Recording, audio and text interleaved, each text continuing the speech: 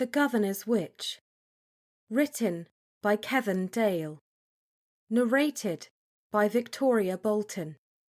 Copyright 2020 Kevan Dale Fiction. Production copyright 2020 Kevan Dale Fiction. Chapter 1. The Governor's Witch.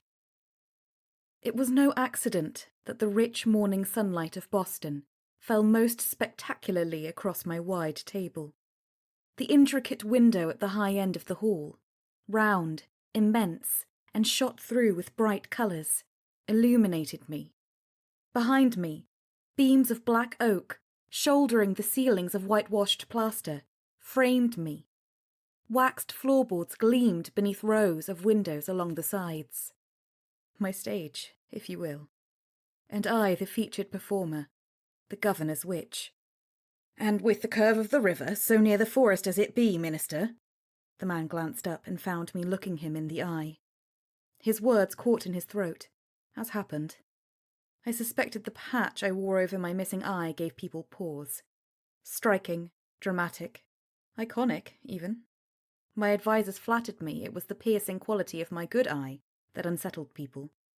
Straightening one of the trio of embossed seals before me, I offered the man a brief, but encouraging, smile. "Near the forest. Go on." I'd already decided to give him what he needed once I'd heard the tremor in his voice and watched his fingers crumple the edges of his hat, a floppy, threadbare affair that had caught the attention of more than one of the other council members. He blinked. "And what with that little narrow stretch dropping over the rocks as it does, it'd be just right for a wheel, ma'am. Water wheel." "For a mill of some kind?" "Yes, ma'am. Sawmill. Only it's too near the boundary of the forest adjacent to Salem, and thus, as with all acreage abutting the forests of that region, under the purview of the Lands Decree Act of 1738, specifically the decree's provisions of tenancy and trespass, requires explicit dispensation from the province's Minister of Magical Sciences. No? I'm sure. Yes, ma'am. I believe so. Yes, Minister." "And the lumber you'll craft with will be straight and true?" "Ma'am? Yes. That's the idea, ma'am." "See to it, then. I'll take that as a promise. Dispensation granted." He stood there, twisted his hat. I bequeathed him another smile. Run along. He turned, then remembered and bowed, thanking me. Mary Whitelock, pearl strands wrapping her neck and draping the front of her gold-embroidered vest and jacket, motioned for him to step to the side, where an aide escorted him back through the hall and out into the rest of his life. "Straight and true," Mary said to me. "Your concerns over joinery are an inspiration to us all, Minister." With no more pleas to attend to, the drama around the high table shifted to a minuet of paperwork. A busy minister was a worthy minister, clearly. Papers ascended and descended. A word or two, a signature or two. A letter might merit a brief look. The seals, a brass cup of wax kept warm, inkwell, quills. I might wield any or all. More often, an aide would handle the details at my nod. A claim, a report, a charge. "It was the hat, wasn't it?" Mary offered. My tea had gone lukewarm. A glance was enough to bring forth a server. As he lifted it away, I suggested that water in tea ought to be boiling, not simply hot. "The way they looked at him," Mary continued, "like wolves watching a newborn lamb stagger across the green grass of a meadow." She wasn't wrong. The other council members were altogether too pleased with themselves, as though their finery set them apart, as though they weren't themselves beholden to the threads of power running through our ranks. One only had to observe their own choices of embroidered coatees, silken breeches, polished shoes, elaborately tied cravats, all bound by the flattery of fabric, the obeisance of hue, the curtsy of collar height. In Boston, such distinctions mattered. "Well, we can't all be ready to thrill the portraitist at a moment's notice, poor fellow." Mary leaned against the far edge of the high table, one hand on her hip, the other at her chin. In the light from the window, she looked magnificent as ever. Graceful hands, dark hair gleaming, tied back with a black ribbon, no strand out of place. Silken breeches above pale stockings, delicate shoes. The head of my guard strode from the side doorway, thin sabre hanging from her white buff leather belt, hair in a tight braid, boots polished to a regimental sheen. Lieutenant Colonel Henrietta Brookshire, 6 inches shorter than me with a pleasingly rotund figure, intimidated most of the city. Skin the colour of walnut set off the blue of her uniform, and the pale insignia traced around her collar. Her eyes missed nothing, and the jut of her chin announced she had little patience for obstacles. She whispered to Mary. Mary swept up the papers from the table and said to me, "She's arrived, Minister." Was I the finest actor in Massachusetts? In all the colonies? In that moment, I believe I was. Nary a hint of my incandescent rage showed. I likewise refrained from flinging my arms wide and setting the entire hall and everyone in it ablaze, curtains of searing flame leaping from my palms. Though that would have made for a spectacular exit. Chapter 2. A singular situation. The carved doors along the southern wall were opened for me. I passed into the long hallway beyond. Cream-coloured wainscoting and green silk wallpaper glowed where sunlight hit them. A fine-legged table held an alabaster bust of the late Dr. Ephraim Rush, my predecessor in the office of Minister of Magical Sciences.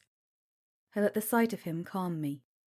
By a stairwell descending from the balcony level of the hall stood a woman with brunette hair loose upon her shoulders.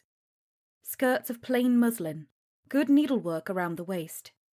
Small flourishes of lace decorated the shoulders and cuffs of her dress. No more than 5 years my senior, she looked over me with obvious disappointment.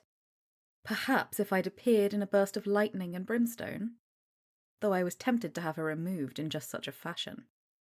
"Mrs. James Spencer, Minister," Henrietta announced, stepping off to the side. "Mrs. Spencer," I said, "I hope you haven't been waiting long. My staff has a terrible habit of keeping important guests standing around while the all-important paperwork they worship is attended to." "Not terribly long," she said. I gave her a tight smile and set off by the tall windows lining the hallway. Perhaps she'd expected my full and immediate attention. By some accounts, the most influential woman in the province, she might well have imagined 10 Gables fully at her disposal. As my staff fell in after me, Spencer hurried along to catch up. I didn't slow for an instant until we reached my private audience chamber. A musket inlaid with elaborate golden fleur-de-lis hung above the mantelpiece. I'd yet to fire it, tempted as I was when a meeting dragged on too long. "And how might we assist you, Mrs. Spencer? I confess to being rather curious as to how you should find yourself in need of a doe-eyed chimney-sweep playing dress-up, gifted with an inherited library, intimations of magic, and little else. If I recall your words properly, which I think I do. My rise from a penniless apprentice to the office I held was an endless source of rumour in Boston.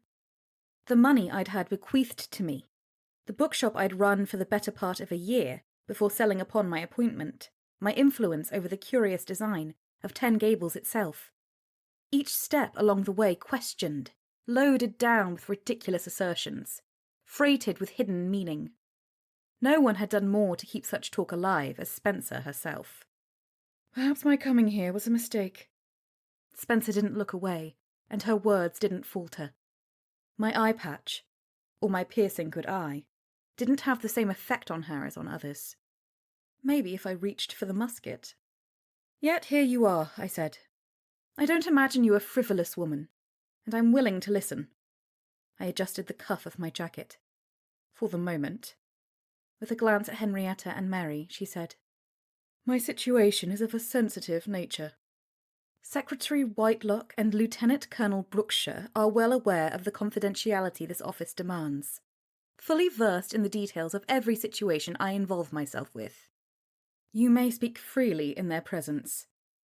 She treated them to the same quick, discounting appraisal I'd received outside the hall. "Very well, but I must count upon your discretion." "Says the one with the endlessly prattling printing press." Mary sniffed. She folded her hands behind her back. "This isn't easy for me, Secretary Whitelock." "Why ever might that be?" Mary asked. "I take nothing lightly, Mrs. Spencer," I said. "I'm charged with protecting the citizenry, whoever they may be, or whatever they may have written." She said nothing further, regarding me. I wondered if she hoped for me to quote from another of her broadsides. I settled for holding her gaze until she blinked. "It's my brother, Gerald Phipps, Jr., she said. "I believe he's done something dreadful. No, I know he has." "Go on," I said. "Involving, well, a woman, who is now a corpse." "Are you saying your brother murdered someone?" I studied her expression. My curiosity piqued. I'd long thought of Mrs. James Spencer as sharp-witted, opinionated, incisive, and troublesome, but not as someone willing to swallow her pride to protect a sibling. "Not exactly," she said, "though maybe in a narrow sense. Possibly." Henrietta arched an eyebrow. "I don't think murder generally involves so many qualifiers." "No? Well, I don't believe a dead woman generally speaks, sits up, or thrashes relentlessly. Amongst other qualifiers," Mrs. Spencer said. "A singular situation which seemingly places it within Minister Finch's area of expertise." The remnants of the fire shifted in the hearth, sending a twist of embers into the flue. Chapter 3.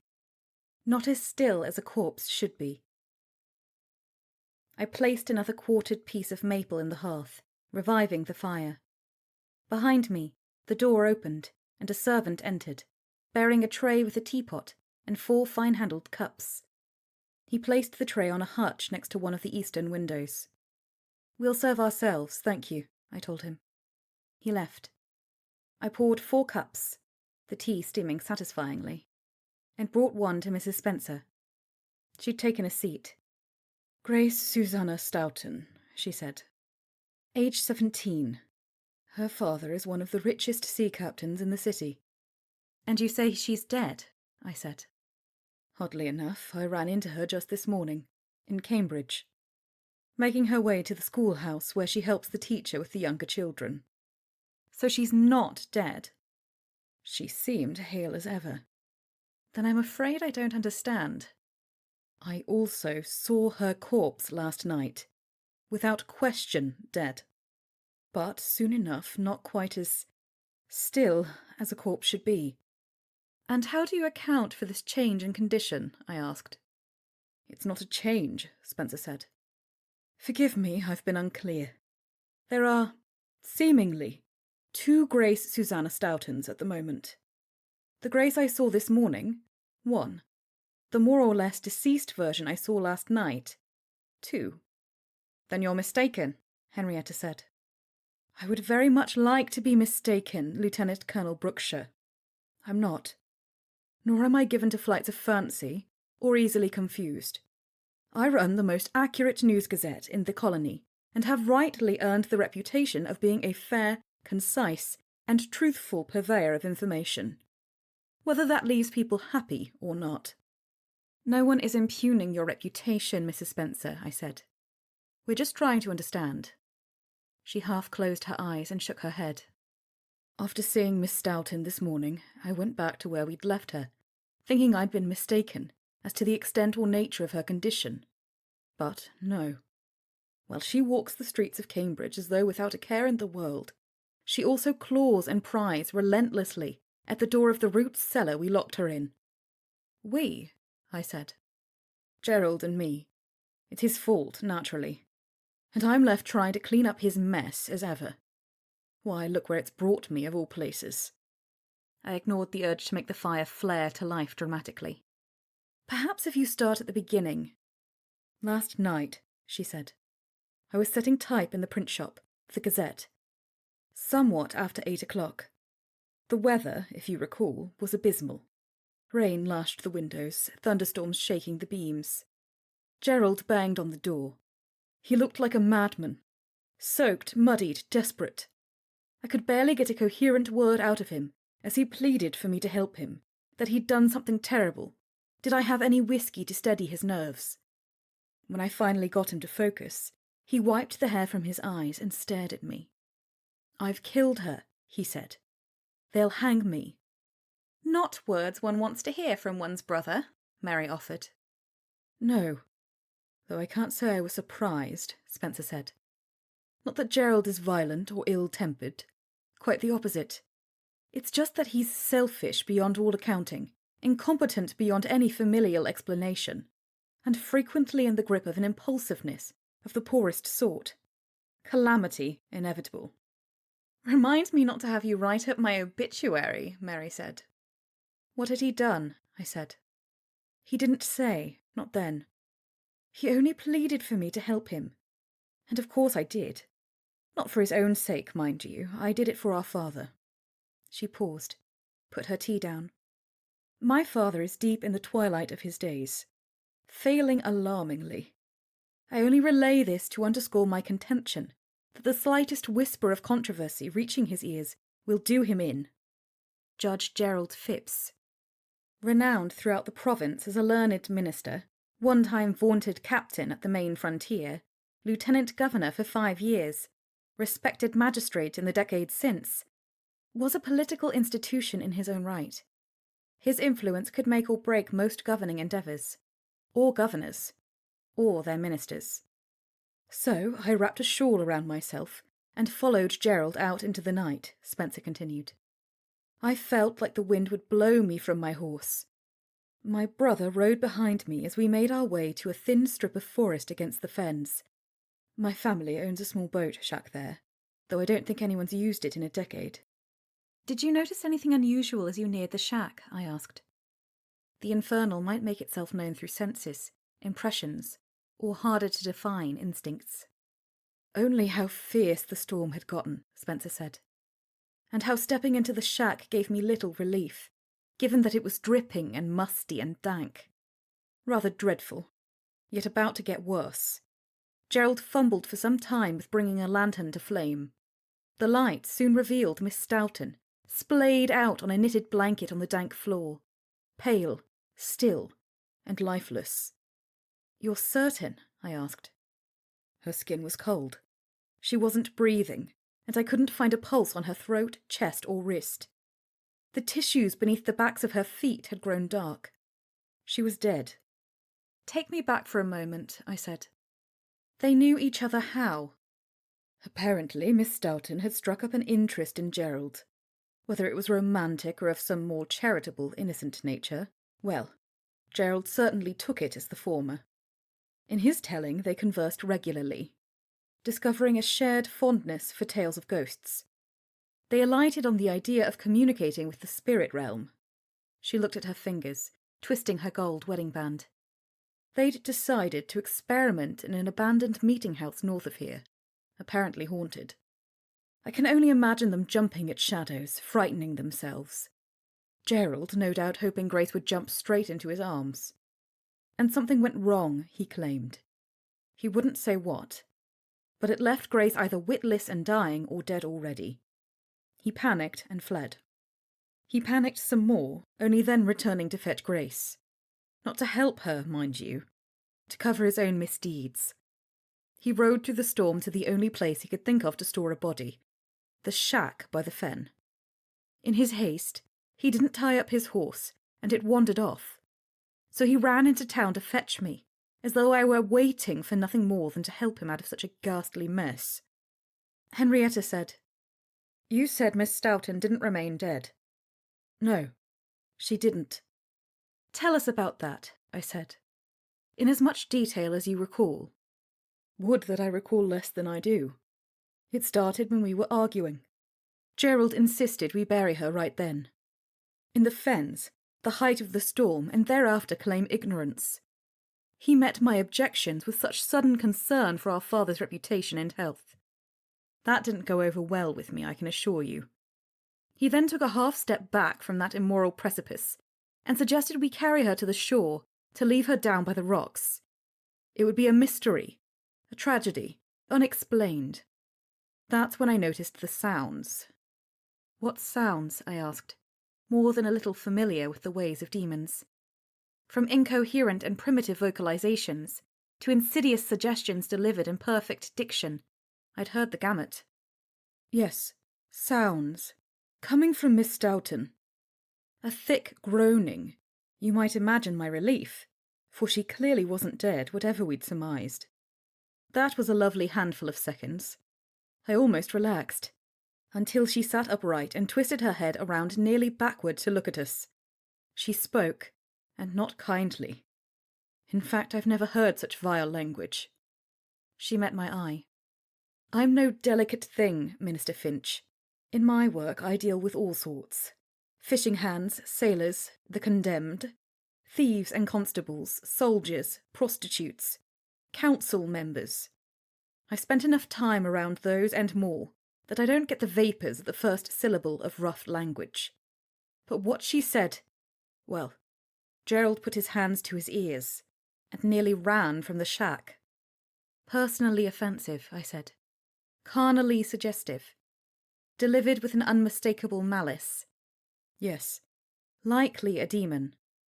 But she was dead. The demon staked a claim. In her body? In her corpse, yes. It can happen. I'd certainly seen enough of it. What else did you notice? Did the temperature change, plunge perhaps? I was already shivering from the rain, but maybe. Fetid odour? I assumed it was the fens, the mud, or something dead in the shack. Dead before Miss Stoughton, I mean. Did any items move of their own accord, or in a strange fashion? Do you mean aside from Miss Stoughton? Or, as you say, her corpse? Aside from her, yes.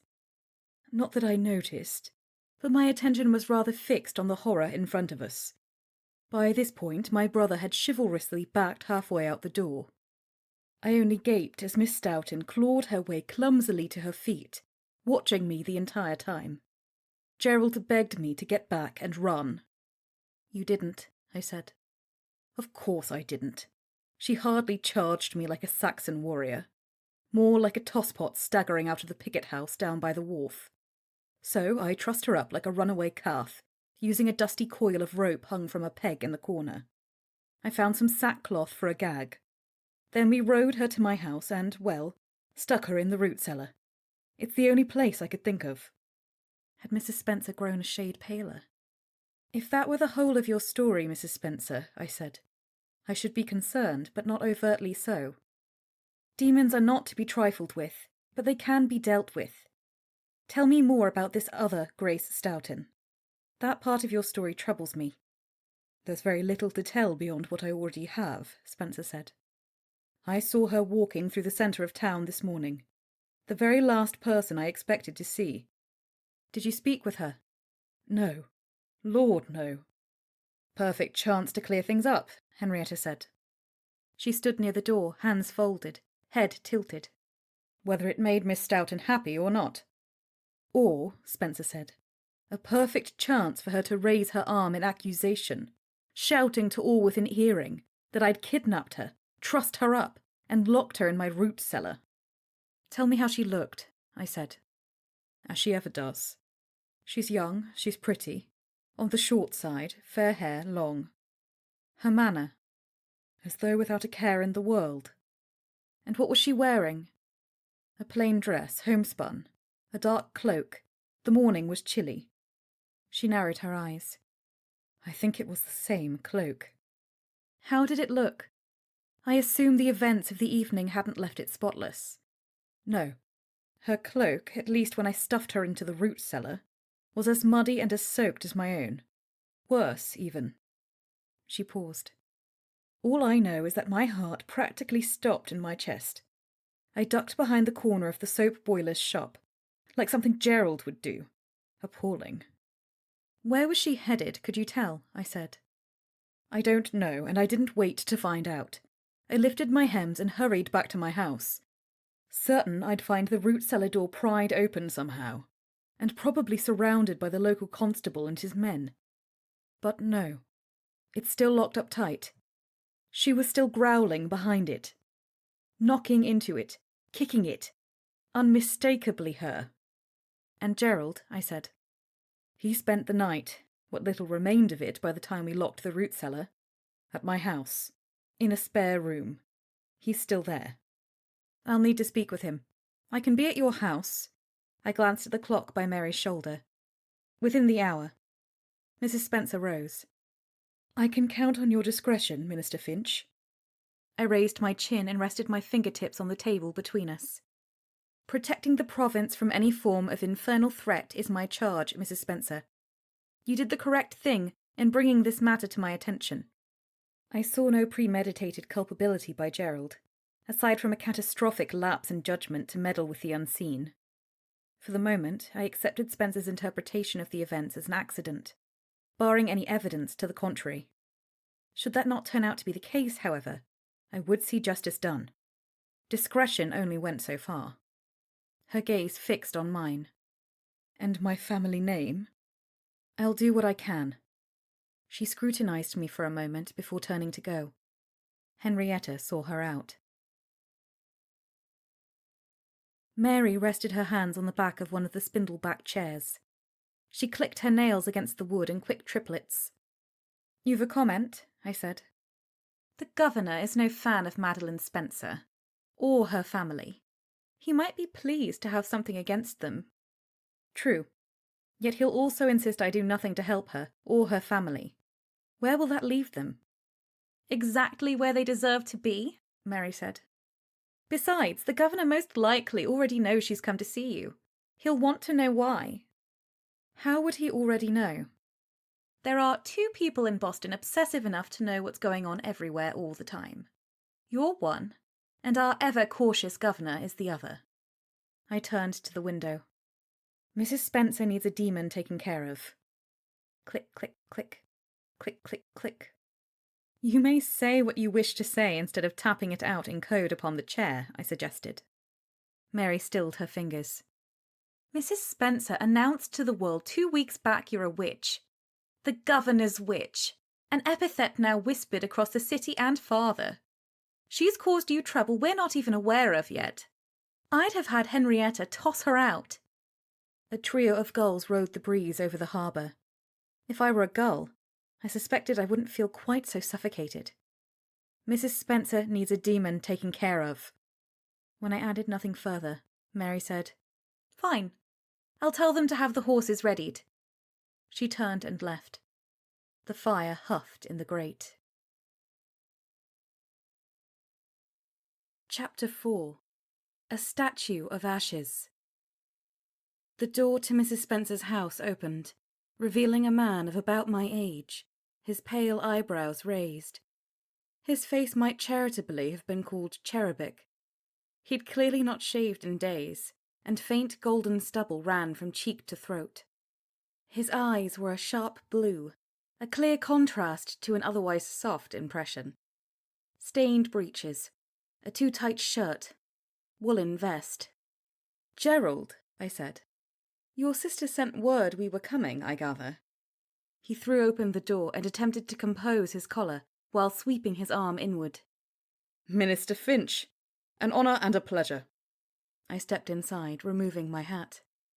This is my assistant, Secretary Whitelock. He swept back a lock of hair that had tumbled into his eyes. Well known, Whitelocks of Boston. Also an honour, madam. I once played cards with your brother, Grayson. A memorable evening. I hope he's well. A genius at cards, and repartee. Please give him my regards. I'm sure he'll be delighted, Mary said. Mrs. Spencer is here, I take it, I said. The kitchen lay in the clutches of a riot of books, papers, notes. At the table, a half-finished work of point lace, in an embroidery hoop, a spray of violet and lavender flowers extending from a basket. I found the last surprising. Spencer didn't seem the type. Sadly, no. An issue with our father called her away. As it is a day ending in the letters D-A-Y. Gerald glanced at the Mount Auburn street before closing the door. No soldiers come to arrest me. That's rather a relief. We don't need soldiers to arrest you, Mary offered. We don't even need a warrant. He swung his head to her, eyes wide. We're not here to arrest you, I said. I wouldn't put it past my sister, Gerald said. She helped you when you needed it. Self-serving, and don't believe a word otherwise. If it weren't for her concerns over our father, well, I shudder to think how tightly the manacles would fit around my wrists. He rubbed them, as though the very mention conjured cruel iron. Oh, she'll convince you how level-headed she is. It's her trick. Everyone finds her so impressive, such a sharp, intimidating, yet undeniably charismatic woman. Yet she's more trouble than you'd ever guess, which I may attest to as one who's known her all my life. Spoken like a loving sibling, Mary said. Yes, and I'd feel terrible if I weren't utterly certain she treated you to an even less generous depiction of me. Am I incorrect? Of course not. Gerald, the slavering fool, the reprobate, the disappointment of the Phipps lineage, as unfocused as I am unattractive. Stop me when I stray too far from what she told you. A mug sat on the table. Ale fumes paced Gerald's words, which helped explain his going on like that while he had an undead woman in the cellar. From below the floor, a thump. Miss Stoughton remains in the root cellar, I said. He held out his hands, closing his eyes. On second thought, whisk me to the safety of the Boston jail. It's all more than I can bear. Gerald. She remains in the root cellar. Her remains remain in the root cellar, as it were. Yes, she's there. This is the worst day of my life, and I've had more than my share. Tell us what happened. Can't we leave it at a generous, and all hope died? More detail might be useful. Fine. He opened his eyes and lowered his hands. And it's not what Madeline thinks, whatever she told you. She thinks you lured Miss Stoughton to a remote locale in order to scare her into your arms, Mary said. What? His eyes widened. Scare her? No, ridiculous. She would think that, though, wouldn't she? Inconceivable that I might possess even a few grains of native charm. Or talent. How could I possibly? I don't spend all my time hunched over a stack of deathly boring books, my eyes drying out, my teeth wearing down to nubs as I munch the sand that is the study of law. Yet another strike against me. I'm not compelled to work around the clock to better outrun the ghosts of the past, piously regarding even a moment of relaxation as a sinful indulgence. I ignored Mary's glance in my direction. Gerald continued. And even worse, I no longer tremble at the thought I might not ever live up to our father's talent, at whispering directly in the Lord's ear in between leaping from one great accomplishment to the next, as have done generations of Phipps men before him. Therefore I'm not worthy. A failure. And what might a failure need in order to find a hint of genuine affection? A devious trap. A faulty one, in my case. Elementary. So you didn't, I said. He raised his arms to the ceiling. Of course I didn't. I would never. She's infuriating, my sister. Tell me, Minister, do you have a potion or spell to do away with noxious judgmentalism coursing through a person's veins with every beat of their heart? She's about 5'5". Let's call her 120 pounds, in case you want the proper dose. But don't skimp, she's an extreme case. A muffled howl rose through the floorboards. Why don't you take us to the root cellar, I said. We can start there. An unpleasant place to start, though a worse one to finish, granted. He turned and crossed to a hallway extending from the kitchen, grabbing the mug of ale as he went. He took a pull. A love trap. Ridiculous. Grace and I are friends, no more. Very good friends. Confidants with a penchant for the uncanny. What were you hoping to find? I asked, following. Not a future for her groaning in my sister's root cellar. It's tragic. And the other Grace your sister saw? He paused before a narrow door. Where to start?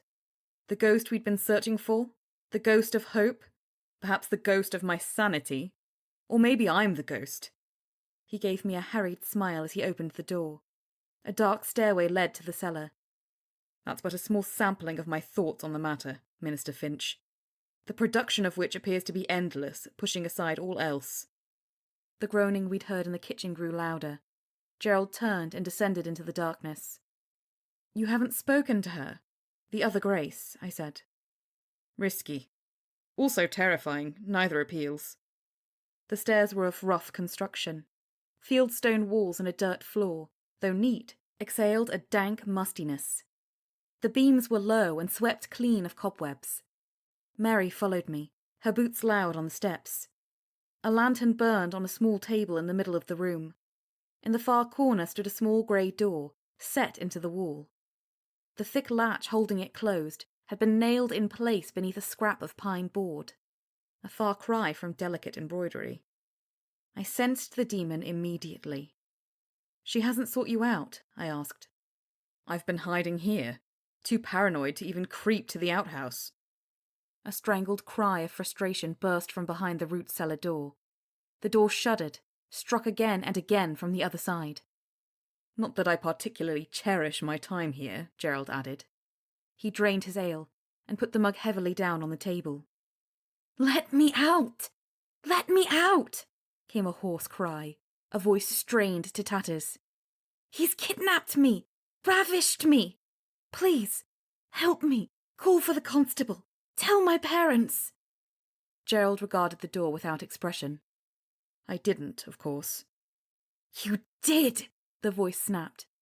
And when your sister left, you dragged me out and lifted up my skirts, put your face there, held me down, rode me like a rocking horse. Gerald shook his head. A lie. I understand. I approached the door. A current of frigid air grasped the back of my neck, my cheeks, my hands. Tell me your name. Grace Stoughton. Please, I beg you, I beg you. The raspy voice collapsed into sobs. I only want to leave, to see my parents. I won't tell anyone what he did. I won't make accusations. Anything to be freed. Tell me your name, I repeated. Grace. Grace Stoughton. Your middle name? I don't have one. The eldest daughter in my family never gets one. Because of my great-grandmother. It's Susanna. That's what I said! The timbers of the doorframe shook as the slamming resumed.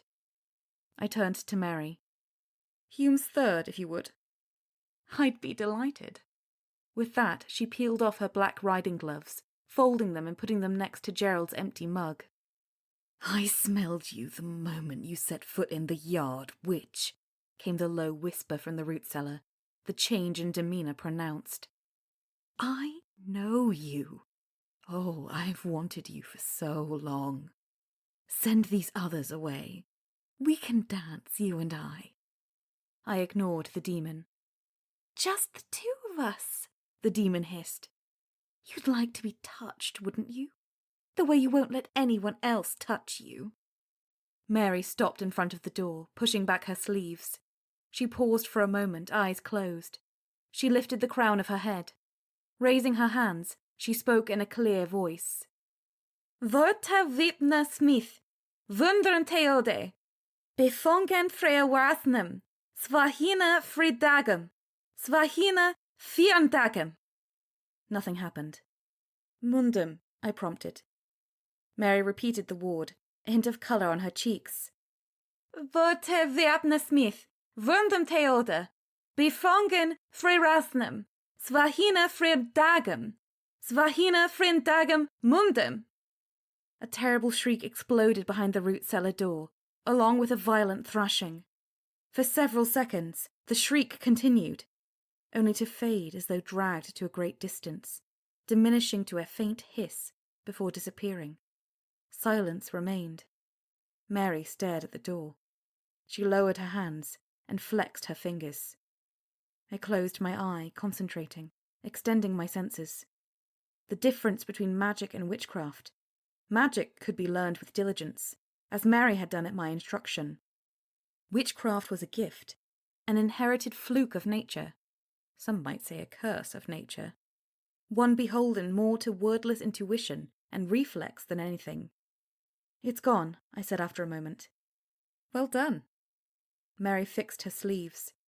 Wards weren't trivial. Gerald stared at the root cellar door, then at Mary, then at me. "I'm sorry, is she... Grace, I mean, still there?" "I expect her body is, yes," I said. "But what just happened?" "A demon. Likely one who occupied her body at the moment of death.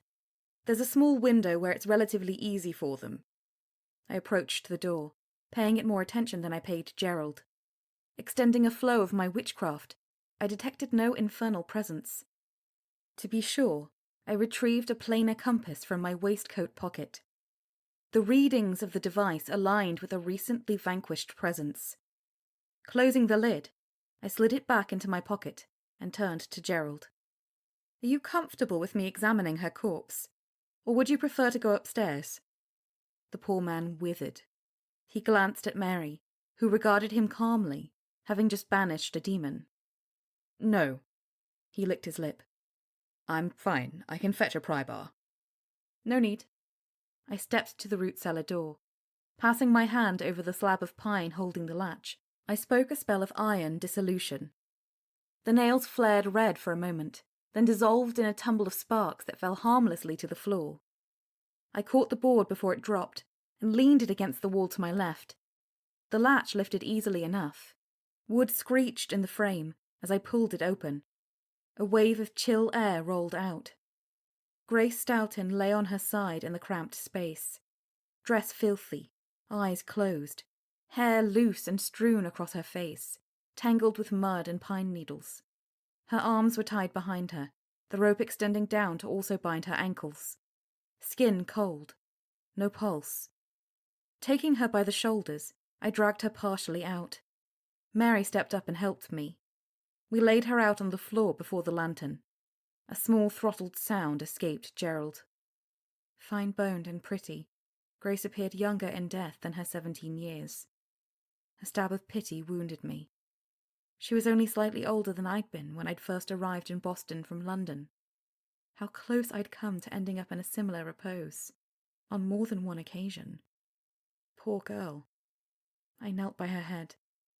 I pulled a small mirror from another pocket, and incanted a spell by the magician Robert Venn. With the final couplet, I passed my hand over the glass, activating the lifeless reflection. The mirror shimmered. When it stilled, the view from the glass shaded indigo. I no longer saw my own reflection. Tilting the mirror, I confirmed that I no longer saw Gerald or Mary either. I brought it close to Grace, seeing her as clearly as the beams overhead, the stones of the walls, the floor. Releasing the spell with a whisper, I said, "She's dead." "They'll hang me," Gerald muttered. He put a surprisingly delicate hand to his eyes. A hissing sound filled the cellar. Mary's gaze went to the floor behind me. I spun, raising my hands, Hume's fourth ward on my lips. Grace's clothing, her skin, her hair, all turned the grey of ash. Gerald looked out from behind his fingers and gasped. "Stand back," I told him. I heightened my senses, but felt no demon. Nothing. "What did you see, Mary?" "It started on her arm, then her back, then everywhere, as though it rose to the surface from inside her. I thought I was seeing things." I knelt. I reached out to Grace's arm. When I touched it with the tip of my finger, it collapsed in a powdery cloud of grey that landed on the dirt floor with a soft huff, taking her hand with it. The exposed inside of the arm held no striation, nothing but a uniformity of ash. No sign of bones, veins, flesh, or ligament remained. Her dress, her shoes, her hair, all assumed the appearance of day-old cinder. Nothing around her revealed a hint of heat or fire. No scorch marks, no crawling aura of soot. She looked like a statue of ashes, carved with unerring accuracy. Chapter 5. Eternity Vanquished. A half-collapsed building came into sight where the lane petered out next to an overgrown lot. Brambles wrapped the remains of an old fence. A row of fieldstones formed a low wall behind the building, separating the lot from a wooded hillside. Gerald pulled up his horse. That's it. It certainly looks ghost-worthy, Mary said. 1624 or thereabouts. Built before the settlers crossed over to Boston to find better water. Gerald sat taller in his saddle. Roland Gardner was the minister. Not an easy man, if you read the surviving records. Though, to be fair, not an easy position. People by the harbour felt that they shouldn't have to pay salary and firewood for a minister so far out of town, while those closer by had little to offer. Gardner regularly threatened to resign when he wasn't complaining about nearly freezing to death for lack of firewood. After he levelled some unconventional admonitions, a sickness spread through the farms out this way, so they hanged him as a warlock. Begging your pardon, Minister. An inviting location for a ghost hunt, I said. What exactly did you attempt? Rather less inviting now. Gerald stared at the rotted building, spots of colour on his doughy cheeks. Spirit writing, Minister. Seeking testimony to what lies beyond. Communicating with the dead. I'm sure you're familiar with it. The dangers of it. As am I. Now. But you must admit it all sounds rather harmless in a way. Giving the dead their say, writing. That's all.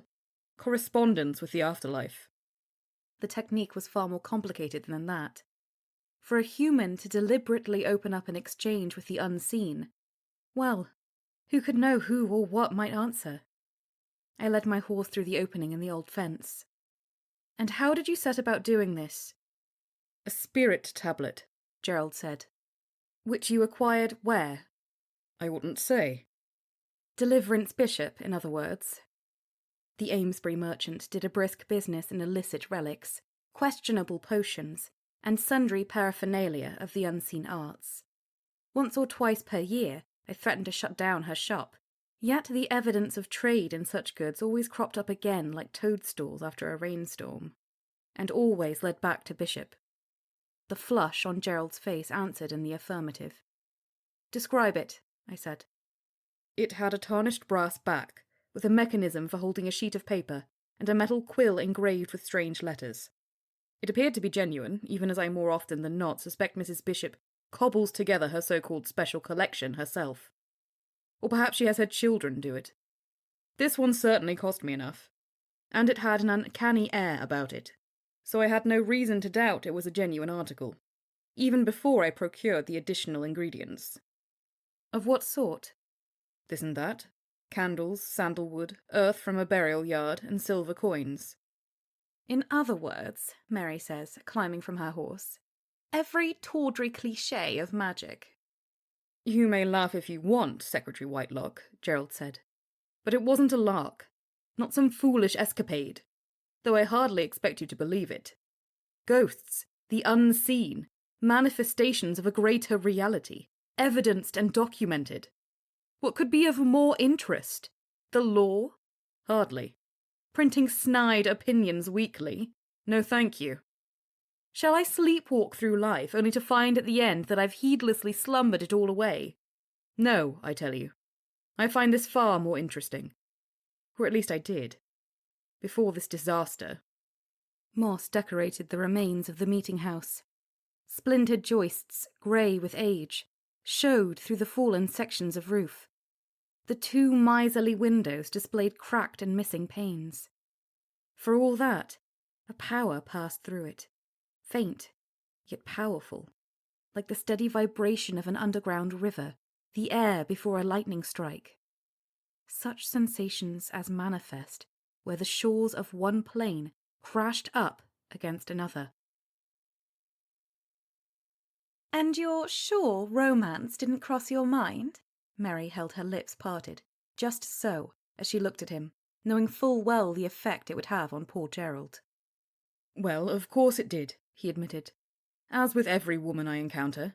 Isn't that what you're getting at? Yet I know better than anyone the actual height of those cliffs. and Grace made it quite clear that our shared interest in the unseen was the boundary, which I respected. I headed to the door. Let's look. Gerald made no move to get off his horse. I'll wait here if it's all the same.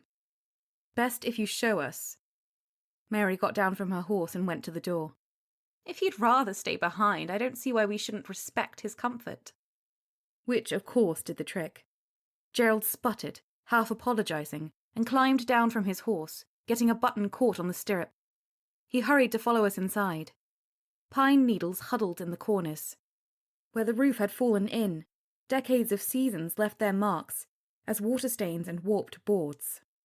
Animal droppings gathered beneath a bench fallen to rotted staves at the end of the gallery where the pulpit stood. I opened my senses to the scraps of energy spun throughout the meeting house like fine strands of silk. I pulled out the planar compass and eyed the dial as I walked the length of the room. It would seem to live up to its reputation, I said. Show me what you did, Gerald, and where you did it. Gerald frowned, his fingers restless on the hem of his coat, a dab of sweat on his forehead.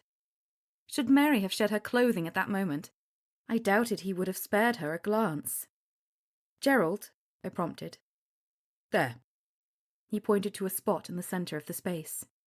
Where the roof is mostly intact. Signs of the experiment remained strewn across the floor. Tell me exactly what you did. Gerald closed his eyes. Spread the grave earth evenly in a circle. Surrounded it with the silver, in this case coins I'd borrowed from my father's house. Lit the red candle in the centre of the soil, while reciting the Lord's Prayer. Go on. Once that was done, we took turns attempting to contact the dead, by balancing the tablet on our knees and holding the quill lightly with our left hands. Did it work? Not at first. Oh, I suppose we were both spurring it along. Little scribbles accompanied by expressions of surprise. Jumping at the thunderclaps as the storm worsened. A tremendous downpour battered the building. We had to shout to hear one another. Grace had the tablet when the floor shook, surprising us both. I'd at first assumed it to be the thunder, but the candle bounced, and I noticed something strange about the coins.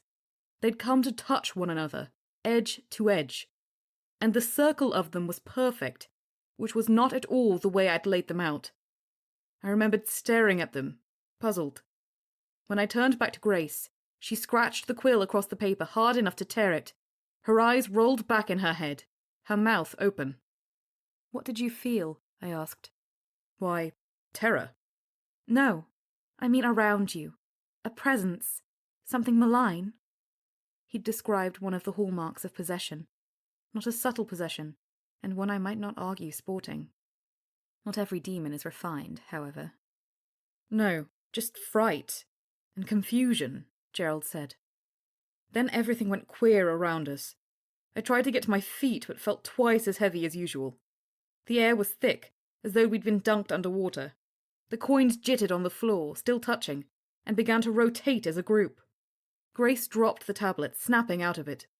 She looked at me with wide eyes and called out, but her voice sounded muffled. I expected to see the room filled with spirits. Was it? No. I staggered to my feet, the floor shifting, rolling like the deck of a ship in a gale. I reached for Grace, but without warning smashed my forehead into a wall. I suddenly wasn't where I'd been a moment earlier. You see the small room off the back there? He pointed to an alcove near the far corner. Not much more than storage space, probably for firewood or coats or something. I'd hit that wall, with no memory of having crossed from the middle of the room. For a moment, it felt as though the entire world flipped upside down. I don't remember a moment more frightening in my entire life. The walls shook. Lightning flashed, one strike after another. Thunder filled the air. He wiped the sweat from his forehead with the back of his cuff. I was relatively confident he wasn't under the thrall of a demon himself, having surreptitiously checked both when we'd left his sister's cellar, and a second time when we'd approached the meeting house. No, likely his nerves were simply getting the better of him. Bracing myself, I spotted Grace, crumpled in the corner of the storage area 10 feet away from me. I called her, but she didn't answer. I crawled to her, my ears ringing, my hands numb. Her eyes were open, and staring at the rotted ceiling. I called her name, reached out and shook her arm. She didn't respond. I tapped her on the cheek with my hand. His words caught. Once, twice, he tried to continue, his eyes filling with tears. He shook his head and whispered an apology. It must have been awful, I said. Beyond. She wasn't breathing, wasn't anything. I tried. I leaned her forward, pounded her between the shoulder blades. I tried to lift her to her feet in a total panic. I had no idea what to do. The guilt nearly did me in. If I'd had a weapon, I might have turned it on myself in that moment. I leaned back, howling up at the storm to take me instead. I'm afraid I'm no good in a crisis. No, Mary said. At least I know it, he shot back, and can admit it. Along with all else I'm admitting, Secretary Whitelock. I could have disappeared, run off, vanished, headed west or south, taking this terrible secret with me. But I didn't. Yes, I panicked. But I also tried to do something. Well, at least en route to the right thing, if not quite reaching it. The bracing currents of energy puzzled me. Potent, yet so fine, thin. No overall pattern, just power, the wake left behind by a collision of planes. Mary forced Gerald to walk through his version of events again, probing at one point or another. In the back room where Gerald had found himself, I paused. A hint of colour in the corner drew my eye. A scrap of cloth, pale in the shadows. Above it, the figure of a woman watching me from the corner. I raised my hands, a ward at the ready.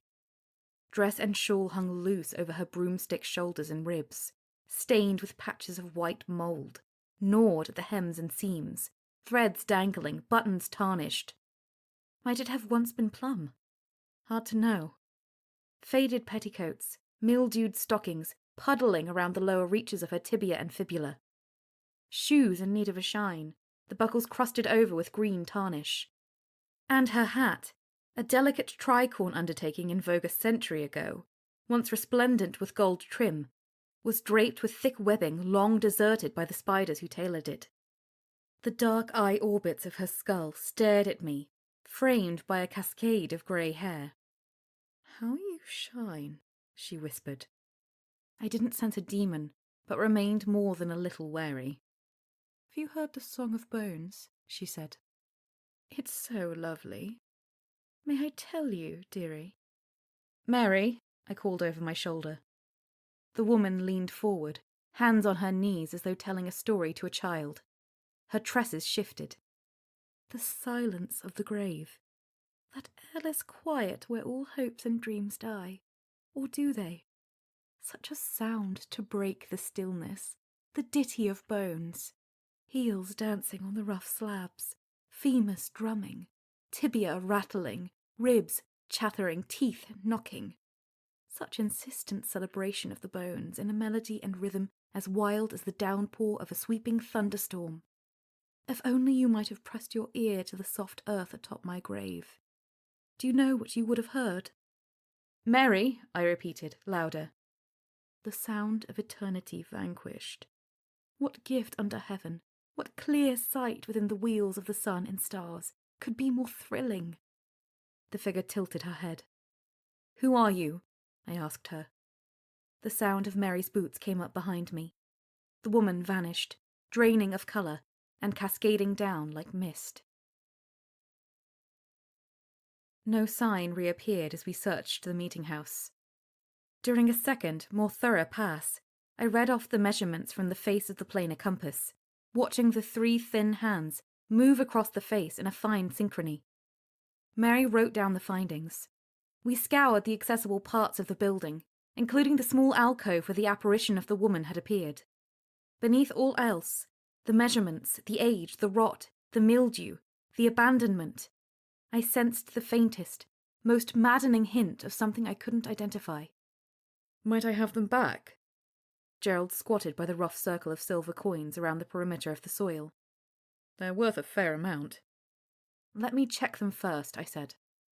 I passed the planar compass over the coins, concentrating, The hands turned in an odd fashion. I closed the lid of the compass and slid it into my pocket. A release of witchcraft from my hands stirred the silver. I reached for one of the coins, and the room exploded. Chapter 6. Haunt You. Drowning in a half-collapsed, rotting meeting house. Swept asunder, crushed beneath a riotous wave, sent heels overhead, pummeled by the churn of the planar energy. My witchcraft shielded me from the worst of it. The buffeting continued for what felt like minutes, but was more likely only seconds. 20, perhaps. All around me extended the collision of two realities, each filled with flares of light, blinding. The most ferocious electrical storm I'd ever been through, held nothing in comparison. Glimpses of the meeting house flickered back and forth, with images of the same room angled sideways, drawn in greys and blacks. My skin prickled with the touch of freezing, lifeless air. Beyond the strange visions, a vast wind howled. The pressure grew and grew and grew, and then it relented with a bone-jarring crack that cut off as though behind a door slammed shut. Debris fell to the floor. I opened my eye to find a scattering of splinters, boards, crusted daub, slats, shingles, twigs, and branches all around me. Much of the remaining roof had given way. Mary lay sprawled 10 feet from me, arms around her head, a section of a fallen joist across her back. Another section of roof lay across where Gerald had stood. "Mary!" I called. "I'm fine," she said. "At least I think I am. Good Lord." As I got to my feet, the extent of the energy became clear to me. Pockets of it pooled across the floor, in the air, snaking this way and that, like smoke left over from a cannon shot. I hurried to Mary and grasped her arm, helping her to her feet. She dusted herself off, one hand absently checking that her hair had stayed in place. Was it some kind of trap? Her voice lacked its normal purr. A setup? How? Someone would have had to know we'd come here, all the while using Gerald as an unwitting lure. Or witting. I dug out the planar compass and opened it. Looking at the readings, I froze. Mary stepped next to me, wiping splinters from her sleeve. Her hand stopped when her gaze landed on the hands of the dial. That can't be. Did it break? I passed a hand in front of it, and the dials righted themselves to the neutral position. Releasing the reset, we both watched the hands spin smoothly around the face, quickly returning to the extreme reading I'd gotten. It's working. But that's the summer precento band, Mary said, which I believe you once said is impossible. It is. Or was. I don't know. I looked about. I don't think we should remain. Mary turned on her heel. Gerald, come, wake up. It's time to go. She strode to the section of fallen roof. Are you hurt? The dials on the planar compass shifted slightly. Mary grunted, hefting the boards off Gerald. She paused. I glanced over. Is he all right? The boards boomed to the open floor next to her, sending up a plume of rolling dust. Gerald was gone. I made a thorough pass through the inside, stepping carefully over and around the fallen roof and broken walls. Within the meeting house, outside, nearby, nothing. No sign of Gerald at all. Though the readings on my devices continued to register the trailing edge of a planar event, I could find no hint of what had become of him. Various other spells convinced me he'd truly disappeared, that he wasn't invisible or otherwise shielded from detection. Leveraging an item from his horse, a glove from the saddlebag, I used Lert's Hjelvik's intrinsic dislodgement and commutation of essence. The spell failed to generate a single glint.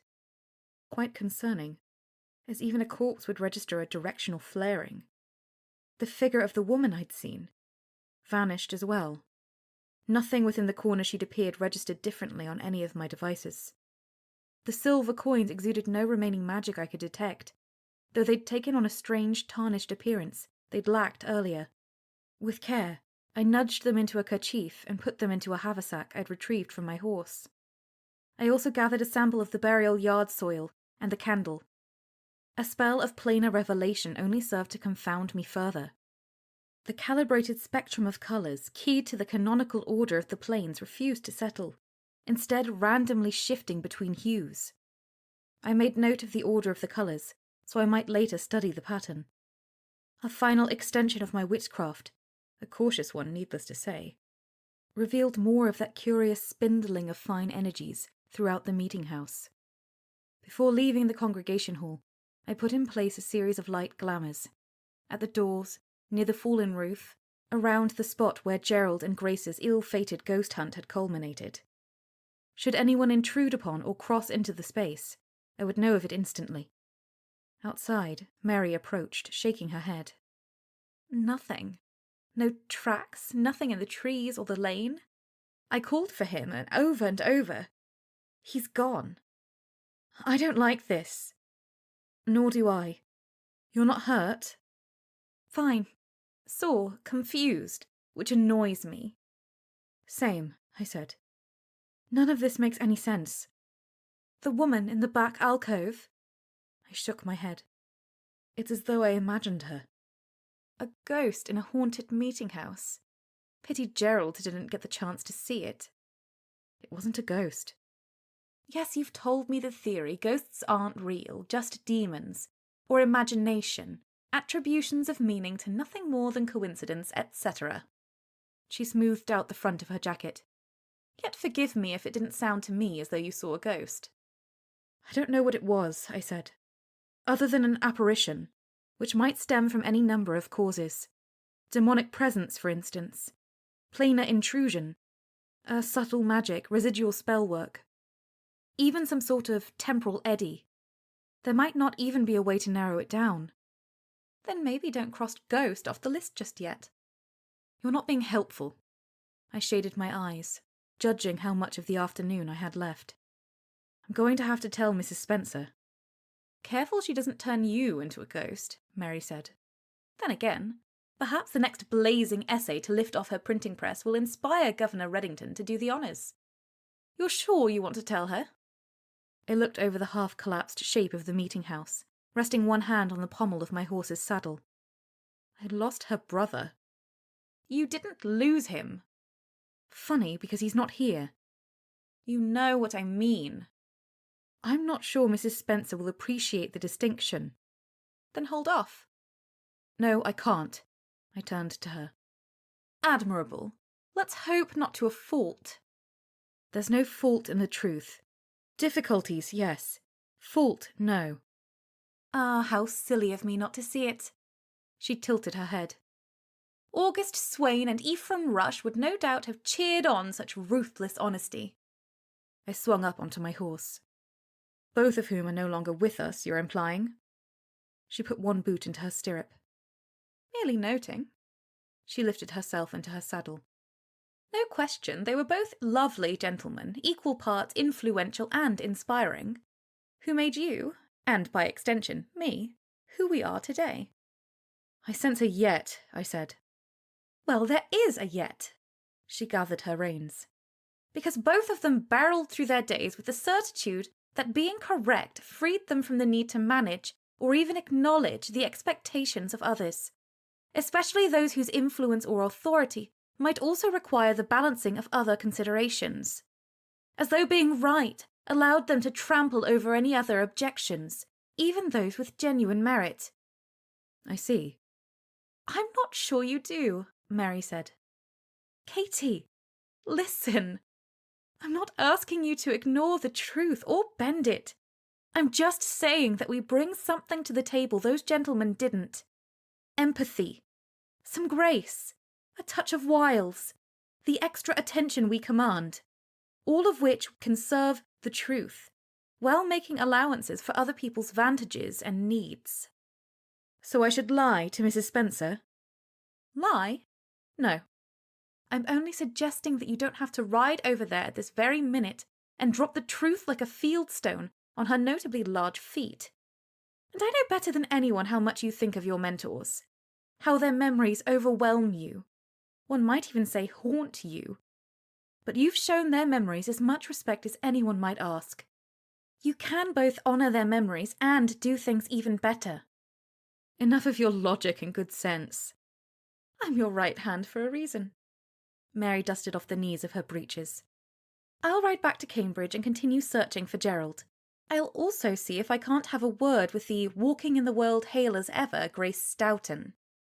Whatever information I can find. You go back to 10 Gables. Look over your notes, test the coins and the rest of it. Do what you do best. Then, you need to get ready for tonight's dinner with the governor. Must I? Oh, you must. Don't even think about hiding in your books. It's so much more peaceful. It's musty and lonely. Not at all worthy of a modern minister of magical sciences. She pulled the reins, turning her horse back to the lane. You'll be at the dinner, I called after her. You trusted me with a demon. I think it high time I trust you at an official dinner on your own. But please have Anne Morland pick an outfit for you. Something befitting. She gave the horse her heels and started off down the lane. Befitting. I watched her go, then left the meeting house to the quiet of the woods. What would Ephraim Rush have made of it all? Or August Swain? I'd seen neither gentleman in 4 years, almost to the day. Rush would have been pleased with what I'd made of the office, I believed. The work mattered. Dignity mattered. Perhaps he'd have even been less concerned than I was at the thought of me occupying his vaunted office. As for Swain, Mary wasn't entirely wrong. His drive for the truth, the unreachable truth, the truth beneath it all, hadn't won over many hearts and minds. Not that he cared a whit. It had also killed him. Mary's words echoed. They haunt you. Yet I continued their legacy, the work they'd done. The work mattered. Truth mattered. Didn't it? My horse's hooves sounded loud on the faint lane. Making sure Mary was out of sight, I flicked a tear from the corner of my eye and set off for 10 Gables. Chapter 7. The Clawing Reach. The headquarters of the Ministry of Magical Sciences loomed over the middle of Queen Street. A magnificent construction 3 years in the making, 10 Gables announced its own importance without much subtlety, I'm afraid. Peaked roofs rose across those 10 Gables, covered in a riotous pattern of slate shingles, trimmed in baroque ornamentation that drew the eye. Black shutters stood watch by the many-paned arched windows. Painted in the colour of dusk, the building, in keeping with its mission, was said to appear and disappear more quickly than its neighbours at the touch of twilight. The tallest portion contained the council hall, while the wings of the structure spread out asymmetrically. Its unusual design pleased me, reflecting as it did the disciplines that had lifted me into my role in the first place, the logic and order of magic, the subtle connections of sorcery, and the wild flow of witchcraft.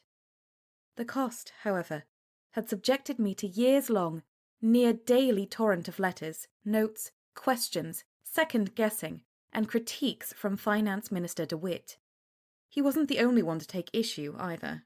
At the time of its construction, under the adzes and hammers of the city's finest carpenters, one wag at the Boston Courant likened its appearance to an unnatural act between a ship from the harbour and a cathedral from the old world.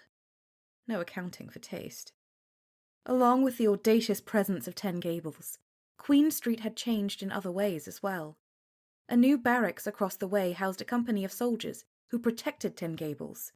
The 4th Company, colloquially known as the Minister's Own, resided there.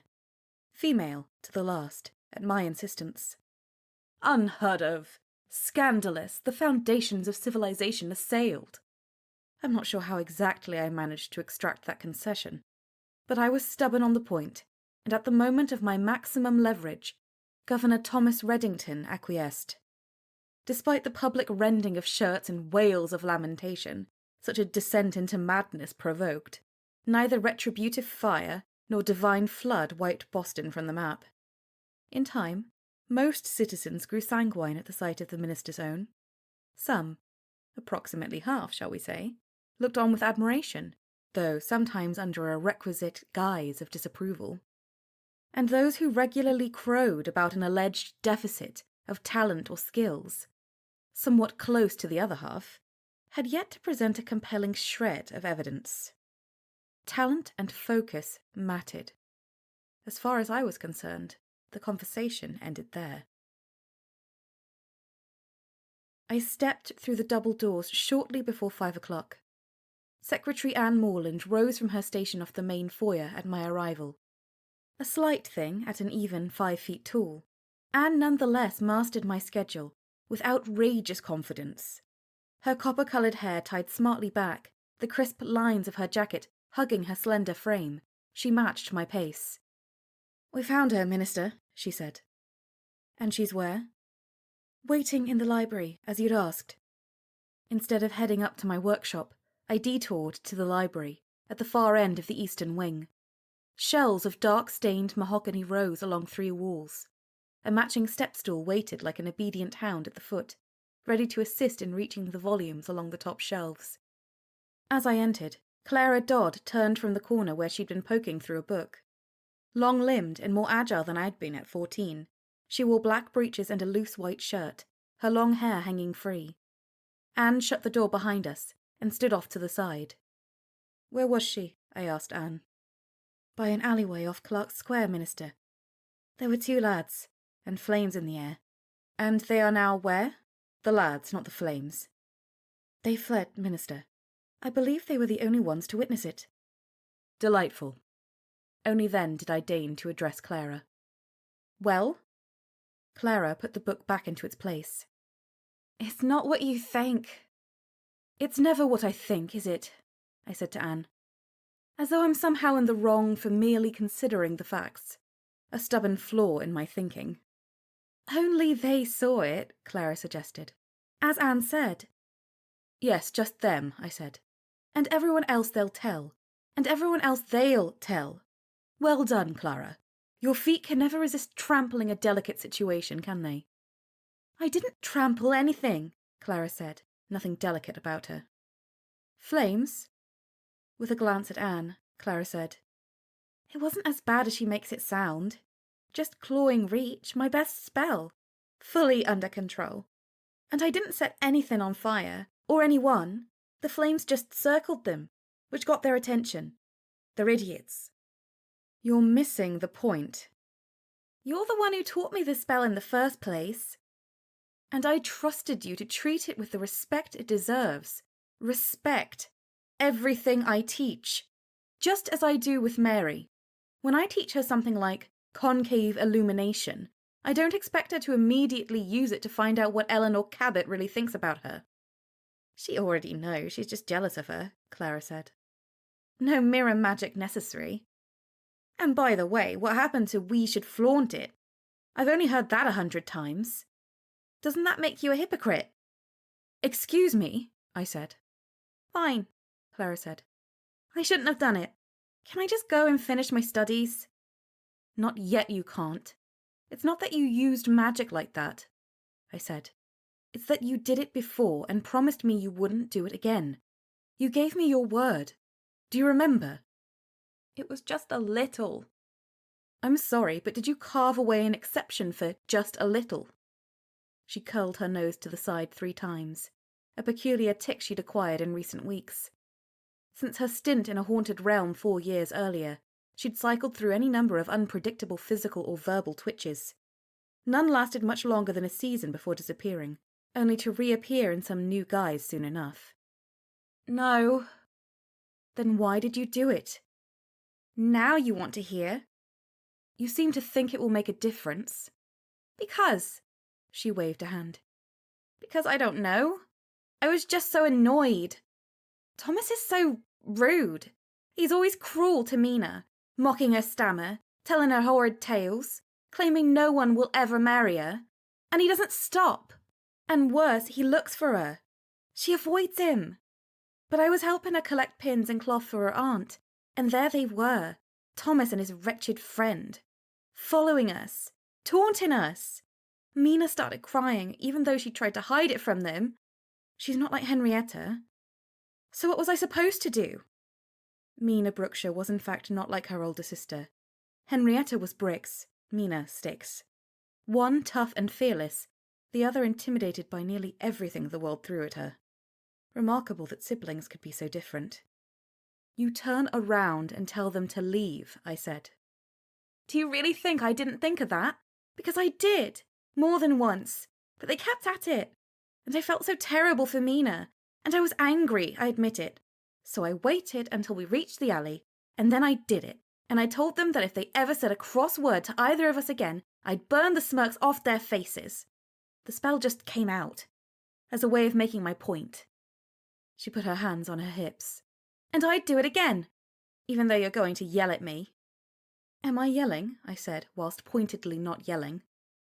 Not yet. Disobeying instructions, acting rashly, keeping secrets.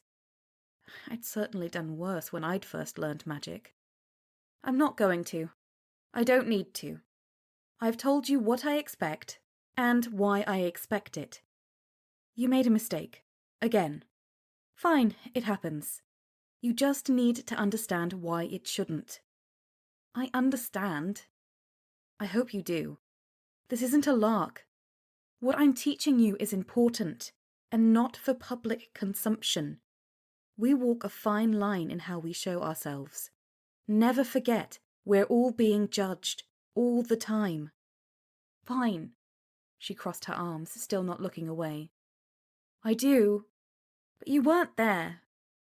Oh, how she could get on my every last nerve. I'm going to the governor's within the hour, and then I'm going to return and attend to some correspondence. I shall expect you to have spent at least 2 hours studying. Have you gotten far with your trans-elemental alignment? She kept her arms crossed. 6 pebbles, 3 on top, 3 on the bottom, a consistent circumference of air around each one. The water held the whole time. Now do 8. I don't even get a well done. I fixed her with my gaze. You need to be more than competent. You have to be exceptional. Fine, I'll do 8. 12 is mastery. Then I'll do 12. Do 8 first, and I'll want to see it this week. She, luckily, bit back whatever other words gathered at the tip of her tongue, and turned on her heel. Her steps to the door were louder than they needed to be. Anne made as if to speak, but I shook my head. Clara slammed the door behind her. Chapter 8. Arsenal for the Unseen Arts. Mary was right that I'd much rather spend an evening alone on the top floor of 10 Gables than attending a trade dinner at the governor's manse. I felt most at home in my workshop. The smell of books, not at all musty, by the way, and the acrid tang of the morning's experiments still hanging in the air. The western windows of my workshop aglow with afternoon light. All perfect. Yet peace, always fleeting. With a sigh, I reached for my tea and found the cup empty. I stood, stretching. Crossing to the hearth in the centre of the room, I built up the fire. It wasn't as though I hid in my workshop. No, I worked in my workshop.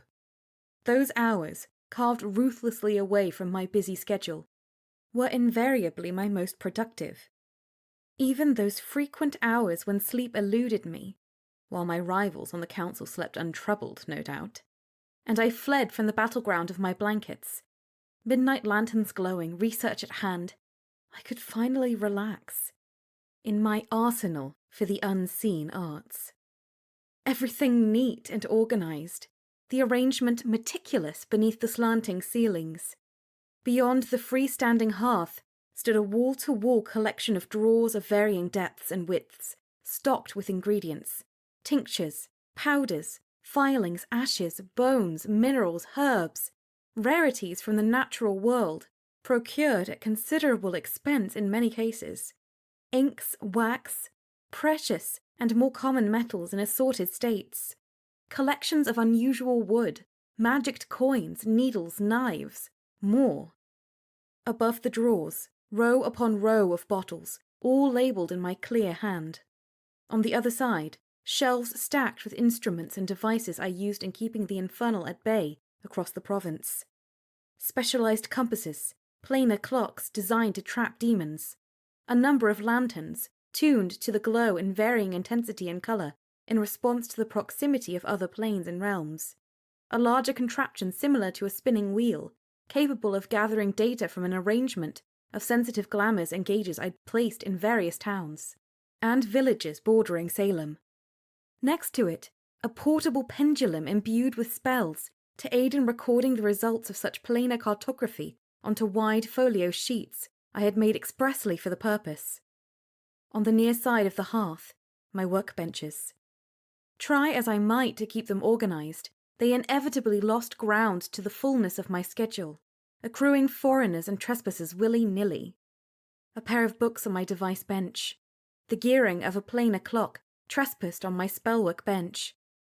A magnifying lens here, a stray satchel there, a pair of silk gloves abandoned beyond. All signs of the relentless taskmaster that ruled me like a company of Anne Morlands. Time, and the general lack thereof. As the spout of the kettle breathed a curl of steam like a dragon rousing from slumber, I turned back to my examination of Gerald's coins. They lay piled within the confines of a glamour. I'd handled them with caution, not touching them directly. On the opposite side of the bench, a second glamour contained a lone silver spoon, spinning slowly in the air. A gentle knock at the door dragged me from my thoughts. "Yes," I said. The door opened and Anne leaned into the workshop. 30 minutes until you're to be at the governor's manse, Minister." "I can't politely demur," I said. "The delegation from New York arrived by packet this morning. The dinner has been on your schedule for weeks. I'm sorry." "You're not really sorry." I took the boiling water from the hearth. "You're glad I won't keep you waiting patiently downstairs while I lose myself in my work for another 6 hours." "Just 6. She eyed the floating spoon as she gathered the pair of books on my device bench and considerately returned them to the shelves along the wall. "It's cursed, probably. Certainly distinctive." Adding tea leaves, I said, "Through a principle known as reflective entrainment, it may give me an indication if the coins on the other side of the bench also share the quality of being cursed. Not that it would tell me much more than that, but we must start somewhere." "Naturally. And they're all silver?" "Silver is a restless metal," I said. "Eager to take on a new role, malleable, capable of great luster, beauty, utility, flexibility. We might find much to admire in silver."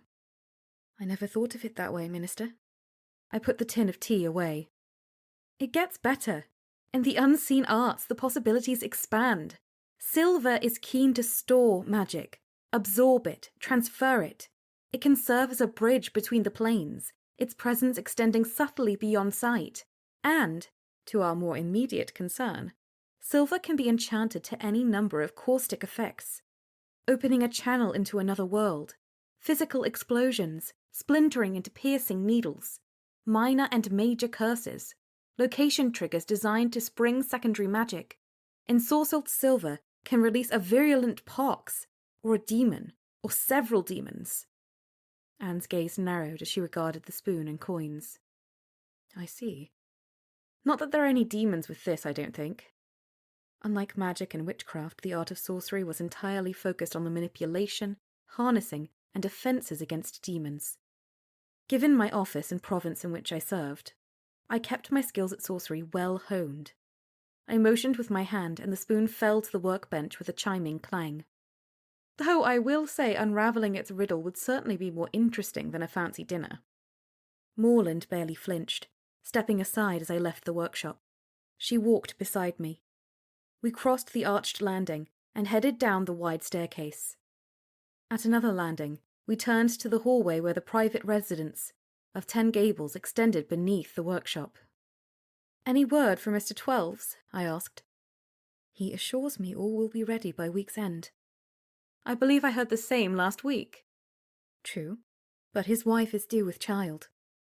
"That's my fear," I said. "Brilliant clockmaking is no doubt even slower, with a squalling babe tucked in one arm." "I assume Mrs. Twelves will handle the squalling."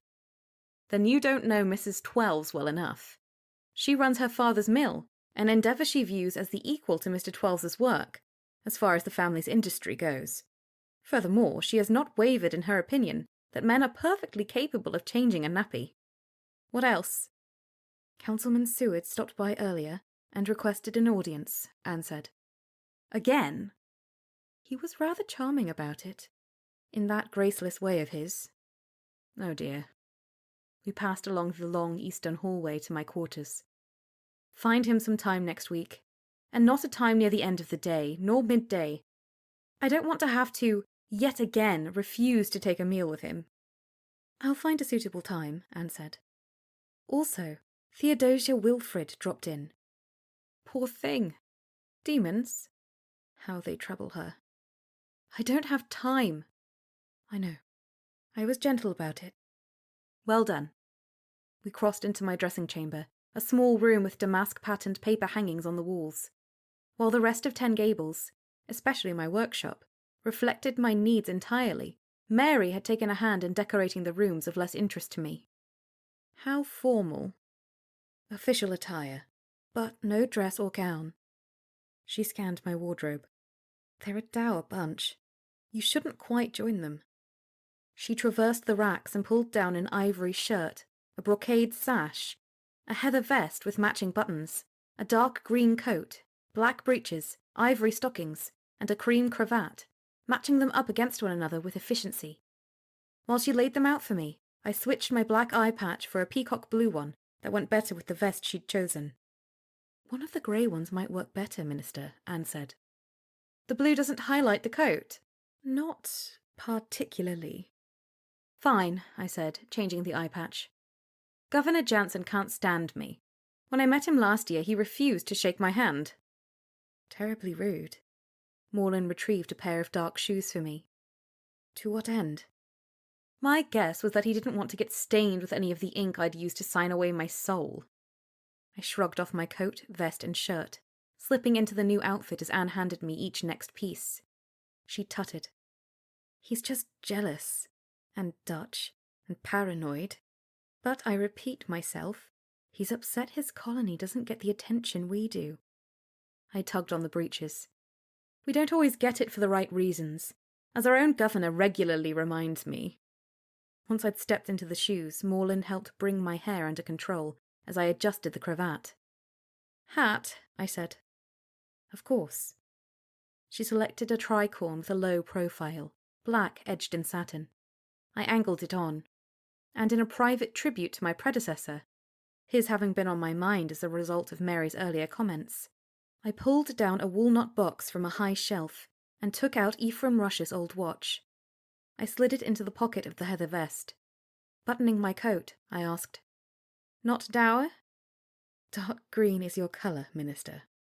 Now you're just flattering me. You said that about dark blue. I'm not. And I could see she wasn't. She flushed prettily when flustered, and flustered easily, which was why I flustered her with some regularity. Those colours work for you. On the other hand, you should never wear yellow. It makes you look like a sweaty candle. Pink isn't your friend either, unless you wish your eyebrows to stand out in an unkind fashion. Any shade of light blue should exist only below your waist, lest it wash you out and make you look like a scullery maid. That's more like it. She folded her hands behind her back. As I said. A scullery maid. I looked over myself in the tall oval mirror. Attire befitting the Minister of Magical Sciences. Yet, beneath it, I still saw the old aprons and sturdy cotton dresses, hemmed and patched as needed. Clothing designed for work, not for show. Worn through usage, unassuming, like the hat of the miller I'd seen that morning. You might be too tall to be a good maid, Anne said. And too graceful. Well, you move with confidence, we'll say. Delicately put. Should I have them bring the carriage around? It's only 2 streets over. I adjusted the hat. The walk will clear my head. Like silver, I was restless. Chapter 9. Doggerel. At the governor's manse, I was escorted privately to the map room, where Governor Thomas Reddington awaited me. The room had maps, of course, Books, unread as far as I could tell. A fine table of polished cherry. All of it together contributed to the air of authority. Reddington turned from the window. He stood several inches shorter than me, the grey hairs dusting his temples, the only break in his otherwise youthful aura. Trim, athletic, Boston's best horseman by all accounts, Reddington was a man of intense discipline. Like me, he kept his staff functioning like the quick-spinning gears of a watch, so much so that Mary had once described him as a Finchier Finch. Reddington dismissed the aide who brought me. When the door closed, he said, "If it isn't the governor's witch." "Sir?" "Here with the most corrupt governor in the besotted history of Massachusetts governance, should you believe everything you read from our critics." He put his hands on the table before him. "Tell me, Minister, is it you?" "Is what me?" "The source of the doggerel peeled from the presses of the Provincial Gazette." "Of course not, sir. I'm as livid as you over it." He fixed me with his stare. "Then I can only assume you met with that woman today to glamour her barrels of ink to never reveal the words Reddington or Finch ever again. There could surely be no other reasonable explanation." "Not that glamours worked that way, an error I prudently let slide." I said, "She came by Ten Gables on unrelated business. A family situation." "I trust you then arranged for the gaping maw of hell itself to immediately widen to consume the entire Phipps lineage." The vein on his right temple was visible. Not a good sign. What a brief and pleasant conclusion to the story. I agreed to help her. Help her? That woman is disgusting. The bile she writes, thick with lies and insults, is a constant series of thorns in my backside. She told the world you're a witch. And I've a room full of delegates from New York who question, again and again, why they should do any business at all with a colony with a minister of magical sciences in the first place. That was bad enough. Now, thanks to that vindictive harpy, the word witch is on half the lips of Boston again. Sir, don't help her. Don't lift a finger. Don't speak with her again. I don't care what she needs. Until she retracts every last word of insidious libel she's plastered the town with, she's dead to us. Governors and their moods. Always tricky. Not certain how heavy the cannonade might grow, I ventured a few steps out from under my shelter. But if she realizes the utility we bring to the citizenry, whomever they might be, maybe the commentary she publishes will change in our favour. What a charming thought, Reddington said. The work I do... The work I let you do. Go on. No wonder so many wilted under the stony grey of his eyes. Is of interest to us all. Even those who strive to cut us down at every opportunity. To sabotage every effort we undertake. Ridiculous. My duty is to protect the province from the infernal, sir. Demons don't care who says or does or publishes anything at all. They're a danger to us all. The clock on the mantelpiece chimed the hour. Reddington adjusted the lapels of his jacket. I don't care if Mrs. James Spencer is being stalked by the Prince of Hell himself. Far too late for her to turn to us for help. Let her rot. Am I clear? The words welled up behind my lips. He could find a new minister. The unending slings and arrows of the politics of Boston required the constant application of hypocrisy. Even Clara had seen as much. I could leave it all behind for good. Retire to the house Swain had left me in Andover. Fill my days with books, research, playing the harpsichord and singing, gardening, peace and quiet enough to really focus, integrity intact. Instead, I said, Of course, sir, I understand.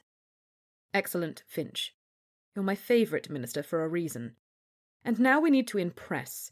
I'm chafing at London's leash, and this is how we might eventually slip free altogether. Let's make these humorless, vain New Yorkers feel at home. Convince them all that doing business with us in no way commits anyone's soul to the flames. Overwhelm them with your considerable charm. He motioned to the door.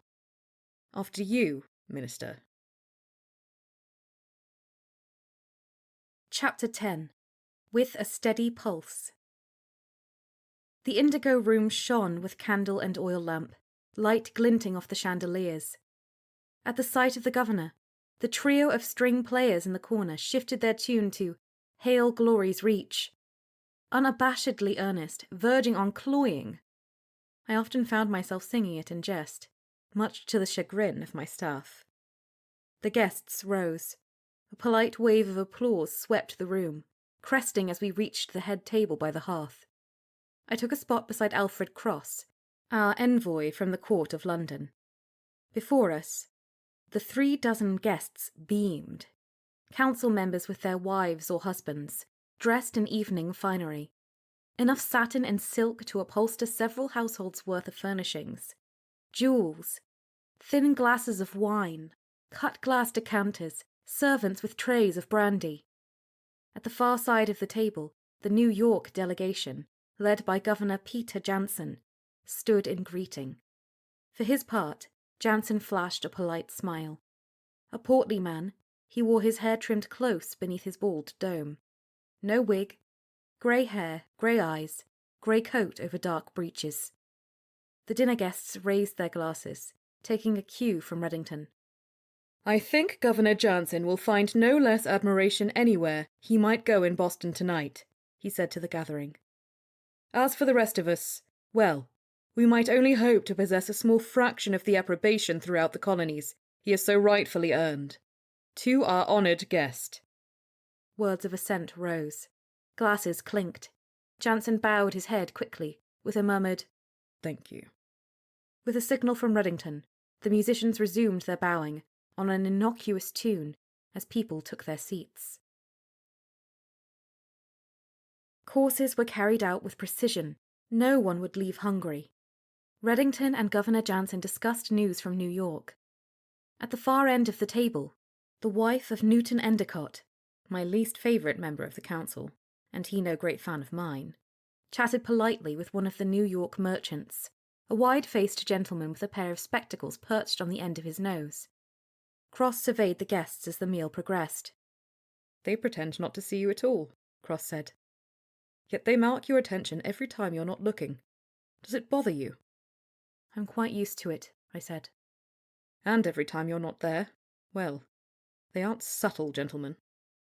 Endicott, as well as the finance minister DeWitt, were no one's idea of subtle, attempting, at every opportunity, to sabotage me. They lack the wiles of a woman, I said, for which I should be grateful. A voice cut across the table. As if all they needed to double their business was a witch, Endicott's wife, Helena, said. Her final word landed like a dead cod in the midst of the table. Conversation paused. Endicott's gaze flicked to me, then back to his wife. She continued, It's one thing after another with them, isn't it? As though their problems were more beguiling than anyone else's. Is that the right word? Beguiling? In any event, it's crass. I'm sure she has better things to do. You were saying? Cross said. I cleared my throat. Helena's glance lifted to my face. A deep blush rose from her décolletage and consumed her throat and face. In the silence at the main table, the sound of forks on porcelain plates, the chatter of the other guests, and the scuffling shoes of the servers only deepened the moment's discomfort. Her husband noted Reddington's displeasure after ignoring mine altogether. Helena, he whispered. Reddington looked at me and raised an eyebrow. At my nod, he would have had her escorted out. Or I could have requested that Helena finish her thoughts about merchants and witches. I could have done any of these. Instead, I looked at Helena and said, It's fine, dear. It was rather crass of them to ask for my public patronage of their shop, given the rumours. Helena began, her gaze fixed on the table before her. Thank you, ma'am. I turned to Governor Reddington and Governor Jansen and changed the subject.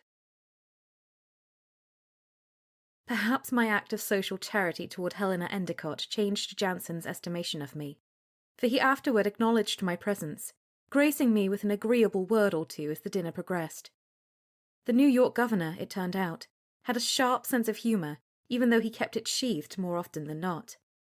By the time the main course arrived, he'd even shared with me a tale of his wife banning him from consuming pickled foods in an attempt to stem his snoring.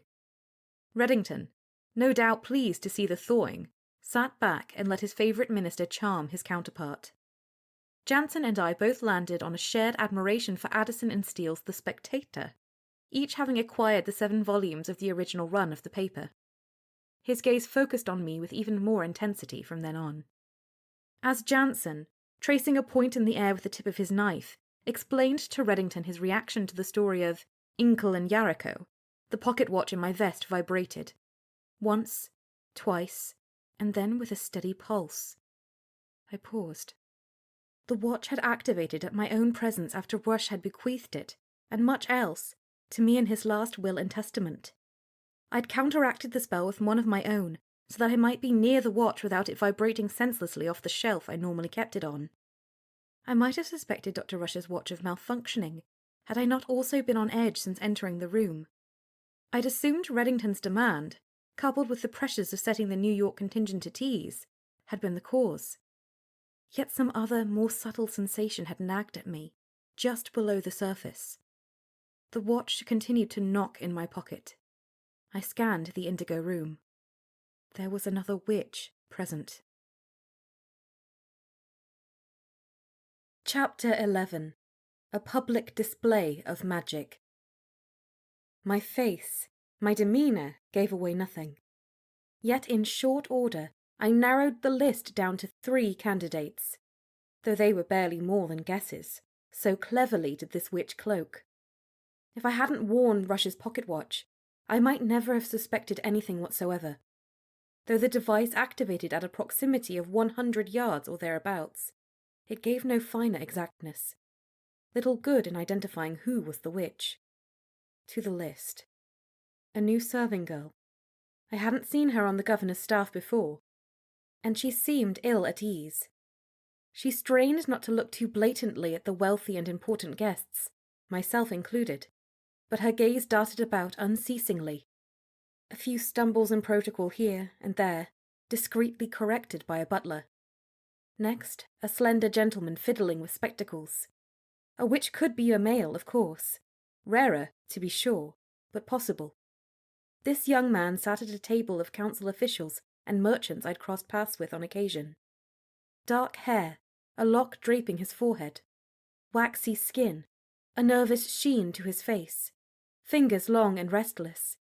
He stared at the New Yorkers from time to time, a touch of furtiveness clear even from across the room. His posture had a tension to it, as though he was prepared to be discovered a fraud at any moment. I'd never seen him before. Third came a woman with the visiting New Yorkers. Unlike the other 2, no hesitant wallflower was she.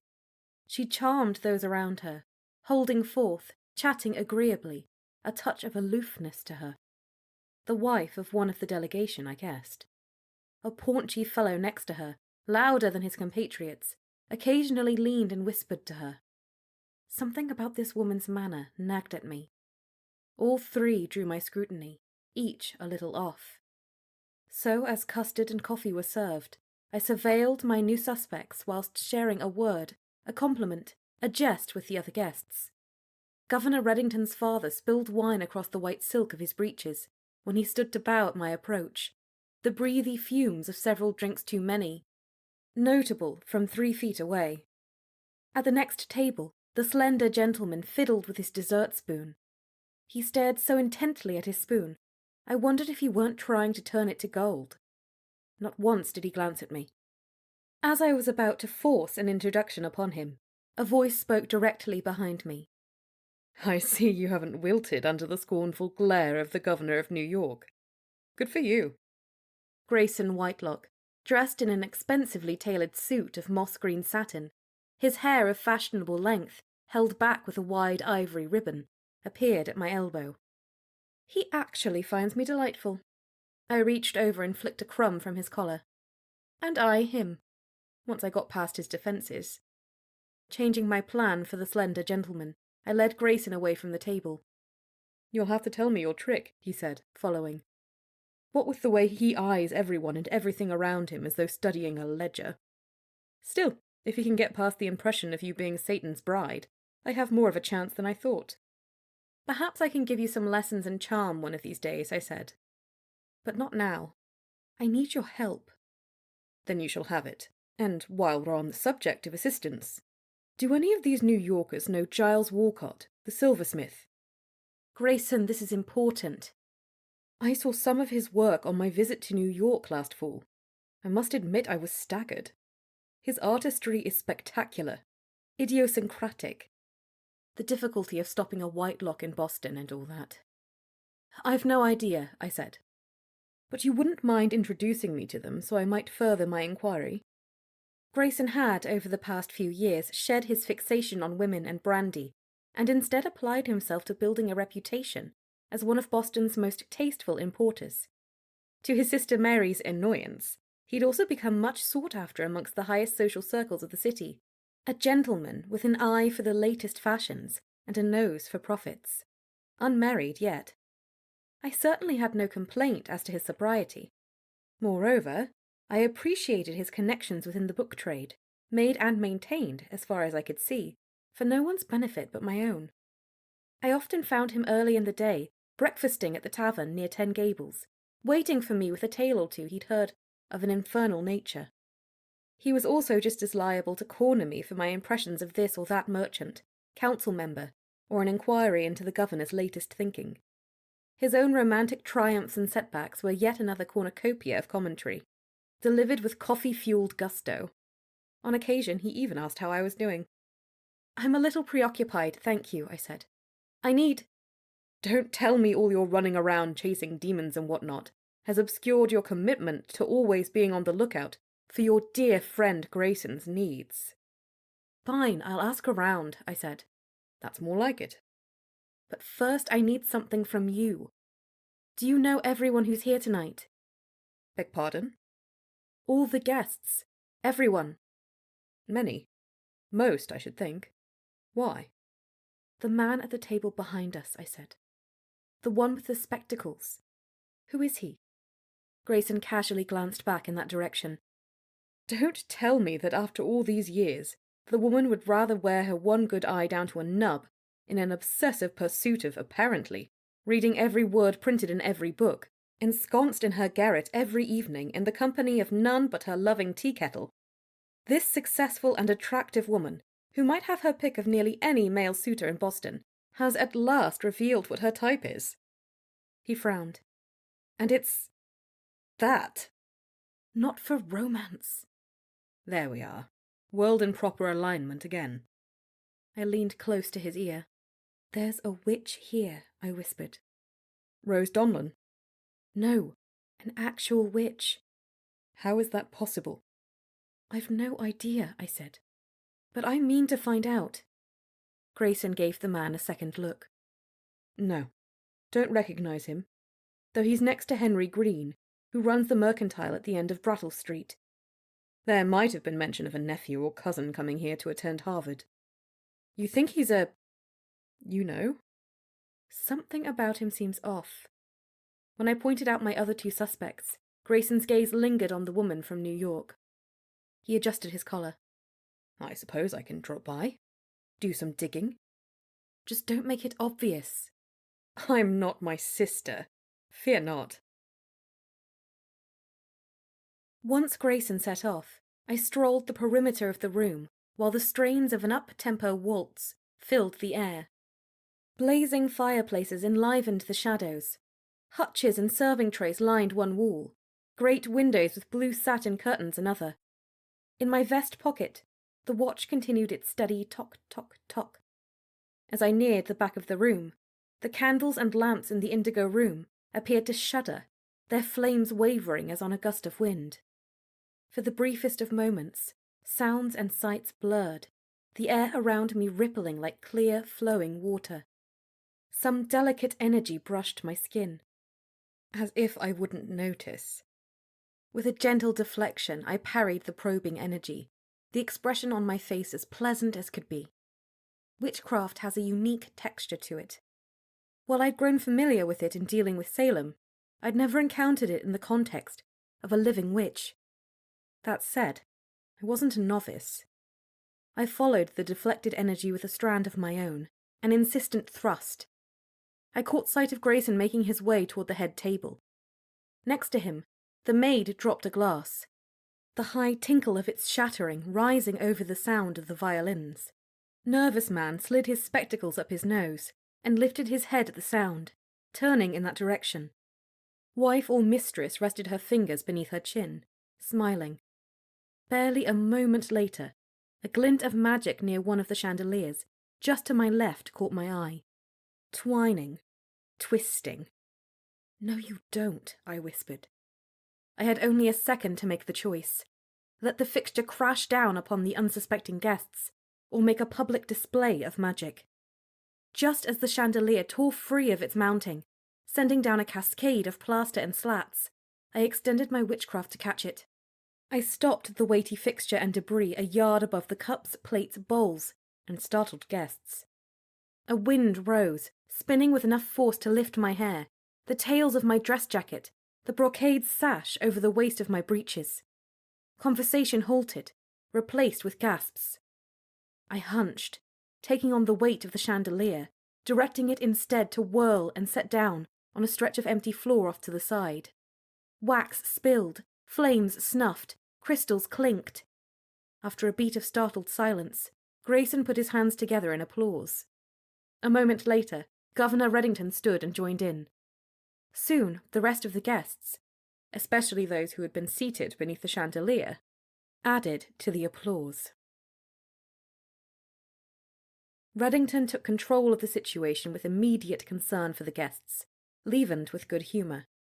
Servants, including the new maid, quickly appeared, clearing up the mess, carrying out the fallen chandelier. People moved away from the nearest tables, gathering in small groups, some leaving, others rearranging their seating. Henrietta stayed near me, discreetly off to my side. The scurry of servants created an intermission of sorts in the evening. In the commotion, I lost sight of the slender gentleman. The New York woman remained with her compatriots, her attention most brazenly on me. I was tempted to wiggle my fingers at her in return. Grayson approached. "That's your idea of not being obvious. Duly noted." "What did you find?" "The young fellow isn't Green's nephew. He's one of his nephew's friends. James Breckenridge. Came up from New York just ahead of this lot, apparently. Middle son of a middling merchant. Sweaty hands." He wiped his palm on his thigh. "The woman with the New Yorkers, however, she's a cask of black powder with an enticing fuse. Penelope Bayard, one of the Bayards of New York. As near as I can glean, she's been toying with the paunchy fellow next to her for some time. He's wealthy enough, though not Bayard wealthy. She's been the bane of half the entourage here tonight at one time or another."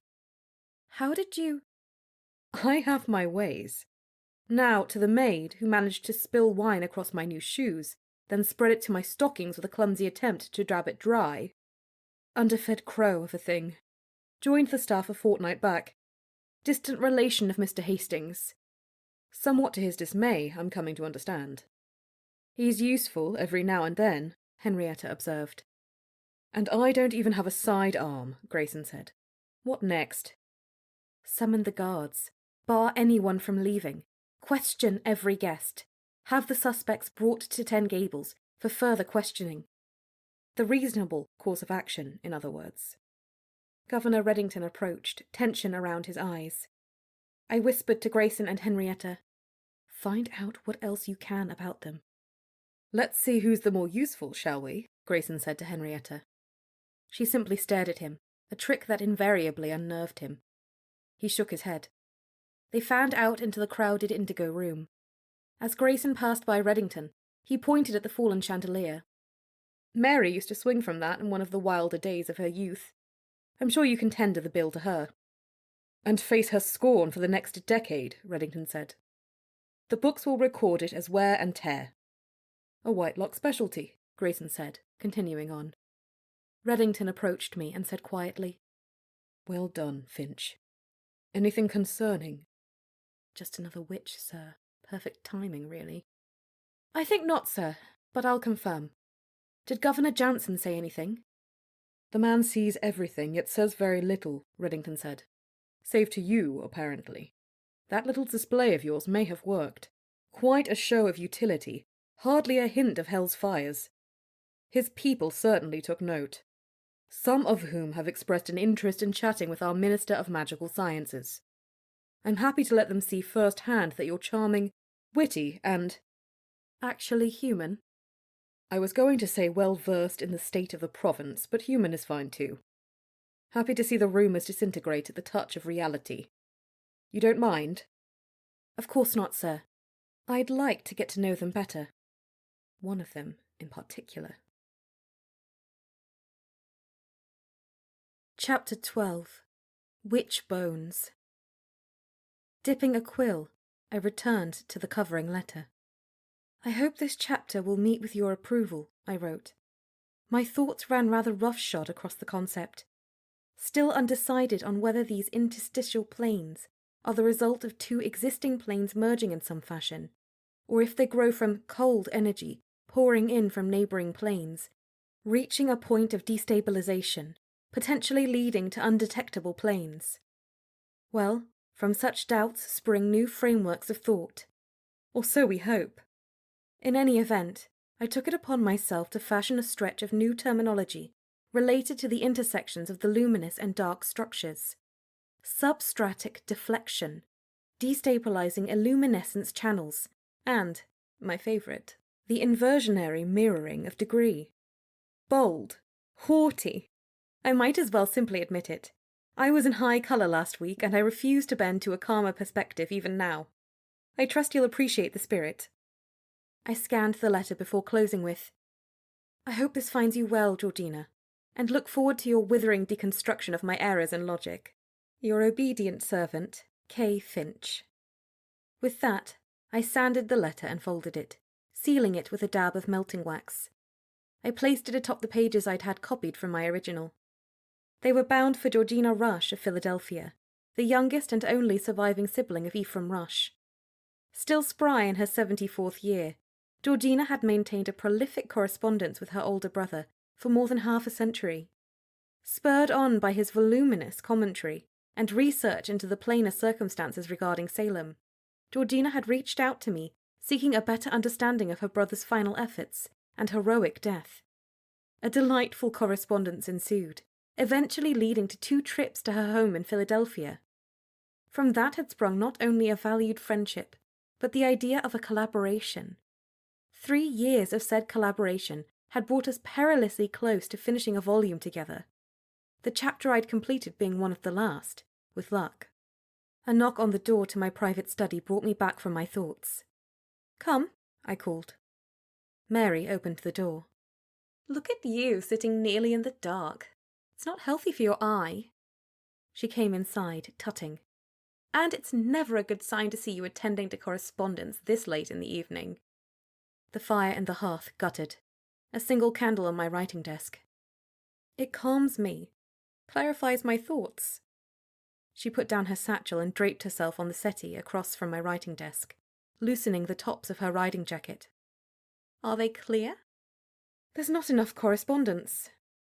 Clara? Oh, you know. Tossing fireballs around in public, and who knows what else. Yet I'm the hypocrite in the scenario, apparently. Despite all you've done for her. Someone put the idea in her mind that she should flaunt a brazen attitude, one with no apologies, every bit as confident as any man in the colony. Mary shrugged. It's not as though I'm the one who showed her how to toss about fireballs. Bringing us back to it being my fault. I put my quill away.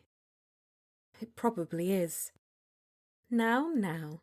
She owes you everything. And she's grateful, even though she'll never show it. Little has been easy for her. I'm trying to make room for that. Smooth out her rough edges when I can. Back to joinery, I see. Except straight and true might not be possible in this situation, I said. How was the dinner at the governor's? I put my face in my hands. Keep the correspondence coming. Once I'd told her, Mary looked at the ceiling. Unexpected. Thoughts? I gave her such thoughts as had occurred to me, the entire motley grab bag. It must have been that Bayard woman, Mary said. I'm not sure of anything. If only we had some way of detecting the presence of witches. Say, spread throughout Boston. Lovely, I said. Thank you indeed. Amongst the other changes I'd overseen in the heart of Boston, the witch poles that once stood in unending vigilance had been taken down at my order 6 months after my appointment. All 66 of them. Relics from another era, or so I'd thought. The threat to the city wasn't, nor has it ever been, witches, I added. Until tonight, apparently. We'll see, I said. What about you? What did you find? She sighed. To start with, no sign of Gerald. Not at the room he lets on Dunster Street. Not at his sister's house. You went back? No one saw me, you can be sure. I also visited the home of Judge Phipps. One infirm elderly man, 2 servants, no Gerald. Mrs. Spencer will hear of it. Mrs. Spencer will most certainly not hear of it. Trust me, darling. I have my ways. I also visited 3 taverns frequented by our Gerald on the advice of one of said servants. The 3 Loaves, Rose and Crown, and the Drum. No one's seen him in a few days. An unusual absence. Credit to Gerald for consistency. And I believe I rather burnished his reputation asking after him so. Side note, he apparently owes handfuls of money to various gentlemen. I'm not the only one looking for him, just the most attractive. She stretched her legs, crossing her boots at the ankle. I'm going to have to tell Mrs. Spencer we lost her brother. I dreaded the thought. By her own accounting of him, she ought to shake your hand, though I'm sure she'll instead return the favour by savaging us in print. I closed my eye and rubbed my temple. Reading in the dark did bring on my headaches. Grace Stoughton hasn't seen him either, Mary said. I opened my eye. You spoke with her? I did, in fact. She leaned forward, elbows on knees, pursing her lips in thought. Frightened little thing. I believe I could have burst her hummingbird heart if I'd yelled boo at her after I introduced myself. But I calmed her down. How did she seem? Confused. Physically? Nothing outwardly odd, Mary said, resting her chin on her fist. Sleepless, worried. I cast that version of unseen ripples you taught me as she walked ahead of me. The faintest hint of golden lines clung to her. So fleeting I wondered if I imagined them, but clearly nothing more. Given the plainer activity we'd noted at the meeting house, the surprise would have been if Grace Susanna Stoughton hadn't borne any hints of that powerful energy. Go on. The first half of her story aligned precisely with what Gerald told us, Mary said. Save for the lovely impression she painted of Gerald as an impressive intellect. Confident and inspiring. I think Gerald was wrong about the likelihood of romance. Grace finds him admirable in nearly every way. Gerald? Who would think, yes. And the second half of her story, I asked. The peculiarity started when she was using the spirit tablet. She took it with her, by the way. She did? Mary reached over to her satchel. Here. She pulled out a brass mechanism of about the same size and shape as a child's spelling slate. Every conceivable banality of magic was etched into either side. Stars, eyes, nonsense runes, broomsticks. On the front were a spring and clip designed to hold paper. Any magic? I asked. Nothing I found. Passing a hand across its surface, and opening up my witchcraft, I didn't sense any overt magic. Still, something about it felt odd. We'll have to test this in the workshop. What were the peculiarities she told you about? The sound of the storm grew muffled, Mary continued, and she saw the coins behaving strangely, moving, as Gerald said. But Grace also claims they doubled. 2 layers of them, one atop the other, partially intersecting the first. This second layer then spun up, like a spinning hoop coming to rest, she said, except in reverse. Curious, she reached out to touch it, and that's when Gerald vanished. Gerald? Yes, Gerald. She saw no sign of him. By the sound of it, she panicked. She called his name and searched the meeting house, terrified at being by herself at the height of the storm.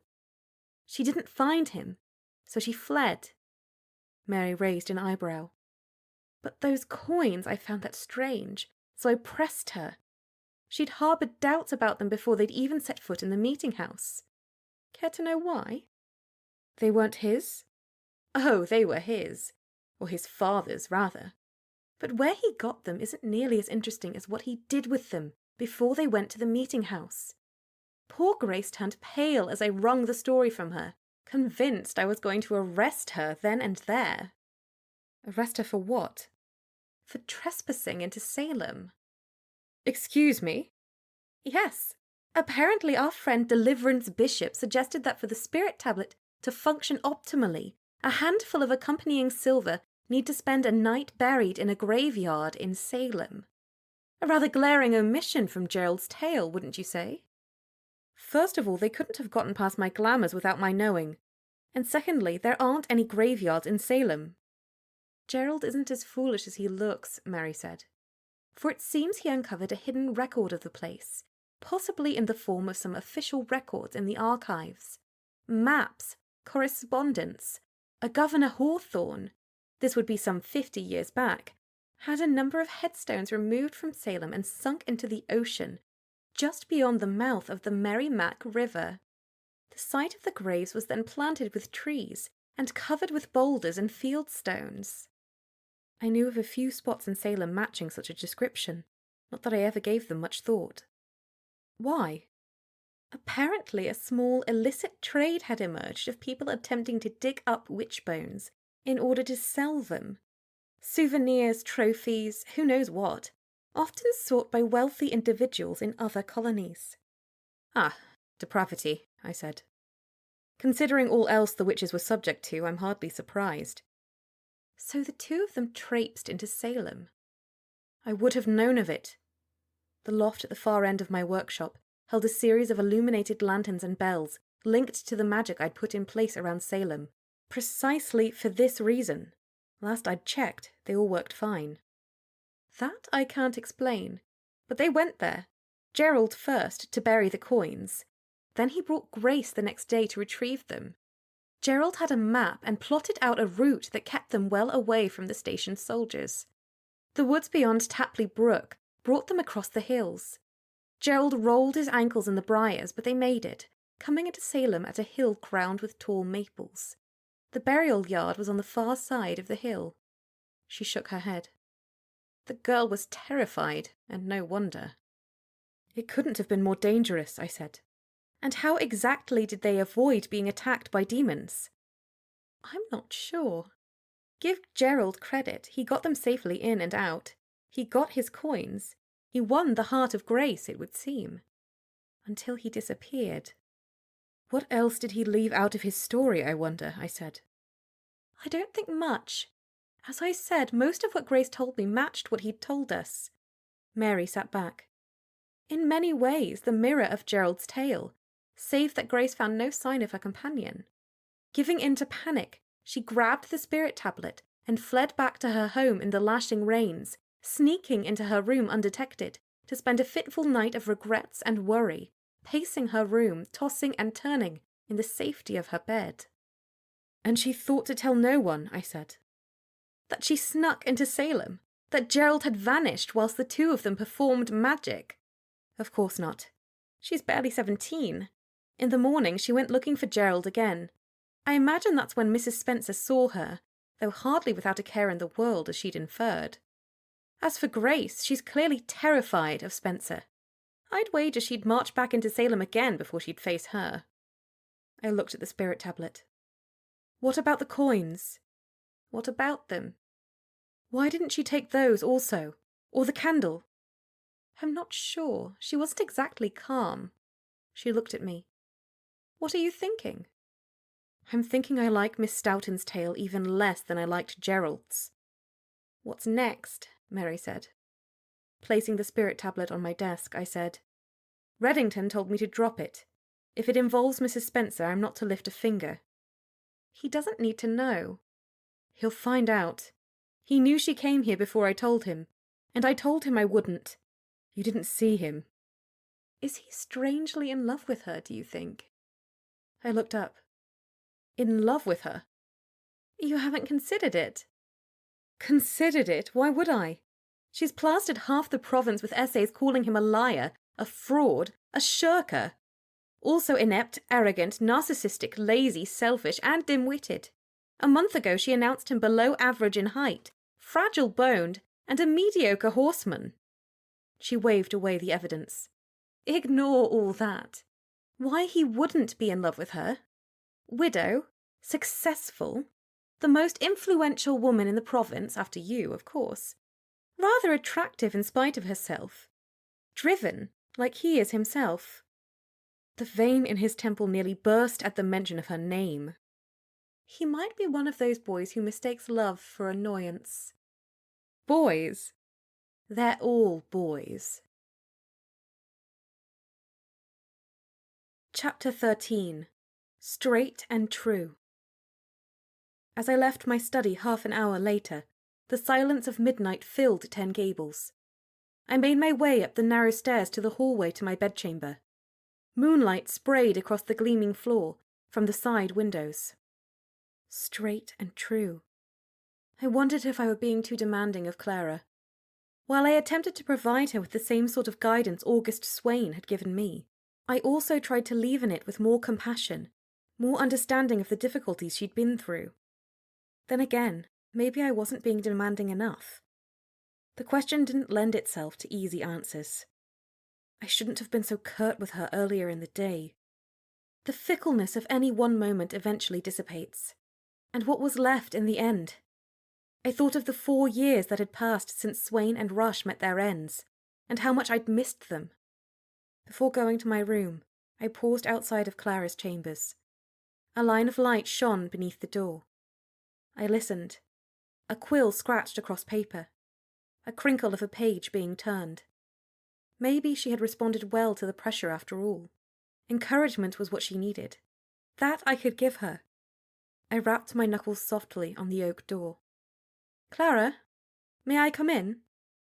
The soft strokes of the quill continued.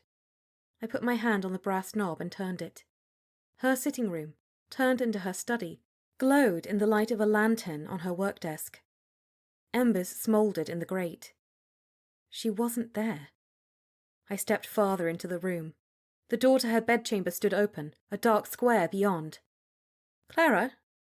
A page turned in the book on her writing desk. Looking more closely, I frowned. No hand touched the book. Next to it, a quill danced in the air, the nib free of ink, sliding across a sheet of paper in random circles, then lifting, shifting, and setting down again to repeat the pattern. At least she was clever. Her studies of elemental magic had clearly not been wasted. Something akin to Bernard Lackland's bending breath on branch to turn the pages of the book. The quill? The obvious approach would be a reciprocating echo of mirroring materials. Her own gesture imbued into the quill, set to repeat until she stopped it.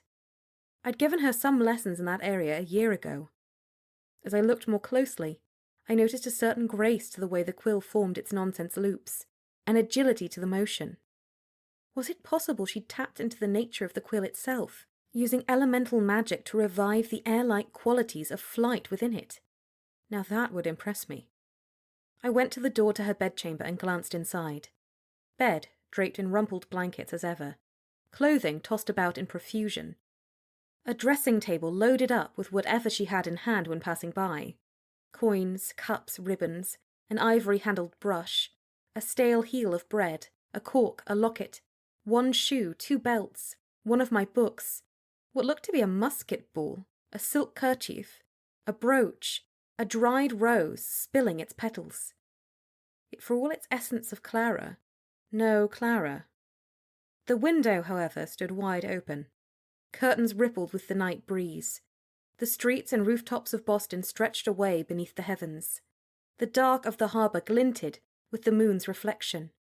To the right, a slight incline of roof, leading to a lower overhang.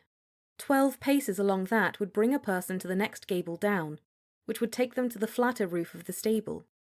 A short drop, and one would find themselves happily standing on Queen Street. I rested my fingertips on the windowsill, the strain of the day culminating in a moment of purest aggravation. Chapter 14. The Ache in My Heart. The mind is a liar, is it not? An unreliable witness, a fabulist, churning out ream after ream of fairy tales. Excuses clumsily bolted on after the fact, flimsy arguments, rehearsed and set to memory. In so many ways, we're all putting on a performance to the smallest, least critical audience of all, ourselves. And each play is the same. We are the hero, reacting smartly to events, doing the noble thing. Of course, we bask in our own applause. So it was with my arrival in Salem the next day. The matter would drop, of course. Mrs. James Spencer was on her own, as I'd agreed. In riding to Salem, I was only being prudent, thorough.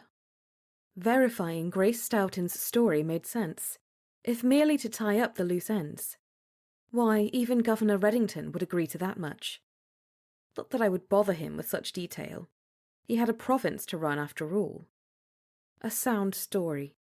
One I'd begun constructing the moment the mention of Salem had crossed Mary's lips.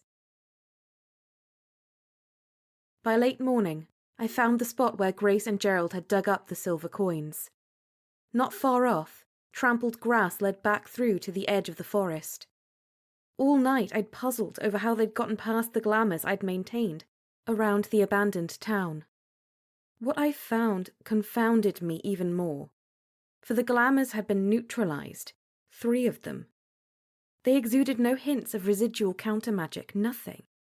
My unease deepened. The burial yard yielded no further clues, unfortunately. No magic or witchcraft. I stared down at the planar compass for several moments after jotting down the readings. A lovely mechanism. Gearing and movement inerrant. The brass casing bore a patina of scratches, burnished here and there from untold collisions with the other long-gone passengers in August Swain's pockets. Coin, key, medallion, fine tools, magnifying lens, or any of the dozen other instruments he'd absently jam in alongside the watch when his attention reared and galloped off with the full force of his unstopping genius. I closed the lid, running my fingers across the surface. At first, it had felt wrong to carry the watch, like a child taking something unearned, putting on airs. Perhaps one reason why Mrs. Spencer's criticism stung so deeply. Satisfied the graveyard held no residual unseen energies, I put the compass away and returned to my horse. I ran a hand along her neck. You remember this place, don't you? Still lonely, I'm afraid. At least there's grass to munch. I got my foot to the stirrup and lifted myself into the saddle, the familiar creak of the leather loud in the silence. I'd stayed away from Salem for too long. Not intentionally, so I told myself.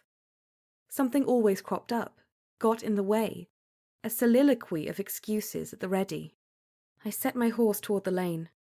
My gaze lifted to the rise of land to my left. The manse where I'd lived with Swain stood mute atop the hill. Windows staring toward the ocean, empty. Sagging roofline. Paint along the second-story windows more peeled than ever, revealing the grey wood beneath. The little fence along the side where I'd tended a garden, half collapsed now, likely from the heavy snowfalls of the prior 2 winters. The garden itself fallen to a hopeless collection of weeds. Might rooting around in it still yield a stray carrot or turnip? Possibly. It might also reveal how deep the ache in my heart ran. The barn next to the manse, our former workshop, looked to have held up better. Big doors still locked fast, as far as I could tell. I'd certainly glamoured it well enough. The roof appeared intact. As I passed by on the lane at the foot of the hill, I still found it odd to not see the slight figure of the revenant atop the roof. The corpse of a young lad, fused with a demon under Swain's control, turning every quarter hour, keeping watch for stray demons.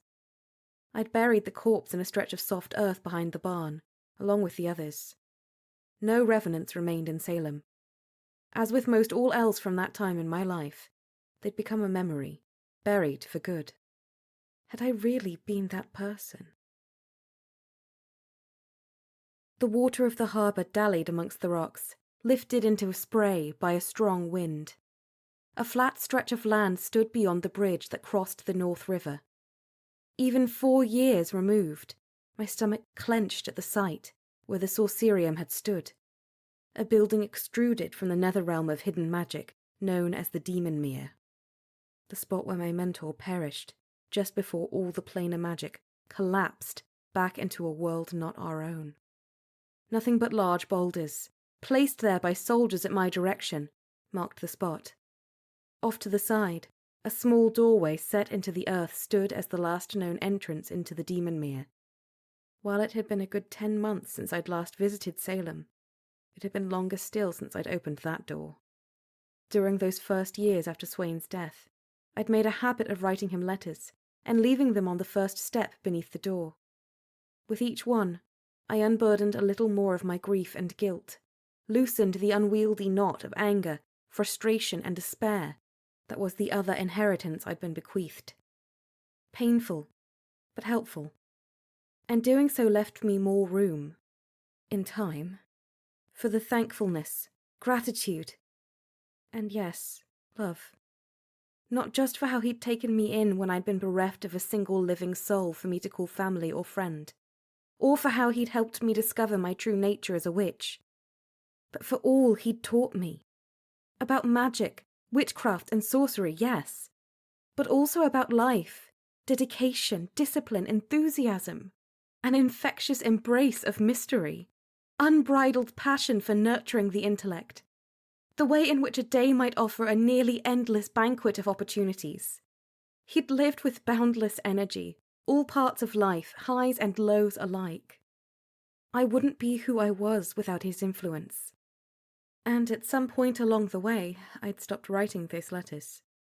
Not just when I'd discovered the prior letters gone, though that had been a shock. Yet as much as my mind wanted to turn it into a spark of hope that he'd somehow returned and collected them, well, a few moments of clear, Swain-like thought on the matter discounted the possibility. If he'd returned to get the letters, he'd have returned. Simple as that. The Demon Mere itself caused the letters to vanish, in all likelihood. Its shifting nature, its strange sentience. Other causes were even more unsettling. Some other wanderer in that treacherous world stumbling across the letters and stealing them, reading them, somehow using them to reach through to me. An unkind spirit or demon. The possibilities grew darker from there. So I'd stopped writing those letters.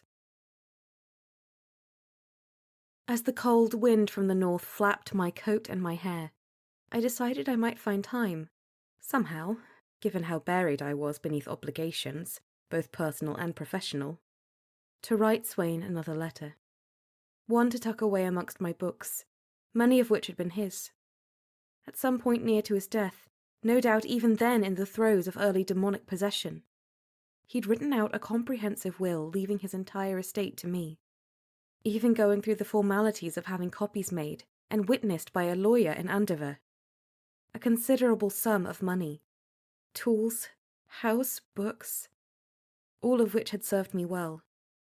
With a glance back toward the manse, I almost turned my horse to leave, but then, on a whim, started her off in the direction of the bridge, just to ease my mind. 26 planar gauges fed their readings back to 10 Gables.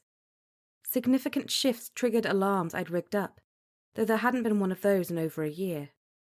One of the gauges stood just opposite the bridge, the tripod legs sunk solidly into the soil, a plumb bob suspended on a 20-inch chain beneath the wood casing containing the mechanism itself. Like the others, it looked fine. Approaching the grounds of the former sorcerium, I found the glamours as strong as ever. Even a more recent one at the near corner, which I'd had Mary instantiate. Her skills had flourished over the past 2 years, once she'd finally conquered her inherent laziness, a campaign I'd waged ruthlessly, laying into her with shoulder, sharp tongue, and measured taunting. Swain would have been proud of how I'd taught her, using the very same principles he'd used to teach me, though he'd likely have passed out at the thought of teaching Mary Whitelock to do any magic whatsoever. Satisfied that all was in order, I hesitated once more before leaving. By the largest of the boulders stood the small doorway set flat into the ground. My skin prickled as I passed through the glamours. Even with such precautions in place, the footprint of the former building hummed with a curious planar instability, a looseness, the feeling that it all might give way without warning. The calculations I'd done convinced me it would stay that way for at least the next 3,400 odd years, accounting for the expected shifts in the various grand planes. Not that it put my mind at ease. The square door nestled between granite slabs, level and flush with one another. No handle nor fingerhold of any sort graced the upper face of the door itself, a construction of tight planks of stained oak, 3 foot by 3 foot. Hinges attached on the underside. No pry bar could open it. No fire nor explosion might damage it. It was immune to the elements. Only I had the key. I squatted before it and stretched my hand out. A whispered spell unlocked the first of the bindings, sending an intricate pattern of sparks tracing the surface of the wood, mirrored in 4 directions. My witchcraft did the rest, extending out to activate the 4 channels of metal inset between the oak of the top and the crosswise rock maple planks of the bottom side. Spirals of iron, silver, steel, and copper came to life at the touch of witchcraft, each requiring a slightly different degree of pressure. From the other side, coming up from the demon mere, only the lightest touch was required, once the proper words were spoken. And those words? Well, I'd had my clockmaker friend Robert Twelves carve 2 letters into the underside of the door. 12s being 12s, he also fashioned a brass plaque, with the letters embossed boldly, which he secured to the wall right next to the door at the top step. The letters, K.F. I manipulated the metals and the bindings released. With a hiss, the edges of the door sundered their connection with the granite. The far end lifted, the hinges smooth and silent. I readied myself for the exhalation of frigid air. It didn't come. A patch of earth bore the impression of the underside of the door, complete with my initials. The stone stairs descending into a stubborn darkness between walls of curiously lifeless plaster, the colour of bone. Gone. No sign of the opening remained, even when I dug my fingers into the earth, heaving it out and off to the side. Even when I used a spell to hurl out 3 feet, 4 feet of soil, I uncovered nothing but more soil and small rocks. To the side, the same. Nothing. After a half-hour of searching, I stood, wiping my dirty hands on my legs. The hole I'd dug stared back at me, empty.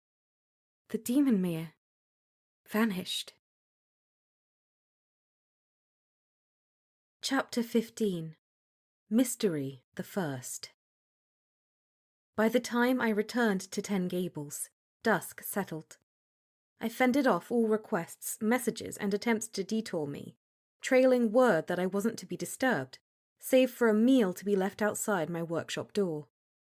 My first order of business: confirmed the planar gauges around Salem retained their proper calibration. Glamours entrained the mechanisms in Salem to a long row of devices at the far end of my workshop. Each device displayed a reading within a black-faced dial ringed with brass numerals.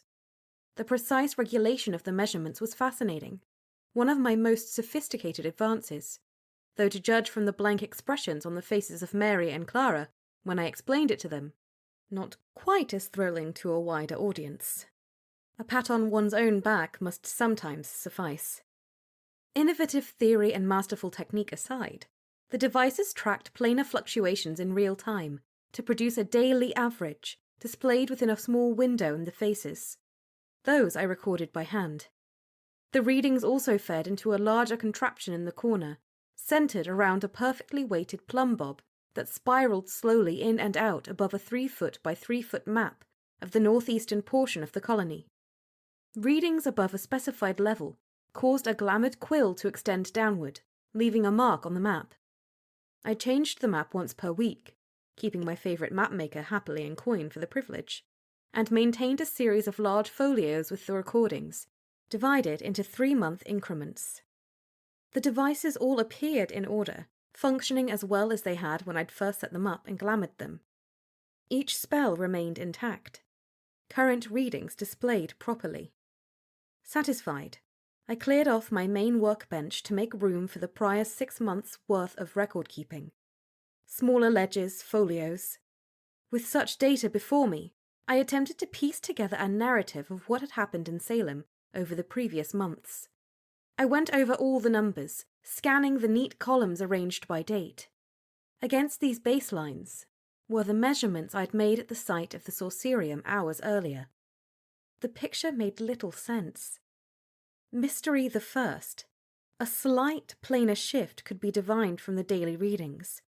Yet even that was ambiguous, given that the numbers fell within the expected range of imprecision. Had the demon mere then disappeared without leaving as much as a ripple, when its appearance 4 years earlier had initiated a massive shift in planar activity? Mystery the second. The localized readings captured above the door to the demon mere presented a puzzling coincidence.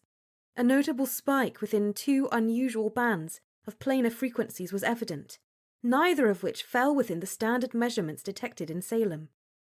In itself, I wouldn't have been overly concerned by those spikes. Such deviant energies weren't altogether uncommon, especially in a location as inherently unstable as the site of the former sorcerium, the locus of a massive planar convergence 4 years earlier. What stood out, however, was that both of those bands lay within what's known as the Helmstrom series. The series, whose repeating waves formed predictable steps consisting of fractions of the fundamental frequency known as harmonics, presented one of the oddities of planar theory. In a discipline wherein dysregulation was the norm, where the relationship of the planes was notably obscure, the Helmstrom series suggested a level of order, of connection, between the planes themselves unseen elsewhere. Would you care to guess what other reading was precisely within the Helmstrom series? The strange fluctuations I'd recorded at the spot where Gerald disappeared. The Summer Precento band. Having detected 2 such results might have been no more than a startling coincidence. 3 such readings ventured well into the realm of improbability. And when all 3 spikes registered within 2 steps of one another along the Helmstrom series, unheard of. I checked, double-checked and triple-checked every reading, as well as the calibration of each device. Finding no error nor flaw in either group, I sat back with a stretch of my arms overhead and an unladylike cracking of my knuckles. The flame of the lone taper on my bench wavered. Workshop, otherwise dark. I'd done it again. Hearing Mary scolding me for straining my eye, I used a minor spell to ignite the wicks of 6 other candles nearby. 2 lanterns also leapt to brightness. My stomach reminded me noisily that I'd not eaten since the morning. Outside the door, my dinner, left as instructed, waited for me on a tray. Small round of cheese, 2 cured sausages, heel of dark bread, small jar of glazed apricots for dessert, fresh tankard of water.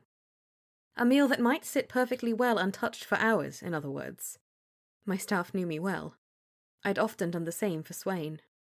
Carrying the tray back to my bench, I spotted a note wedged between the jar and the tankard. I put the tray down and took a monstrous bite of sausage before lifting the note. It looked to be on ministry stationery. I unfolded it. The handwriting within, strong and neat, read, "Minister Finch, your staff continue in their terrible habit of keeping important guests standing around, so I must trust this note will in fact reach you. Secretary Whitelock dodges my inquiries with that infuriating smile of hers. When you finally lose patience with her, I should be glad to put her in my employ, so I might have the pleasure of such a loyal watchdog fending off unwanted intruders upon my time. Ministers, perhaps. My brother, yours, etc., Madam Spencer." I read the note again, and then again. My supper remained untouched for some time. Chapter 16. An Air of Judgment. Along the back of the main room of the Provincial Gazette loomed 3 printing presses, tall contraptions of wood and iron.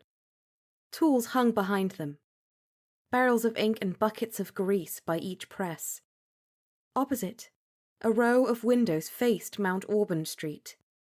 A pair of men at benches set type with practiced movements, a rhythm of delicate sticks and deft slotting, each new metal character accompanied by a satisfying click.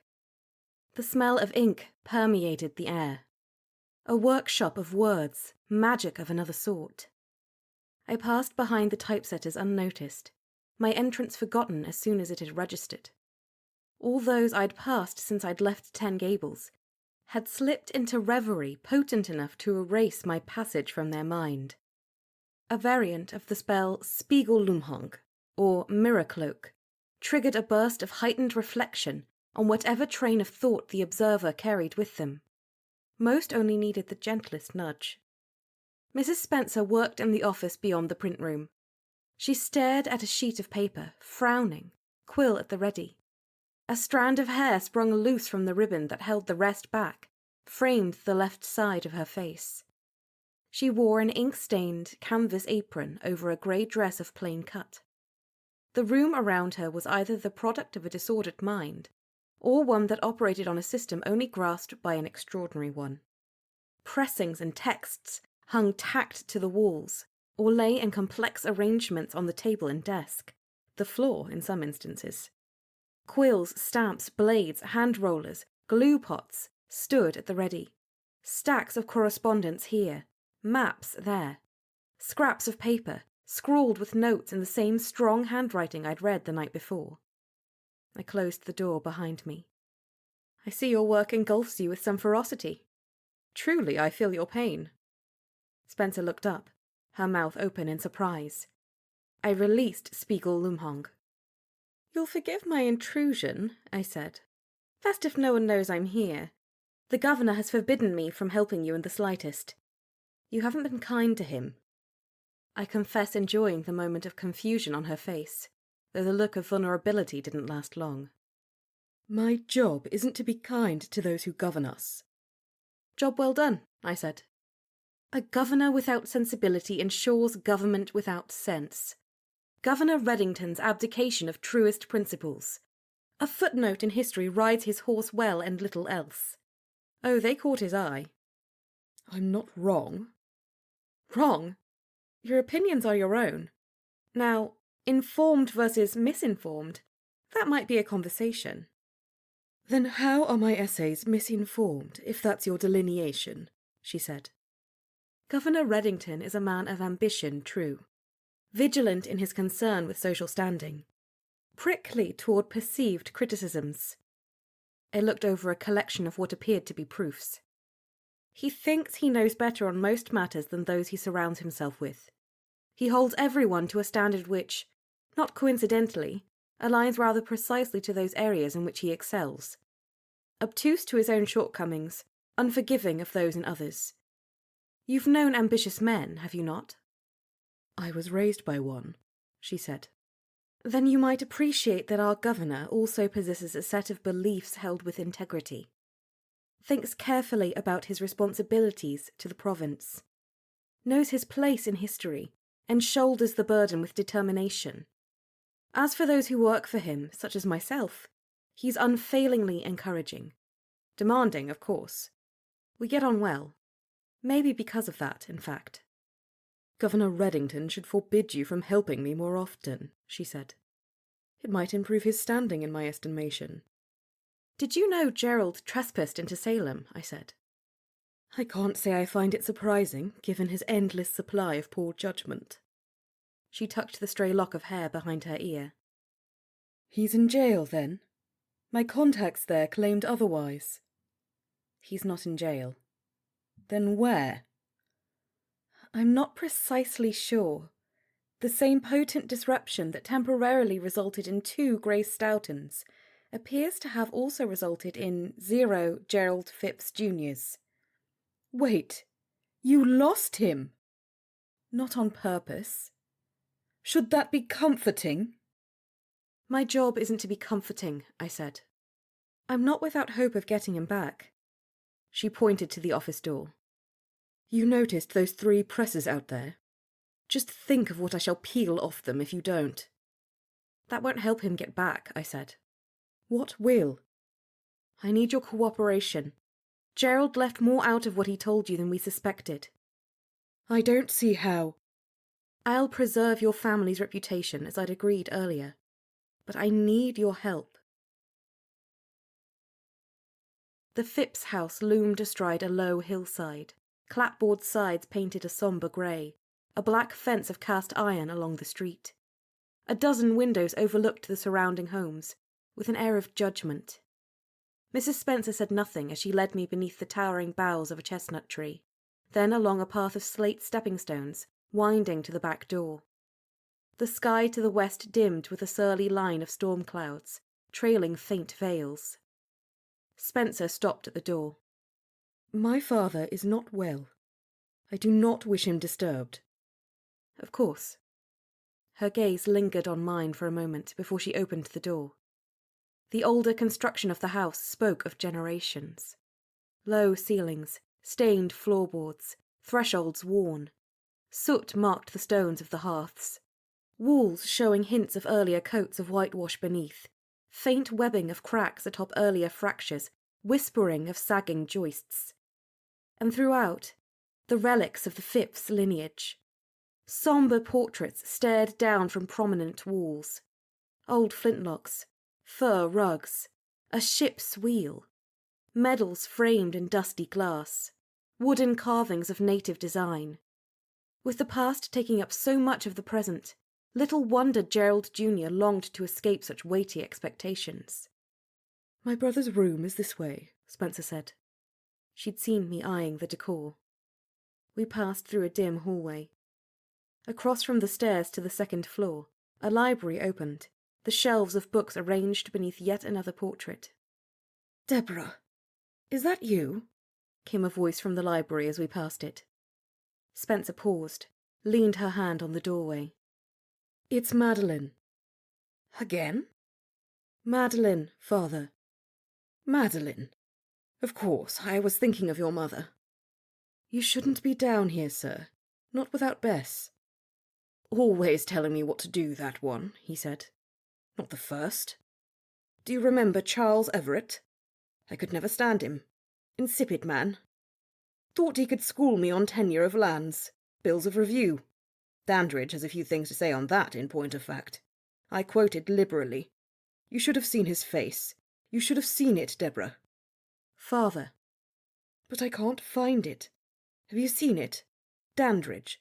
Let us pray Gerald hasn't taken it, though he could do worse. Though Dandridge could do better, couldn't he? The gentleman tottered to the doorway of the library.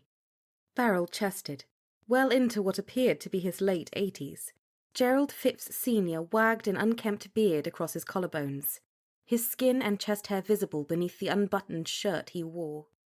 A faded pair of breeches, likewise unbuttoned, clung to his notably thin hips. He shared little of his features with Gerald Jr., save for perhaps in the arch of the brows. His eyes, however, resembled Spencer's in colour and form, as well as in their sharp and immediate judgment. "Who's this?" he said, staring at me. "This is Catherine, sir. A friend of mine." Embarrassment radiated from Spencer's throat and cheeks. "Judge Phipps," I said. "What happened to her eye?" he said, staring. "Let me get you back to your room, sir," Spencer said. "A fellow at the Rowley Court back in the aughts wore a patch. Peake was his name. Randall Peake. I always thought that amusing. Peake. Peake. Do you see?" "At least his name wasn't Van Winkle," I suggested. He pointed a gnarled finger toward me. "See? Kathleen finds it amusing as well. I told you." Spencer bustled her father past me, hand on his elbow, steadying him. "Make sure Gerald returns my Dandridge," he muttered. "And tell him to stop knocking about in his room. All bloody night, slamming his drawers, doing God knows what. Not studying, I'll wager. Tell him to keep his breeches on. Used to be a cherub, that one. Now he looks like my mother's sister Constance. Did I ever tell you how I put her in her place when she accused me of getting the better of her thin-wristed Henry when I sold him that land?" You always said I enjoyed myself a little too much when it came to humiliating him. Well, he deserved it, just like your sister did. Spencer avoided my eye as she led her father to the stairs. I waited by the gloomy library as her father's voice drifted up the stairs, unceasing. Fat raindrops struck the glass at the end of the hallway, followed moments later by the roll of a downpour on shingle and clapboard. A crack of thunder rattled the morning outside. When Spencer returned, she apologized for her father's behavior. I said, "I hope my presence didn't distress him." "He's already forgotten." "What was he talking about?" "Anything and everything from about 1650 until about 5 years ago. I'd rather not discuss my father, thank you." "No. About Gerald. Knocking around in his room last night." "Minister Finch," she said, brusque. "My father's condition is unpleasant and demeaning, and ultimately heartbreaking. He was once a great man. No longer. His awareness of who he's with is as unreliable as his sense of what month, year, or decade it is. One day he recognizes me, yet thinks I'm 15 years old. The next he thinks I'm my mother. The next I'm a servant bent on tormenting him. Or he simply stares at me, baffled. Whatever he may have said about my brother may fairly be dismissed." The rain drummed on the windows. "I'd still like to look at Gerald's room, if I might." "Fine," she said. "This way." Gerald's rooms, a sitting room adjacent to a bedroom, surprised me not at all. Whereas Spencer's office reflected a mind agile enough to make acute organization resemble chaos, her brother's accommodations demonstrated nothing more than anarchy. In no fashion did I mistake such disarray for genius of any kind. Clothing in profusion, and nary an item within a whisper of a chest or vanity.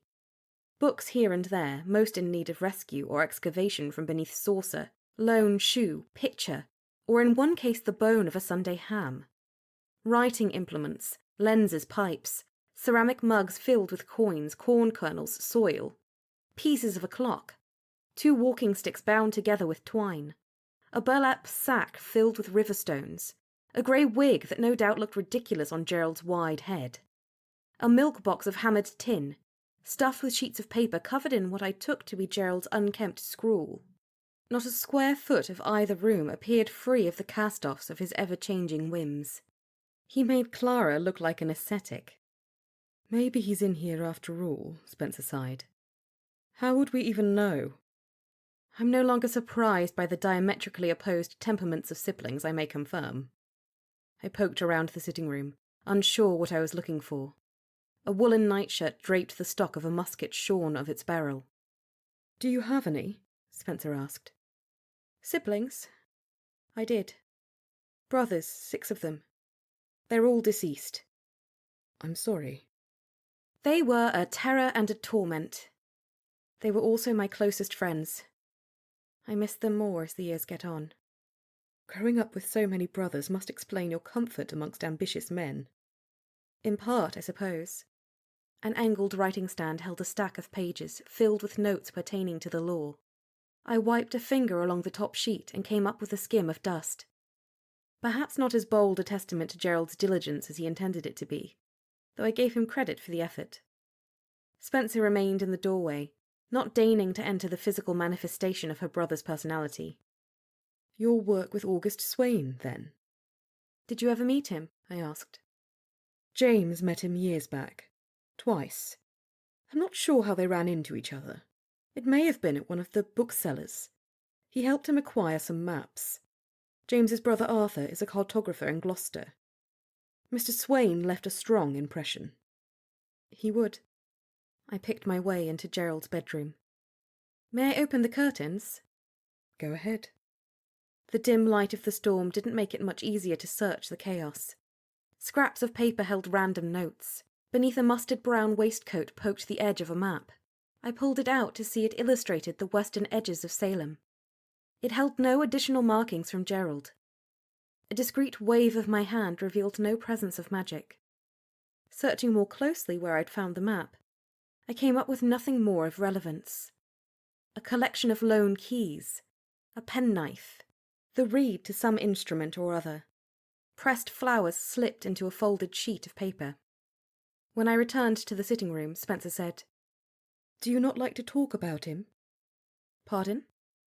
"August Swain." "He saved me from great peril. He mentored me. And then he died, with little fanfare. What else is there to say?" "I would assume more than that." She watched me leave her comment unanswered, then added, "You've made no secret of your relationship with him." "I was his assistant. Maybe even something of a friend. I trust you're not implying anything more than that." "I only meant to say your public acknowledgement of your studying with him is a form of tribute. Fanfare of a sort," Spencer said. "Most certainly not enough of one, if that's the case," I said. At the foot of a stool lay an empty velvet bag, with a drawstring. I picked it up, folding it between my fingers. "Where does your father keep his coins?" "Coins?" Spencer said. "Silver coins, like the ones Gerald took. Spanish. And no need to look at me like that. I'm not hunting up a commission. I only wish to see them." The drawing room opened behind a pair of pocket doors off the stately dining room. Like the rest of the large house, it dedicated itself more to the past than to the present. Another dark portrait of a Phipps man above a sideboard. A silver serving set arranged before a row of scrimshaw carvings. The wall opposite held an imposing harpoon in brass mounts. "My brothers would have found no end to troublesome uses for that," I noted. "This room wasn't for us children," Spencer said, "though I used to sneak in and look at the carvings." "And so began your peering behind the curtains of power?" "I just liked the way they looked." She stopped before an armoire of carved mahogany stained the colour of soil. A small iron key sat within the lock on the right-hand door. She unlocked it and swung the door wide, feeling for the latch at the top of the other door before opening that as well. "The coins are in here. Alleged to have come from a ship of brigands in the last century. Our great-grandfather Alfred Phipps commanded a frigate." She withdrew a decorative wooden box of an oriental design, large enough to house a pistol, and carried it to the sideboard. "They were kept in here." "May I?" "Of course." I slid aside the small hasp that kept the top closed. The box smelled of aged varnish. I stared at the contents as a rumble of thunder rolled across Cambridge. "Has anyone touched this since Gerald?" I asked. "I can't imagine why anyone would." Within the box, 12 silver coins lay arranged in a perfect circle, edge touching edge. I immediately sensed the seething planar energies, just like those at the meeting house. Spencer stopped next to me, peering over my shoulder into the box. "What is that?" "If I'm not mistaken," I said, "it's a message." Chapter 17. Perfect Circles. Back in my workshop, I examined the silver coins. A complex web of glamours spun over them. The state of the silver confounded me. The coins reacted strangely when subjected to a series of spells, starting with the most benign magic detection cantrips, and working up to more serious probing of planar influence. Some of my tests glanced off them, leaving them entirely untouched, when they ought to have shown a mark, a shine, a movement. Other tests displayed similar results. I didn't think them cursed, however. 3 separate attempts to reveal such magic came up empty. Although glad to knock that worry off my list, my concern only deepened as the afternoon lengthened. Most striking, I couldn't determine who'd handled the coins last. Any number of spells can illuminate association, key in on identity, or in some other fashion demonstrate a link between an individual and an object. Some of these I'd known offhand, others I'd needed to research and practice to apply to the coins. None gave me even the slightest answer. Other spells along those lines, ones that might trace the path of an object through its past hours, days, and weeks, referencing a map, likewise gave me no results. Changing tack, I exposed the coins to a suite of basic elemental magic. Heat, cold, electricity. Spells designed for silver. Spells designed for a broader grouping of metals. I tried glamouring them. In all cases, the results defied my expectations. The application of a freezing spell led them to sizzle. A faint steam rose from them when I applied the essence of lightning. I could move them across the workbench untouched, but I could no longer get them to link to one another as they'd been when I'd found them. When I left them spread out, they remained still, but when I stacked them carefully, the stacks would not stand for long, soon enough tumbling down. Delving into sorcery, I cast a series of wards, investigating the possibility that the strange behaviour arose from the presence of one or more demons. Objects could become fixations for demons. They could be used as lures by demons. The history of sorcery was rich with bizarre examples of infernal entities being bound within physical objects. The difference between a cursed object and an object infused with a bound demon? Subtle indeed. Yet none of the wards I cast seemed to influence the behaviour of the coins. No infernal malignancy came to light, no hint of demonic presence. The trail of my intuitions went cold. Unexpected. Unexplained. Unstable. Worse, the planar readings I took around the coins demonstrated small but noteworthy spikes within the bounds and frequencies I detected earlier. Even within the well-protected confines of my workshop at 10 Gables, I was loath to trigger the kind of planar event the meeting house had experienced. Thus, my guesswork and theories tied themselves into intractable knots. My voice danced around the small parlour at 10 Gables as my fingers danced on the keys of the harpsichord. When a stubborn problem cluttered up my mind too much, singing and playing had a way of creating space, of making way for ideas to come through. A knock at the door behind me stopped the next verse halfway through. "Yes," I said. Henrietta entered. "How's my singing?" I asked. "It's getting—" She paused. "better." "Better?" I said. "Don't be one of those. My singing is not so bad that better is the kindest thing one might say." "Of course not, Minister," she said. "How does almost there suit you?" "Closer to the mark." "And I shall cease stretching your manners to the breaking point," I said. "How are we doing?" "We have most of them in place," she said. "Everyone is out of sight, as you'd ordered. We've positioned them in attics, cellars, warehouses. A few are outside, under cover. We kept it so nobody could really see what we were doing, so I don't think we have to worry about that." "Excellent. How many more do you have left to do?" "We're down to the last dozen. We should have those done by the end of the day tomorrow." I'd ordered Henrietta to have her soldiers reinstate the witch lanterns throughout Boston, not mounting them back on top of poles, where the public might see them, but rather in discreet locations. I needed to find the other witch, get a sense of where she or he had gone. I'd set Clara to installing a series of numbered candles in the far corner of my workshop. Their wicks glimmered to ignite at the activation of the corresponding witch pole. While there was some chance the witch might possess some method to evade such detection, I'd done so myself throughout much of my first year in Boston. I thought it unlikely. I'd benefited from a magicked pendant fashioned for me by August Swain. I doubted the witch had access to such mastery.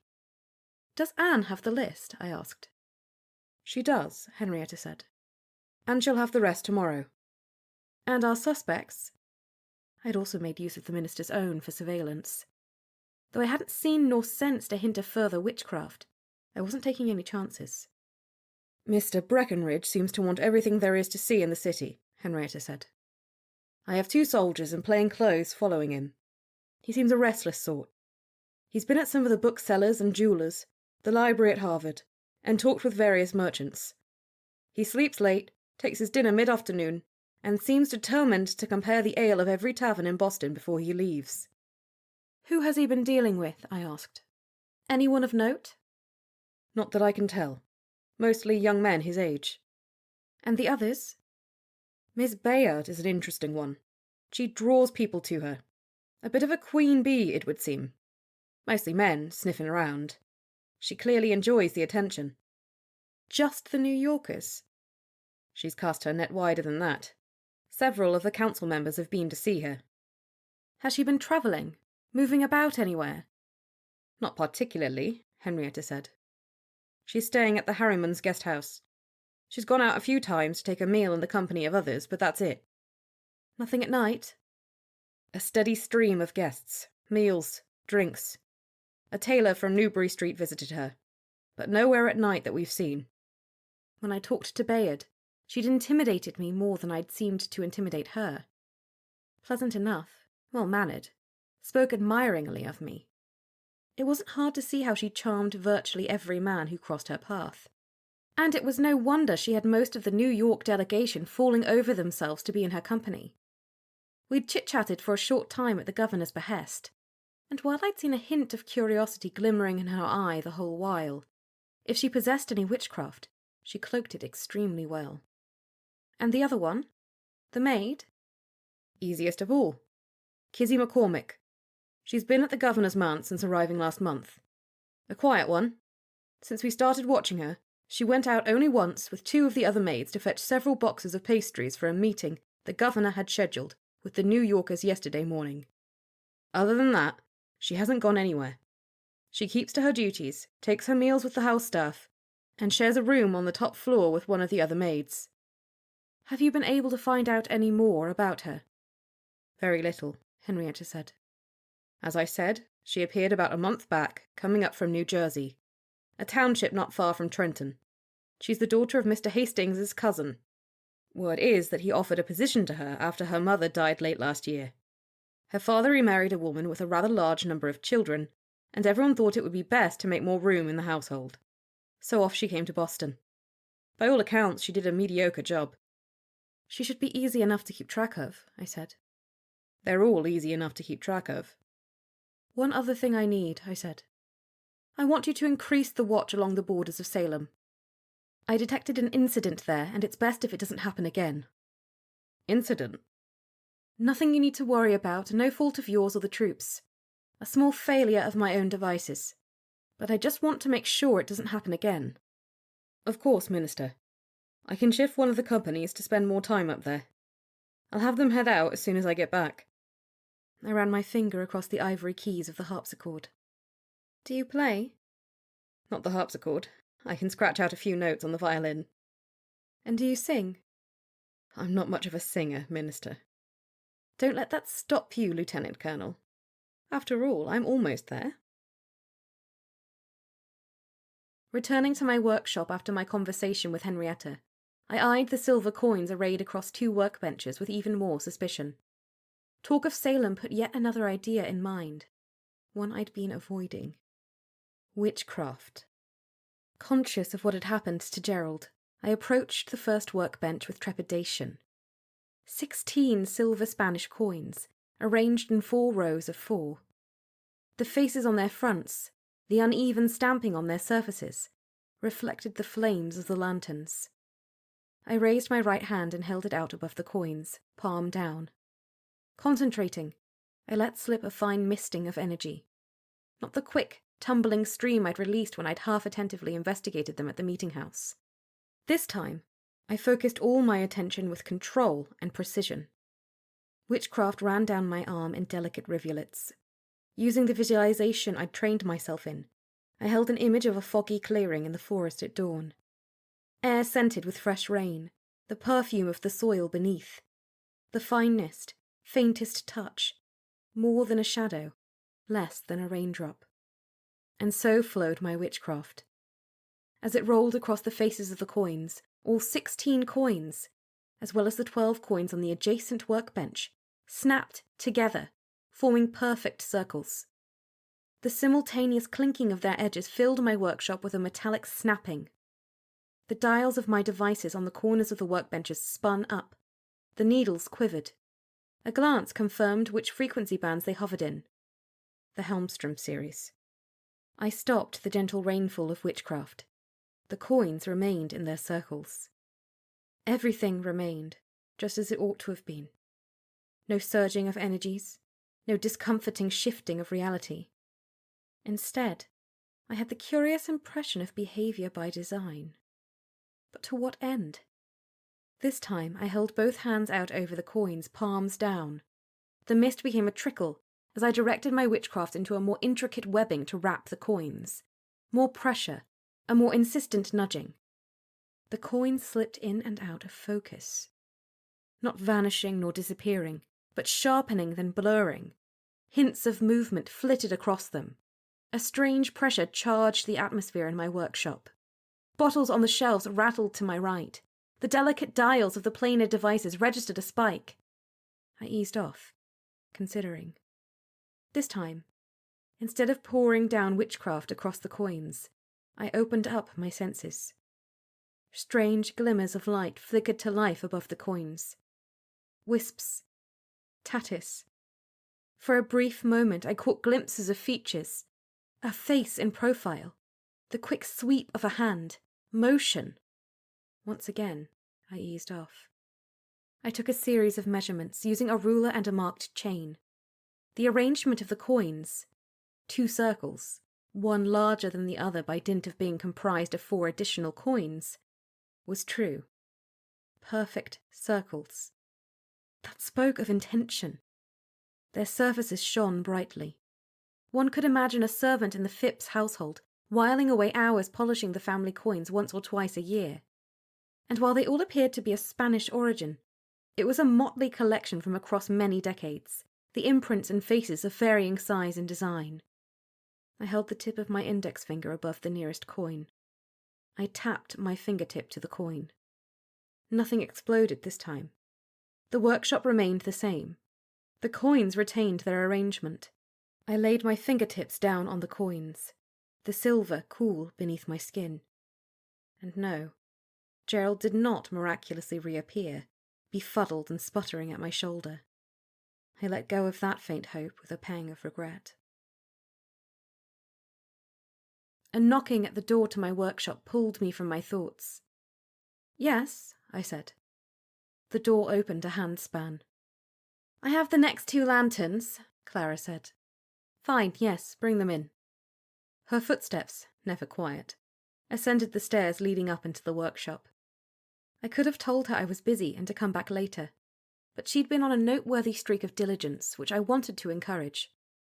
No doubt she was doing it all to distract me from the fact she was climbing out of her window late at night whenever she felt like it. But at least I was seeing some progress. She wore her hair back in a braid, and wore a dark outfit. Ready for mischief, clearly. I said nothing. I had work to do. "You checked the calibration?" I asked. "Just like all the others." She crossed behind me, glancing at the coins arranged across the workbenches. The lanterns in her hand were small, 6 inches apiece. She brought them to the far wall and worked them into their fixed bases. "You're probably doing those in your dreams by now," I said. "I'm getting faster at them. They're still hard, though."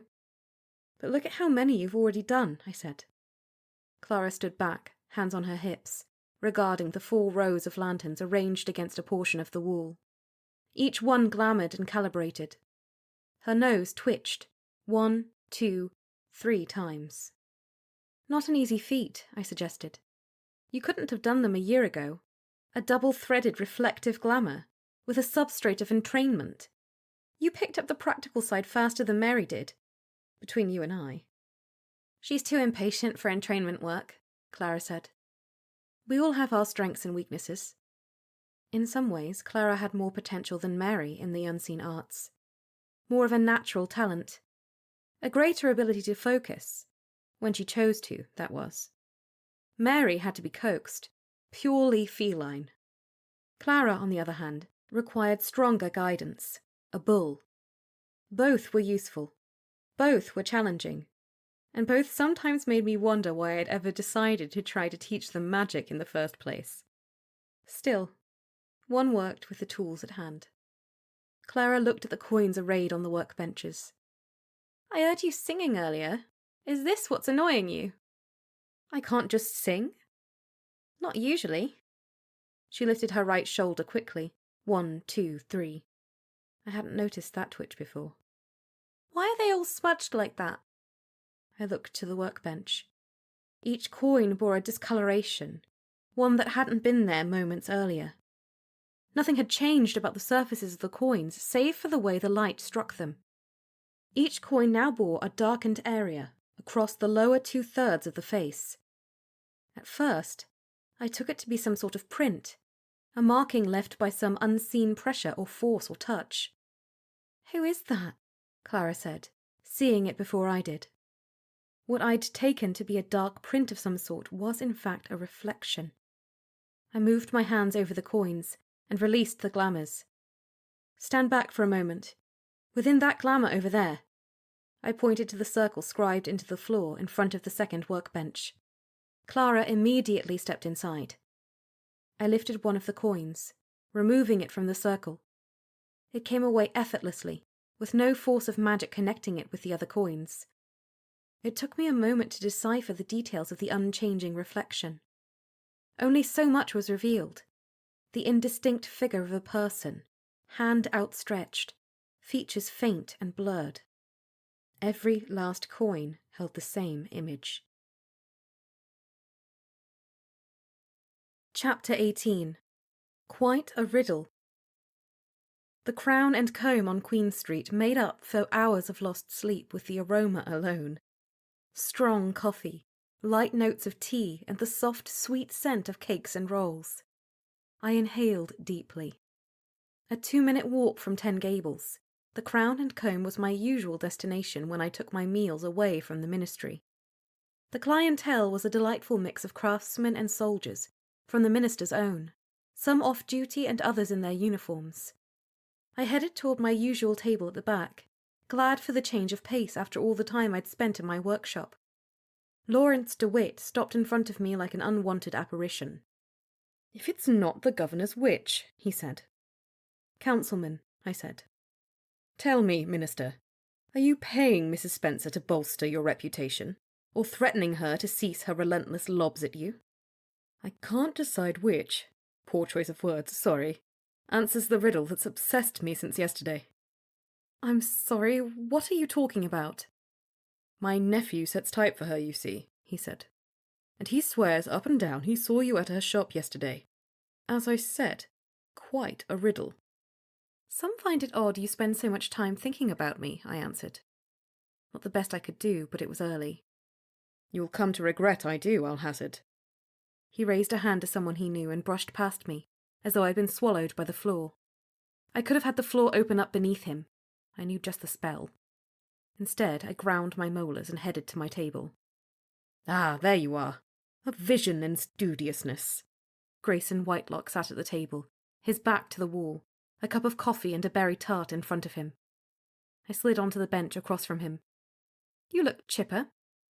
"And you look exhausted." He lifted a hand and motioned with his fingers to the owner. "None of your tea. It's a coffee morning for you, my dear. My treat." "Am I to take it I look as terrible as I feel?" "Terrible? No. You would have to work a lot harder, and have a much less impressive staff, to ever look terrible. But you need to learn to sleep now and then. And don't plaster me with excuses. I can tell when someone's been up all night rambling about her workshop, determined to do just one last thing before going to bed, and then never going to bed." "You look well rested." "Clever. I'll have you know I'm rather busy." He pushed the hair away from his forehead. "Busier than ever. Can you see it on my face?" "I see a crumb on your face, right there." Grayson wiped the side of his lip with a white linen napkin he held on his lap. "Blame it on my carefree heart," he said. The owner of the coffee house came to the table and offered a good morning, setting down a tall cup of coffee and a tin plate with 2 rolls and a slab of fresh butter. I thanked him. "Delilah Cabot?" I asked. "Heavens, no. I'm not nearly of good enough breeding for her family." "That other one? Rebecca Brewster?" "It turns out she's unexpectedly boring.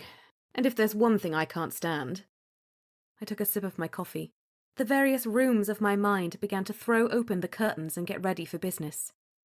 "Not exactly vivacious, is she?" "She'll make someone a perfectly adequate wife someday. Someone unimaginative and boring himself." Grayson sat back, extending one arm along the back of the bench, gazing about the crowded room. "No, I'm graced with a touch of infatuation.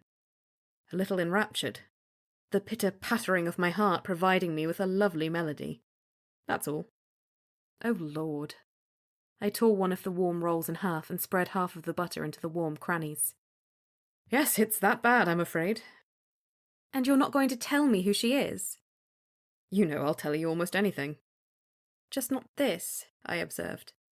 And all for some complex, unfathomable, politically sensitive, deal-related reason, I'm guessing. Something like that. Your New York endeavours? I have more than one iron in that fire, true. But I'm much too discreet to make it that kind of iron. He leaned forward. Unlike that James Breckenridge fellow you had me sniff out. Something of a hanger-on, I've learned. No longer welcome. A situation of unrequited love. Questionable behaviour. Lurking. Still, I'm much too happy to be bothered. Well, I'm glad for you, whomever she may be. I took a bite of my roll. And do know I'm here for you when things go wrong. Now, things don't always have to go wrong. You're just seeing the world through the thicket of your own insecurities. You may tell yourself anything you want. I'll still be here for you. I gave him half a roll. Did young Miss Clara mention I ran into her the other afternoon? Was she standing in the middle of the Haymarket, turning it into an inferno? Oh dear. I may come to regret having ever taught her any magic at all. She finds a way to turn even the most innocent cantrip into mayhem. Mischief trails her, like her own shadow. She certainly looked guilty now that you mention it. What did she do? Grayson raised his hands. No one's hurt, no one's dead. Nothing burned down. An encouraging start.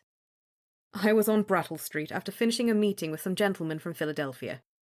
As I'd seen them off at the wharves a quarter of an hour earlier, I'd been thinking about a meal at the Admiral Vernon, the best fish stew in town.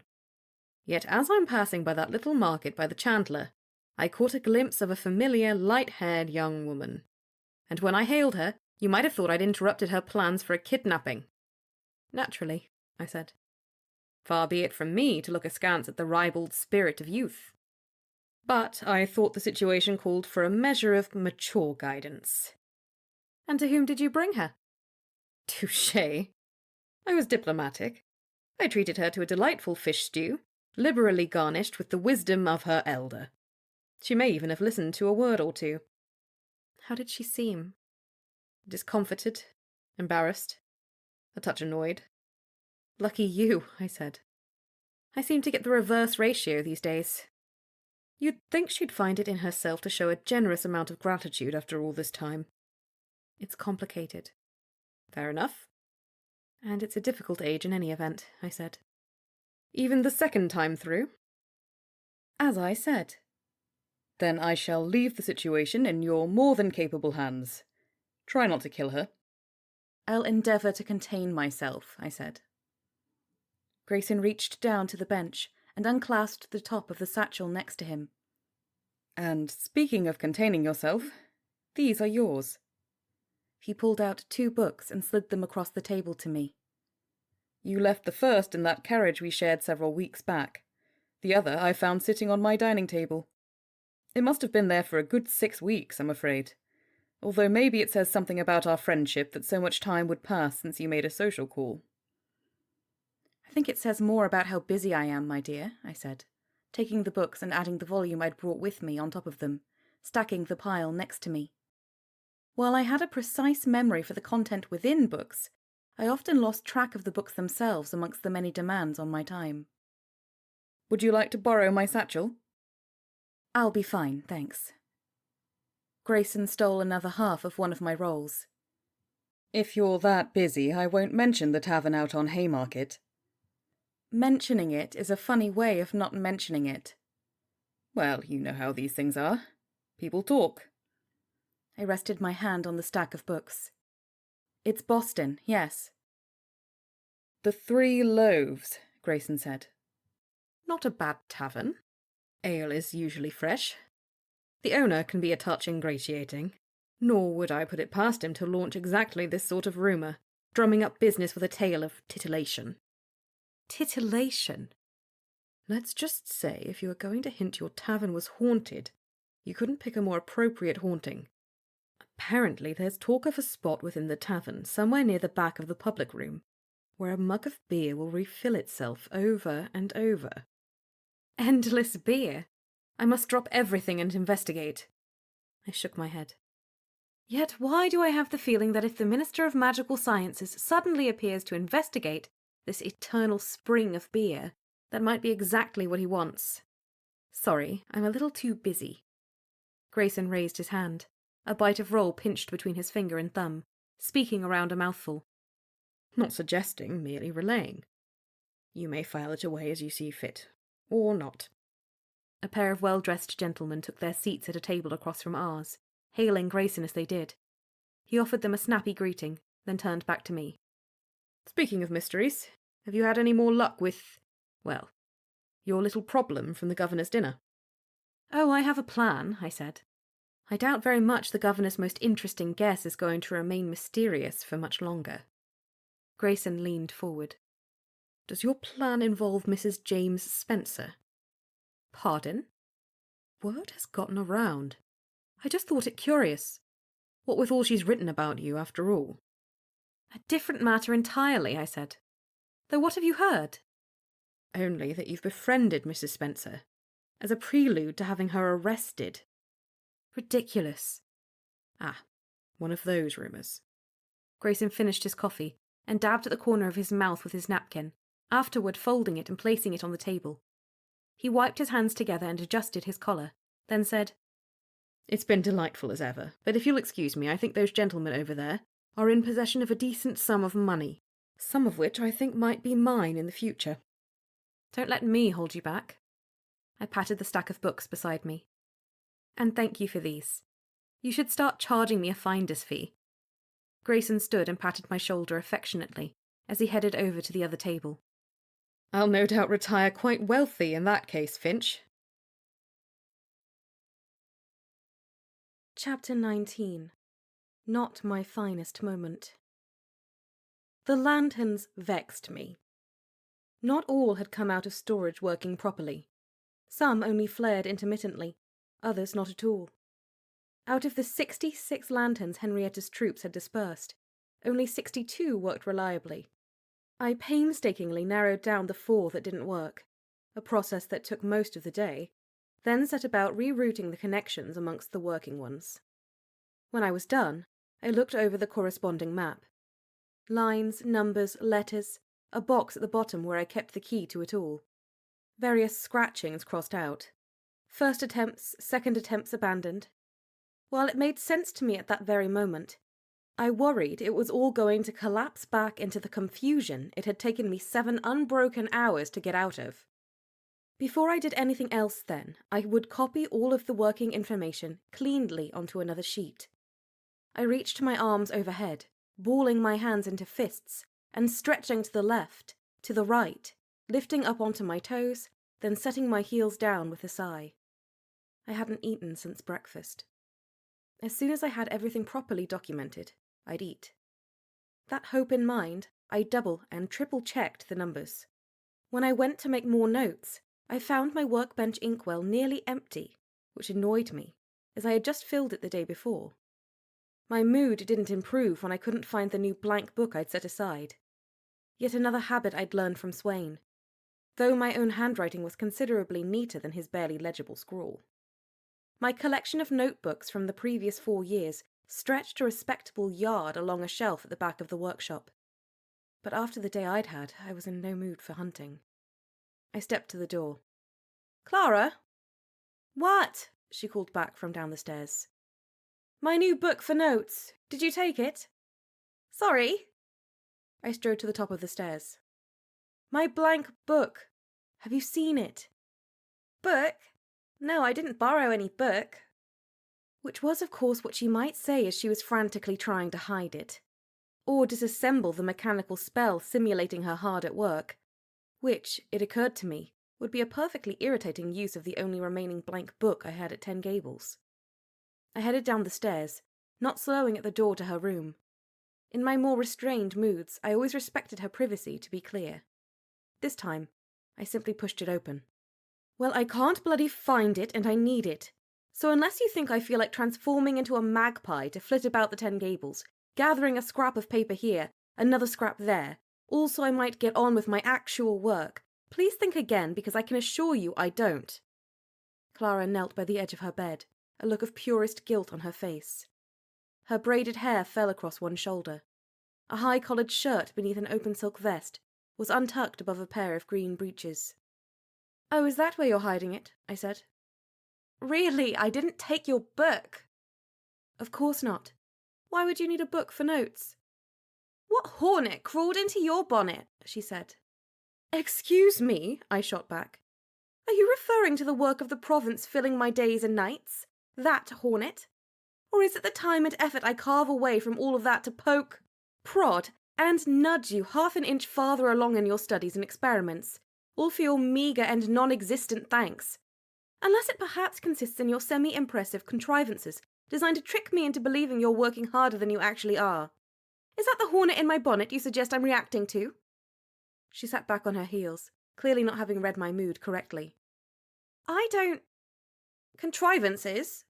What?" I crossed the room. "Look, do you have it or not?" "I told you I don't." "Then what do you have?" She stayed where she was, which told me all I needed to know. I half expected to find a young lad beneath her bed by that point, which might have upset me less than what I did find. She scooted back when she saw I wasn't kidding. I put one hand on her bed and leaned down. As with the rest of Clara's room, the territory beneath the bed had surrendered to the invading army that was her daily presence. A stray shoe, papers, an old walking stick, 3 mismatched empty cups from the kitchen, and next to those, an ivory-handled looking-glass, glimmering with magic. I gave her a frown and pulled it out. "Really?" "You want me to learn mirror magic, don't you?" she said, without much hope in her voice. "You're not ready for mirror magic." I didn't even bother looking at the glass, simply waving my hand across the surface and dissipating the activation. "Does Mary know you have this?" She started to bleat some excuse or another, but I shook my head, silencing her with a similar wave of my hand. "I'll answer that for you. No, of course she doesn't know. Unlike you, she's been diligent about her studies. Unlike you, she's making impressive progress. And unlike you, she's earned my trust with potent magic." "Trust?" she said. "You'll never trust me. I can try to prove 1,000 ways that I'm not the same person I was, and it doesn't matter. You look at me and you see the past." "That has nothing to do with it," I said. Really, I ought to have warned her not to push me any further. "It has everything to do with it. And because of it, I'll never be good enough for you.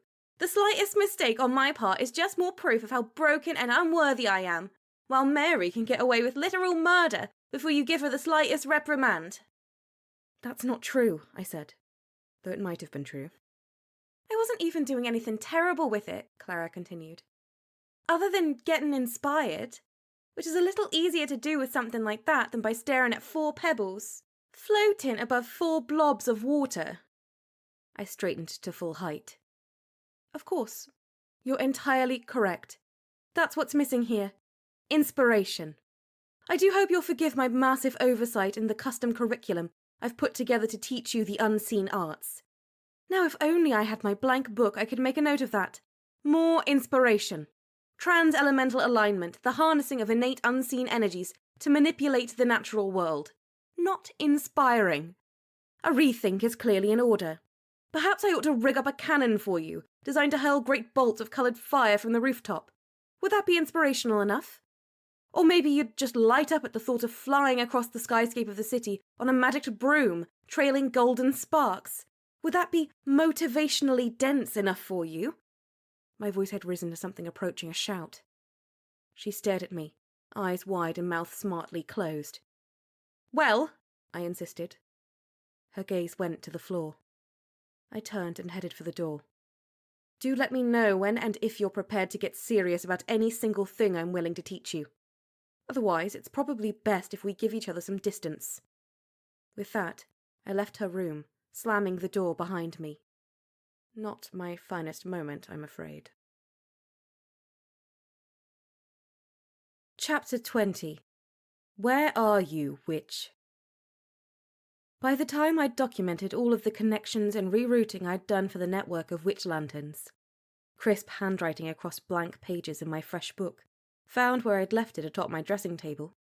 My left hand ached. I flexed my fingers and got up from my writing desk. An easel in the corner next to it held the map of the city, freshly transcribed with the numbers corresponding to each lantern. The ink I'd used for the numbering was magicked, enchanted to illuminate to the same degree as its paired lamp along the wall, giving me an accurate display of what the lanterns throughout the city registered. Next to the wall of lamps, a small box of clockwork gearing stood beneath a glass dome. The brass base nestled within a glamoured grid of thin steel wires. Wherever they crossed, a pair of spells linked to an individual lamp. Modelled after Rush's original contraption for maintaining the witch poles, my version relied on a form of entrainment capable of occupying a much smaller space. I instantiated the preliminary stage of magic, casting the activation spell with my hand above the glass dome. Within, the gearing came to life, the main flywheel in the middle spinning, driving the rest of the gearing, generating the field of transferent energy to regulate the spells contained within the steel wires. Each intersection came to life, pairing with its partner lamp on the wall. As the system of spells came to proper strength, the lamps along the wall lit up, one after another. With each illumination, the numerals upon the map flared one after another. A brilliant blue. These flashes danced across the expanse of Boston, in no particular order. I found the effect quite lovely. As the sequence finished, the final lamp against the wall dimmed. I held my breath. Faint pulses of illumination flowed across the wall and the map. The gearing beneath the dome continued to whirl, steady and smooth. Throughout that corner of the workshop, magic wavered, the faint and colourful lines of it subtle gradations in my vision. For a few moments, I was convinced I was a genius. Where are you, witch? The numerals on the map lit dimly, shifting slightly in brightness, like embers in a fireplace. After a few moments, the number 23 brightened, corresponding to one of the lanterns along the wall. The far end of Princess Street. There you are. But before I could congratulate myself much further, another numeral illuminated, this time across the city, down near Windmill Point. Number 41. Both numerals remained bright. A third joined them soon enough. Number 16, over by Tremount Street. Each numeral flared and then remained steady, along with the numerical indicating the lantern next to me. 3 lanterns. 3 locations. 3 witches? As I studied the map, I watched the 23 fade, the number 51 light up instead. A moment later, halfway across the city, right at the edge of Haymarket. The numeral down by Windmill Point also faded, soon replaced by the number 11 at Orange Street, near the neck. I watched the numbers brighten and fade, replaced by others. The lamps along the wall followed in synchrony. Clever, I said. But maybe not as clever as you think. I stepped over to the contraption with the gearing. On the base above where it met the steel strings was a dial with a triangular indicator standing out from it. I reached out and turned it to the right. As I did, the gearing under the glass spun to a halt. I spoke 7 lines of a spell, and then turned the dial one more notch to the right.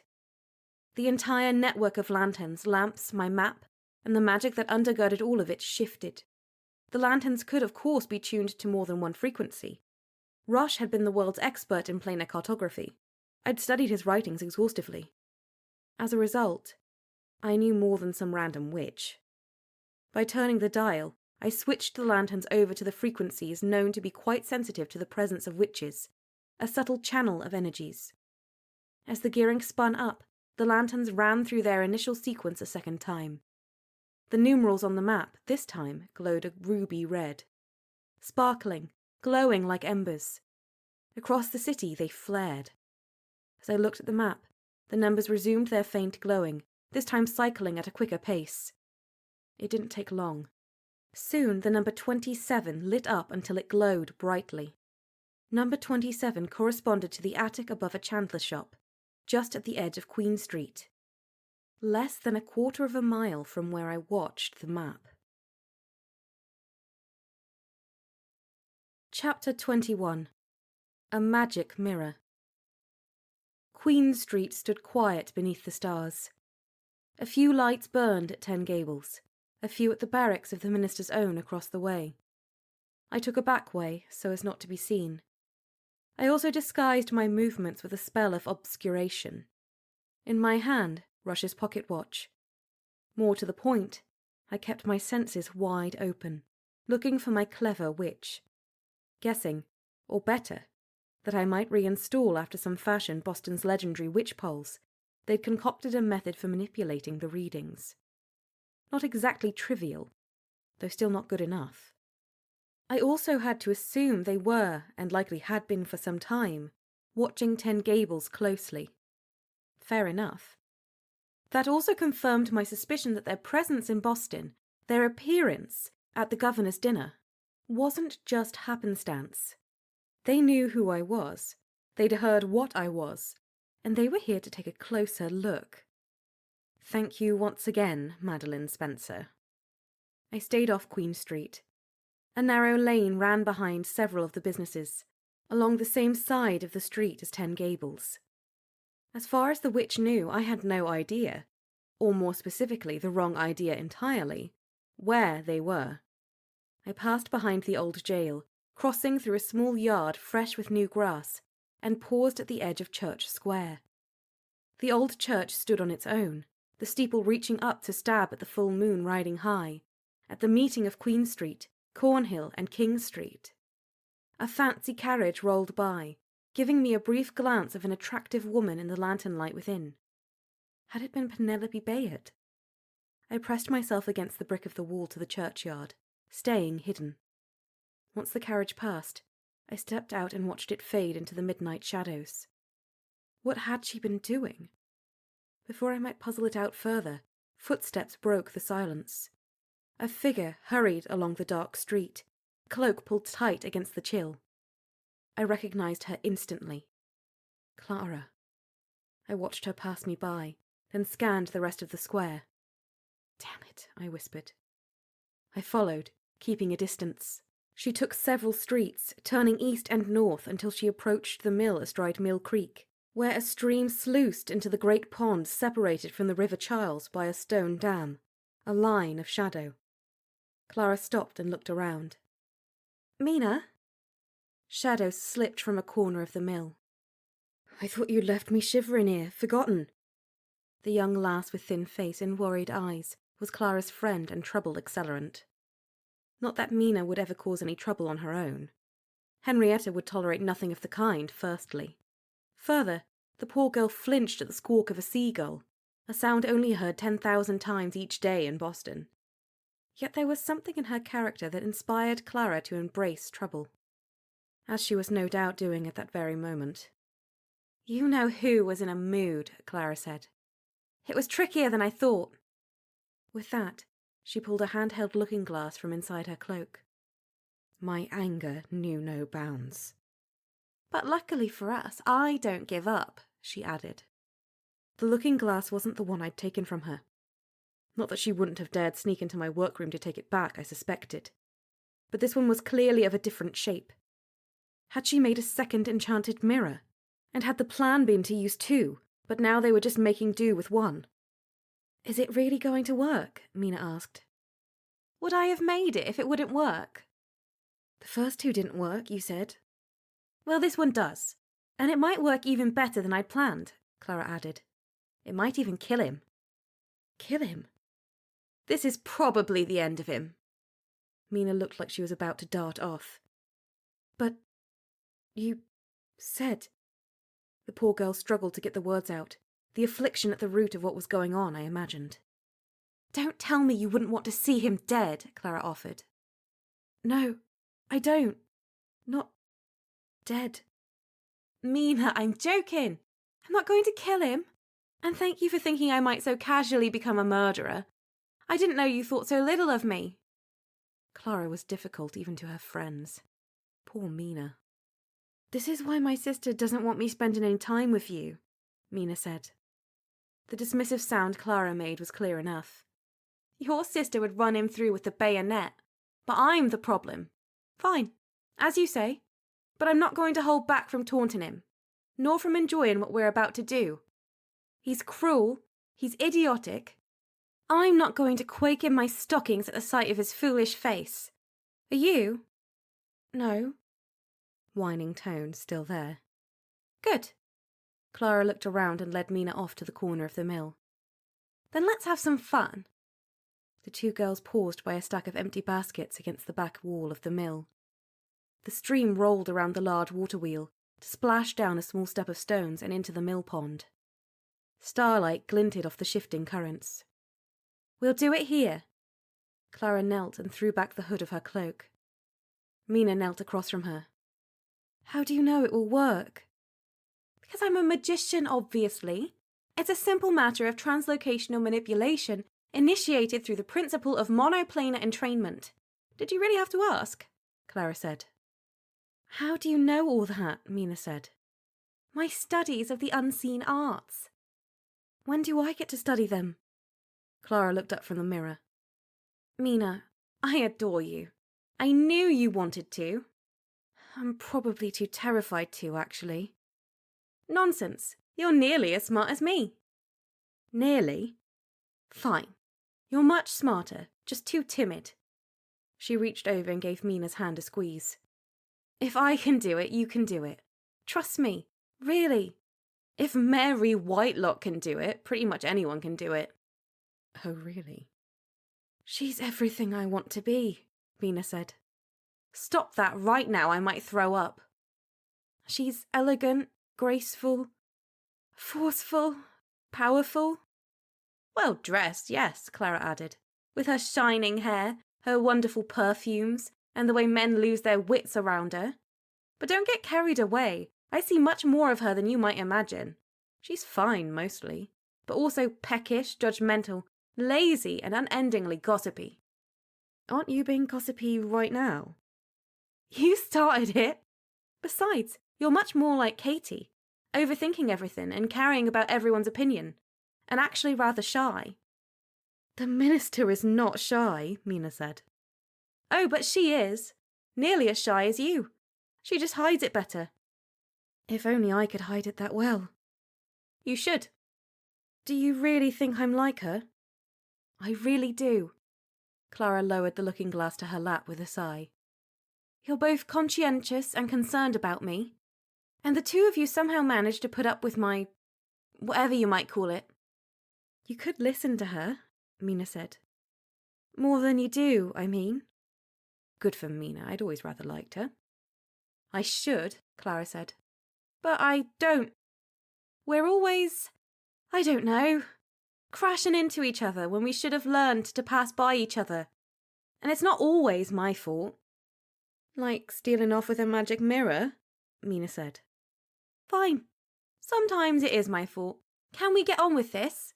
I'm going to be in enough trouble already. With that, she lifted the mirror, paused, appeared to slow her breathing as I taught her. Mina's gaze leapt from the mirror to Clara's face, to the mirror, and so on. The passage of the creak amongst the stones was the only sound. After a minute, Clara raised one hand and held it above the surface of the glass, while whispering the words of the enchantment. She spoke quickly, confidently, until streaks of light poured from her fingertips, spreading out like bright silver ink in water above the mirror. The glass flickered with tiny concentric rings of illumination, the marks of an unseen fall of glowing rain. Soon the entire surface shimmered. Mina put a hand to her mouth, her eyes wide. A spiral of faint light lifted from the surface to dissipate in the air between the two girls, and the mirror showed a curiously warped view into a darkened room. You did it, Mina whispered. Of course I did it, Clara whispered back, putting a finger to her pursed lips. She tilted the mirror to and fro, peering into it. I see him. Look, he's in his bed. She leaned back to give Mina a better view. Mina barely brought herself to look, mostly covering her eyes with her thin fingers. A bare hint of a room and a sleeping person shone in the glass.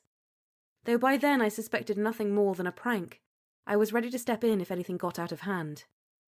The pocket watch in my hand ticked, taking on a steady pulse. My attention shot across to the other side of the creek, drawn to some hint of motion. I focused. A figure stood at the edge of the tumbled remains of an old foundation. What are you going to tell him? Mina whispered. Clara brought the mirror closer to her face, speaking into it. Thomas! Thomas Cabot! Wake up! The time for reckoning has arrived. Awaken! Mina stifled a yelp of surprise. The hackles rose on my neck. Was that the brush of witchcraft? Clara flashed Mina a look, then returned to speaking into the mirror. That's right. I'm here, watching. I've been watching you. I always watch you. You just don't know I'm here, for you're too dim-witted to sense me. I focused on the figure on the other side of the creek, my hand resting lightly on the bark of the chestnut tree where I crouched. A muttered voice spilled from the mirror. Clara enjoyed herself. No, you listen to me, you unwashed, foul-breathed coward. The mouth to hell awaits, yawning wide to consume you. I hope you fall into its sulphurous maw, but I have been forced to warn you. One slip, one failure to heed my otherworldly warning, and your soul is ours. We will take you to the fires. Your taunting ends, this very midnight. Your cruelty. In spite of myself, I had to give her credit. It was a fine way to handle a tormentor. The lad on the other side of the mirror reacted badly to her threats, no doubt confused and terrified at hearing a discorporeal voice speaking at him from the midst of his dark bedroom in the middle of the night. Mina watched in rapt admiration as Clara went into delicious detail about the fate waiting for Thomas Cabot if he didn't mend his ways. As I looked more closely at the figure by the foundation, I made out the form of an adult male. Eyes shone with faint light, peering from his drooping face. Hints of clothing, scorched and tattered, hung from thin shoulders. Old-style pants down to ripped stockings and burned shoes. My mind went back to the apparition I'd seen in the meeting house. Have you heard the Song of Bones? Behind the figure stood 6 or 7 more spirits, all staring at me. Their eyes shone like stars. Outfits, as well as I could make them out in the dim light, were also of an older generation. All of them shared the unusual scorch marks, some worse than others. Were they victims of a fire? A tavern fire? Was that the foundation they stood around? I crept over to the creek. The figures stood on the opposite bank, waiting for me. The very definition of a trap. Oh, the witch was a clever one.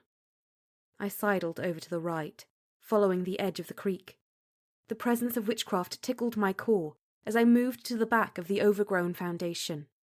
I leapt the creek at a narrow spot, then passed through skirts of tall weeds and briars. The touch of witchcraft brushed me again, the same power I'd felt at the governor's manse. But this time, I wasn't standing amidst the most influential of Boston's citizens. This time I wasn't standing in a ballroom filled with weighty chandeliers and blazing hearths. I had more options. With a gentle flexing of my witchcraft, I slipped into the occulta prulot, the planar eaves, hidden, interstitial passages where planes collided. For not being seen in a particular location, they were just as effective as the most potent cloaking spells, with the added benefit of making me undetectable. The timing would be tricky, but anything else would tip my hand. I stepped out behind the ghosts, slipping out of a side channel of the planar eaves. As much credit as I gave the witch, there was no way she, or he, would have anticipated this move. Coming out from the half-realm shadowing this world, I searched for the witch with an intense burst of probing from my witchcraft. I felt the tickle of the trees, soil in the earth, the stones of the foundation. All the while, the sensation grew stronger. Hints of essence, almost a warmth as I closed in. There. The nervous fellow with the spidery fingers, Breckenridge. He crouched at the corner of a fieldstone wall that bordered the pond. Better still, he hadn't seen me. Now, I could have rendered him unconscious. Part of me wanted to, though perhaps that was the frustration of the evening. To have him chuckling at how I fell for his little trap one moment, and the next moment he'd be unconscious. Satisfying. But not the most satisfying.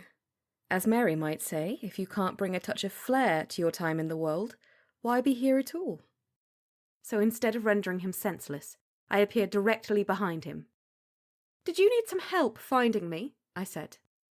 He whipped around, eyes wide. Yes, it was him.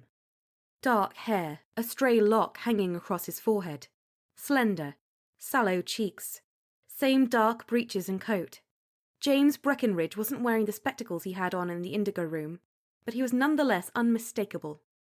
His hands flicked up in surprise. "You did well," I offered. "I think we both had our fun." He lifted from a crouch, extending his hands toward me.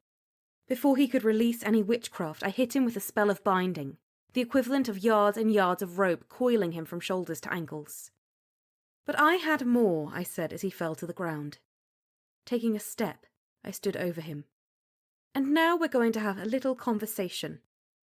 Fine, yes, it was a bit much. Melodramatic, showy, unnecessary. But I'd been so annoyed with this witch. And yes, he bruised my ego. Not being in control tries me.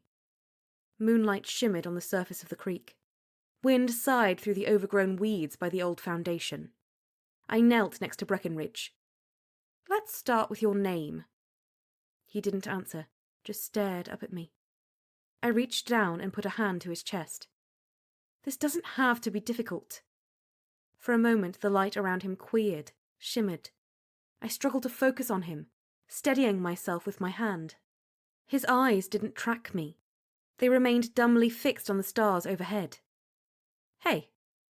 I tapped his cheek lightly, the touch of dread in my chest preceding my understanding by a few moments. He didn't move. I held the backs of my fingers in front of his nose and mouth and felt no breath. I reached down and pressed my fingertips to the side of his throat. No pulse. Dead.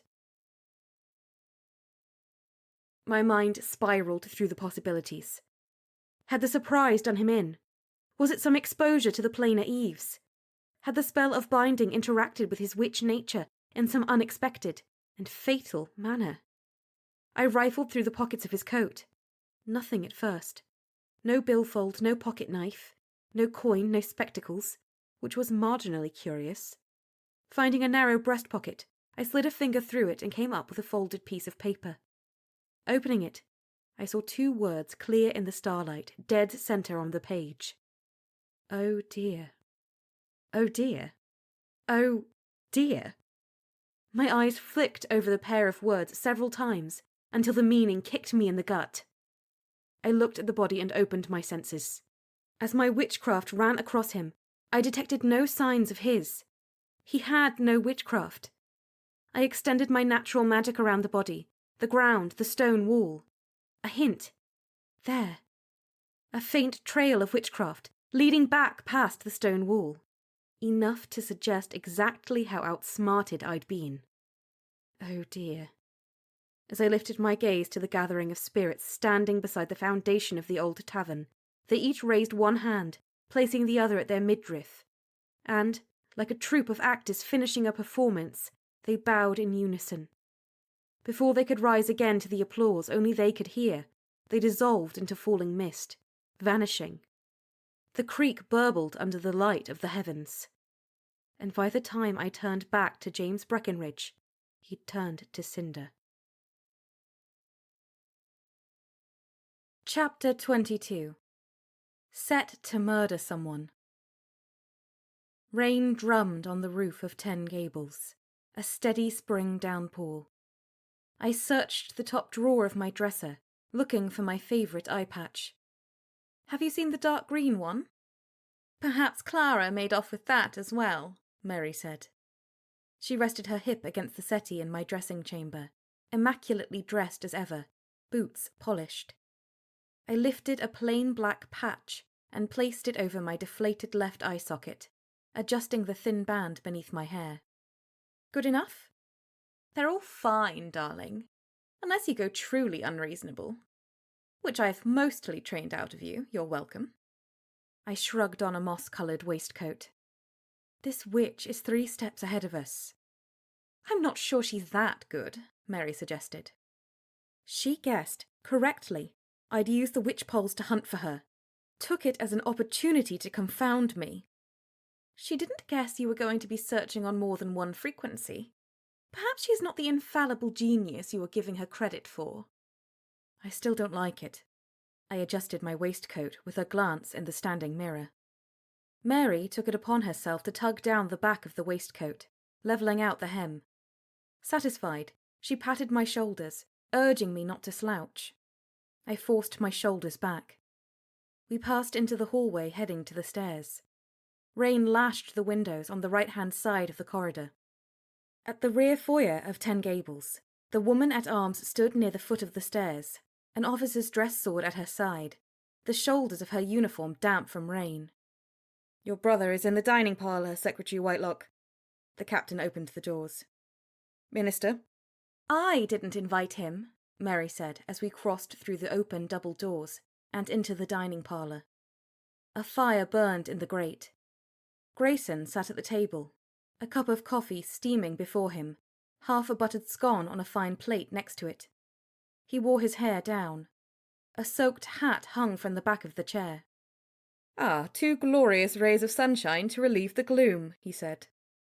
When neither of us remarked on his observation, instead going to pour ourselves some coffee as well, he reconsidered. "The both of you look set to murder someone. What have I missed? Shall I send a search party after young Miss Clara?" "A little too close to the mark," Mary said. "Now what?" "I'd rather not get into it," I said. "That bad?" Grayson said. "You're looking well." As I took my seat, a server entered with a covered platter of fresh eggs and ham, along with a bowl of spiced apples and cream. He placed them at the table and uncovered the lids, a far cry from my days of hanging a bowl of mush to warm in the hearth before the dawn. "What's not to celebrate?" Grayson said. "An invigorating night. Strong coffee, deals to be had. My closest friends to share it all with." "He wants something."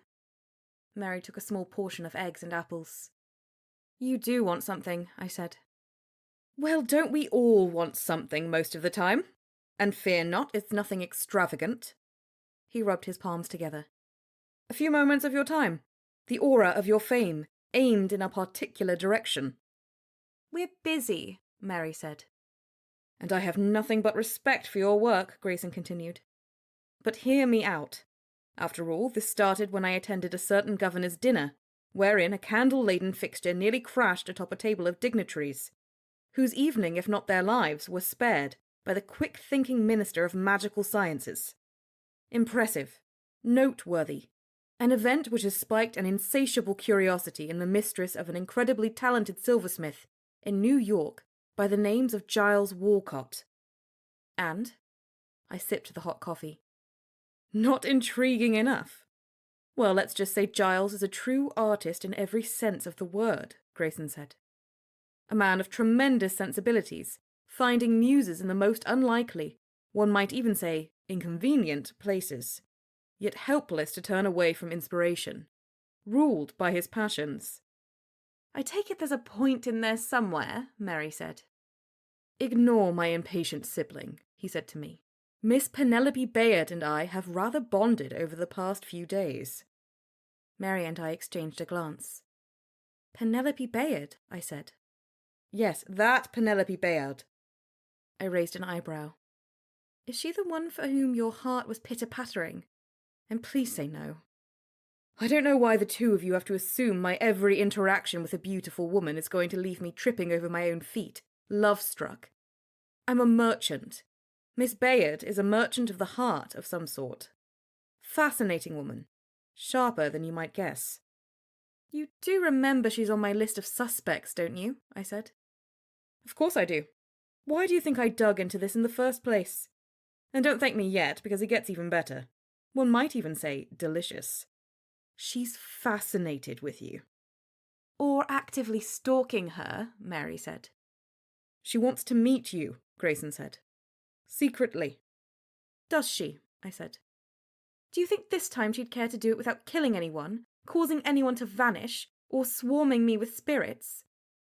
Grayson looked back and forth between Mary and me, his hopes of his next great deal dimming as he took in our expressions. Governor Reddington and I rode along the banks of the Charles. Just the two of us, in contrast to prior weeks when Newton Endicott and Lawrence DeWitt had joined us, only to behave in manner and word as though it were just the three of them, perhaps trailed by a shadow or a faint garbage smell. I couldn't tell if their absence was a good sign or a bad one. The rain had changed to a fine mist that turned to beads and baubles on my outfits, my saddle, my horse. Fog blurred the far banks above the lead-coloured waters, matching the hemmed-in mood of my morning. Reddington rode with the ease of an expert horseman, dressed in a black coat, dark brown breeches and tall boots. The muscles of his stallion looked as though they'd been carved from marble. "Yesterday's skewering from Madeline Spencer," he said. "Have you read it?" "No, sir." "Rather an interesting headline. Such trust as to be beyond measure, squandered in reckless governance," he said. "Little about the piece is much kinder. Cutting depictions of ministerial dysfunction, interspersed with pointed attacks on the practicalities of your office.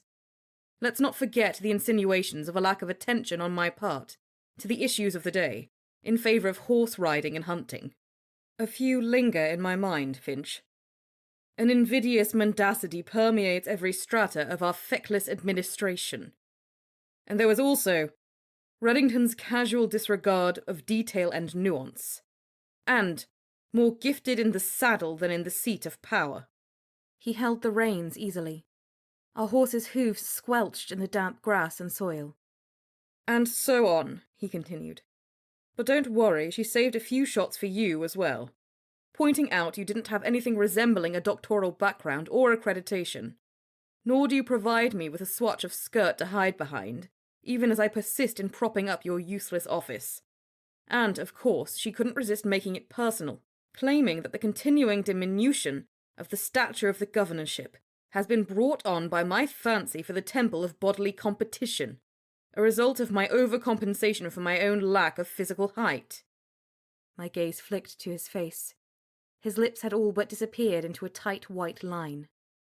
"Now remind me," he said. "Was there any ambiguity in my instructions to stay away from Madeline Spencer?" "This isn't an attack on you," I said. "It's an attack on me." "Interesting, then, that it's my name she mentioned 17 times. "She references me clearly enough, sir. And just as clear, she was letting me know that if I didn't find her brother, she would do her best to take down the governor and the Ministry of Magical Sciences with him." Reddington shifted the reins to his other hand. "There's more than my pride at stake here, unfairly battered and bruised though it may be. This is about prying London's hands from around our throats. I haven't spent 2 years wooing that cold, judgmental Dutchman for my own amusement. And now Jansen may pick up stakes and return as early as this afternoon. He's back to questioning the wisdom of even talking with us at all." We passed by a man leading a dozen sheep. The man raised his hand, and Reddington greeted him in return. "This business with that Breckenridge fellow," he said. "It's not helping. Neither is this talk of the 3 loaves and its haunted beer mug, or the bookshop down the street with their windows showing night outside when it's daytime. Or daytime when it's nighttime, whichever it bloody is. People's seeing shadows of ravens passing in front of the wall, but no ravens. I need it all to stop, now, today." He jumped his horse over a wide puddle, galloping out ahead of me. I frowned and gave my horse my heels, splashing through the puddle to catch up. When I did, he said, "Tell me, do you require anything for 10 Gables?" "No, sir." "And do you lack for any support with the council?" "I don't." He said nothing. "I'll take care of it, sir," I said. "All of it." Reddington picked up our pace. "Nothing like a ride to clear the mind." I stayed at his side. Serving a man like Thomas Reddington meant delivering for him. Every time, whatever it took. Doubt became liability. Liability was not tolerated. His message to me was quite clear. I made you. I can unmake you. Chapter 23. Spirit Writing. The rain cleared out by mid-afternoon, leaving the patch of Cambridge where I waited, glittering with 100,000 drops of rain. Phantoms of steam rose as the sun warmed the air. I sat on a bench near Waterhouse Street. If only the rain could rinse out the stain of politics. Everyone wanted something, and everyone viewed those around them as tools with which to get what they wanted. A dirty business. Perhaps if I simply sat, not thinking, my misgivings might burn off like the morning rain and fog. Difficult. A number of sheep spread out across the large swath of grazing commons across from me. I watched an ewe who seemed to be quite enjoying herself. What had she to worry about? The skies had cleared, the grass was fresh, the sun was bright. But what did I know? Everyone looked so calm from the outside. Yet weren't most of us stumbling about in a kind of fever delirium, tangled in the briars of the past, or gazing obsessively at the faint horizon of the future? Not sure I could answer that question. I watched the sheep. Grace Stoughton came into view. On her way home from the schoolhouse where she volunteered, the young woman leaned forward as she walked, a bundle of books pressed to her chest, a distracted look on her face. It wasn't difficult to see why Gerald could be smitten with her. Her face had a sweet quality to it, framed in dark curls. I stayed on the bench. She didn't register me as she approached. I guessed her as lost in thought as the rest of us. As she hurried past, I said, "Grace?" If I'd released a wall of flames, possibly with some lightning thrown in and a thunderclap as well, I don't think she could have been more startled. A yelp burst from her lips, and one of the books she carried fell to the street. She looked at me with wide eyes. "I didn't mean to startle you." I leaned forward and picked up the book she had dropped, wiping the mud from the cover. A Latin primer. Her eyes remained wide as she stared at me. I stood, offering the book back to her. "You are not in any trouble," I said. "But I do have a few questions." She started to shake her head, then seemed to change her mind. I haven't... I'm sorry. Why don't we just take a walk? That's simple enough, don't you think?" "Simple? Of course, yes." A gravelled path cut through the field, half of which had been turned into a common, where a white gazebo stood framed by 2 tall elm trees. "This is about Gerald, isn't it?" she asked.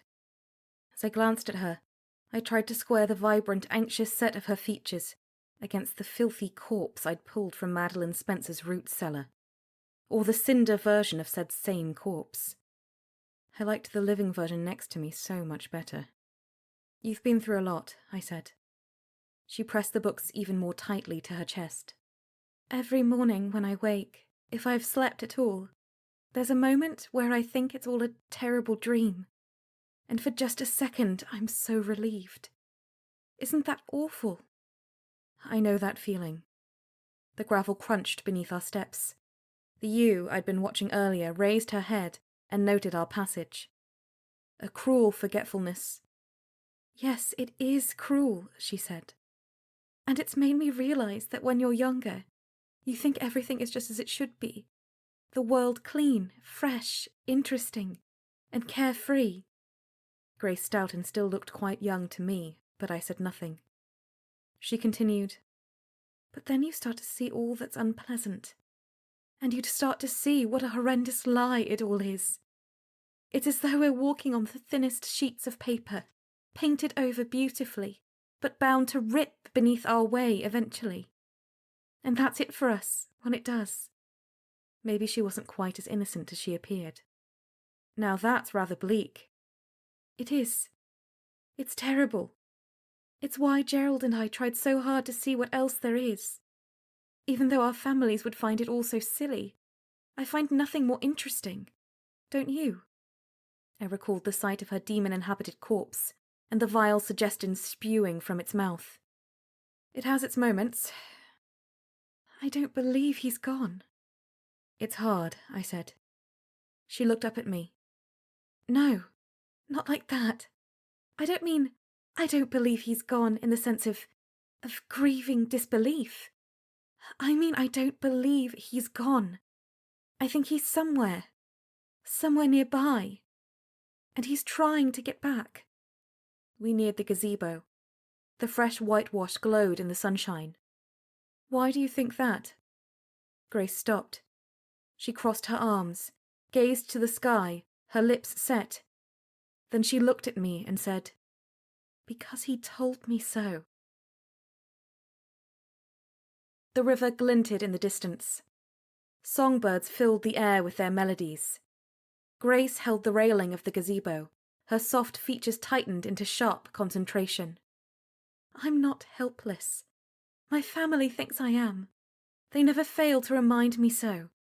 But Gerald and I, well, we are more alike than either one of us could have guessed. He doesn't treat me like I'm some delicate porcelain doll, or a 7-year-old. He treats me as though I'm every bit as smart as him. Are you? She shrugged. Possibly, but certainly not in every area. And Gerald himself is smarter than he looks. And he's certainly smarter than he's given credit for. Mostly by his family. Just because he doesn't want to study the law doesn't make him lazy. It just makes him interesting as far as I'm concerned. She leaned her waist against the railing, staring out across the commons. Which is why I knew he would reach out for me. Reach out for you how? Well, I wasn't sure exactly how, not at first. But I knew he would. When he disappeared, I was horrified, of course. But he'd warned me that something of the kind might happen. Did he? Of course he did. Tampering with the planes isn't without risk, she said. Indeed, I said. What else did Gerald tell you about the planes? Everything he knows. He gave me one of his books to read. On Planar Cartography, by Ephraim Rush, I said. And yet this was all connected to spirit writing. Gerald believes the afterlife might in fact be the transmission of consciousness from one plane to a different plane. And if the proper communications could be established, that would be proof. That would change everything, wouldn't it? The colour in her cheeks was high. But he knew the risks. He did. So we made an agreement before we started at the meeting house, Grace said. We agreed that, should something happen, the one of us it happened to would reach out to the one remaining and offer up a signal. Rather bold, I said. What kind of signal? We settled on 3. A spectral manifestation, if that was at all possible. Spirit writing, of course. And... I waited for her to finish. She stared at me, gnawing at the corner of her lip. And the third, I prompted. Witch bells, Mum. And what exactly are witch bells? Well, I assumed that that you would know. I assume them to be some paraphernalia purchased from Deliverance Bishop. Grace flushed. I think so, yes. But they're supposed to be genuine. Small handbells, used by the witches to warn each other of Christians. Bellcraft had a long place in the unseen arts. I'd explored it myself. Whether the witches of Salem ever used them to warn of Christians, or of greedy and fearful Bostonians, was another matter entirely. But I suppose the markets for fake or lightly magicked bells could rise even more in value if the word witch were attached. Go on. Grace clicked together the nails of her index finger and thumb on her left hand. Well, the physical manifestation obviously didn't happen. Not that night when I fled the meeting house. Not when I went back the next day searching. Not when I went by Gerald's father's house. Not at night in my house. So I don't think that's going to happen. I tried spirit writing, even though I didn't have the tablet. But I tried with what I had. A goose quill, paper, special ink. Gerald and I had them made. Quite a little magic duo the two of you are, I observed. She didn't meet my eye. I suppose you think us ridiculous, being the minister of magical sciences. I reached out and rested my hand on her shoulder. I actually think the two of you did quite well, all things considered. And if I'm being honest, it all sounds far less immature than I expected. Dangerous, though. But I think you know that now. Tell me what happened with the spirit writing.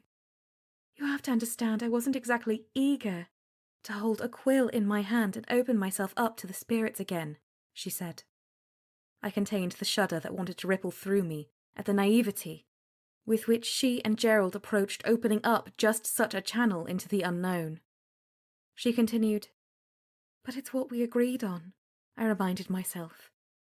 It was my duty. I waited until the rest of my family went to sleep, and I set everything up as Gerald had taught me. I lit a pair of candles inside a circle of soil on the floor. I used a normal writing tablet to hold the paper. At first, I didn't think anything was going to happen. Maybe that's because nothing ever happened before. Except at the meeting house, I suppose. What more horrendous proof could I need? I relaxed my mind, my thoughts, and tried to picture Gerald. I resisted the urge to start moving my quill across the paper. It's easy to fool yourself. You just start circling with the nib, spinning it out into doodles. Maybe those doodles start to feel more like words. But all the while, you know you're really the one doing it, and try to convince yourself. Did you? Convince yourself? She looked at me, her hazel eyes fixed on mine, direct. No, because I wanted to hear from Gerald. I kept all those silly urges in check, I'm sure of it. Which is why I sat there for at least half an hour with nothing happening. If nothing happened, then that would be a signal of some kind at least. Which is exactly what I thought was going to happen. Nothing. When the quill jumped in my grasp. It was different than at the meeting house. Then it was as if I had slipped into some daydream. My senses gone funny. But this time I was as aware and as fully in control of my thoughts as I am right now with you. It was the quill. It seemed to come alive in my grip, and it scratched out 2 words on the page before the quill itself fell to pieces in my hand, as though it had been peeled apart. And just as it happened, the witch bell I kept on my nightstand tumbled off and landed on the floor. She looked earnest enough, and she sounded self-aware enough. But people could see and hear what they wanted to, if they were desperate enough. What were the words? I asked. Snow Hill. Grace lifted her arm and pointed out at the river. You can just make it out from here. I looked in the direction she pointed, squaring it with my knowledge of the area. Do you mean the windmill? Yes, the one near Ferry Way, across from Charlestown, near the burying place. Is that somewhere the 2 of you searched? I asked. I've never been there. In fact, I don't remember Gerald ever even mentioning it to me. I'm sorry, I don't understand, I said. Why would you think it was Gerald in that case? Because it's on his list of locations he thinks haunted. Places he thinks worthy of investigating. Like the meeting house, she said. And you know this how? Grace leaned down and pulled a slim book from the middle of the stack of books she'd carried. She held it up for me to see. Because he wrote of it in his journal, here. I took the slender volume and opened the covers. On the front plate was written, "The property of Gerald Phipps, Jr., private. Peruse at your own peril." Beyond that, the pages brimmed over with Gerald's handwriting. The ribbon mark lay between 2 pages, one of which contained the list Grace referenced. Number 2 on the list was Snow Hill, Windmill. A parenthetical after it read, Explosion and fire 1694. 4 perished. Rebuilt 1697. Reports of hauntings ever since. I scanned farther down the list. Old Stone Church, Charlestown. Alderfield Cemetery, Reading. Pompey's Cabin and Watchtower, Andover. Site of the Drum, Gloucester. Sundry others of that nature. I flipped through some of the other pages, and my gaze paused on one note in particular. In the marginalia, Gerald had written and underlined the name of a tavern, a little mug drawn next to it. The 3 Loaves. Chapter 24. Wisps and Curls and Tatters. By the time I reached the windmill atop Snow Hill, the afternoon had lengthened. I had taken pains to keep my passage unnoticed, as I'd made my way over from Cambridge. If the other witch had thought to follow me, or ambush me again, I'd made that impossible. The lowering sunlight glanced off the leaden braids of the river. A ferry made its way back from the Charleston bank, the ferryman poling the vessel across the current. A warm breeze snapped at the fabric of the windmill's 4 tall sails, locked in place, the grinding wheels silent. I made my way past the grain house and round to the back. A squared-off entrance wore what appeared to be a relatively fresh coat of paint. I paused at the door, cocking my ear for sounds from within. Hearing nothing, I tried the door. Locked. Not a problem. I held my hand by the iron latch and whispered a simple enchantment of release. The iron tumbled within. I pulled the door open and slipped inside. The air smelled of ground barley. I touched the end of my nose, stifling a sneeze. Above me loomed the great axles of the mill, gearing extending down to the stone grinding wheels in the centre. A fine skein of dust covered the floor and every other available surface. Tools hung along one wall. By the millstones leaned various implements for shifting and directing grain. Somewhere off in the corner a mouse skittered. A breeze outside sent the sails to thump gently, the sound within deep and reverberating. The energy felt strange. My witchcraft vibrated like the string of a lute just plucked. Nothing appeared out of place, yet my wariness deepened. I withdrew the planar compass from my pocket. Though I hardly needed the confirmation, the dials registered a significant disturbance, peaks rising in the unusual frequency bands I'd noted at the meeting house. "Gerald?" My voice sounded strange in the large space. "Can you hear me?" The mouse or mice in the corner stilled. Splashes of deepening sunlight rose along the eastern side of the interior. My presence had agitated the fine motes of grain in the air, and they spiraled and danced where the sun caught them. No faint voice reached me. No witch bell knocked from a nightstand. No tool tossed out of place, a signal. Clearing a spot in the middle of the floor between two large bins that brimmed over with ground barley, I tested one knee on the floorboards. From my satchel, I pulled a small glass bottle. I unstopped it and poured a small stream of high-grade silver filings into my left palm. Setting the bottle down, I lifted a pinch and let the silver fall in a thin stream to the floor. Concentrating, focused, I created a circle of about a foot in diameter. When I connected the ends, I brushed off the remaining flecks of silver into the middle of the circle. Nothing changed. Joists high above creaked, the building coming to rest as the temperature cooled. Gulls cried out from the river. The mouse resumed her endeavours. I extended my hand over the circle of silver filings. Carefully, I extended my witchcraft, the most delicate of touches. As it brushed the silver, the filings shifted, aligning themselves to one another, bringing the circle into precision. A glance at the planar compass I'd set down on the floor next to me confirmed yet another jump in the frequencies. "Gerald?" The strange energy pressed me, twining, coiling within the space. I released more witchcraft, letting it seek its way across the silver, embracing it. The particular essence of the metal ran from the filings on the floor, up into my hands.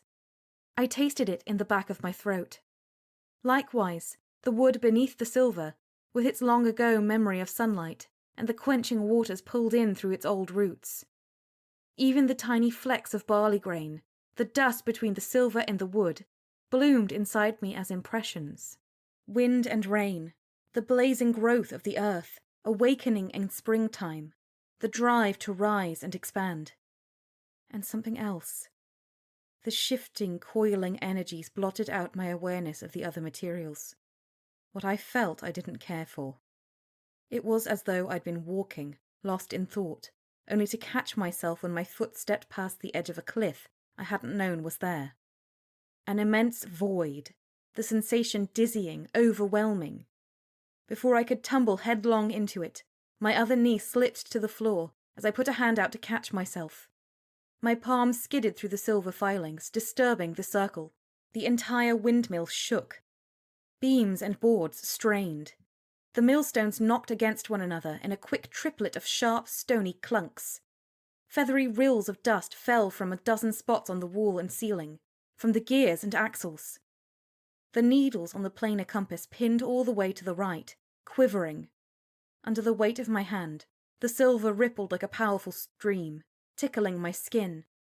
Flares of light spun across the walls, as though tracking half a century's worth of the passage of the sun through the days, from rising to setting, as though the universe spun on its axle all centered on the windmill. Tools near the millstones fell and clattered on the floor.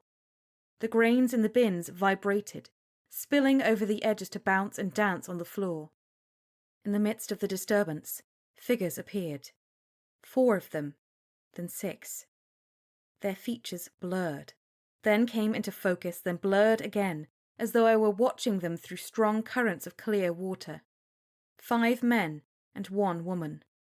All of them drained of colour, from their skin and flesh to the rustic worked shirts, breeches and buckled shoes. Their limbs rose and fell. They whirled, arms and faces working in pantomime. I remained in my crouch, worried the witch had caught me unawares. I put my hand to my side, noting the reassuring weight of Rush's pocket watch. It remained still. No ticking, no vibrating. No witch. With wards and spells at the ready, I pushed to my feet. The apparitions spun around me, their motions slowed, their panic made graceful. Their movements grew ghastly. Pain, mute screams, flailing. And then, the unseen hand of a giant crushed them to the floor. Impressions of blazing heat, charring, swept over me. I tasted acrid smoke, felt crushing weight. I steadied myself. For a moment, my ears rang with groans, screams, pleading, moaning.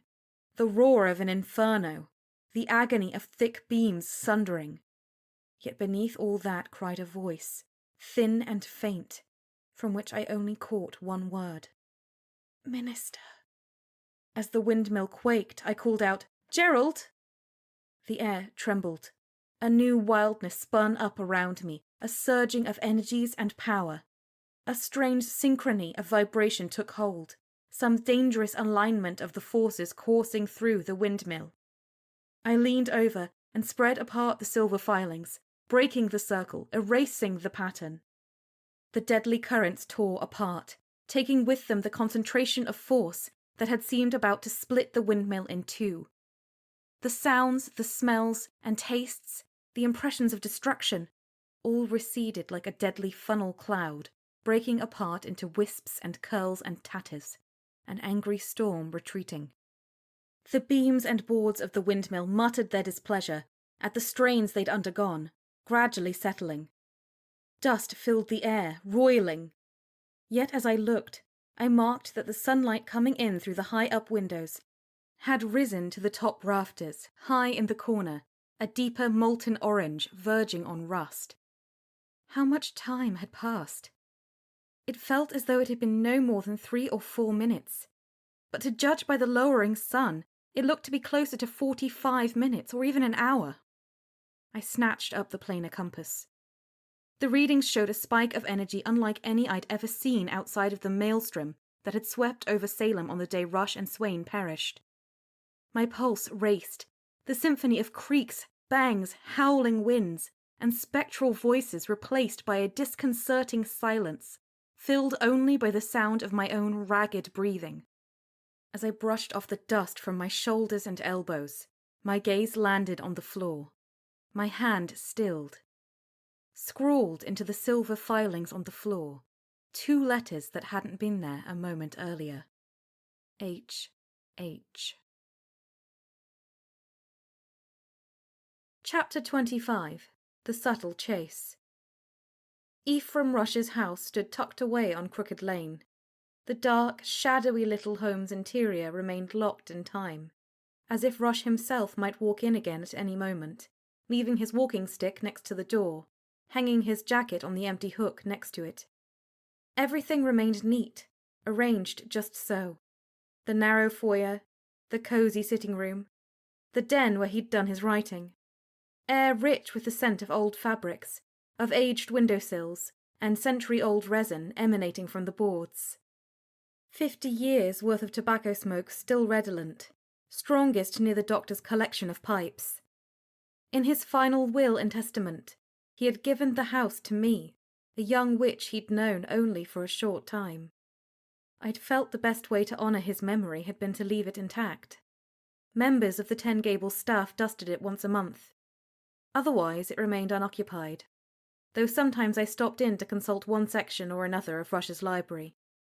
While many of the works had been boxed up and brought to Ten Gables, some of his collection belonged in the house, I felt. Perhaps it gave me an excuse to come by more often than I otherwise would.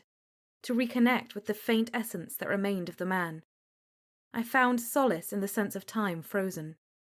As I wandered through the drawing room, I lifted the cover protecting the ivory keys of the harpsichord that stood along the back wall. I plinked out a few notes.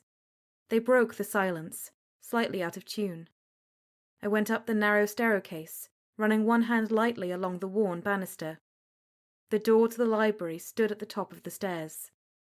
His collection, much like the decorations throughout his house, the map of his lifetime, a portion of which I suspected held the answer to the strange tangle of events that confounded me. Kneeling before the lower right section of one wall of books, I ran a fingertip along the spines. Scanning the shelf, I kept up my search until I found the book I'd come for. A middle-sized printing, shorter than most of its neighbours. The title, embossed into the letter of the cover, read, "The Subtle Chase." Beneath that, "Observations of the Luminous Scaffolding of the Known Planes."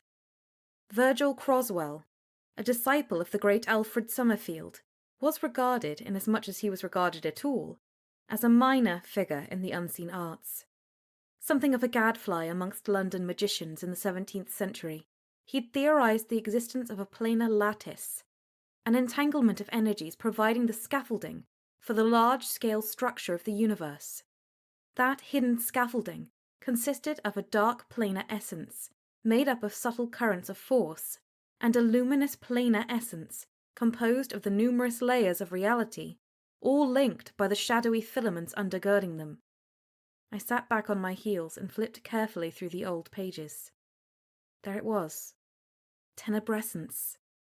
The dark elements, tenebrae essentia. The occult planar medium. In Croswell's theory, such substrates created energies of such activity and density that they generated the very planes. He also theorized a special kind of plane known as the subluminous, which he originally thought to be the result of two normal planes merging, but then took a greater leap to assert grew from cold energy pouring in from neighbouring planar webs. Where Croswell deviated most starkly from his contemporaries was in his assertion of what he called the subtle chase, infinitesimally small channels through which magic and witchcraft flowed. Much of Croswell's writings had earned him merit in Swain's eyes, only to be dashed against the rocks of Croswell's more infamous theory, which Swain dismissed out of hand. The ghost realm. Swain had been insistent that ghosts were a childish figment of the common mind. Any such talk of aimless souls, passage between the earthly realm and the afterlife, of haunts and poltergeists troubling the living, struck him as ridiculous. Demons, or nothing. And when Swain shut the door on a theory or idea, the door remained closed. According to Croswell, the ghost realm arose from the subtle chase, the tenebrescence, creating an unconscious imprint of the world, as experienced by the living. Within this realm, spirits passed through to reach new layers of planar reality.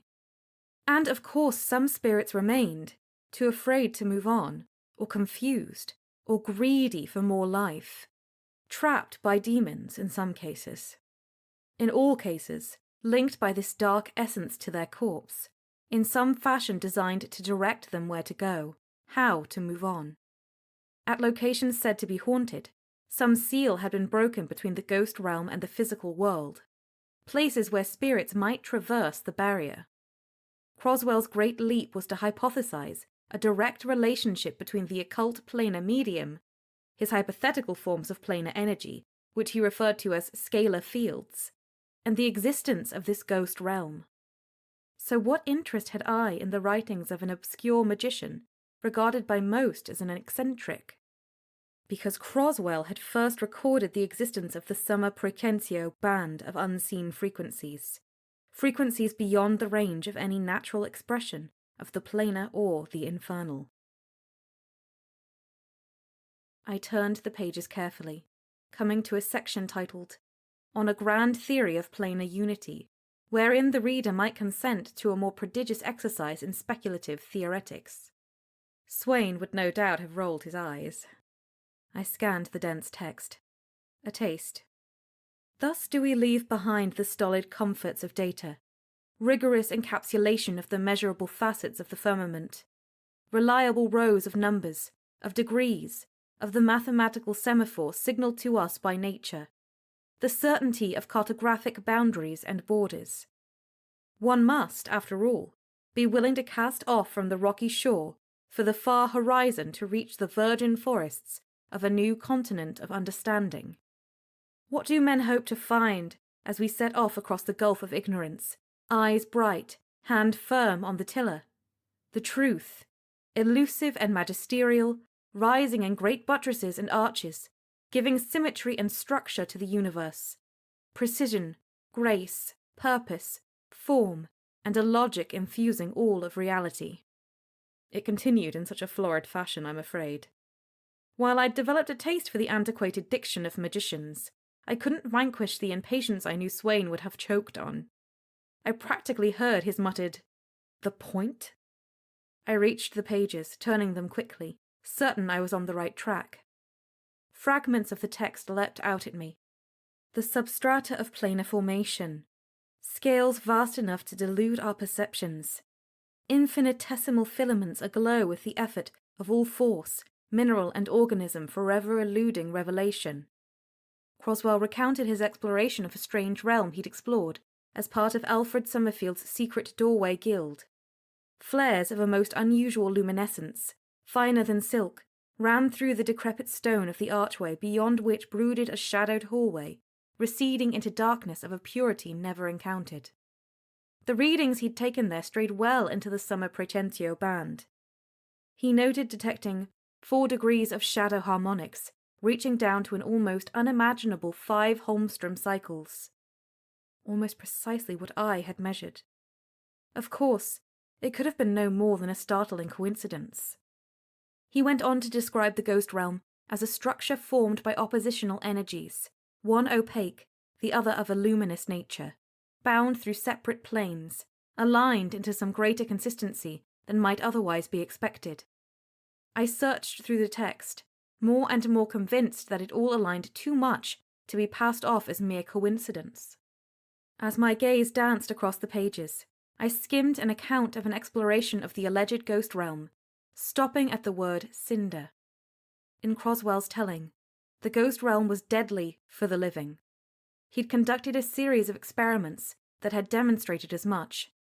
A mouse, a cat, a dog, all coaxed in through a temporary access point, instantiated at the site of a haunting, all retrieved, dead, and within moments they'd turned to solid cinder of a distinct consistency.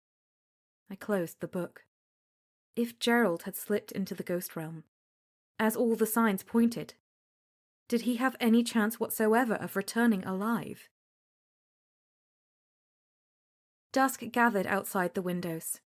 I sat in Rush's rocking chair. The house gave me comfort and inspiration. Even into his 9th decade, the gentleman had been unafraid to reconsider his understanding of the unseen realms. Moreover, he dared everything to do what he knew was right. Shadows deepened around me. Would Clara ever hold me in the kind of reverence I held my mentors? Besides, you're much more like Katie, overthinking everything, worrying what everyone thinks, studious, happy with a pile of books, shy. It seemed unlikely. I rocked in the chair, engulfed in the silence of the house, torn between the viewpoints of my 2 dead mentors, struggling, balanced between doubts. Gerald's words about his sister came to mind. I'm not compelled to work around the clock to better run from the ghosts of the past, piously regarding even a moment of relaxation as a sinful indulgence. The thought stung. Was that what I was doing? Was I mistaking dedication and loyalty for something else? Maybe it was just grief, or self-doubt. Was my searching for some definitive answer just a wish for some measure of posthumous approval? Because I wasn't August Swain. I wasn't Ephraim Rush. I stopped rocking. No, I was alive, in the midst of my life, and both my mentors had trusted me. Maybe I should trust myself. I got up from the chair. Croswell's The Subtle Chase tucked under my arm. I had other ghosts to deal with. Chapter 26. Crude Magic. The builders had yet to fit the small windows into the walls of the new belfry of the First Congregational Church. Each raw opening afforded a magnificent view of the city. The western horizon smouldered, the colours of sunset draining from the sky above. Looking out the eastern opening presented a clear view of the rising moon, a day or two from full, emerging from the harbour to peer between ships and masts. Ample reward for climbing the 74 new steps from the ground floor, though I hoped for an even better prize, a more revealing vantage. An errant lightning strike during a January storm had set the original steeple on fire, nearly taking the whole church with it. I'd always admired the austere interplay of space, form, and light, so I'd been glad to see the belfry and steeple built better than before.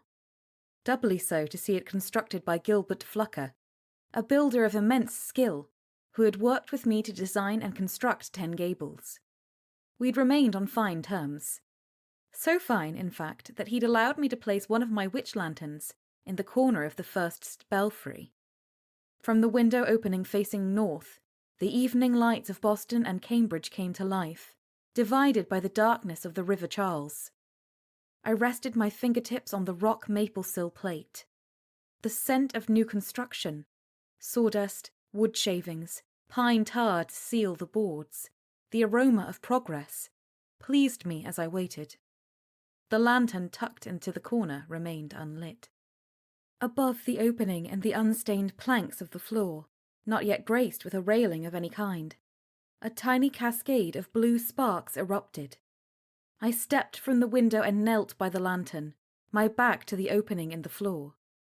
Should I casually whistle? Wonder aloud why the lantern wasn't working properly? It might have been a bit much. 76 steps. It wouldn't take long. How clever with these lanterns. Credit for impressing me. The voice floated up from the stairs, melodious and amused. I remained by the lantern. I had mixed emotions, to be honest, I replied. They've an unpleasant history.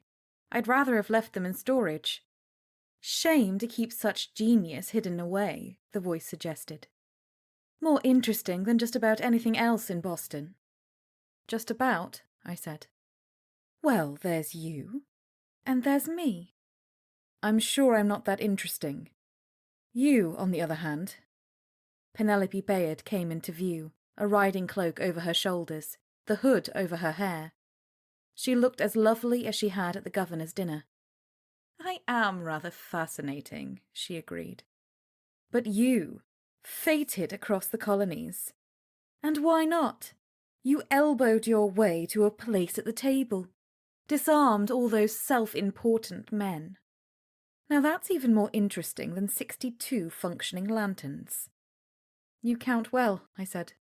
And you didn't seem to have much trouble manipulating them. Even more impressive. I know how to have fun. And you figured out how to avoid them altogether and disappeared. I'd no idea they worked on more than one frequency. Elegant. I adore it. Of course, once I figured that out, after your little friend slipped off with that mirror, I realized my mistake and rectified it. She'd cloaked herself so well that I hadn't been able to find her, any sign of her, along any of the frequencies to which I tuned the network of lanterns, leaving me wondering if I'd had yet another bad lantern. I think you're smarter than that, she said. In fact, I'm starting to wonder if I've just done exactly what you wanted me to do. You know the lanterns all work perfectly well at this point, don't you? Of course you do. Well played. I didn't think you could resist, I said. I can never resist. You could have just come to Ten Gables, I said. Could I have? It has several doors. They all work. Boring, she said. And is there any place in Boston better watched? I'm trying to be discreet. Ah, discreet. That explains James Breckenridge. I sat back on my heels. His remains are too dangerous to handle, by the way. That didn't go over very well with your governor in particular. He's quite upset. He wasn't supposed to die. She flicked her hand as though tossing off a comment about a broken taper. How inconvenient for him, I said. Just a taunt, then. If that's what you mean by interesting, I'm not sure you've categorized the two of us properly. Far more interesting than a tedious letter. And he was unpleasant, always prowling around, staring, obsessed with what he could never have. So why not kill him, I said. How perfectly sensible. Oh, don't tell me you don't trust me now, Penelope said. You'll forgive me if I don't. She pursed her lips and looked around the space. A thick beam crossed beneath the peaked ceiling. They'll hang the bells from that. I expect so. Well, you should trust me, she said, turning back to me. More than those others, don't you think? They can't be making life easy for you. Your governor, those members of the council, the chattering gazetteers. All of them with their whispers, their ridiculous expectations, all the time looking askance at you, as if they stand above. Do you ever ask yourself, what have they ever done, aside from having been born wealthy, with lucrative names and pedigrees, had their way carved out for them from the day of their first crawl? And look what they've made of it. Really, their chief accomplishment might be having learned how to stab someone in the back with a smile on their face. Please.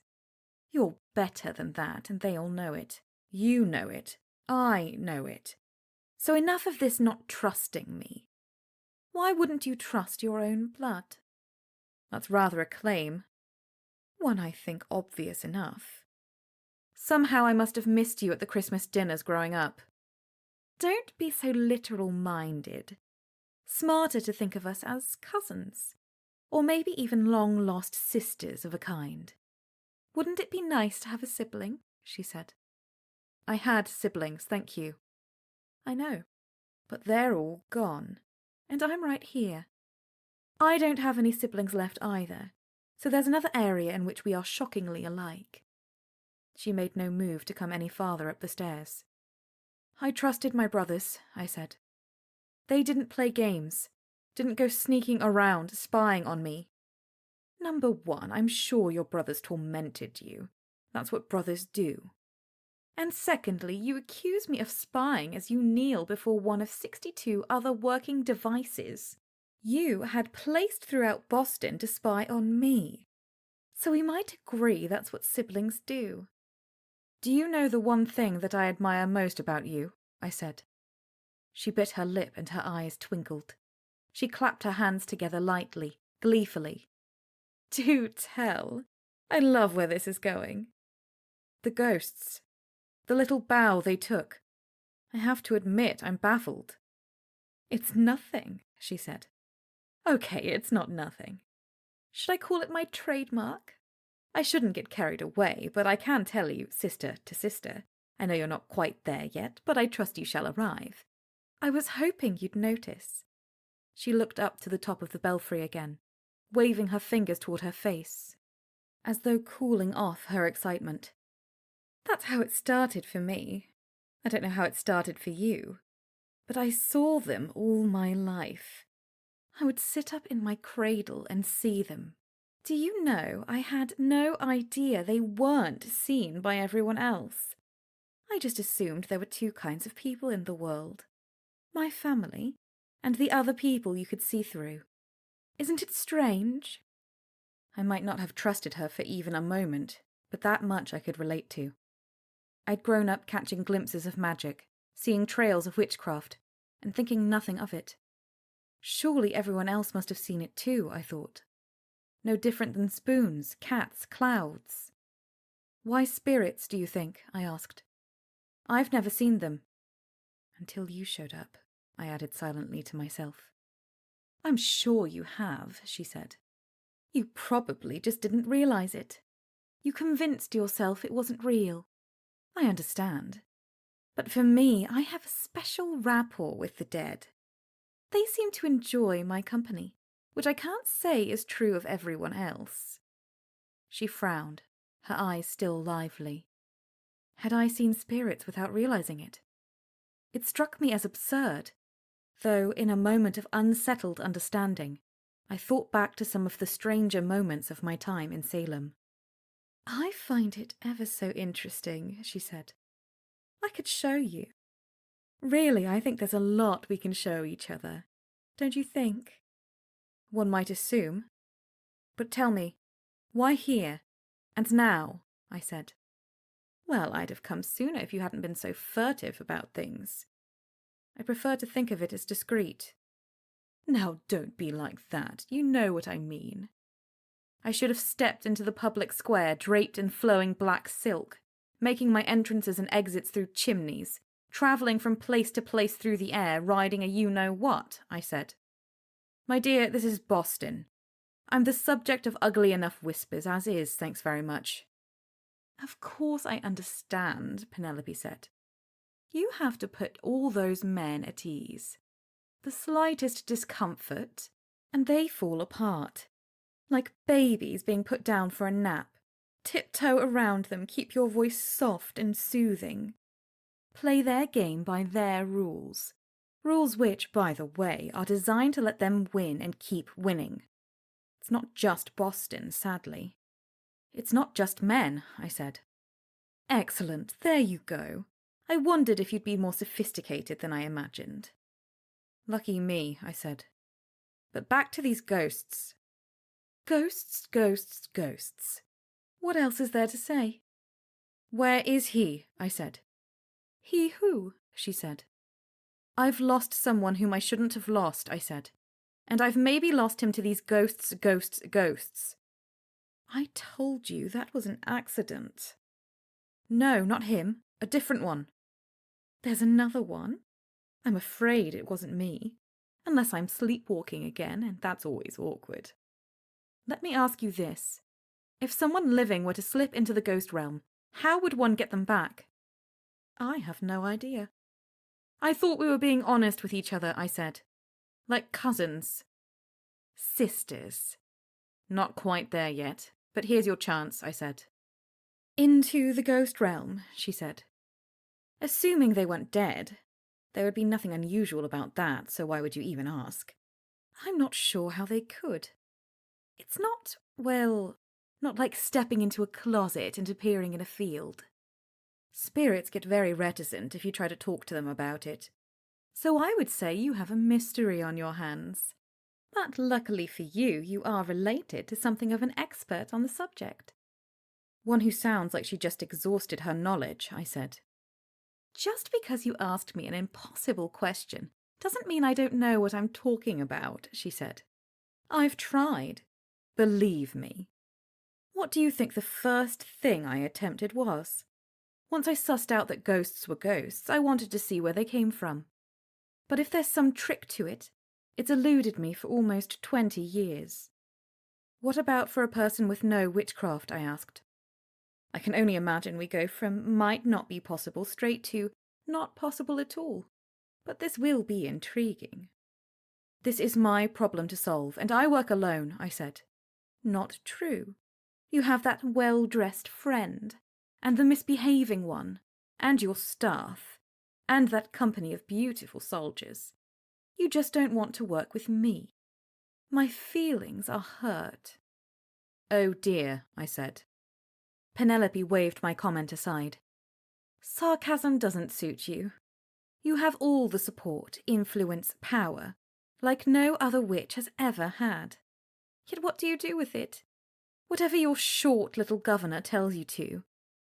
That's what I don't understand. No, you don't understand. The power I have, such as it is, allows me to do what's really important. The governor's bidding. A small price to pay. Exactly what he wants you to think. I deal honestly with him. I earn what I have. Oh ho, because I don't, she said. Because you think I'm a slattern. I bat my eyes and play my little games. I make the men around me dance as though they were on strings. I amuse myself at their folly, regarding them as disposable when it suits me. Well, maybe. But we could both do more. All this toying with men, all this begging for their approval, all this be good little partners. Why should we even bother? Why knock politely at the door when we could blow it off its hinges? I admire your humility, I said. But all of that is more than I'm interested in. Don't tell me you haven't thought about it. Thought about it, dismissed it as fanciful, and likely far more problematic than you seem to think, even if I had the slightest interest in what you suggest. Which I don't. What I do have is a problem I was hoping you could help me with. But it doesn't sound like you can. The world could be ours, and you want to hear more about ghosts? You depress me. The cinders, I said. I don't understand the cinders. What's not to understand?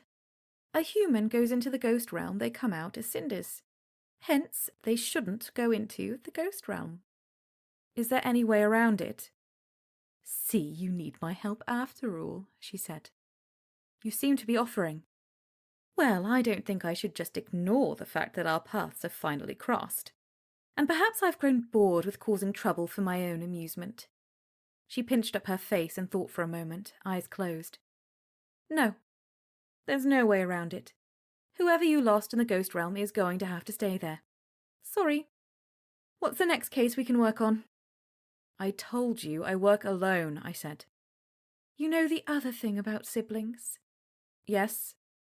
They can get on your nerves, she said. Mine did. It's why I killed them. The massive oak beam designed to support the weight of the bells tore loose from its moorings and swung down at me in a hail of splinters with ferocious speed. I lifted my right hand, releasing a stream of witchcraft strong enough to deflect it. The beam slammed into the wall like a battering ram, the collision deafening in the hollow space of the belfry. Penelope tried to leap into the space, but the special glamour I'd placed on the top steps flared to life, filling the air around her with sizzling sparks. Not fair, she grunted. The lantern behind me skated across the floor, clipping me in the back of my calf. I couldn't catch my balance and tumbled backward, landing on my hip and elbow. The lantern passed through the sheet of sparks, and Penelope grabbed it with both hands. Why do I always want to destroy everything in a giant blaze? She said. She hurled the lantern at me, accelerating its speed with a fierce display of witchcraft. It was all I could do to stop it with a burst of my own. For a moment, the lantern hung between us, both of us putting all we had into it.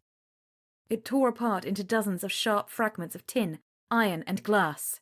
Shards stung me like angry wasps on my leg and side. My arms and face were spared by witchcraft, sending the pieces ricocheting off into the wall next to me. The spellwork wound into the fractured lantern by Dr. Rush reacted with all the clashing energies in the air, blazing out into every corner of the belfry, snapping, scorching, and stinging. Penelope cursed from the opening to the stairs. I rolled up to my feet, whispering a spell that would bind her ankles together as if with iron manacles.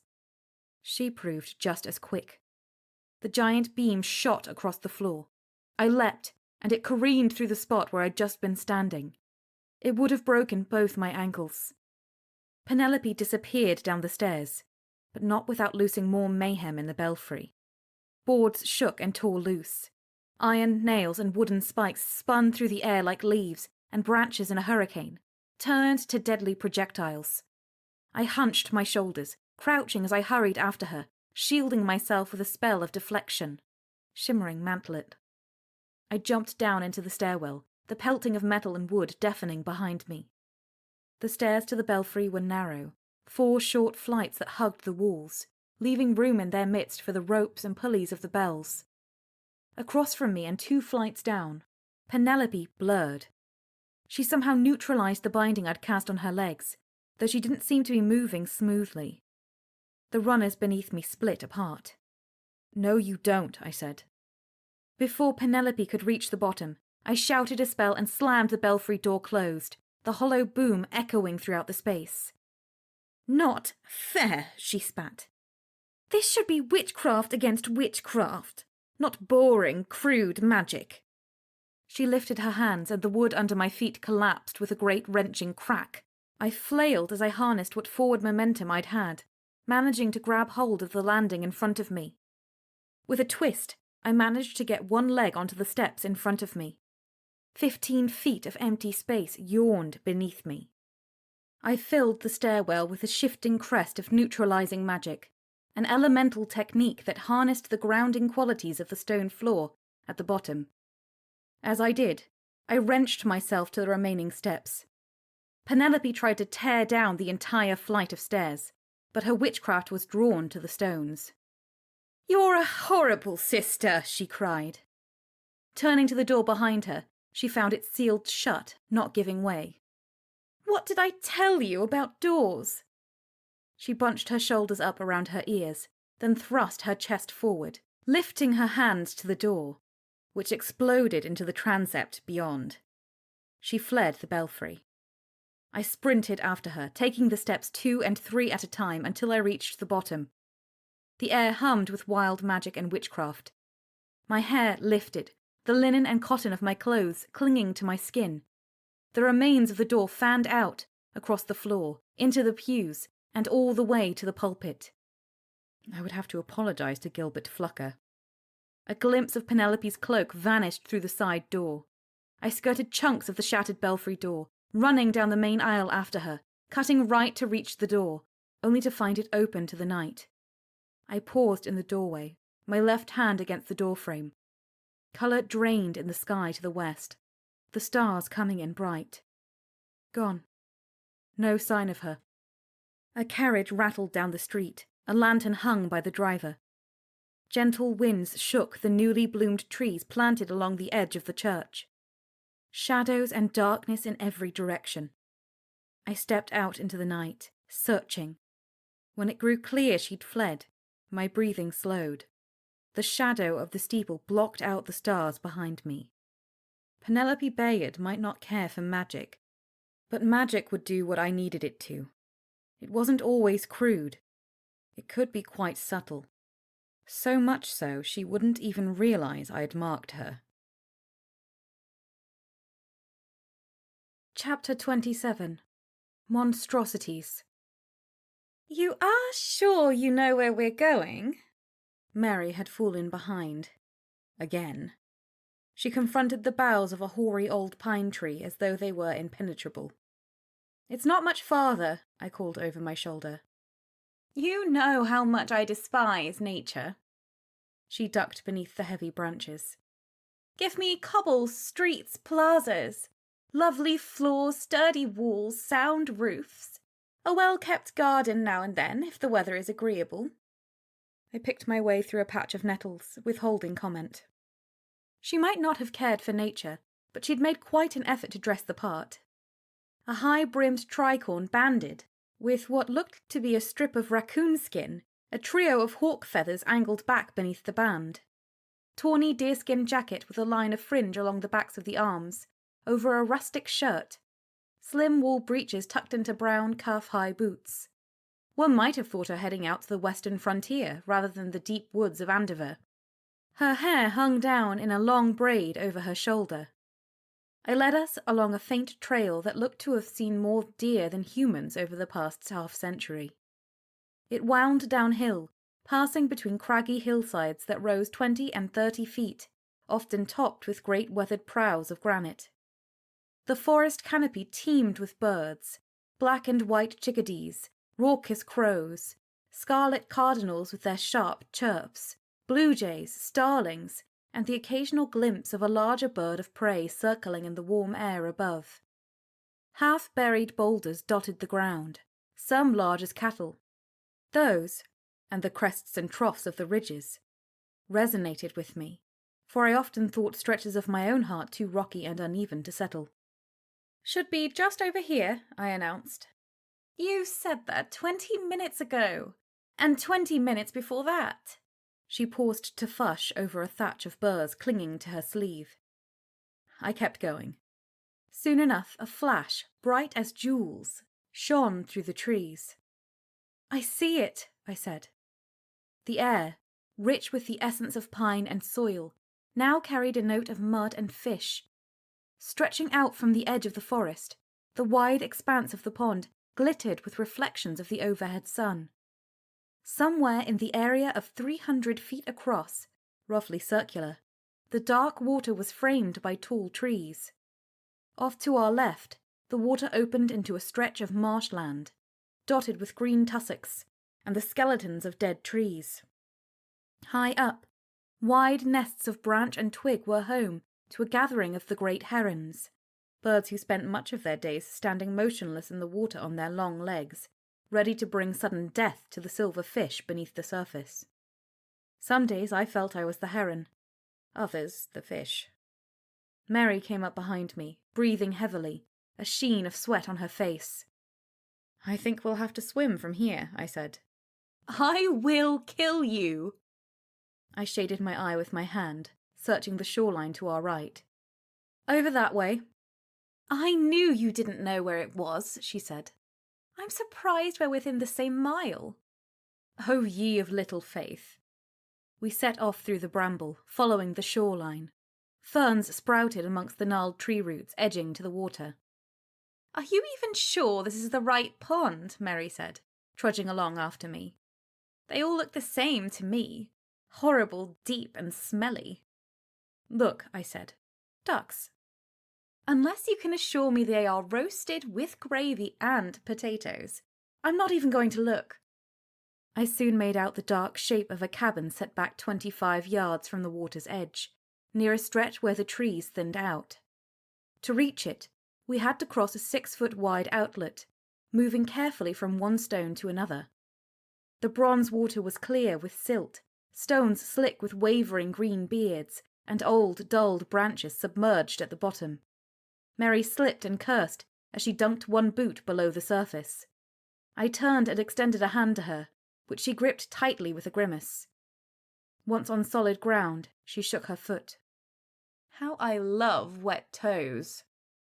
"You'll find it within yourself to persevere, I'm sure of it," I said. "Oh, how your words of inspiration keep me going. Truly. You're sure this is the right place?" "I don't know how many hard-to-reach haunted ponds there are in the area, but worst case, we can cross this one off our list if I'm wrong." The path, such as it was, wended between the shore and a short rise. An acquaintance of mine, Corey Lane, had confirmed the rumours surrounding the pond. Something of an expert on such matters, himself living by a similarly isolated lake over in a small village called West Bradford, he knew of several such places dotting the crannies of the landscape, if not the maps generally in circulation. Ranges of forest or marsh, turns along rivers, lonesome ponds deep in the woods, places unsettled and untravelled, many with reputations that stretched back generations, if not centuries, shunned, unfit for the living. Places where the veil between the living and the dead had torn. Some, like the unnamed pond we tramped alongside, also bore a more recent but no less unseemly history. As we neared the remains of the old cabin, I didn't wonder it had made Gerald's list. Coming to the clearing where the cabin stood, I paused. Mary came up next to me, resting her hand on my shoulder as she balanced herself on one leg, prying off her boot. She dumped a thin stream of water from it with a frown. "If I find a tadpole wedged between my toes when I take off my stocking, I shall know whom to blame." She set the boot down and jammed her foot back into it, stomping it down until it was all the way on again. Only then did she seem to take in the cabin before us. "Not that I claim to understand the minds of hermits, but I'm confident even hermits would find this too much to bear." None of the walls of the cabin stood straight, nor did they lean in quite the same direction. The rough-hewn logs wore more moss and bird droppings than bark. One window stared dumbly down to the water. The doors gaped wide, a few fallen planks that might have been a door lying across the timber foundation. Instead of a chimney, or even a stovepipe, a mound of sod gathered on one corner of the roof, a hole in its midst. The entire effect was of the cabin having sprung up from the woods and shore themselves, some strange manifestation of the uneasy spirit of desolation that held sway. "It's worse than that," I said. "Sadder. The man who built this was a former slave. Appeared on his own one winter and settled out here by himself. Whatever he contended with out here on his own, he made it work. For over a decade, according to Corey Lane. but it turned out the spirits weren't the problem. No, I don't imagine they were. She wrenched her gaze from the leaden waters. People are horrible. The land around the cabin stood barren. Patches of sickly weeds drew what little nutrients they could from the sandy earth. The skin along my shoulders crawled as I neared the cabin. Mary said, "Do you think Gerald came out here himself?" "Possibly. He mentioned it in his journal." "So he might try to communicate to us." "That's my hope." I paused where the cabin merged with the ground. The rough stone foundation peered from beneath the logs, decomposing into some undefined state between timber and soil. "But why not stay where he'd already made contact? Wouldn't that make more sense?" Mary said. "It would, unless he couldn't." "Because of the ghosts." "Or something else," I said. "Such as?" "I'm not sure." The old planks leading up to the doorway compressed beneath my steps, the wood grown soft. The air within the cabin tickled my nose with mildew. "Yet you don't think it's Penelope Bayard," Mary said. "It seems rather obvious to me. On one hand, Gerald and the ghost realm. On the other, an obnoxious witch who proclaims to specialize in ghosts. But here we are tramping through streams to investigate the loneliest dwelling I've ever imagined, instead of confronting this Bayard woman directly. We know where she is. There's 2 of us and only 1 of her. To me, that seems the shortest route to getting Gerald back." "Henrietta's women are watching her now," I said. "And now that I've marked her, she won't surprise us again. This is more urgent." The inside of the cabin was dim after the flat light of the shore. The lone window showed as a bright square on the opposite wall, seeming to only make the rest of the interior darker, drawing out the daylight. As my eyes adjusted, I noted the cabin seemed largely untouched, despite having been abandoned for more than half a century. No scattered piles of acorns or their shells, brought in by squirrels and chipmunks. No nests of leaves or twigs in the corners. No thick cobwebs spun into the corners, husks of dead insects littering the floor beneath. No droppings, no bones. Only a few touches of the inanimate kind. Swaths of dark mildew, pale mushrooms, a few sickly stalks of plants, their seeds floated in through the doorway. Mary stood in the doorway behind me, holding the back of her delicate hand to her nose. "I'd arrest her. That'll get the smugness from her." "Just the thing Governor Reddington needs to wrap up his trade negotiations," I said. "Trade negotiations on one hand, murder on the other. I see you've made an interesting weighting of the 2. "I don't think she killed James Breckenridge." I stepped gingerly through the cabin, unsure what I was looking for. The ancient remains of what looked to have been blankets covered thin, half-collapsed struts of branch and sapling that had been a cot. A crate missing several boards, squatted beneath a rusted lantern missing its glass. A tin plate, skimmed over with soil and bark that looked to have fallen in from the roof. "You can hardly say he isn't dead because of her," Mary said. "Not to mention how insulting she was to you." "Quite rude," I admitted. "Attacking me and whatnot." "Then why aren't we interrogating her in the relative comfort of the Boston jail, instead of making our allergies much worse at this empty cabin?" "One thing at a time." I shifted the satchel on my shoulder, lifting aside the flap and retrieving several instruments. A planar compass, 2 ordinary pocket watches, a vial of silver filings. I placed them on the crate. "H.H. Those were his initials, the man who lived here," Mary said, her voice rising as she held back a sneeze. "Corey told me his name was Jupiter," I said. Mary sneezed twice. "Then what is the H.H.? "I'm not sure yet." I walked the length of the cabin with a planar compass, watching as the dial registered erratic surges of energy. "Take these down." I paced the cabin, calling out the readings I registered. Mary noted them in a small travel book, jotting them down in neat columns in her perfect handwriting. The frequencies were in line with what I detected in the other areas where the ghost realm had intruded. In addition to the notable spikes in these unusual bands, we noted a shifting of the overall planar stability. Having spent the early morning hours comparing readings from the past week against an average of the past 3 months, the change was readily apparent. Such planar shifts rarely boded well. I put the device down next to my other equipment. "She's wrong, you know," I said. Mary capped the small inkwell she carried. "She who, darling?" "Penelope Bayard. The way she looks askance at me, for being a part of the establishment." "Why do you even care what she thinks? She's odious and just as obviously deranged." I pulled out a bottle of silver filings. "Look at what's happening. Would I even know about it if I was tucked away in my house somewhere? And if I did, what could I do about it? As it is, I can go where I want, when I want, with whomever I want, and no one stops me." "Except the governor," Mary said. "And his trade negotiations." "There is that, I suppose." Unstopping the bottle, I cleared a space on the warped boards of the floor near the remains of the cot. Pouring carefully, the first circle I made was small, roughly the diameter of a tea saucer. I smoothed out the filings, making sure the circle connected intact. The glamour I spoke over it had taken several hours' worth of research and practice the night before.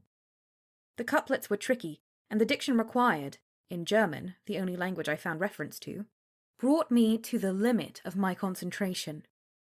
Such a glamour of a category known as a mirrored glamour required both a spoken invocation and a physical enchantment to be performed simultaneously.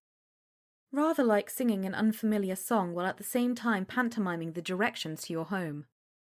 I had rehearsed it a dozen times after midnight. My success rate ran somewhere in the range of 2 out of 3. Mary remained quiet as I worked. When I reached the final quartets of the invocation, I reached into my satchel and retrieved one of 2 ordinary pocket watches I'd brought with us. I placed it within the circle of filings. The second hand ticked evenly. Lifting my hands away, I turned both palms, one up to the ceiling, the other down to the glamour, and sealed both the invocation and the physical enchantment at the same moment. Everything within the small circle blurred. The watch, the word, the air. "Help me with the other one," I said. Mary, who'd worked through the night with me, though as ever, looked as though she'd had a luxurious 9 hours of sleep, assisted me with the second glamour next to the first one. This one was larger, an advancement on the basic circle of silver I'd observed at the other locations.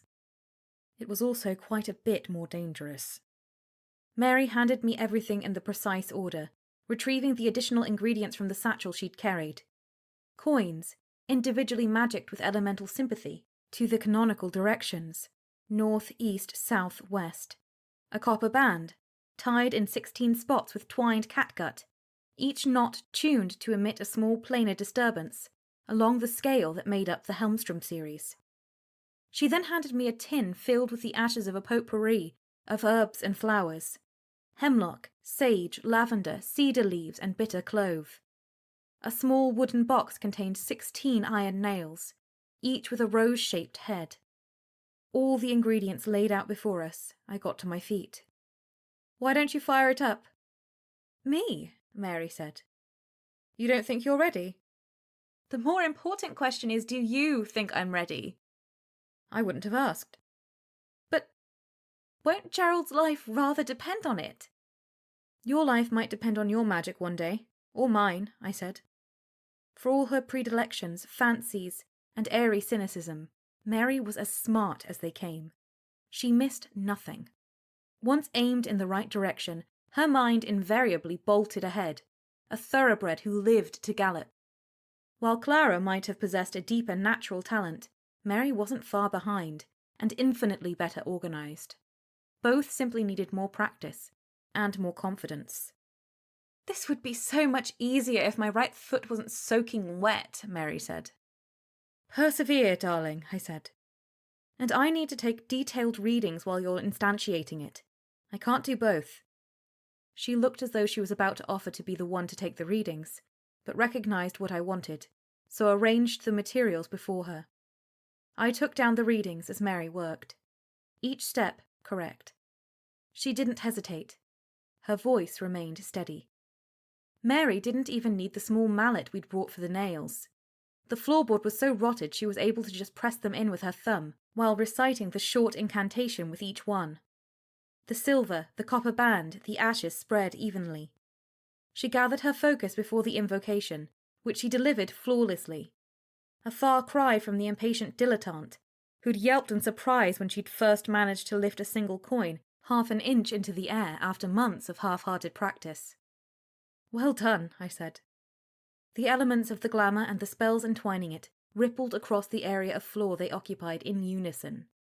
Mary got to her feet, and we stood across from each other on opposite sides of the two glamours. I motioned for her to take down the readings, which surged yet again. This time, instead of reading them to her, I handed her the device. I approached the larger of the two glamours. "Gerald? Gerald Phipps," I called. The tail end of my voice took on a strange quality, as though spilling out into a much larger space. Mary and I exchanged a glance. She went back to recording the numbers. I reached behind me to my satchel and retrieved Gerald's journal. Holding it with both hands, I embraced it with a spill of my witchcraft, letting it swirl around the pages, the cover, the ink within, the essence of Gerald left by his handling. Switching his journal to my left hand, I crouched by the glamour. "Gerald, this way." I reached down and gently placed my fingertips on the silver boundary of the larger glamour. When I made contact, I kept my hand steady, though I wanted instinctively to pull back. It was as though I had stuck my hand into a powerful torrent of water, one so strong that it wanted to jerk me forward, dragging me off in its ferocious currents. I steadied myself, setting my jaw.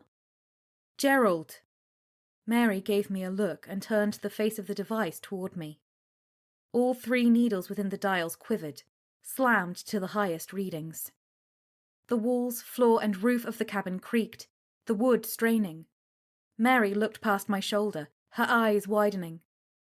Turning, I found myself face to face with a tall, hunched figure.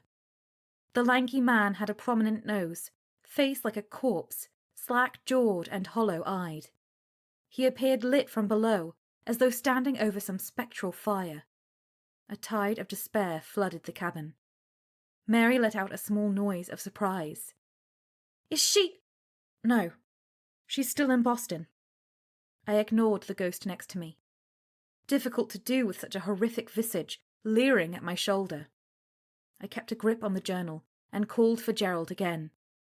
Sounds from the cabin spilled into the glamour, where the silver blazed, moving in and out of focus, appearing to double, to treble. As I'd suspected. Mary kept glancing at the apparition. "Ignore it," I said. The figure began stalking the cabin, heaving his left side forward, dragging his right, swinging his head to and fro, as though enraged at our presence. I increased my flow of witchcraft into the journal in my hands. Tendrils of glowing filaments extruded from the leather binding, stretching down into the glamour. When they reached the floor, the nail heads began to glow, then one by one flared to brilliant orange before reaching a blazing white. "Gerald, this way," I said. The ghost most certainly didn't care for this new development, his face a mask of purest hatred. For a moment, all the forces seen and unseen within the cabin pulled taut, a sail straining at the mast, a string on the violin pulled to full tension. A great exhalation of cold flowed from the glamour. Frigid air coiled around our ankles, our knees, driving the warm air of the cabin up and out until our breaths showed in wisps and clouds. "Listen," Mary said. Her shoulders shivered from the cold. "Be careful." The voice came from the glamour, distant and thin. Mary looked at me. "This way, Gerald," I said, raising my voice. I lifted my gaze to Mary. She pulled a small pouch from her satchel and fumbled at the drawstrings for moments. A ferocious wind howled from the glamour. The boards of the roof slammed up and down, as though a troop of cavalry raced across them. Mary slid open the drawstrings. "Now?" I nodded. Into the glamour she dumped the contents of the pouch, a dozen of the coins Gerald had used at the meeting house. As soon as the first of the silver coins hit the floor within the glamoured circle, the cabin filled with blood-curdling screams. Heads, torsos, limbs burst through the floor all around us. Vague shapes coalesced into contorted figures. A dozen, more, dressed in antique garb or more primitive clothing. The ghosts writhed and flailed. Voices erupted in several tongues, cries of despair, screams of fury. Fragments of French, English, Pennacook, other languages I didn't recognize battered our ears. To her credit, Mary didn't flinch, keeping her attention on the glamour. The coins floated an inch above the floorboards and glowed brightly, the white-hot scene at the blacksmith's anvil. Magic and heat scorched the wood, smoke rising in twists. The gathered spirits were not happy with us. All around me, faces roared. They swarmed me.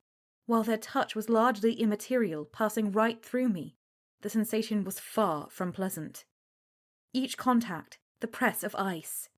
And as their hands, fingers, limbs slipped through my own, a foul sensation filled me, drawing forth unpleasant shudders. Within the circle, beyond the floorboards, visions of another space formed. The effect was dizzying, as though we were peering down through the ceiling of a large, strange room, the interior of which couldn't quite decide what it wanted to be. A stairwell 1 second, the cabin the next, the forest floor seen from high branches the next. For a moment, it turned to a smooth stone floor of even grey, an upright metal chest, spouting shiny tin limbs to the side, instantly shifting back to bare ground. Yet no Gerald. I opened the journal and read aloud, gripped by some instinct I hadn't anticipated. And while one might surmise, through some form of spectral acquiescence, that the dead are desirous of reenacting their demise, I should think it more likely they might surrender their secrets through respectful communication instead. Gerald's ruminations on the behaviour of spirits were immaterial, but the effect on the apparitions was instantaneous. Spirits shrank from me, fleeing the light streaming from the glamour. As I continued to read Gerald's entries aloud, the spaces appearing within the glamoured circle stabilised into a corridor of some sort. The distant voice spoke again. "Look out! He'll—" The demon caught me unawares. Like some hideous amphibian, trailing fin and tendril, the fiend slid through the wall of the cabin from the outside, trailing curls of darkness. Eyes, 5, 7, blazed a vile yellow as it hit my right side. The journal slipped from my hand to land inside the glamour. I whipped around, letting fly a potent stream of energy, similar to a ward yet faster. The fiend drew back like a wounded serpent, taking up half the interior of the cabin. Mary didn't hesitate. She raised her hand and shouted Hume's 9th ward. For a moment, I almost felt bad for the demon. Whatever it had expected to find in the sudden wellspring of ghosts, 2 women well armed with magic and witchcraft clearly hadn't crossed its mind. The thing shrieked, coiling, twisting. "Hold it off!" I shouted to Mary. While she advanced on the demon, I knelt before the glamour. Gerald's journal floated above the floor, turning slowly in the air. "Come on, Gerald. This way," I said. The air snapped with energy. Tremors welled up through the floorboards. A potent energy coursed through the cabin, as an uneasy intersection of planes threatened to grow into a much more dangerous collision. The wall behind me buckled. Chunks of the roof tore off, spiralling hundreds of feet up into the air. The nails in the glamour started to dissolve. The copper band ignited, strangely coloured flames carrying away flecks of metal in every direction, causing the entire circle to warp and burn. I reached in to grab the journal, horrified at how much energy coursed through the opening, even as it broke apart. Around me, the cabin, the demon, Mary all flickered. Not a good sign. Kneeling, I closed my eye, putting the fingertips of my left hand to my forehead as I recited the dissolution convocation. What should have felt no more difficult than snuffing a taper nearly slipped from my control. Still I continued, plodding my way through the phrases, the words grown stubborn, enunciation almost impossible. In the end, I drew on my witchcraft to complete the phrases by opening up the air around me to give me more space. With a gut-wrenching quake, The channel closed. The illumination snapped off. The coins, the journal fell to the floorboards. Nailheads faded to red dots as they cooled.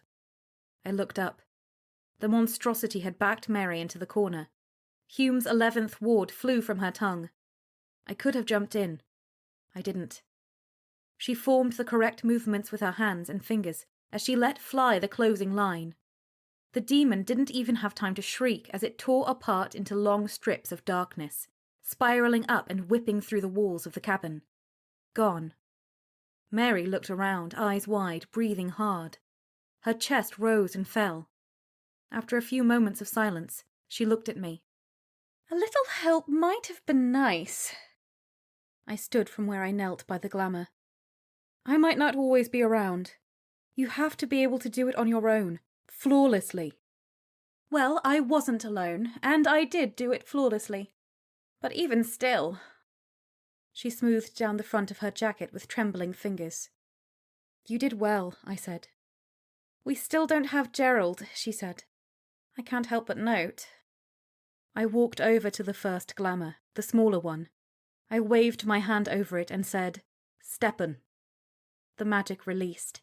The blur dissolved, revealing the pocket watch sitting on the floor within the silver filings. I picked it up. "Not quite yet, we don't," I said. "But we're getting there."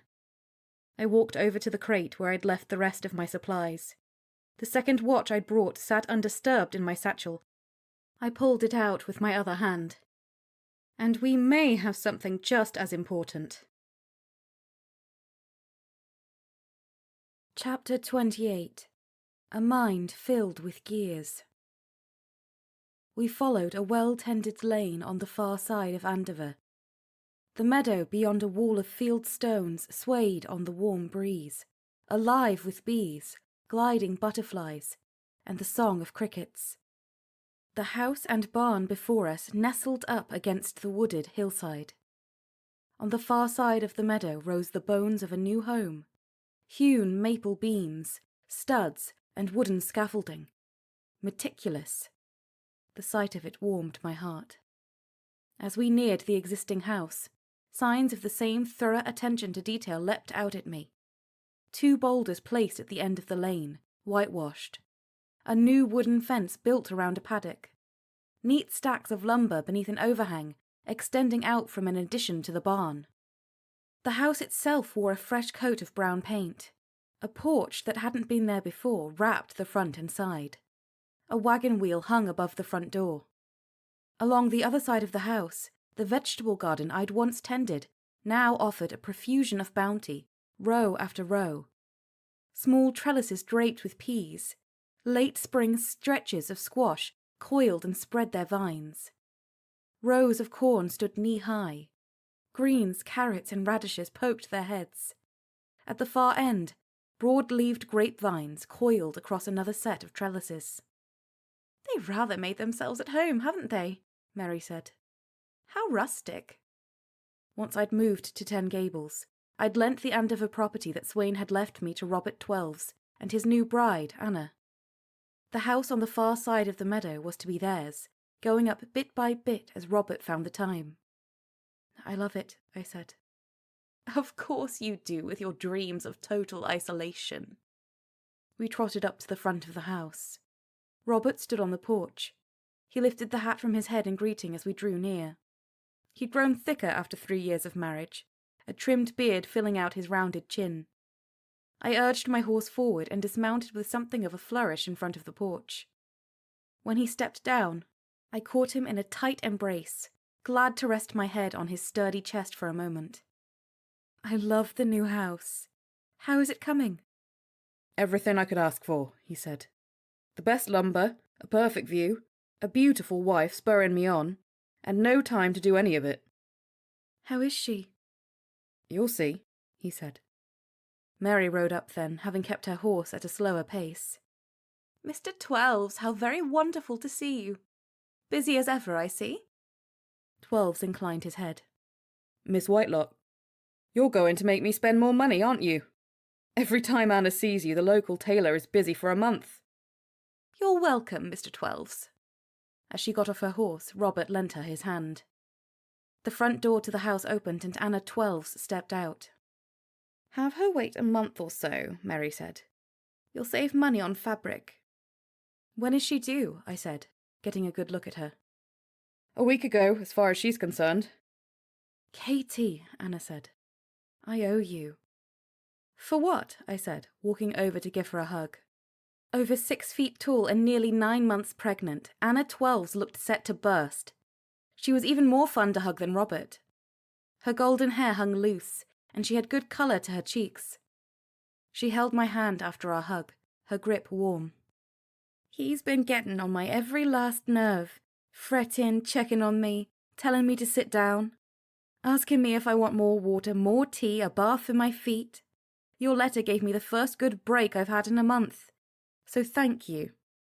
From the open doorway burst 3-year-old Abigail Twelves, the spitting image of her mother.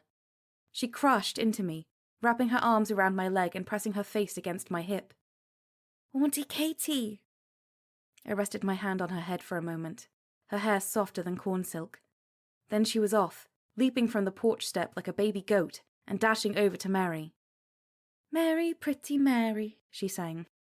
Mary reacted to children in much the same way she reacted to slobbering hounds, drunken soldiers, and minor demons. That is to say, with a touch of concern around her eyes, and one hand extended in a keep-away gesture. Abigail raised her arms. "She wants you to pick her up," Robert said. Mary lifted the child as though she were a small dog who had just crashed through a puddle. Abigail had none of that, grabbing at the shoulder of Mary's jacket and pulling herself tight, clinging to Mary's neck, a bright smile on her face. I put my hand to my mouth to stifle the laughter.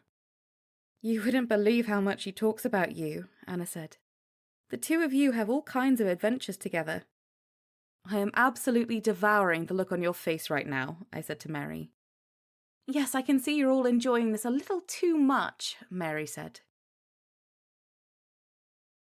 The 2 new devices Robert constructed for me sat on a table in the half of the barn he'd converted into a workshop. Identical, they had maple bases in the approximate dimension of bricks, one side hinged and latched for access to the interior. The elaborate gearing within connected to a steel post rising from the center of the top, the peak of which split into 3 separate arms, each bearing a concave half-sphere. While each half-sphere faced the same direction, they were made of 3 separate grades of silver. Inset along each front was a watch face. As with all of Robert's work, the craftsmanship was impeccable, bearing true angles, fixed with brass accents, and honed to a fine polish. I shrugged my satchel from over my shoulder and put it on the table next to the devices. "They look amazing." "It's a new gearing pattern I'm trying. It's been in my head for a while." "The advantage?" "More efficient use of energy." "You're a genius. I adore it." Going through my satchel, I pulled out a small brass box. "The cylinders?" "Here."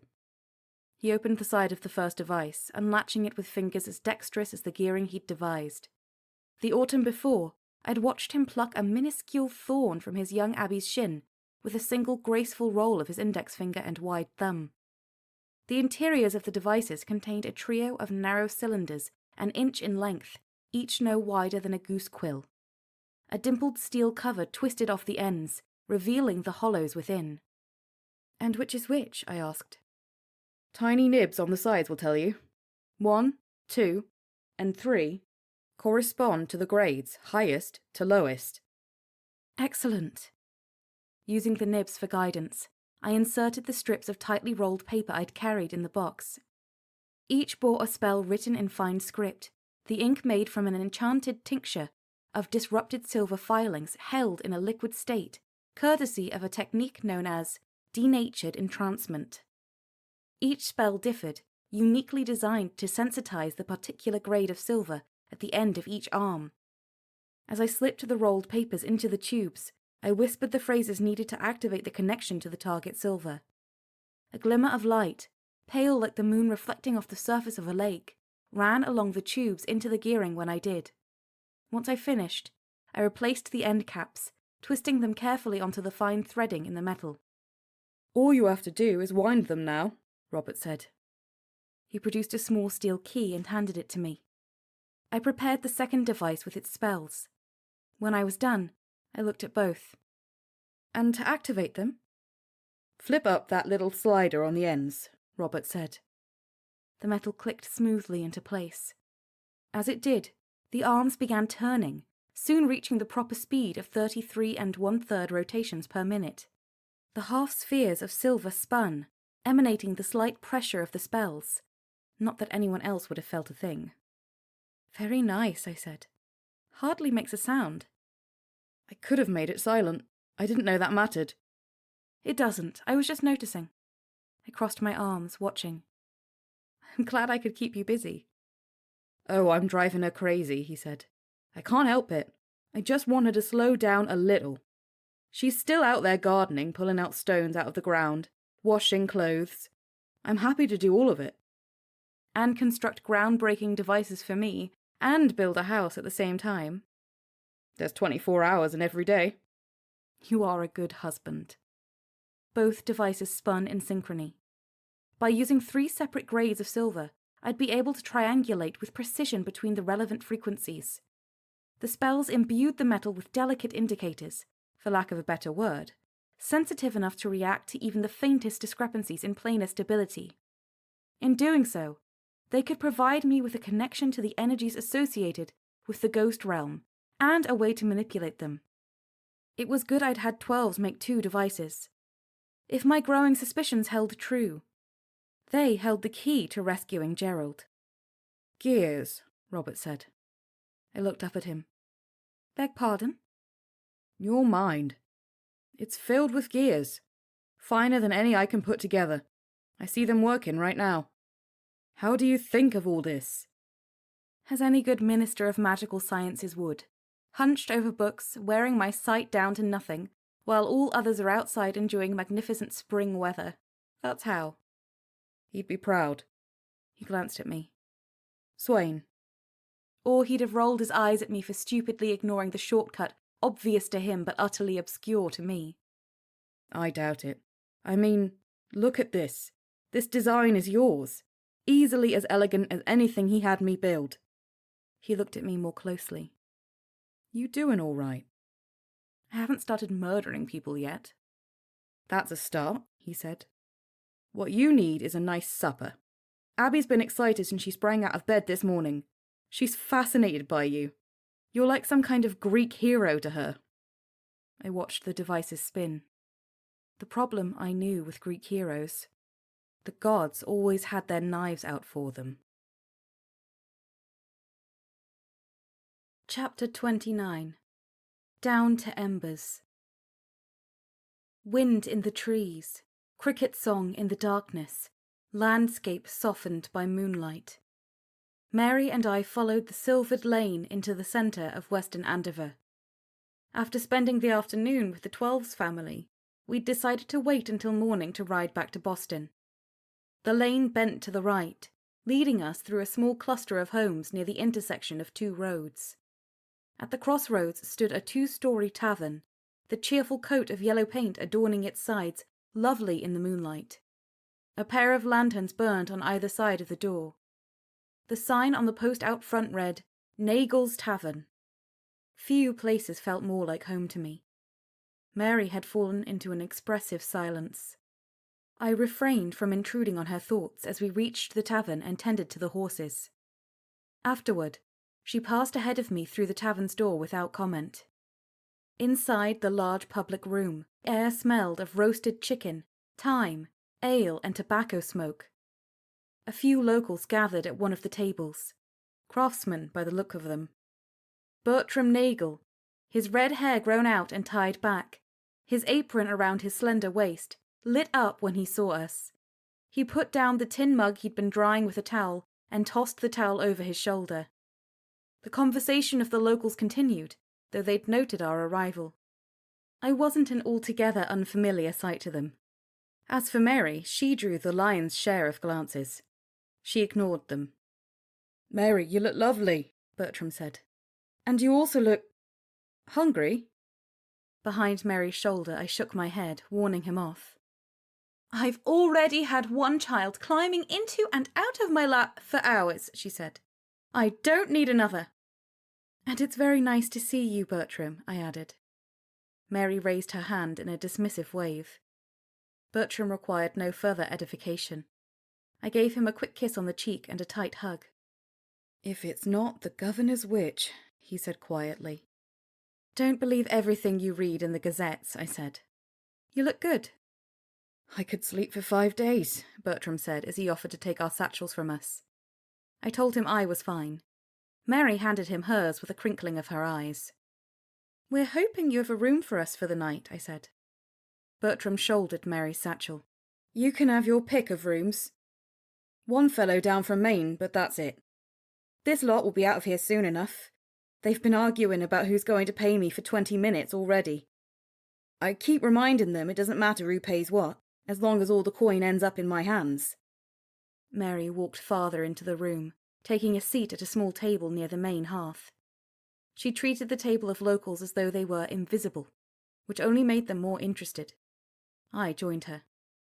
Bertram helped me with my chair and began, Would you... Some of those little cakes you make, Mary said. I trust you have some. I baked a few this morning, almost as if I knew you. 4:05 will do, Mary said. Katie? He said. Just tea, please. As we waited, the other party pushed back their chairs and readied to leave. A few of the men gave me a tip of the hat. I raised my hand in turn, recognizing the local cooper and a few of the others. Bertram bustled back in a moment later, a kettle in one hand, a tray of small round cakes in the other. He called a good evening to the men as they left, and set the items down on the table. Next to the cakes were 2 shallow dishes of preserves. Now those are warmed up perfect. If you spread a little... I can't stand warm fruit, Mary said. The dark one is blackberry and currant, the other is strawberry. I'll get you to change your mind. Is it warm? Yes. And is it fruit? Indeed, it is fruit. Then no. Go ahead and try it when I'm not looking. You'll see, Bertram said. He poured me a tall cup of tea. The things they write about you. Though, to be sure, it might help my business for you to show up every now and then and spark people's curiosity. But as I read it, I wondered, what does Katie think of this? I landed on furious. How close am I? She's flattered, Mary nibbled at one of the cakes. And more than a little intimidated. I doubt that, Bertram said. He started clearing the plates and mugs from the other table. It's true, Mary said. You should see her around Mrs. James Spencer. She cares more about that woman's opinion than the governor's. She makes me feel insecure, I said. The way she judges me. Bertram stacked the plates. Now you know how the rest of us feel when we're around you. Not comparable in the slightest, Mary said. Katie judges from a place of accomplishment, with just a touch of moral superiority. Mrs. Spencer judges from a place of jealousy. She's hardly jealous of me. She seethes with jealousy. You're the new flavour of feminine success, which makes you a threat to her. She's a woman who abandoned all else, any sense of fashion, any hope of romance, clearly, in favour of carrying on her husband's gazette. That loyalty and dedication has transmuted into what she believes is her mission. And so there she stands, smeared in ink, burning the midnight oil, waiting for some applause that isn't forthcoming. It's only natural that such self-loathing would turn into venomous jealousy. Quite a theory, I said. Don't fall for her little ploy, darling. Meeting her once was more than enough to prove she thrives on making the people around her feel stupid, especially when she wants to get her way. She's not dim-witted by any stretch. I didn't say she was. Mary examined her nails. She's quite smart. She may even be 5% smarter than you or me. Possibly. But in her own mind, she's 5 to 10 times smarter than you or me, and likely everyone else she meets as well. That's not a matter of intellect. That's a character flaw. Trust me. You sound certain.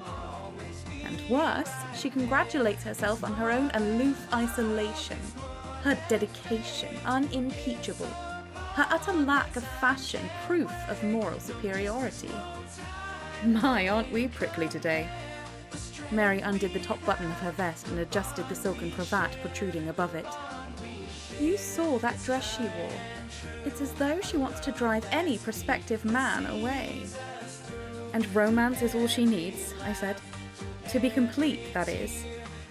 Mary finished off a second cake, eyeing the fruit preserves warily. I'll admit to having this conversation with exactly the wrong audience. I don't mind telling you both how much you exasperate me. We might both be rather busy, I said. Yes, that is one of the stories you both tell yourselves. But as stunning as this news might be to both of you, there is more to life. Bertram re-emerged from the kitchen, wiping his hands on his apron. He said, More to life? Perhaps you've confused me with someone who doesn't have a tavern to run, begging your pardon. Now, Mary said. That's precisely the kind of thinking which will lead you both into old age by yourselves. And then you'll eventually live together, like brother and sister spinsters. And I will have to feel sad for the both of you every time I come to visit you. And your cats. Bertram wiped the table where the party had left. That will be kind of you. Never fear, Mary said. I'm on the case for everyone I care for. The both of you, hard cases though you are. Even young Clara Dodd won't escape my charity. I loaned her a lovely dress just last week, to try to civilize her. If I can tame that wild thing, it will be an ample display of my expertise. After all, just look at my brother. I have poked, prodded, and steered his idiotic instincts unceasingly in the proper direction. Now he's writing love letters, staring moodily out the window, sniffing things. Unlike me, Bertram said. Katie can get her pick of the crop. You'll do well enough, Mary said, eyeing him as though scrutinizing a jacket of middling interest. And as for Katie, she will have to get her nose out of the books. She will also have to stop being so picky. There's a match out there for her somewhere. She turned back to me. I've often thought if I were a man, we'd be perfect together. We do get along, darling. I put my tea down. Now you see why I spend so much time with my nose in my books. When Bertram had his back to us, Mary dipped a finger in the dark fruit preserves, took a taste, and frowned. Yes, and look how successful your romances are when you always put the work ahead of everything else. Poor Francis Knox tried for almost 2 years, and after running headlong into that brick wall enough times, he left for New York. That's not why he left, I said.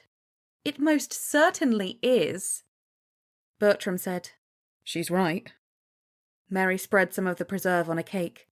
The bite she took of it clearly dazzled her. Listen to Bertram if you won't listen to me. Bertram, seeing what Mary had done, looked at her with a raised eyebrow. She gave him no more than a reluctant half-smile. I didn't realize the two of you had gotten so chummy with your gossip, I said. Perhaps there's a future of romance for the two of you.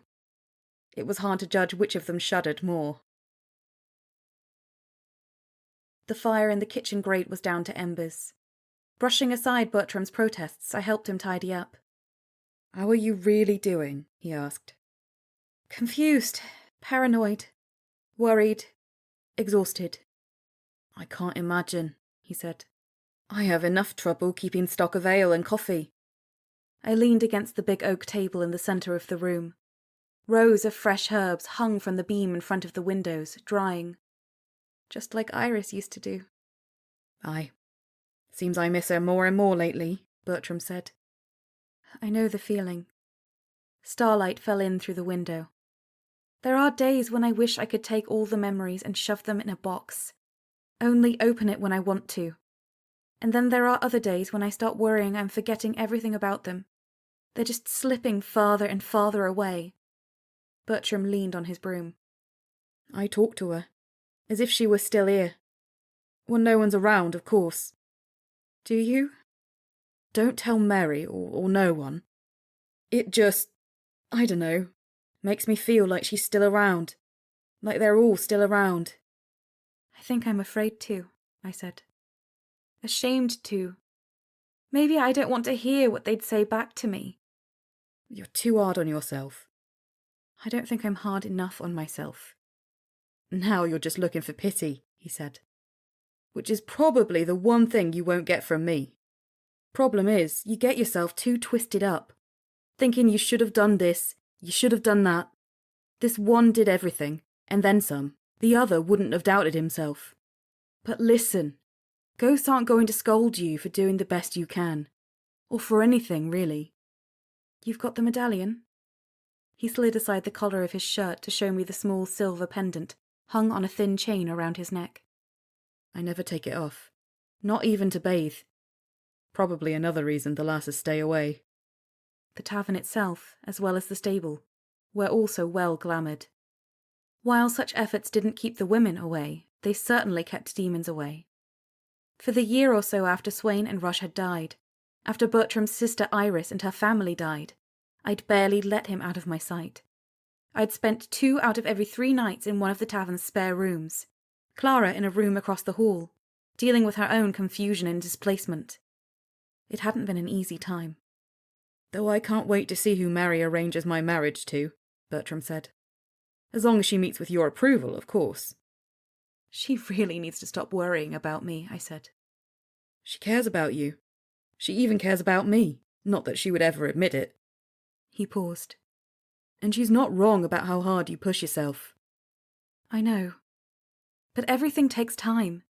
Everything takes work, research, study, practice. Running a ministry.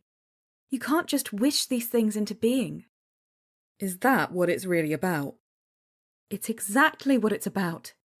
I crossed my arms and watched him. Go on, spit it out. I see it welling up behind your lips. He stared at his hands on the broom handle, then looked up. Well, you can take it or leave it as you see fit. I'm just a fellow who found himself owning a tavern where he'd once thought he'd be lucky enough to earn a few pence mucking out the stables. But I do know you, and you do want to do a good job. It's your nature.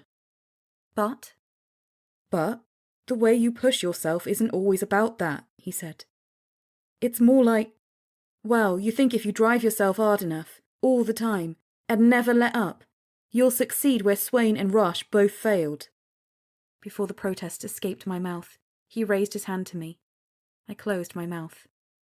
You're not being careful either. You take chances. Sometimes crazy chances. Maybe you think they did the same thing, but I don't think they did. Doing more now isn't going to change what happened in the past. You were just an apprentice then, so you couldn't save them as much as you tried. You couldn't save everyone you wanted to. But look at who you did save. You don't give yourself enough credit for that, do you? Instead, you've let what you couldn't have done haunt you. I said nothing. I'm not saying it to be like that, he said. I just worry. What with you taking that same path Mr. Swain took? All work, everything regulated, nothing messy, everything precise, a pattern. I'm just saying you could let up every once in a while, that's all. It won't kill you. I looked him in the eye, thinking of what he'd just said. You're furious with me, he said. Everything precise, a pattern, a pattern, pattern. I pushed away from the table. I'm going to 10 Gables, now. Bertram's face fell. I didn't mean to. I stepped over, put my hands on his shoulders, and kissed his cheek. You're my best friend in the world, and I love you dearly. Thank you. But it's 10:30. I headed back out to the public room to fetch my satchel. Mary had already gone up to bed. And one other thing. Don't even try talking with her until she's had at least 1 cup of coffee in the morning. The 2 of you will be fine. Tell her to hurry along when she can, but tell her gently. I pushed out the front door and headed for the stable, the night sky thick with stars. Chapter 30. The Sorcerer's Key. Maps. My world was maps, 3 of them tacked to the wall of my workshop. I stared at them as though the very force of my frustration might wring an answer from them. The answers remained unwrung. The one map that behaved properly stood on an easel off to my side. A small white spark danced above the surface of the paper. Penelope Bayard. It remained in one spot, hovering over the markings of a small lane 2 streets over from King Street, Milk Street, where the visiting New York delegation was staying. It hadn't moved in the 2 hours I'd been back at 10 Gables.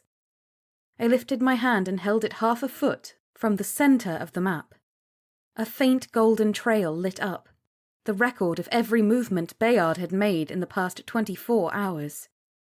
She hadn't wandered far. 2 excursions into various spots in the city, one into Cambridge, another to the Governor's Manse, and then mostly back near King Street. The trail of light danced before me, recreating her movements. I turned to the other maps. Pattern. I tried putting everything on a single map at first. The confirmed entrances into the ghost realm, the locations of rumours of strange activity reported across the city, the places mentioned in Gerald's journal. Nothing had stood out. Separating them out onto 3 separate maps was my current effort. Like with like. An old principle of the magical sciences. In separating them, I could better discern their differences. And there were differences. But I had no idea why or what they meant. I paced the workshop, coming to pause at one of the windows. Night held Boston. Did the top floor of 10 Gables shine like a beacon, the only windows illuminated in these hours past midnight? I rested my forehead against the glass. If I could see all the way to Cambridge, to Mount Auburn Street, would I see a light burning in the Provincial Gazette building even then? The burning midnight oil of another soul tormented by all she'd lost. What had Gerald said of his sister? I'm not compelled to work around the clock to better run from the ghosts of the past, piously regarding even a moment of relaxation as a sinful indulgence. I turned from the window. A touch of panic gripped my heart as I looked about me. The rows of books, those on the shelves, those that had separated out from the flock, wherever they may have wandered. The shelves, the workbenches stacked with half-finished projects, new investigations, lesson plans for Mary and Clara. The tools, the ingredients, the bottles and their labels, the tins, tinctures, all of it. The entire enterprise seemed suddenly less noble and more pathetic. Robert Twelves could pursue his craft and raise a family, finding time for all of it. Clara, wild and untamed, eked out an unexpected success in the unseen arts, while at the same time living her life, however confused, self-righteous and adolescent it might be. Mary studied. She took her job seriously, yet she had a life outside of 10 Gables. Fashion, friends, gossip. Grayson with his escapades. Bertram, an open book for the world to read, and he'd lost just as much as I had. They all found balance. I had none. The midnight stillness of 10 Gables revealed my emptiness for what it was. My heart a map with all the important locations struck through and scratched out. Maybe Penelope Bayard saw me more clearly than the rest after all. Maybe we did stand apart from everyone else. "What's your game?" I whispered, staring at the easel. Once again I held my hand out above the map, illuminating her travels. The lines refracted, flowing across where she'd been during the course of the day. I stared at the shape made by her passage. I paused, turned my head to the other maps, put down my tea. It didn't take me long to enchant 3 small bottles of ink. I used a trio of spells, harnessing a touch of elemental magic through a channel of transferent energies. I gave each bottle a different flavour, as it were. When I was satisfied the spells had taken hold, I took the first bottle and walked over to the map on the left, the one marking the known entrances to the ghost realm. Using a yardstick, I traced straight connections between the spots. I made quick work of it, for that map had the fewest locations marked. I did the same using a different bottle of ink for each of the other 2 maps. By the time I was done, each map was overlaid with a series of dots and lines. I put down the ink and the straight edge. In front of the first map, I held my hand out and whispered the invocation. The lines lit up above the map. As the current passed through them, the lines shimmered and moved, not unlike the tracking map for Penelope Bayard. dancing with a faint red hue. I activated the second map, the lines holding a bright green. A more complex pattern arose. Likewise on the third map, which when activated shone with gold lines stretching across the paper. All three patterns hung in the air, vibrant and alive. I stepped back. With a motion of my hands, I overlaid the illuminations over the center map. The intuition I'd had clicked like the tumblers in a lock springing open.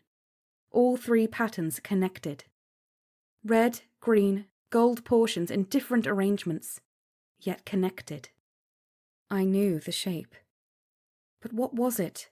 How did I recognize it? As I got closer, it grew harder to discern the pattern, so I stepped back. And then back again. The lines intertwined. A shape like an X, intersected by three horizontal lines. Around that, a crescent. The patterns were incomplete, yet I recognized their shapes in general. As I stared, the tickle of recognition grew. The first symbol resembled the arcane symbol for copper. The partial crescent pattern, silver. My breathing stopped. I checked myself, convinced for a moment I was imagining it. But no, it was a pattern I had seen once before. A passing reference, an offhand comment. The Zauberer Schlüssel, a centuries-old emblem known as the Sorcerer's Key. I raced to the library, tore through the shelves. Pulling out Helmut von Brugge's Der Schattig Weg, I flipped my way through the pages as though they were on fire. When I found the illustration I'd recalled, I jammed a quill to mark the page and sprinted with it back to my workshop. Holding the book open, looking at the precise pattern, I noted the addition of the symbol for iron as part of the emblem. I studied the pattern hovering in the air before the center map. Some of the lines could correspond with the iron symbol, but not all of them. I put the book down. Standing before the illuminated pattern, I lifted my hand and spoke the words that forced it backward until it lay atop the paper itself. Grabbing up a pencil lead, I connected the missing points, drawing them onto the map itself. The symbol for iron resembled a stylized arrow extending up into the right. The three symbols overlapped at one point. The center of Salem. The tip of the crescent, the right arm of the X, the point of the arrow. My heart pounded so hard in my chest that I didn't at first register the footsteps coming up to my workshop. The knock on the door wrenched me from my thoughts. Before I shouted at whoever it was to go away, I glanced at the clock on the mantel. 3:10 in the morning. No one would disturb me at this time if it wasn't urgent. "Yes," I called out. "Sorry, Minister. It's Henrietta." With a glance at the map, my mind spinning, I crossed to the back of the workshop and stood at the top of the stairs. "What is it?" I said. The door opened and Henrietta looked up at me. "The governor sent a messenger. He needs you over on Milk Street. One of the New York delegation has been found dead." "Dead?" I said. "What happened?" Milk Street. It doesn't sound good. The governor wouldn't summon me if it wasn't dire, I knew. I snatched a coat and shrugged it on. "Who is it, the one who died?" "A woman, Minister," Brookshire said. "Penelope Bayard." Chapter 31. Breach of the Ghost Realm. A small retinue of the minister's own, 5 soldiers led by Henrietta, escorted me to Milk Street. The women were not to be trifled with. Uniforms crisp, muskets well oiled, eyes as sharp as their bayonets. The house was already contained by a contingent of the governor's own, the premier regiment in the city. Whatever the true nature of the relationship between the regiments was, and rumours to such effect were an ever-popular pastime in Boston, they eyed each other warily as we headed inside and up the stairs. "The rest of the New Yorkers," I said. The stairs creaked as we wound our way up, around the sharp bends to the top floor. "Word has gotten to them," Henrietta said.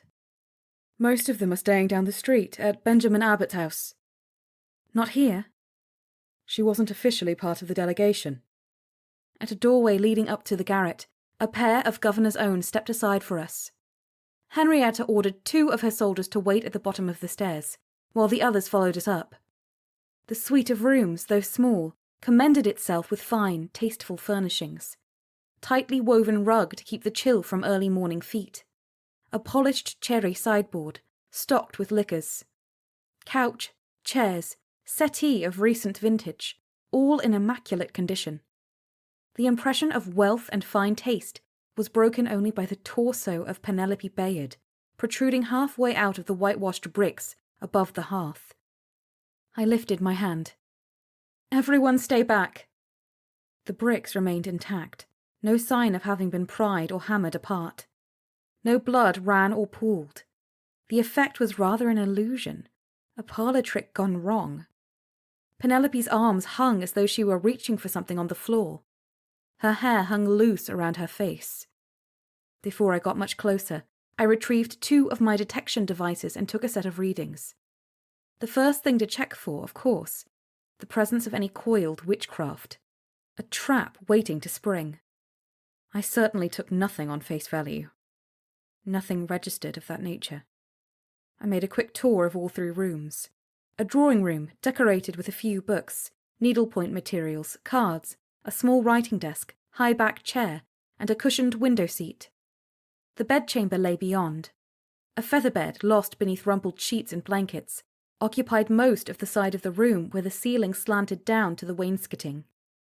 2 dormer windows, one to either side of the bed, showed views of the streets below. A bed warmer leaned against a cedar chest at the eaves. I opened the chest to the clear scent of the unfinished cedar within. A week's worth or so of clothing lay folded neatly within. Nice dresses, and one finer outfit I recognized from the governor's dinner in the indigo room. Silk shifts, petticoats, stockings. Next to it, a pair of riding boots and a pair of dress shoes. The readings I took in the bedchamber and drawing room indicated no magic. Nor did I feel any of the strange energy I'd picked up from her witchcraft, as I'd felt in the first congregational church. Back in the main room, Henrietta and the soldiers waited as I continued to take readings. Near the hearth itself, I picked up strong currents of unseen energy. Adjusting the device, I wasn't altogether surprised to see that it registered the frequencies of the Helmstrom series. The closer I got to Penelope, the stronger it got. I turned to Henrietta. "Search everything, but keep away from this particular area." The women spread out, beginning a careful investigation under Henrietta's direction. I turned my attention back to Penelope. No magic. No witchcraft. Just the unmistakable reach of the ghost realm. Her skin was cold to the touch. Her hands and face were mottled. Dark blood had pooled at her lower extremities after her heart stopped beating. The change of state between life and death was sharp as ever. Startlingly so. She came through the bricks roughly at her waist. Running my hands along the fabric of her dress, I sensed an instability not visible to my eye. I double-checked the readings again. While distinct, they didn't appear to be as strong as the cabin or the meeting house. More akin to what I'd noticed at the Phipps household. Extending my witchcraft, I sensed nothing active, nor anything residual. I frowned. "How are we going to get her out of there?" Henrietta said quietly next to me. "Good question." I ducked beneath Penelope's outstretched hands, pushing aside the iron screen before the fireplace. I poked my head inside, placing my hands on the sooty bricks, and craned my neck. "Ignis," I whispered. A heatless flame fluttered along the inside of the chimney above me. Brick and stone extended upward to a small rectangle of grey that indicated the coming dawn. What I didn't see, any sign of Penelope Bayard. Her corpse was half in the ghost realm, half out of it. I wouldn't have thought it likely. Then again, nothing about the situation particularly fell under the auspices of likely. I wiped the soot from my hands and approached the body again.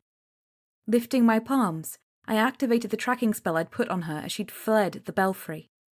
Such a minuscule spell, as I'd intended, had eluded her notice.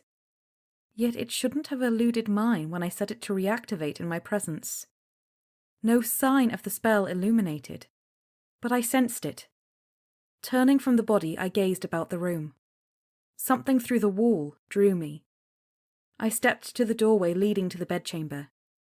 There, draped across the footboard of the bed frame, the blue cloak she'd worn. 2 soldiers who searched the room paused as I stepped forward to pick up the cloak. The fabric glinted with my tracking spell, but it shouldn't have glinted there alone. I snatched up the cloak and went back to the main room, bringing it closer to the body. No magic shone. Nothing. I threw the cloak to the floor. I'd been played for a fool. Penelope Bayard hadn't been in the belfry at all. Just her cloak.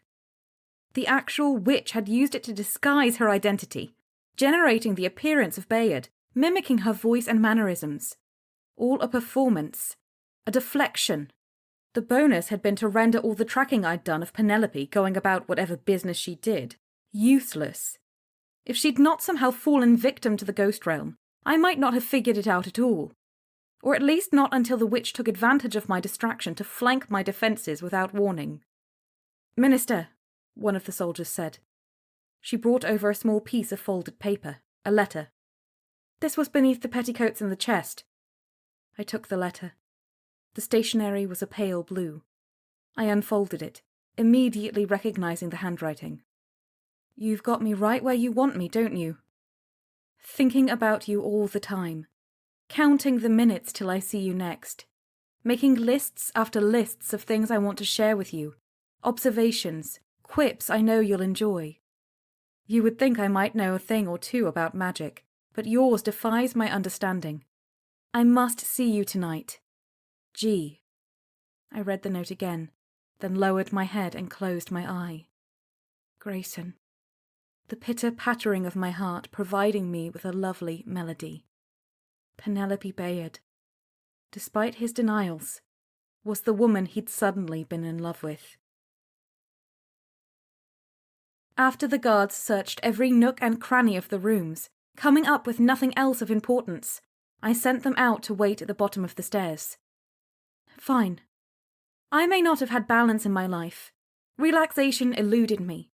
Maybe I was hiding, running, contorting myself as I wrestled the ghosts of the past. But it was not for nothing that I was good at what I did. I might have been an imperfect tool, but I was without question the most effective tool for unravelling the infernal. I would chase every thread of this mystery. I unfolded a map, quickly plotting out the pattern I discovered back at 10 Gables. But when I took out a quill and made a small X at the location on Milk Street where I knelt, I couldn't see how it fit the pattern. Was it a mistake? The ghost realm certainly intruded. So was my theory wrong? Or was it merely incomplete? What had the witch done? Time to find out. I approached Penelope's body, getting my shoulder beneath her arm. I lifted her weight and pulled. She came loose more easily than I had anticipated. I almost staggered, having braced for her entire weight, but as I pulled her from the bricks, a spill of cinders cascaded down to the floor. She didn't come out alone either. Behind her, grasping her legs, was a second person. Everything below Penelope's waist that had extended into the ghost realm had turned to cinder, her legs and the body of the second person. James Breckenridge. I placed what remained of them on the floor. Even in death, Penelope retained her austere beauty. I closed her eyes. Breckenridge collapsed into ash, along with her legs. I thought back to the way he'd stared at the governor's dinner, his unwelcome presence among the delegation. What had happened? The pieces didn't fit together, not at first, so I took them in order. Penelope, oblivious to having had her identity co-opted by the actual witch, she'd had her trip to Boston disturbed by the appearance of a spurned lover, Breckenridge. Said lover soon after died under mysterious circumstances. Was she relieved? Saddened, both? Whatever her genuine feelings, she'd not expected to see him again. And in the meantime, she'd begun an affair with Grayson. Breckenridge. His strange behaviour had caught my eye at the governor's dinner, as perhaps it had caught the other witch's attention. To taunt or confound me, or both, she'd lured him to the remains of the tavern, where he'd seemingly met his end. But had he? Or might the ghost realm have yet again done something to the time stream? I'd seen him turned to ash, as I'd seen Grace Stoughton turned to ash. Yet Grace had also been alive, still in this world. I looked back and forth between the two bodies before me. Had a different version of Breckenridge found himself on the other side of a time split, caught on the ghost realm side of it? And had he somehow, driven by his obsession with Penelope, stalked her from the ghost realm? With fates intertwined, they'd both met their ultimate ends that very evening. Was that what I was looking at? The climax of a tragedy, a tale of passion, scorn, and revenge, staged in part in the ghost realm? I turned back to the hearth. Strange energies gathered where she'd been, even as the bricks themselves remained intact. Strangely, the bricks where she'd been felt warm, a good 10 degrees hotter than the bricks next to them. I knelt, using an iron poker to stab at the ashes and embers piled in the grate. The barest hint of residual warmth remained, greying embers cooling in the heart of the ashes. Some bricks warm, some bricks cool. I couldn't see why. A tinkling sound drew my attention. Something fell down the chimney, ricocheting off the iron grate, hitting the stones, and rolling to a stop next to my boot. A silver coin. Nothing else handy, I lifted the coin, of similar styling to those I'd seen at the Phipps house and the meeting house, with the love note from Grayson, and placed it carefully next to my satchel. Time. I didn't have enough time. I looked at the coin. I looked at the letter. I glanced at the body. I grabbed my things and stood. Henrietta looked at me. "Lock it all up," I said. "No one comes in or out. No one touches the body." "What am I going to tell the governor's men?" Henrietta asked. "The governor will want to know." I headed for the stairs. "Anything you like. I have to see someone, and I don't care how upset the governor gets." Chapter 32. Another Cruel Jest. Dawn set the sky alight. The eastern horizon, the knife edge where the Atlantic met the sky, grew clear and bright with sunrise as I hurried to Mackerel Lane. The last of the morning's fishing boats set out into the harbour. Down the length of the long wharf, the business of the day was already in motion. Bells ringing, thick ropes being coiled, wagons working through the crowds of wharf hands. The scent of brine and seaweed hung in the cool air. Grayson's house stood at the corner, a narrow 3-story affair of brick beneath a slate roof, slabs of grey granite below each windowsill. I held on to the iron railing and paused a moment, steeling myself before I bounded up the 4 steps to his front door. I rapped the brass knocker loudly, 3 times. After the count of 10, I did it again, and so on. A shape moved past the small half window of glass set in the top of the door, and the door unlatched. "Good God, do you know what time it is?" Grayson stood before me in a long nightshirt, his feet bare, his hair tousled, a day's worth of beard decorating his cheeks and chin. "I need to talk," I said. "Yes, I would assume so, the way you're raising a racket on my door like an invading barbarian." He stepped inside and motioned me in. The front room glowed with light filtering in through the thin curtains drawn across the windows. "I didn't mean to wake you," I said. "Then you might have tried a more reasonable hour." He pushed his hair back from his face. "But since you're here and sleep is gone, coffee. Come." He kept his home neat, sparse. Tasteful pieces hung on the walls. Unusual acquisitions occupied shelf or mantel. A gilt-handled sword, the skull of a curious horned animal, a pair of foot-long curved tobacco pipes. I followed him past the stairs and into the small kitchen at the back of the house. Grayson stabbed at the embers in the grate, threw on some kindling, started a fire to snapping. "If you could be a love and start the coffee, I'm sure you're no more thrilled to be looking at my bare legs and feet than I am to have you looking at my bare legs and feet. Back in a minute." He left the kitchen. I should have stopped him, told him right then. But instead I busied myself setting a kettle to boil, fixing the coffee. I crushed the beans, as I was about to crush his heart, with emotion second nature to me from my spellcraft. Footsteps passed by overhead, then down the hall, disappearing for a few minutes, and soon enough heading back down the stairs. Grayson re-entered the kitchen, his hair tied back with a dark green ribbon. Loose muslin shirt in the process of being buttoned, a dark pair of breeches over plain stockings, and brown leather shoes. By then the water was boiling. Taking a kitchen towel from the hook on the wall, I lifted the kettle and poured the boiling water into the coffee pot, then rehung it in the hearth. "I'd offer you a bite," he said, "but I'm afraid you've caught me unawares. You're welcome to come over and make coffee for me any morning. Say, at a more respectable hour, such as 9, or if you are a dear, 10. While the coffee brewed, I gripped the counterboard. "Listen, I have some terrible news." "Those are not kind words." He watched me. "It's Penelope Bayard. She's dead." Grayson straightened. "Oh no, that's terrible." I gave him a moment for the news to sink in, ready to rush over and embrace him. "Goddamn awful timing, too." He frowned. "And the sugar's over in that jar. It's from Barbados. You'll adore it." "You did hear what I said," I said softly. "Miss Bayard dead. Did I miss something?" "Grayson." "Throws something of a spanner into the works." He chewed the side of his lip, his eyes tracing a quick pattern across the surface of the table in front of him. "What happened to her?" Weren't the two of you—" I fumbled. "I wanted to be the one to tell you." "I appreciate the consideration. Always putting my interest first and all. I quite encourage it, but normal business hours would suffice if I'm being honest." "You're not exactly taking this news the way I thought you would. Why?" He looked up at me. "Is there some other way I should be taking this news?" "You're in love with her. Your heart pitter-pattering. Wanting to tell her the news first. Your quips." I took the letter on the blue stationery out of my coat pocket. "This."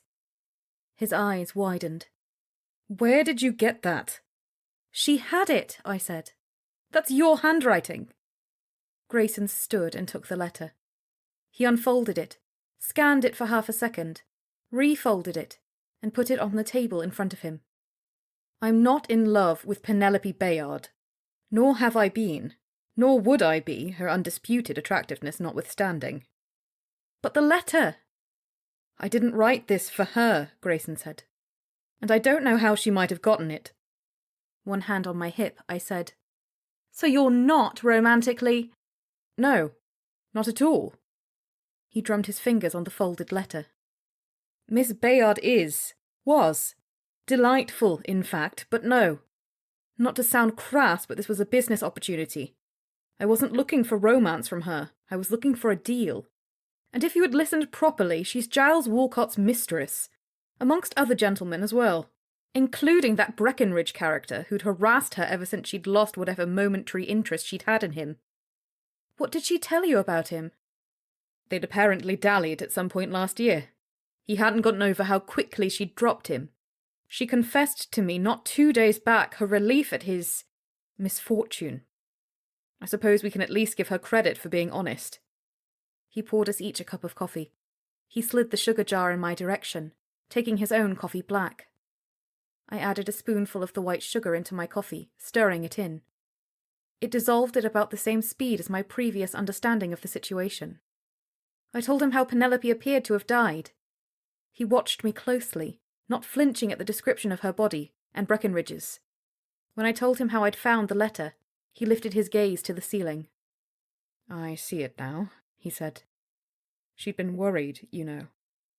How worried had she been? Apparently his presence at the governor's dinner had quite unnerved her. To be honest, I mostly just tried to shepherd the conversation back to Giles Walcott. My gaze fell on the letter on the table. He rested his fingers on it. "Then who was that for?" Grayson closed his eyes and rubbed his brows. "Who can say where the human heart will carry us, don't you think?" Don't tell me it's Mr. Hastings' cousin, I said. The maid. He moved his hand away and opened his eyes. No need to make it sound so terrible. Grayson, I asked you to help me. Find a witch, yes, I remember. And she spilled wine on me, and seemed both frightened and devious and witty and ridiculous. Trust me, I had no intention of any kind, until she showed up at my door the next day with a new set of stockings for me and an offer to polish my shoes. Your shoes? I don't know how these things happen, he said. She's odd, interesting, forward, and there's just some current that runs between us. One thing led to another, and that thing led to my bed. And now you want to tell her all your best quips, I said. Smirk all you want. I'm not smirking. Oh, no? Tell me this is just another of your Grayson adventures, I said. Do you know what I've decided? He said, sitting back. All those, as you say, Grayson adventures were nothing at all. They were like glasses of brandy, designed to make the ordinary more interesting, but eventually leaving me with little more than a headache in the morning and a conscience full of regret. But with Kizzy, I finally understand. I didn't even know what it was I had been hoping to find. Kizzy? Yes. She has a name, and that's it. He looked up at me. With her, it's not as though she's doing me a favour, nor engaged in a negotiation, nor checking off a box. She isn't wrapped up in a story about herself where I have the potential of playing a walk-on role, or even a leading role should I prove worthy or wealthy enough. She isn't patiently waiting for me to say my proper lines. In fact, she argues with me. And the more we argue, the more attracted we are. To tell you the truth, I think any hint of normal romance would drive her away. Which is why I hesitated to even write this note. I was sure it was going to end in my humiliation, though I couldn't help myself. In fact, the minute I dropped it off, I was convinced I'd seen the last of her. And have you? Grayson rubbed his hand over his face. No. In fact, she came right over. She was here all night. At least so I thought. Until someone's pounding on my door knocker wrenched me from the most satisfied and comfortable sleep I've had in years. Oh no. No, you're in love with her. More than I've ever been with anyone. He wasn't joking. Since maybe the first time I'd known him, he wasn't joking. My heart sank. I heard it in his voice, read it in his face. Grayson. What would I say next? The woman you're in love with is a homicidal witch?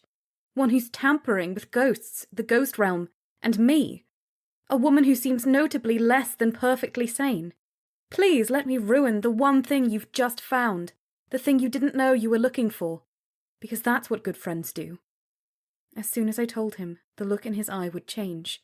How he thought of me would change, and might not ever go back to the way it was in that very moment. And what did I have, if not a handful of friendships that meant everything to me? For a moment I couldn't get any words out at all. He watched me. She's the witch. We stared at each other. Grayson sat back and laughed. When he saw that I didn't join him in laughter at the joke, he drew himself up with a sniff. And here I'd thought we'd agreed Rose Donlan was the witch. He took a deliberate sip of his coffee. And thank you, Katie. Thank you ever so much. By the time I finished telling him everything that had happened, he held his face in his hands. Of course. What other kind of luck should I ever expect beside the utterly miserable kind? She's using you to get to me, I said. And that's supposed to make me feel better? I don't know what to tell you. You could try telling me you're wrong, that this witch, whomever she may be, is even more of a genius at deception than you're already giving her credit for. That she took this note and slipped it into Miss Bayard's cloak to stir the pot, to throw you further off her scent.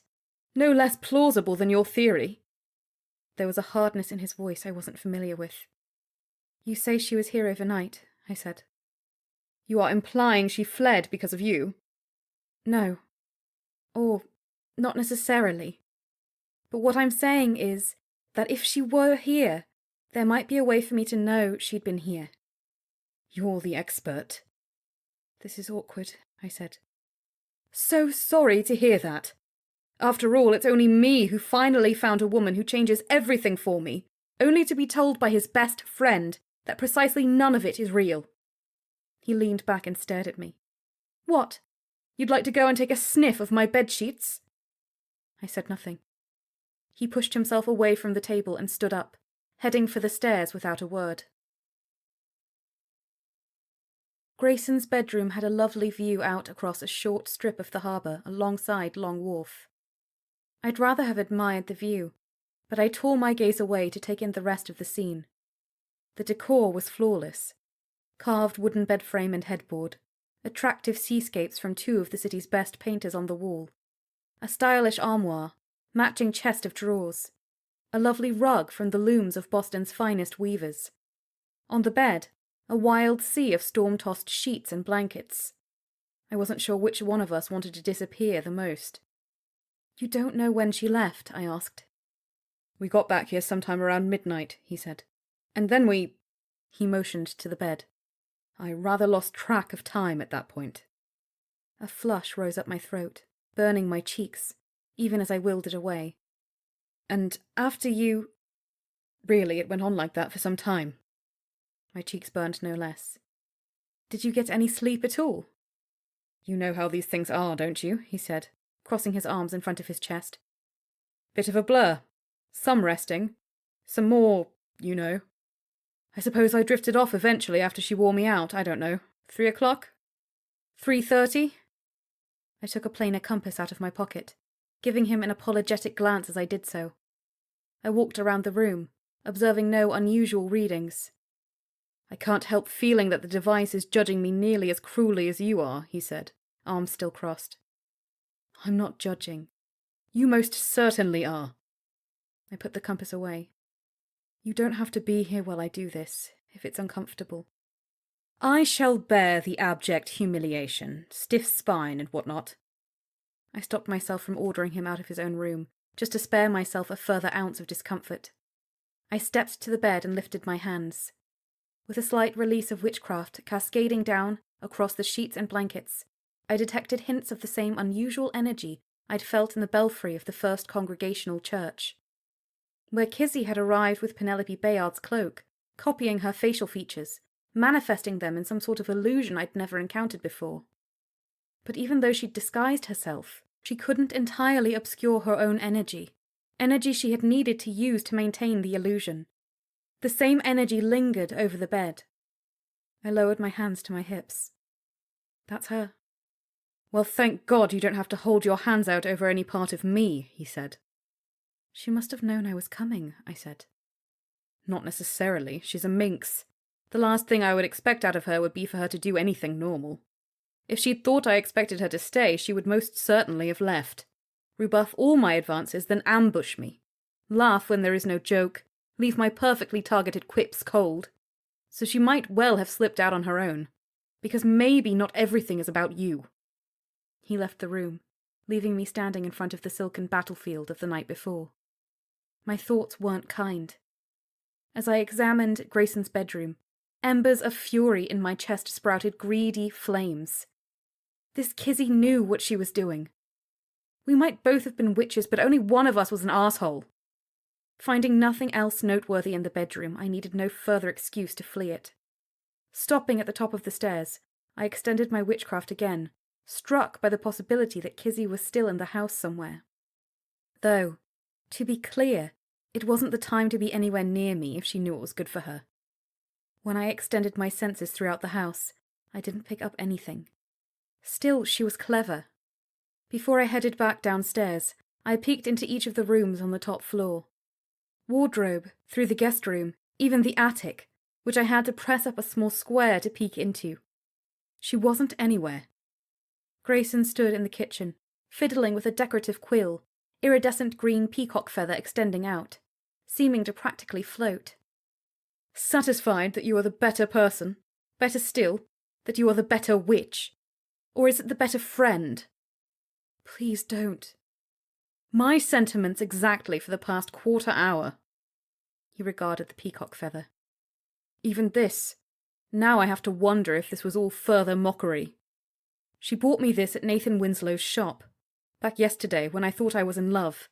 Perhaps I had been strutting. Taking her here, taking her there, buying her things. He placed the decorative quill on top of the note still in front of him, and pushed them both off to the side. It may not be like that. Oh, it's most definitely like that. I couldn't see it more clearly. She could have at least gotten some jewellery out of it, do you know? She didn't want any. Made me feel a fool for even offering. Which of course only served to drive me mad with desire. I stepped over to him and put my hand on his shoulder, which he shrugged off. All she wanted was an ivory-handled hand mirror, he said. And the way she'd smiled when I looked at myself in it now makes me think it was another cruel jest. A self-admiring peacock. Do you see the hilarity? Because I suddenly do.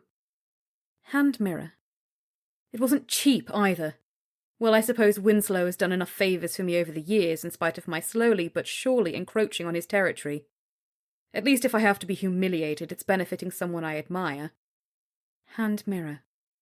Clara. Chapter 33. Apprentice of the Apprentice. I burst into Ten Gables like a whirlwind. Even though it was early, activity had started for the day, with staff getting their morning assignments from Anne Morland. When she saw me storm through, it took only a glance from me for her to hand off the list to one of her assistants. She peeled off from the morning huddle and hurried after me as I made my way to the residence. "They've collected the body," she said. "What's left of it. And I directed." "Where is she?" "Clara." I hurried up the stairs, my hand tracing the railing. "She left half an hour ago. She said you'd approved it." "No. Where?" "Helping her friend Mina. Something about her relocating her room. She claimed you were fine with her taking part of the morning to help." "Did she have anything with her?"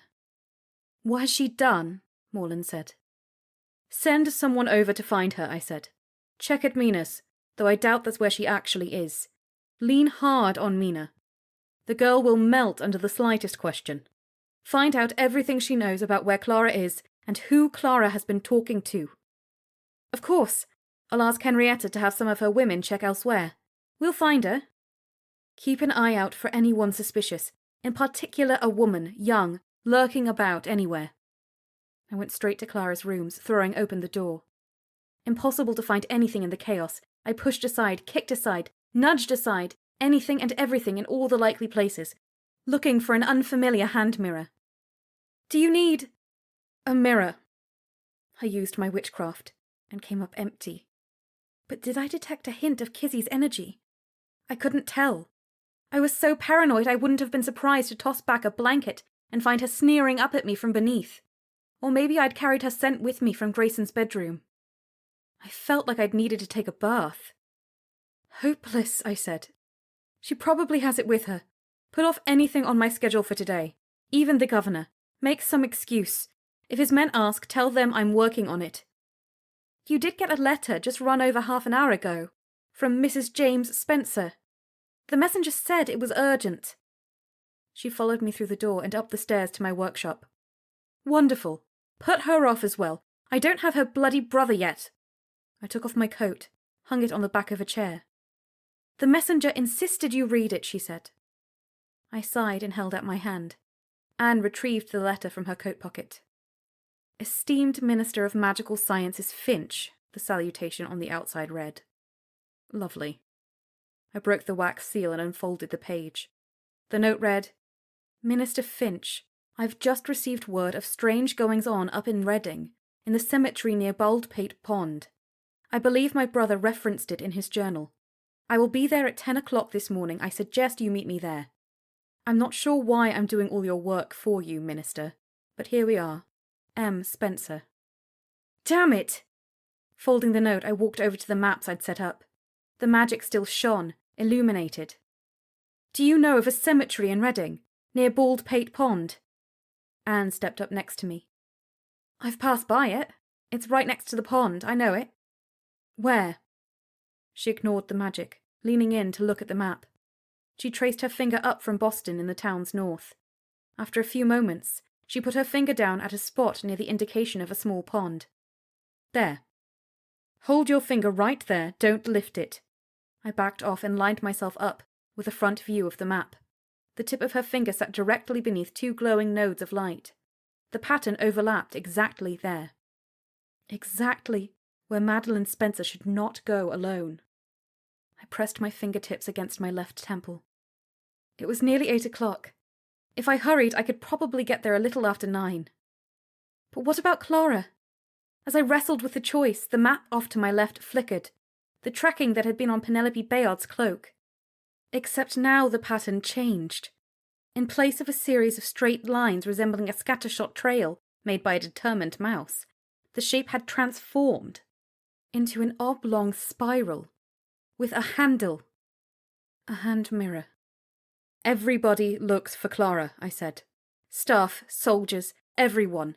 Get her back here, and get my horse ready. I'm leaving for Reading. Clara would have to take care of herself for a while. The girl absolutely trailed mayhem, but she had a knack for staying one step ahead of it. The apprentice of August Swain ought to be capable of no less. Chapter 34. The Enemy Part. The sun burned away the last of the morning fog, which huddled in the shadows of the cemetery. Damp grass and headstones steamed in the growing warmth, putting me in mind of spirits of the dead rising from the earth. Madeline Spencer's horse, the only horse in sight, stood tied to the branches of a tall lilac tree. I rode over next to it and checked my watch. I was 3/4 of an hour late. Silence wrapped the burial yard. "Have you heard the Song of Bones?" the ghost at the meeting house had murmured. "It's so lovely." Madeline Spencer was nowhere to be seen. I dismounted and tied my horse next to hers. As I did, my senses reacted to an unexpected energy, the sort of planar fluctuation I'd felt at the meeting house and the cabin. I called for Spencer and got no response. Closing my eye for a moment, I centered my concentration and whispered the incantation for a spell of tracking I'd devised 2 years earlier, a combination of Gordon McLaren's Persistent Paths of the Footpad and a more traditional locating spell from the Germanic Hollenhund school of tracking. It required nothing specific to an individual, rather revealing the passage of any person within a recent window of time of up to 12 hours. Infused with my own witchcraft, the magic flowed from my outstretched palms, extending out across the cemetery. As expected, a set of footprints grew clear, dazzling a bright gold, starting from just beside the horse and proceeding to wind amongst the headstones. The footprints ended halfway across, with nary a hint of Spencer to be seen at that location. At the sight of a fallen headstone, the footsteps ended, one ahead of the other. I found a partial print, as though she'd perhaps crouched in that spot, and then apparently vanished. The spring grass showed no signs of struggle, no droplets of blood, not a stray thread evincing violence or mishap. There should have been some signs beyond that point, but there weren't. Looking closely, the spot had a strange air about it. When I released a flow of witchcraft, a small gasp escaped me. A touch of frigid air rose from the earth. Also concerning, I detected the unmistakable presence of a demon. With a glance around the burial yard, I reached into my satchel and took out a small planar clock, a device designed to catch demons. Between that and my own vigilance, I didn't worry overly much about being ambushed by a fiend. Next, I retrieved a delicately calibrated instrument that stored the precise indices of the major planes across a series of springs and gears. Using a planar compass, I registered and then entered the findings detected from each of 6 canonical planes. A small window in the upper right hand of the top displayed 6 concentric circles, each face etched with a series of numerals and symbols. The circles turned individually, depending on which reading I entered, the final vertical combination in the center giving a precise cartography of the intersecting planes in the time. Once I put in all the readings and let it run for a minute, the faces filled with numerals, I recorded the index. A solid reading at hand, I pushed back the cuffs of my coat sleeves. Time to look for the ghost realm. August Swain had written extensively on the sorceress principle of infernal incitement, a technique for attracting short bursts of attention from demons. By creating a localized atmosphere that might interest any nearby fiends, one could gauge the proximity of such entities. Of course, as it had the potential to draw in demons of unknown strength, it was not a technique to be used casually.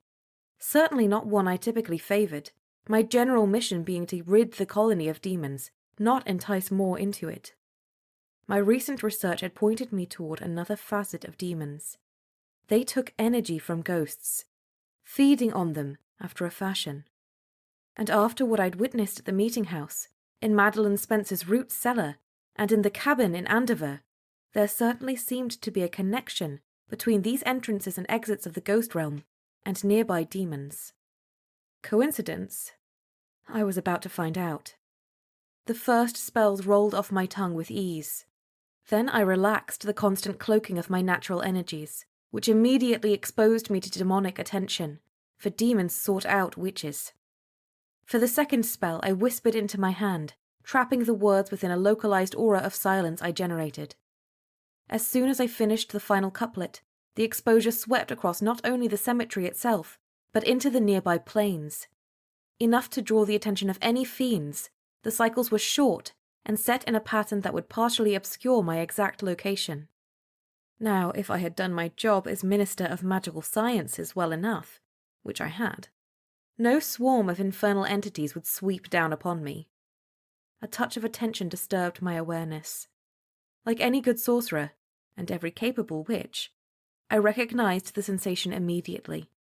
The raising of the hackles, akin to the sudden sensation of being watched, along with the shifting atmosphere, as if something large and dangerous had moved in my direction. I kept my attention focused on the fiend, ready to bat it away should it grow too curious. It didn't feel too dangerous, though any demon given the right moment could be deadly. A shadow rolled over the nearby headstones. The demon circled warily. I let the incitement continue for another half-minute, then released the spell, raising my cloak back up. The demon moved on after it lost my scent, not having fully entered our world directly. My temples tingled from the exertion of the spells. But as I looked up, I froze. 4 figures, no 5, surrounded me, indistinct and shadowed. 2 women, one in some sort of funeral garb, the other more plain. 3 men, one with a distended abdomen, one missing a leg. They stared at me, eyes glimmering darkly. A ward at the ready, I reached down and lifted my planar compass, stealing glances at the dials. I approached the nearest figure, the woman in the veils. She floated back, keeping her distance. Getting as near as I could, I said, "How did you get here?" The woman didn't change expression. Details about her person flickered. Old strands of lace, a wooden button, pale skin. Her features went in and out of focus, reminding me in their ephemeral quality of sunlight in mists. "Can you speak?" Still no change, no attempt at communicating. Trying a different tactic, I lifted my hands and lowered my cloak, extending my witchcraft, letting it flare. That got a reaction. With a look of terror, the woman before me shrank back, lifting her arms before her face. Then she slipped into the ground, disappearing like a fog. Had she not liked that I was a witch? Perhaps if I'd explained I was the governor's witch, they might have shown the proper respect and stood around for questioning. The other ghosts vanished. I wandered the cemetery, wiping dead leaves from a cracked headstone here, reading an engraved name there. The wind sent a glimmering curtain of raindrops loose from the nearest pine boughs. My hair lifted on the breeze, as did the edge of my coat. A chill grabbed at my ankles. From the earth came faint sounds, along with a deeper rumble. Cautious, I pressed my palms into the ground, leaning my weight into them. While the soil itself remained in place, something else gave way, and my hands lowered below the surface, wrapped in a whirling chill. It was the strangest thing. almost, but not quite, like slipping into an adjacent plane. What it lacked was the sharp pull, the gravitational insistence, the physics of crossing from one plane into another, a process with its own momentum. Hard to initiate, hard to stop once initiated. I think it's your curiosity I admire the most. The maid, Kizzy McCormick, stood 3 paces behind me. Grey cloak, black mop of hair framing her narrow face, and dark eyes. I lifted my hands from the strange planar position they found themselves in. Care to tell me what you did to Mrs. Spencer? She cocked her head quizzically. Sorry, who? Drop the games, I said. Games? Do you mean the way I've led you around by your nose ever since we first met? I suppose I can respect that you keep coming back for more. Where is she? Oh, her. She stumbled in on her own, I just watched. I doubt that.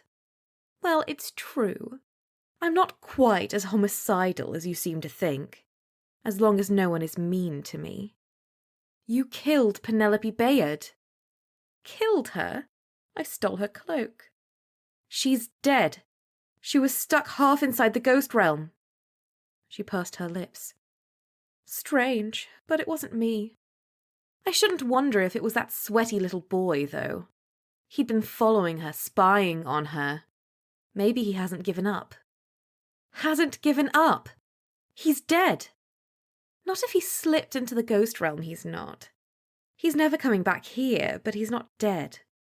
And who cares? They're stupid humans. Jealous and vain. Petty. And did I already say stupid? Chasing after their own obsessions without even realizing they're doing it. She made a gagging sound. Tell me what happened to Mrs. Spencer, I said. Kizzy's skin was pale.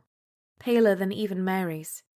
Her eyes were sharp, though red, with dark circles around them, as though she hadn't slept in days. She went right in. Didn't even see it coming. You're really not doing your job very well at all, are you?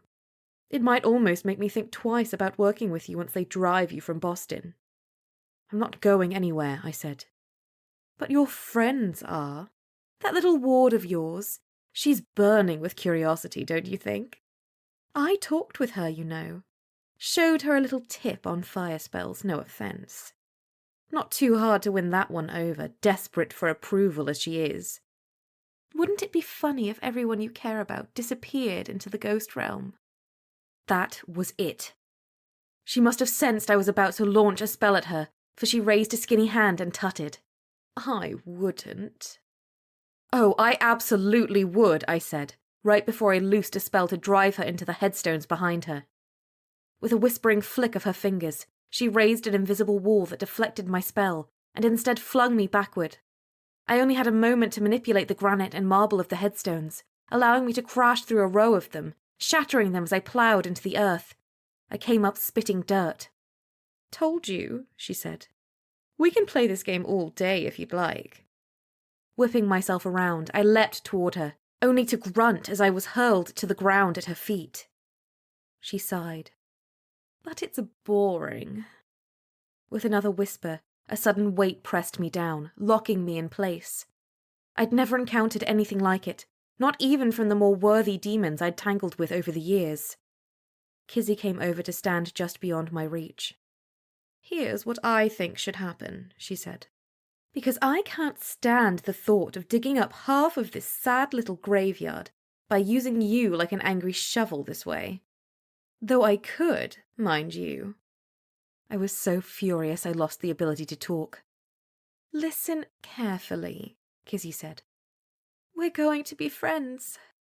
Or you're going to go away to a place you won't like. And to be very clear, it's not here. No more Minister of Magical Sciences. No more doing everyone else's bidding. I forbid it. You're insane, I spat out.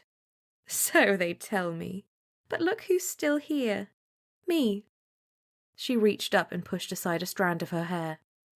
I'm giving you a chance, you sad, friendless sister. Make your threats all you like, but you're either my friend or my enemy. She lifted her hands above my back, and the pressure on me grew crushing, grinding me into the earth.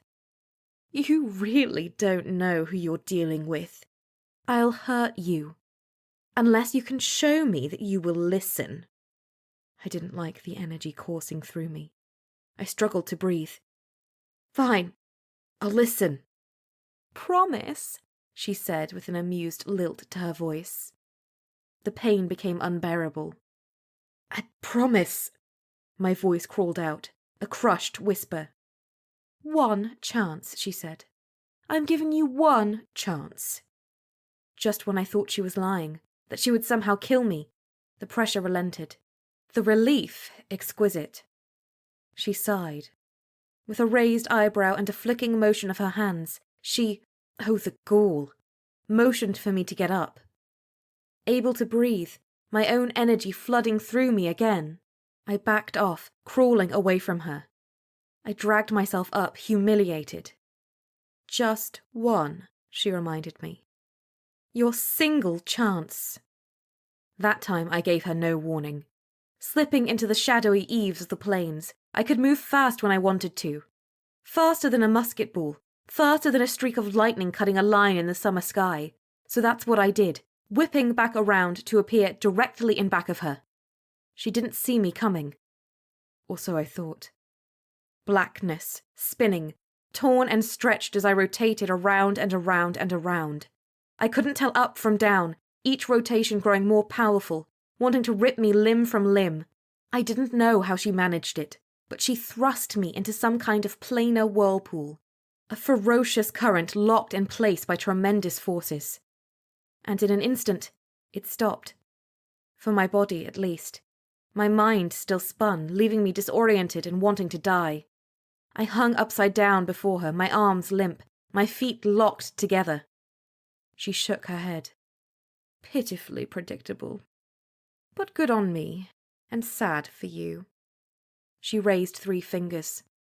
A jolt of agony cut through my dizziness, the hottest fire I'd ever imagined, searing the space above my eye.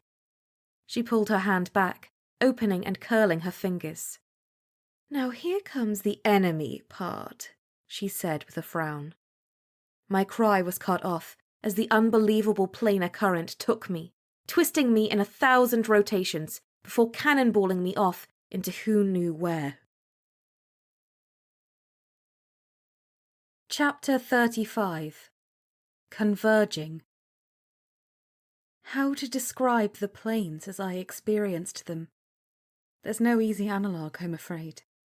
Unless you've done it, it's difficult to conceive of slipping the coils of the material world. It's not like passing from one room to another, or shifting from wake to sleep, sleep to wake. It's more like remembering a world you've forgotten, stepping through a mirror to find a brand new world, realizing you don't need your eyes to see. One can glide from one point to another with practice. There are passages, currents, spots where the edges of the planes twine, doorways, if you know where to find them. And I wasn't the Minister of Magical Sciences for nothing. I knew how to cross the edges of planes known as the planar eaves, a specialty of my predecessor, Dr. Ephraim Rush. Normally a graceful endeavour. Not this time. I hurled myself into the planar eave with all the force I could muster. Imagine leaping headlong through the window closest to you with all your speed. Not pleasant. And worse, Kizzy's witchcraft tore at me like hundreds of cruel barbs. My bones shuddered as I penetrated the membrane of the plane, a groan of agony grating in my throat. But then the cemetery was behind me, and I was safe, sprawled out on the cool ground of the woods, perhaps half a mile away. I picked myself up and then dusted myself off, quaking, weakened, altogether amazed at what I'd pulled off. Oh, and also, my fury runneth over. After a furtive return to the cemetery, where I found my horse untouched and no sign of Kizzy, I raced back to Boston. Bursting in through the front door of the ministry, I found Mary and Anne deep in conversation. "Have you found her? Clara," I said. not breaking my stride. Not yet, Minister. Anne kept up with me. But they found Mina, who claims she hasn't seen her in 2 days. Perfect, I said. Have them keep looking. As I headed toward the stairs, Mary hurried to catch up with me. Oh, no, you're not, she said. Leaving me behind like that? If there is a more awkward human being in all of the province... No, there isn't. It's Bertram. He practically had a stroke when I asked him for a wash basin, and that was just the start of my morning. You can't just gallop off without me. I don't have time for this right now, I said. Then make time, darling. I can't help you if I don't know what's going on, and I'm your secretary. As we turned the corners and went up the flight of stairs to the workshop, I told her what had happened. Have her arrested, Mary said. Too dangerous. She's not going to let herself be taken. The left side of my face tingled, still numb from her witchcraft. I shed my jacket. On my main workbench, both of the new devices from Robert 12's spun their gearing, activated. I leaned down in front of the one on the left, noted the recorded levels of energy, and scrawled them onto a piece of paper. The energies had doubled, as I'd expected. The watch face inset in the lower left corner read 12:35. Turning to the other device, I noted the time it displayed, 12:41. A 6-minute shift. I looked back and forth between the minute hands. Why are they different? Mary asked.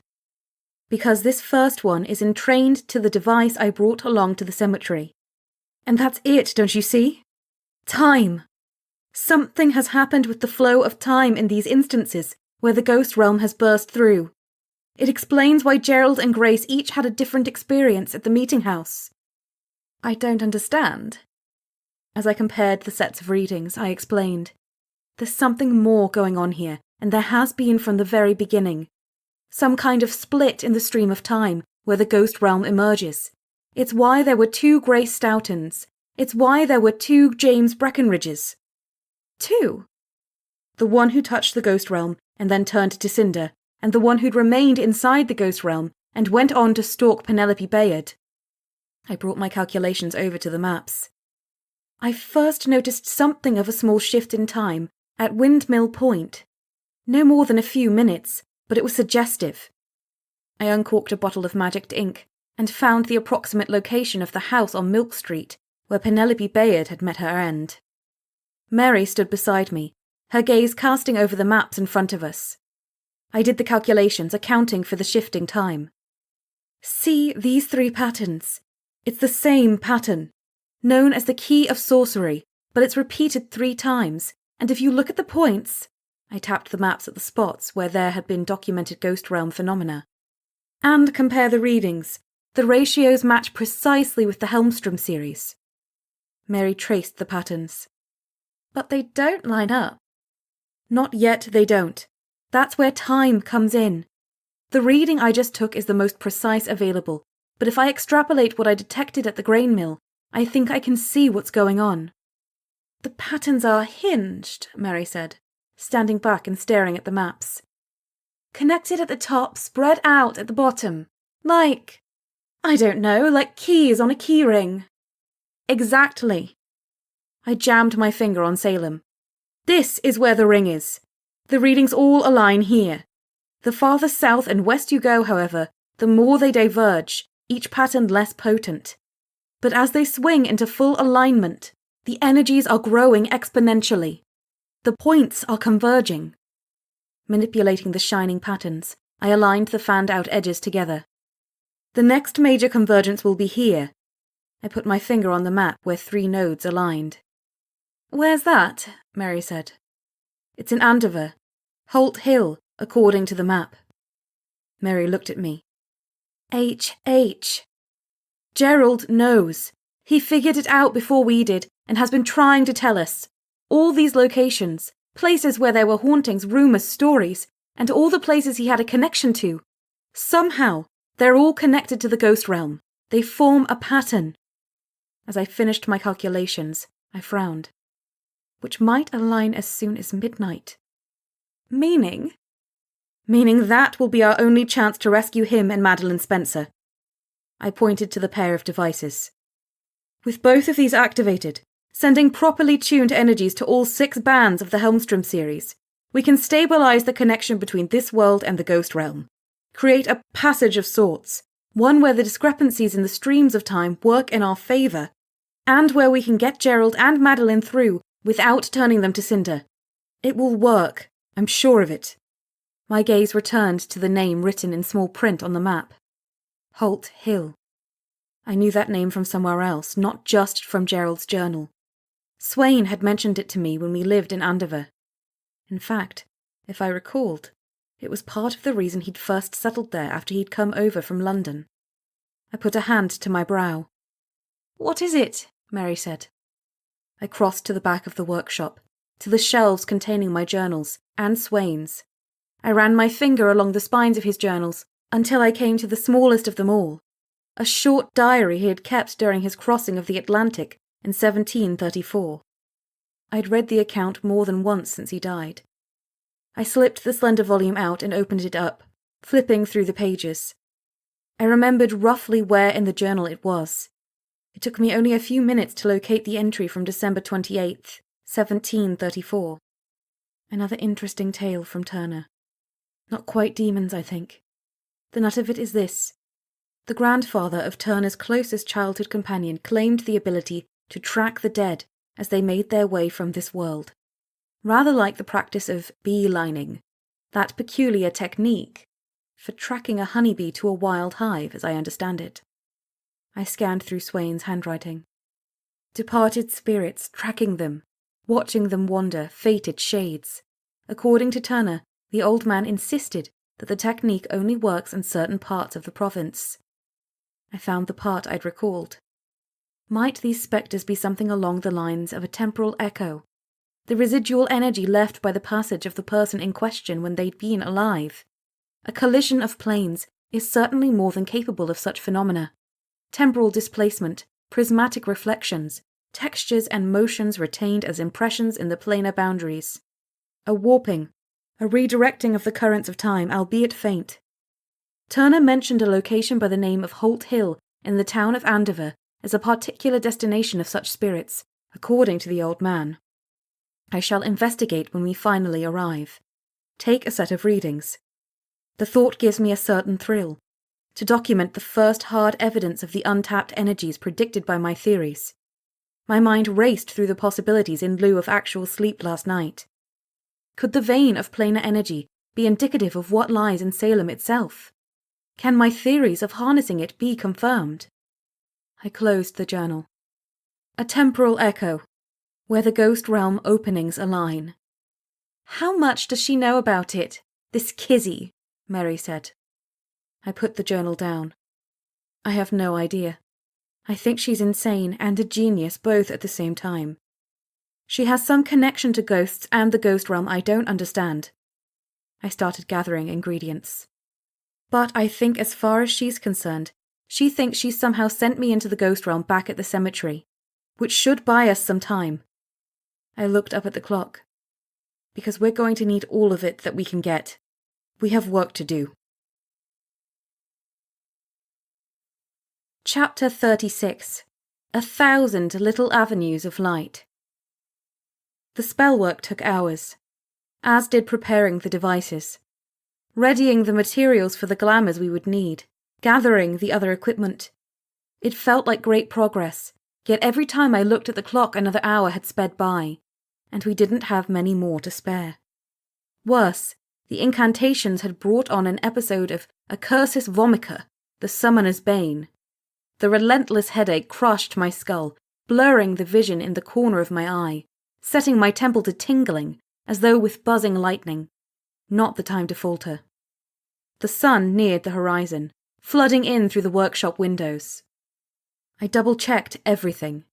Mary, to her great credit, had borne more of the work than I'd hoped, putting the entirety of her focus on laying down the base glamours and imbuing the materials with the proper spells. She'd tied her hair back, kicked off her boots, and rolled up her sleeves. "We'll need lanterns," she said.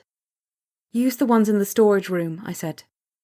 We loaded everything into 2 medium-sized trunks, wrapping the more delicate items in sections of old wool blankets I kept for that purpose. 2, maybe 2.5 hours to get us there. 45 minutes to set everything up. This might work. Mary looked at me. It bloody will work. In spite of the pulverizing headache, I went to one of the workbenches and gathered up 3 small wooden boxes. You're sure about those? Mary asked. Better to have them and not need them than the opposite. I shoved the boxes into the pocket of my coat, which hung on the rack at the top of the stairs. I lifted the coat and put it on. A knock came from the door below me, and I called down, "Yes?" The door opened and Anne Morland leaned in. "Sorry, Minister. The Governor is here to see you." Mary and I exchanged a look. I turned to Anne. "I'll be right there." "What do you need me to do?" Mary slipped her feet back into her boots. "Finish loading everything up, then have some of the women help get it in the carriage. If I'm not back by the time it's done, head off to Holt Hill without me." "Without you?" "I can get there faster on my own if I need to," I said. "But the equipment has to be there. Don't stop for anything. Take Henrietta with you, and some of her soldiers, but I'll do what I can to get back on time." I buttoned my coat and set off down the stairs, trying to iron out the worry wrinkles around my eyes. Governor Reddington waited for me in my private audience chamber. Council members Endicott and DeWitt were with him, looking rather pleased. Seeing those two in my private audience chamber was akin to finding a spider in my porridge, albeit less palatable. "They are about to leave," Reddington said, not even giving me time to close the door. "Governor Jansen, his entire retinue. So fix this, now." I didn't shrink away. "I need to get a situation." "Everything else waits." He walked over to my writing desk, pulled back the chair, turned it, and sat on it. "But They're frightened out of their wits, the rumours are flying, and you have sent it all right back to square one. One more time. Fix this." Endicott and DeWitt watched me with barely concealed glee. If I handled this poorly, I'd be dismissed for good. And if they had their way, jailed. I clasped my hands behind my back. "Yes, sir. I'll speak to him now. I'll take care of this. I'm sorry you had to come over here." Reddington stared at the musket above the mantelpiece. He didn't turn to look at me. "Hurry." I turned on my heel and left them in my room, keeping the cursing as far down and away from my lips as I could. Sunset washed over Boston, 1,000 little avenues of light tracing over cobble, slate, and brick. Reddington hadn't been wrong. A line of carriages were being loaded up, taking up half of the top of Milk Street. Servants, footmen, butlers, busy with loading and readying the carriages. Various members of the New York delegation stood by the doorways, waiting to set off. I hitched my horse and hurried over, pushing my way through the currents of departure, uncertain if I had any chance of stemming the flood. The glances I got weren't encouraging. In the foyer of the house, I stopped one of the New York council members I'd met. "I need to see Governor Jansen. Tell him it's worth his time." I thought the fellow might flinch and beg off, but as he had been one of the few members of the delegation to actually have shown me some warmth, he headed off into a side room. He reappeared 2 minutes later, waving for me to come with him. I followed him through a formal dining room and into a parlour beyond. Jansen stood at the window, bundling a handful of correspondence. He wore a coal-black jacket, his hat on the table before him. He gave me a quick glance, then put his attention back on the correspondence. "Your governor must be desperate sending you here." "Governor," I said, "this isn't the time to flee." "Flee, is it? You think me that gullible? This is not for us." "There's a reason I hold the office I do," I said, "and it's to control situations such as this." "Control?" he said, turning to me. "That woman is dead. My people are shaken, one devastated. And you are fine with, as you say, situations like this. I see now how very different things are here in Boston." 2 of the governor's staff hurried in. One took the correspondence from Jansen. The other took him aside, with a sidelong glance toward me, and held up a hand, whispering something to Jansen, huddled by the fireplace. Beside me, a silver tray held a pitcher of water and 2 tall glasses. The surface of the water vibrated. In both glasses and the pitcher itself, concentric circles rose and shook. Magic. I looked at the governor and his man, then interposed myself between them and the vibrating water. Thin voices came from the glasses and pitcher, along with hints of motion, an out-of-focus view, indistinct and blurry. The voices were no louder than the buzz of a fly, but I recognized them immediately. Just think how pleased she'll be. You can help her. She will love it. She will adore it. If you are the one to rescue Mrs. Spencer, just think of it. And I think it will be quite an adventure. The second voice, Clara's. Is this another plane? That's a perfect way to think of it, dear. It's as safe as could be. I love Andover. Clara's voice buzzed. The sound of it trailed off, and the surface of the water stilled. I didn't know how she'd done it, but the message was clear. Jansen's man turned and left with the other messenger.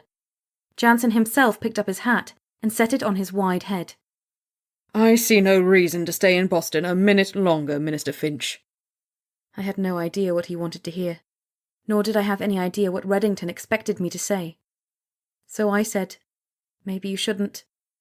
He tilted his head back. He hadn't expected that answer, whatever else he'd expected. He waited for me to go on.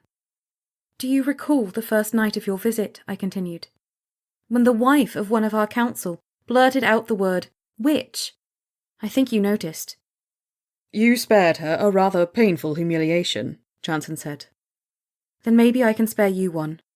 Because I could try to appease you, flatter you, beseech you, cut a deal in your interest, or to some degree in my own. I looked him straight in the eye. But you're going to make up your own mind about us. And no, we're not like everyone else, or anyone else. This province comes with complications. You know your business better than I. But at the moment I don't have any time for flattery, or whatever other tricks seasoned diplomats might offer. Someone I care for is in great danger. I think Reddington has chosen poorly. In which envoy to salvage our talks? In that I believe we're in agreement, sir. With that, I threw away the last hope of a trade deal, and along with it any possibility of retaining my position as Minister of Magical Sciences. I turned and left, not willing to waste another moment on governors and their demands, or niceties, or conniving council members and their smirks. None of it mattered to me any longer. Chapter 37. Shadows all around. I raced my horse north as fast as she could gallop, ghosts behind me, ghosts ahead.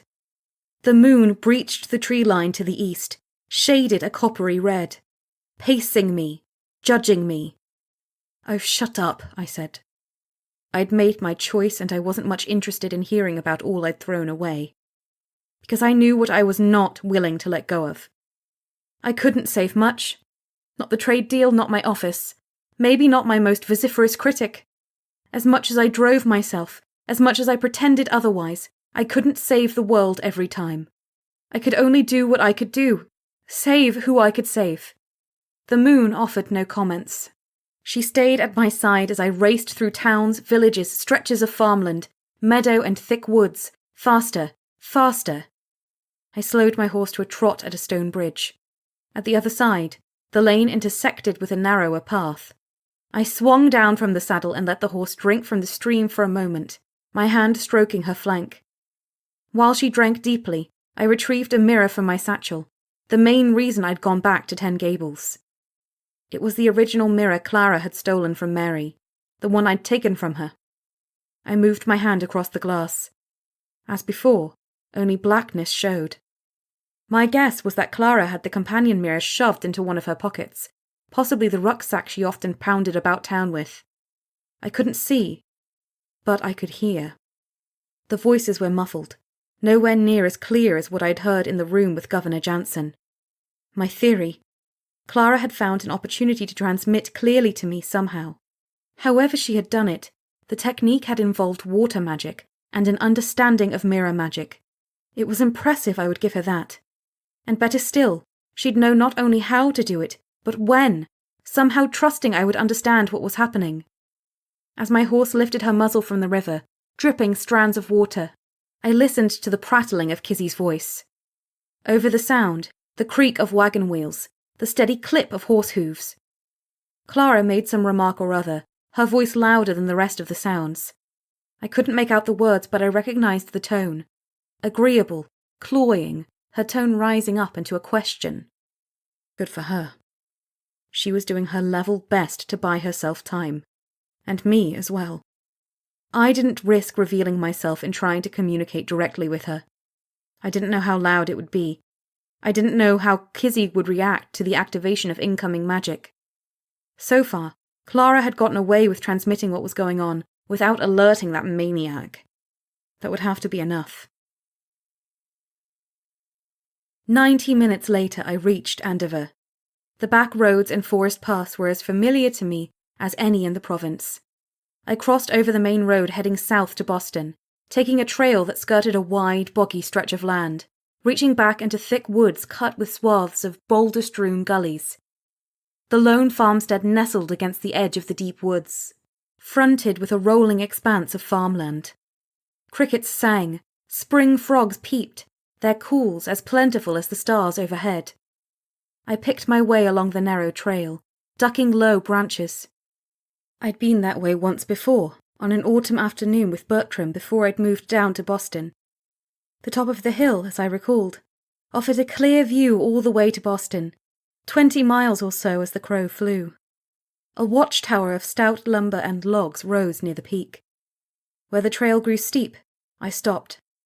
I climbed down and tied my horse to a nearby sapling, hefted my satchel, took what I needed from the saddlebags and set off on foot. Shadows all around, sliced with chinks of bright moonlight. I stumbled a few times, my boot catching on root or stone. The trail snaked up a steep hillside. Birch trees shone bone white amidst the darker skirts of pine and hemlock. The path grew so difficult to follow that I abandoned it altogether. The crown of the hill was easy enough to steer toward. I pushed my way through undergrowth, grabbing hold of branch or trunk here and there, steadying myself. Finally cresting to the hilltop, I paused at the tree line.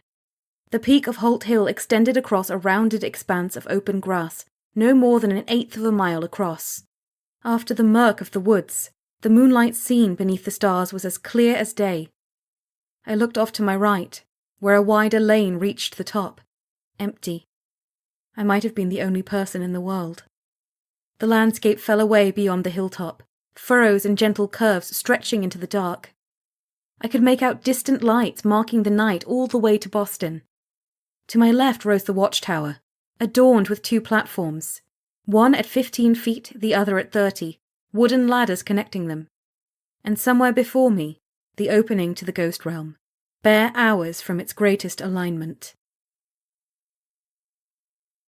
I stayed just within the edge of the tree line and began organizing my equipment. I checked the mirror first, the sound of wheels as before. But while I didn't risk communicating, the mirror was useful in other ways because of its entrainment. I knelt and placed it on the ground before me, speaking a spell of proximity. Once I finished the casting, a series of firefly lights extended out from the center of the glass. 2 blue dots near one another, the mirror, myself. A yellow dot, like the flame of a taper, hovered off in the air to the right, slowly nearing. Extrapolating the scale, I guessed they were less than a mile away. I could have taken a more precise reading, plotting it out on a map, but I had no time. I released the spell and took a set of readings with the planar compass and my other devices, zeroing in on the strongest currents, which would lead me to the opening of the ghost realm. As I set off on foot, I came across a level portion of the hill just down from the watchtower. A series of flat rocks was set in the ground, the stone partially obscured by long grass. One of the stones had a straight line carved into its surface, running east to west. My devices vibrated, a massive river of planar energy rising up from the spot. I poked and prodded at the ground near the stones, finding the same unnerving instability I'd discovered at the cemetery where Madeline Spencer had disappeared. A movement off to the side drew my eye. A carriage drawn behind a 4-horse team raced around the curve of the main road, 2 riders just ahead of it. I got to my feet and waved, motioning for them to steer the carriage off to the side. The riders spotted me. 2 of the minister's own. Technically, I was still the Minister of Magical Sciences, if only until word got around. Chapter 38. The Helmstrom Series. The carriage rolled to a stop on a level stretch of ground. I hurried over to meet them, even as the doors of the carriage flew open. Henrietta got out first, her shadow pooling at her feet in the moonlight. "There's another wagon or carriage not too far behind," I said. "You need to stop them. Do whatever you can, but be careful. One of them is a witch." She didn't surprise easily, but her brow came down at the word. "And the other?" "Is Clara," I said. "So be careful. But you can't let them get anywhere near the top of the hill." "The witch won't know what hit her. This will be fun." Henrietta gathered up her soldiers, not wasting a moment. In a flurry of orders, snapping reins and the taut muscles of the horses as they turned, the mounted soldiers raced back the way they came, their muskets tipped with steel bayonets glinting in the moonlight. Henrietta herself climbed on the driver's bench of the carriage, getting ready to turn that around as well. Mary climbed down from the carriage, adjusting the hem of her jacket. "You sure you don't want me to go handle that trollop? I'd be more than happy to teach her she's not the only one around here with a temper. No one plays with the heart of my baby brother." "No," I said. "You need to help me set everything up. I found the location. Let's get the trunks. We don't have much time." We carried the trunks to a flat spot of ground by the stones. In the light of a lantern, I checked the calibration of the devices. Mary took out a heavy canvas roll containing the spikes we'd prepared, undid the hemp ties keeping it closed, and rolled it open. Keeping them all in the proper order, she worked them into the ground one at a time, measuring the intervals with a thin chain we had sized for that purpose. "Once we get into the window of alignment, we'll have to work fast." I hefted a wooden box from one of the trunks, putting it down just outside the circle of spikes Mary was placing. I flipped the lid open, checking that the bottles of ingredients were all undamaged and in the right order. The glamour will span both instances of the ghost realm, somewhere in the area of 22 minutes worth of stability. When we light up the signal lamp, the illumination will pass through into the ghost realm and be a strong enough signal that Gerald and Madeline will see it. And with both of these devices reaching up into the Helmstrom series at the same time, the 2 time streams will link together. Entrained, locked. They'll be able to get out. "If either one of them is anywhere near here." Mary knelt in the grass, leaning all of her weight onto the spike as she drove it into the ground. "And they do it within the next 22 minutes. Gerald will see it. He told us so." "And Spencer?" "I don't know. Let's hope she figured it out. Or if she hasn't yet, let's hope she does it fast." Mary sat back on her heels for a moment and ran the back of her hand across her forehead. I placed each of the 2 devices into a separate glamour, mirroring each other across the larger glamour Mary assembled. Both were lined with silver filings. That restless metal.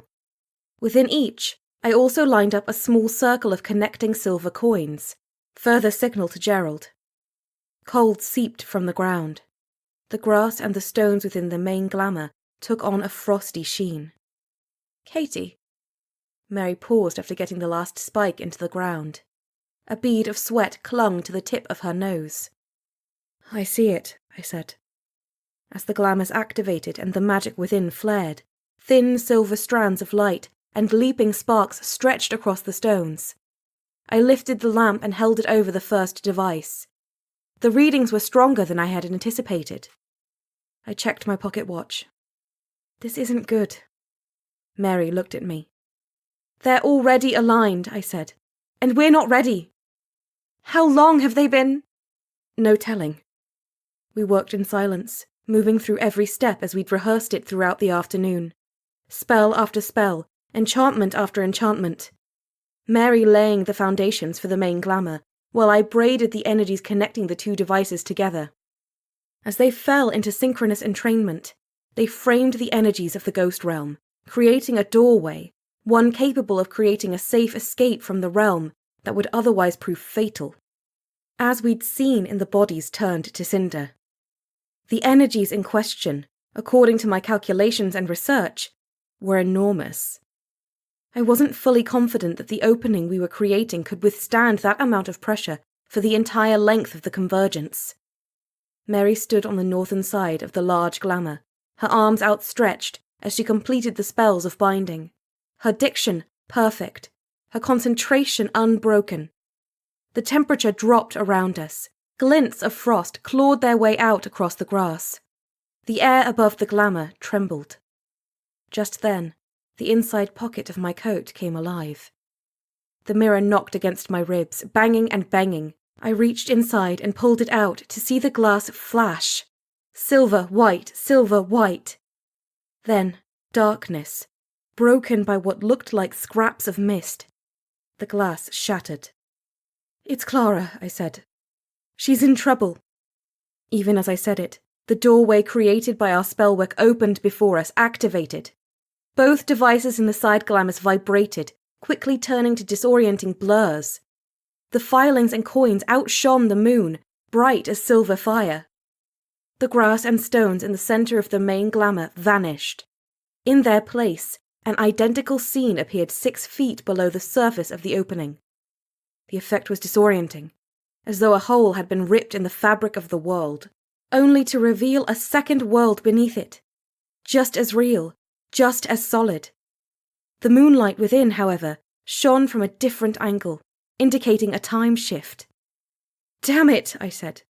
"Take this." I tossed the mirror to Mary. She caught it with one hand. "What exactly do you think you're doing?" "Clara just told us what's happening.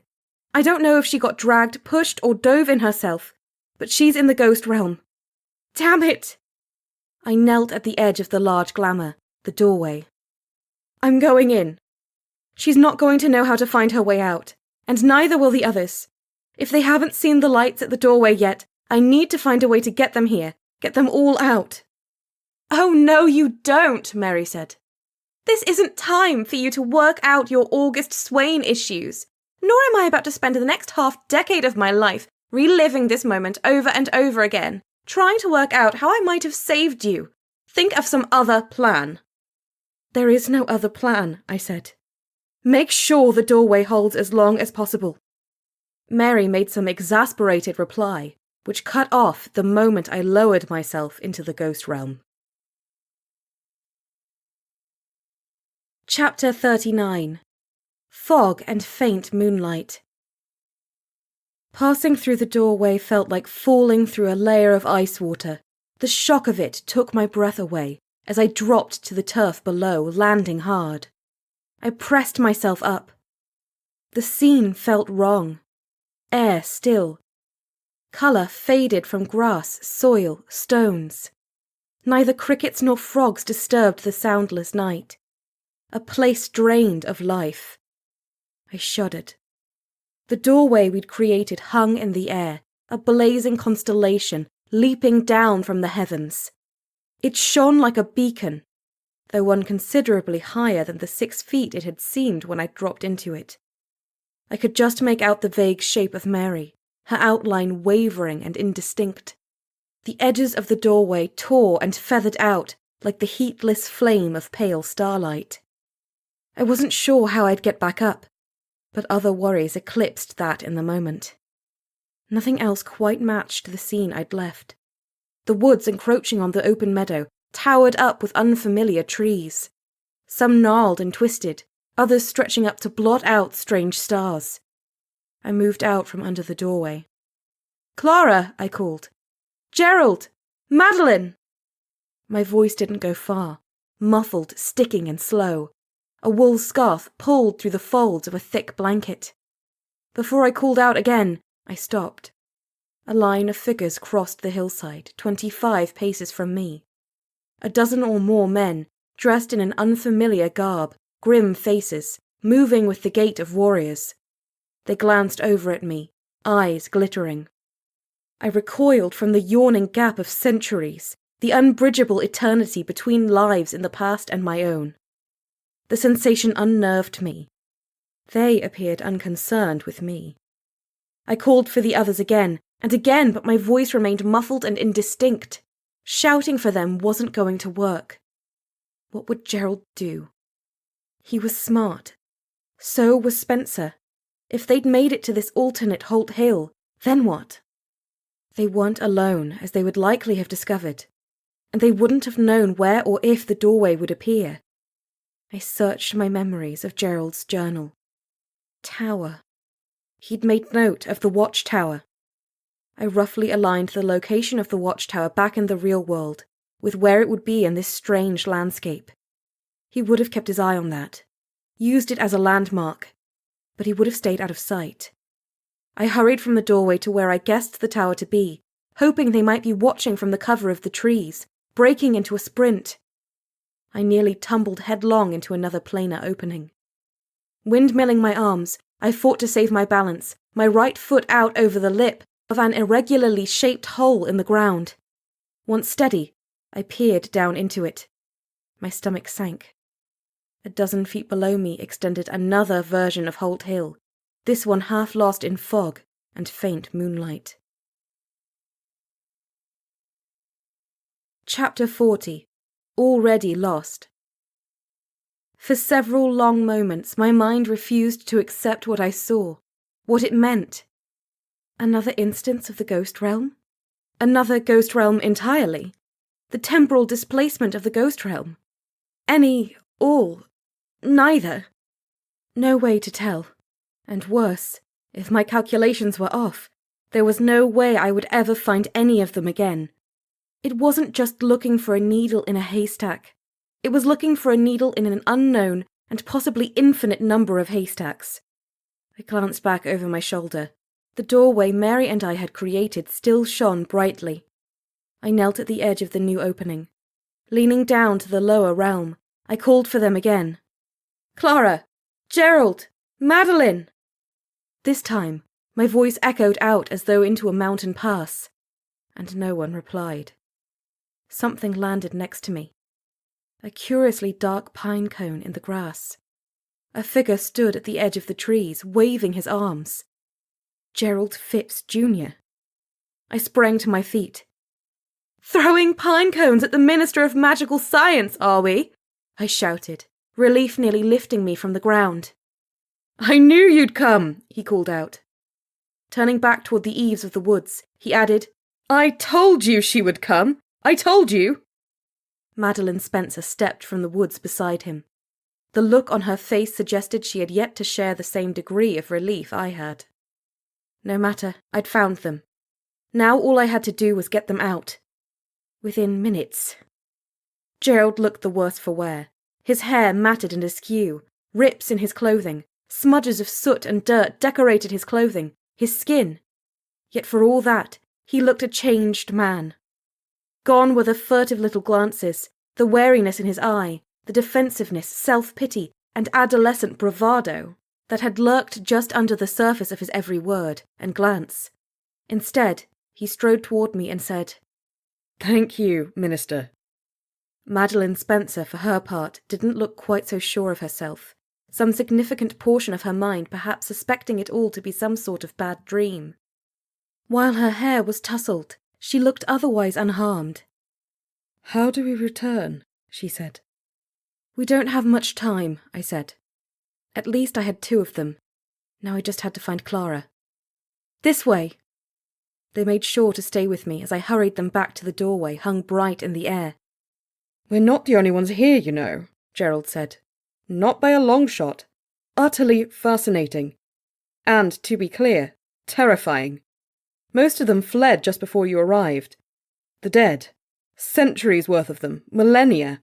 I've seen things with my own eyes I'd never imagined. And yet it's here. It's real. Unbelievable. I gave a wide berth to the opening in the ground. Something is happening, Spencer said. To the ground. To the air. I know, I said. We're in the midst of a convergence. One instance of time overlapping another. Possibly more than that. Keep your eyes open for anyone else. My ward is in here somewhere. The ground shook beneath our feet. The air trembled. Off to our right, a patch of earth vanished in a sudden flare of light. I didn't take the time, but I knew if I ran over there and looked down, I would most likely see yet another expression of the ghost realm. More concerning, the edges of the hillside seemed to be draining of colour, everything fading to the dull grey of cinder. That couldn't be good. Some of the spirits have trailed me ever since I got here, Gerald said. Quite disconcerting. They haven't harmed me yet. Well, save for nearly stopping my heart a few times. I don't think they can, but they're fascinated by me as far as I can tell. Altogether too much fascination in both directions. Let's just get out of here, Spencer said. I'm beyond your sniping now, Gerald said to his sister. Think what you will. Everything I've seen here, all of it, fills me with joy unlike anything I've ever known, horrifying as it is. Don't you see? You can pontificate about what it means and how it's changed you once we're out of here, Spencer said. Yes, I know how difficult it is for you to fathom any display of confidence or utility on my part. Forgive my sister, Minister Finch. She's struggling to put her gratitude fully into words. Yet all the same, I knew where to find her, and I've made sure she stayed safe. One almost wonders what the more trying experience has been for her, making our way here, or seeing me at last comfortable in my own skin. But I should think my actions speak loudly enough. As we neared the doorway, my alarm grew. Outlines of silver in the air had dimmed and displaced. Instead of one solid opening, there now appeared to be two, one overlaid atop the other, separating, both moving in opposite directions, leaving a smaller portion in the centre that remained accessible. This way! Hurry! Madeline saw it first as she reached out and grabbed my arm, pulling me to a stop. A twisting, roiling, sparkling current of energy tore through the air in front of me. No fair. She helped you. The voice reached me first, like a bad memory. Then Kizzy unfolded herself from a scrap of shadow, standing between us and the doorway. I'm disappointed at how easy all of this is. I thought you could be more of a challenge. Where's Clara? I said. Now there's one with potential, Kizzy said. Thinks for herself and isn't particularly encumbered by conscience. I love seeing someone whose only concern is to please herself. That's the mark of a clever mind when you pair all else aside. In fact, I'd say she's clever enough to almost be a witch. Almost. Sometimes fate is so unfair, don't you think? What did you do to her? Oh, that? I'm not really sure. I just kicked her into a hole, and then another. Then I couldn't find her. And sadly, neither will you. The air around us grew charged. Clumps of ground shook and fell away, dropping into further realms. Cracks took root in the sky. Look at you, Kizzy said. So afraid to lose, but you've already lost. A violent tremor rattled the hillside. A deep, low note grew in volume, shaking the air. The planar energies coursed through everything as the convergence accelerated. At least if we were all going to die, we were in the right place to become ghosts. Chapter 41. Glowing Web of Witchcraft. Kizzy drove me back with a punishing expulsion of witchcraft. It felt as though an invisible stallion had reared up and crashed down upon me. Before I could right myself, her witchcraft locked around my ankles, dragging me back toward the woods, furrowing the soil with my boots. I barely missed tumbling into yet another planar opening, where the ground fell away. I squeezed my eyes shut and released a pulse of my own witchcraft, strong enough to break her grip on me. Before I even stopped moving, I leapt to my feet and hit her back with as much force as I could muster. She cried out, driven back on her heels. I pummeled her with hit after hit, combining my witchcraft with a pair of modified wards I'd practiced, intensifying the impact. I rushed at her, creating a space for Gerald and Madeline to pass by so they could get underneath the doorway, which had by then shrunk down to half its width. Kizzy writhed on the ground, the wind driven from her. I whispered a spell of restraint, which she effectively countered, deflecting the magic to skitter off across the grass, turning it all to smouldering embers. Drifts of fog lit up as the sky crackled with forked lines of lightning. Not a good sign. The instability had doubled or more since she'd appeared. I jammed a hand into my coat pocket and pulled out a bottle of silver filings. I clenched the cork between my teeth and yanked, flinging the contents of the bottle into the air between Kizzy and me. For a moment, every single filing flared a blinding blue. Energy coursed in from not just the other openings, but from dozens of other points in the ground, in the air, in the sky. More than one version of Kizzy appeared. She trebled, quadrupled. For myself, I experienced the almost indescribable sensation of being in more than one place at the same instant, in more than one stream of time. Massive chunks of the ground fell away. Spirits flooded in to surround us. Men, women, children. All driven to madness, seemingly. But as Gerald had said, their touch insubstantial. Gerald didn't hesitate, for he knew I was buying him time. He dragged his sister past us, cutting his way through the horde of ghosts, pale limbs, glaring eyes, fixed on the entrance hanging in the air. Kizzy hit me with a wrenching tug, one that drew me off balance and sent me heels over head to crash into the ground. I threw up a shield of energy which deflected her follow-up blow. I drew her away from the doorway. Behind her, Gerald laced his fingers together, getting Madeline to step into his hands and brace herself on his shoulder as he lifted her higher and higher, shouting at her to step on his shoulders. She reached up and grabbed hold of the doorway. Gerald shoved his arms overhead, heaving his sister up and through the doorway. As my witchcraft twined, battered and clashed with Kizzy's, the spilled silver filings connected in needle-thin strands extending up to the doorway, but also up into the sky and through the ground, in a profusion that stunned me. The air between us warped. All her strength cracked into mine. We both cried out at the same instant, but she hurled me up and over her in a dizzying flight. I spun so quickly I didn't know up from down. My face sizzled, along with my left shoulder and arm. A searing razor pain sank into my essence, burning my flesh. I slammed to the ground. A glowing web of witchcraft shone, lines crisscrossing one another across my arms. She entangled me in unforgiving wraps of witchcraft, choking off my air, immobilizing me on the ground. She dragged herself to her feet and sauntered over to me, a quizzical look on her face. She smoothed down her unkempt hair. "You picked the wrong place to fight me, darling," she said. "I didn't fight you in the middle of your precious 10 Gables, you might have noticed. But you came right in here, as I knew you would." She tutted. "Honestly, I think we both know who the better witch is. And in a few moments, when I'm the only witch left, everyone else is going to know it too." She stepped closer and said, "But I'm not going to be so civilized about it. All your waiting, pleasing, hiding, kowtowing, surveilling, always waiting for everyone's approval. No, ridiculous. Things will be different from now on. Unlike you, I'm nobody's witch." She came closer, hand outstretched.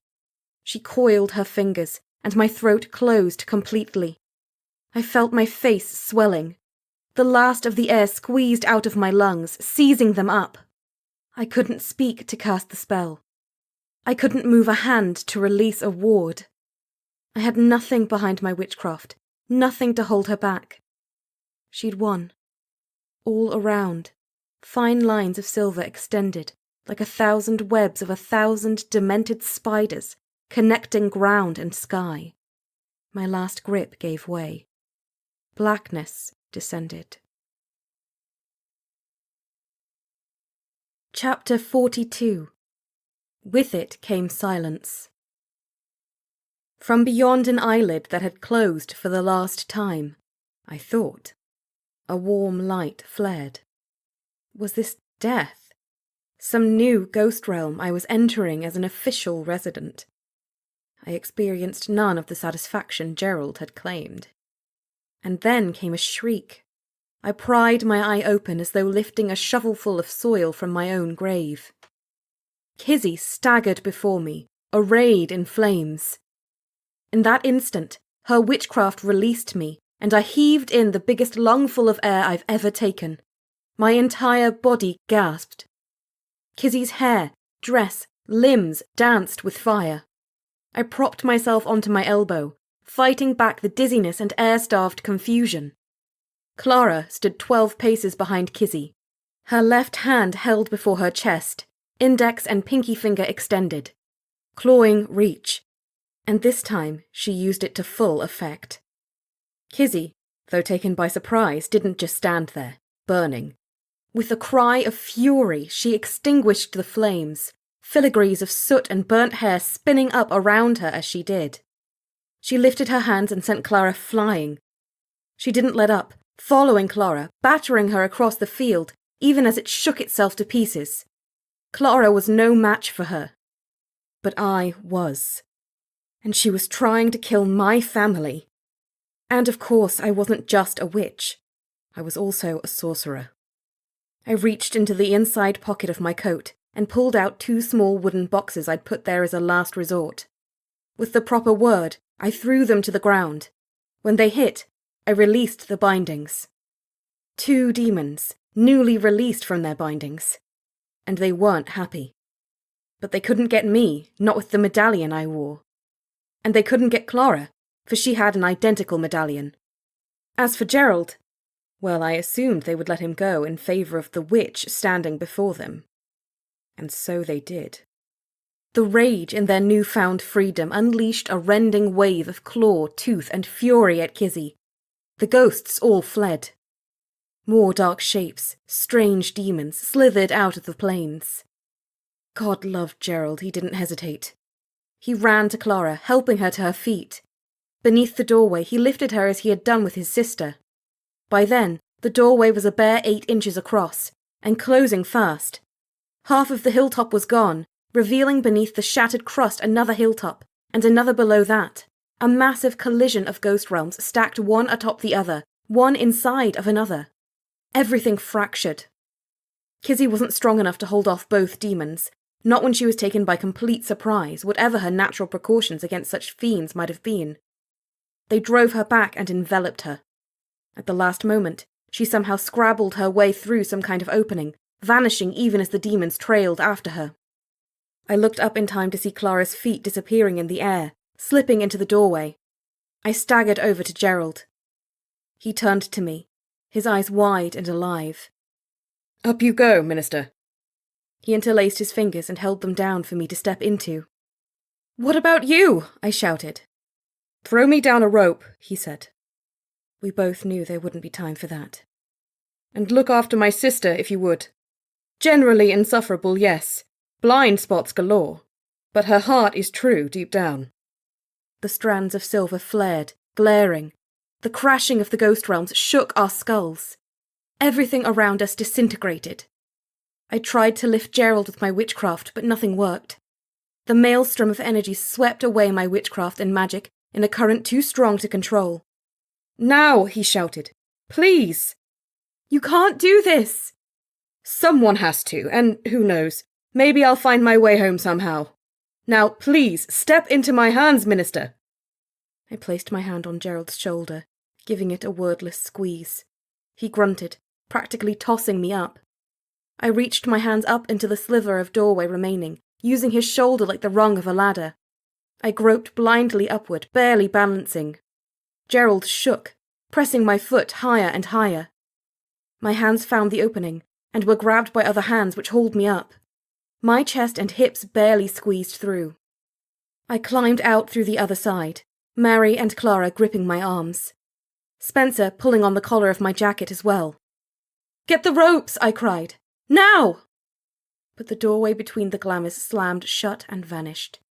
One after another, the devices in the side glamours burst asunder, unable to withstand the sudden change in planar energy. The light of the silver faded, and with it came silence. Chapter 43. The Remains of the Glamours. The ground was solid earth through and through. We searched, we dug, we poked and prodded, both inside of the glamoured circles and without. But the ghost realm had withdrawn. Little by little, the sound of crickets returned to fill the darkness. The wetlands down the hillside sang with frogs. Life continued in profusion, even as the ghost realm receded. As ever, Henrietta and her women searched the hilltop and woods, looking for any hint of Gerald or Kizzy. I held little in the way of hope we would find either. Worse still were the readings. It might have been any hillside in the province. Signs of the summer Precento band. Readings from the Helmstrom series. Nothing. For such an overflow of planar force to have receded so quickly. Well, I needed a bigger theory. Had my two temporal devices withstood the pressures, I might have had more to go on, but as I knelt by their remains, wondering if there were some way I could salvage them, it seemed unlikely. That was his one chance, wasn't it? Spencer said. I think he knew it. And? I could have told her we would keep looking. Of course we would. We would search here, there, and everywhere for him. That some other plausible exit from the ghost realm would surely manifest soon enough. I could have eased her mind, or, if you prefer, allowed her to keep some hope alive. I believe him to be gone for good, I said quietly. I'm sorry. She looked as though she'd been etched into silver, still, draped in moonlight.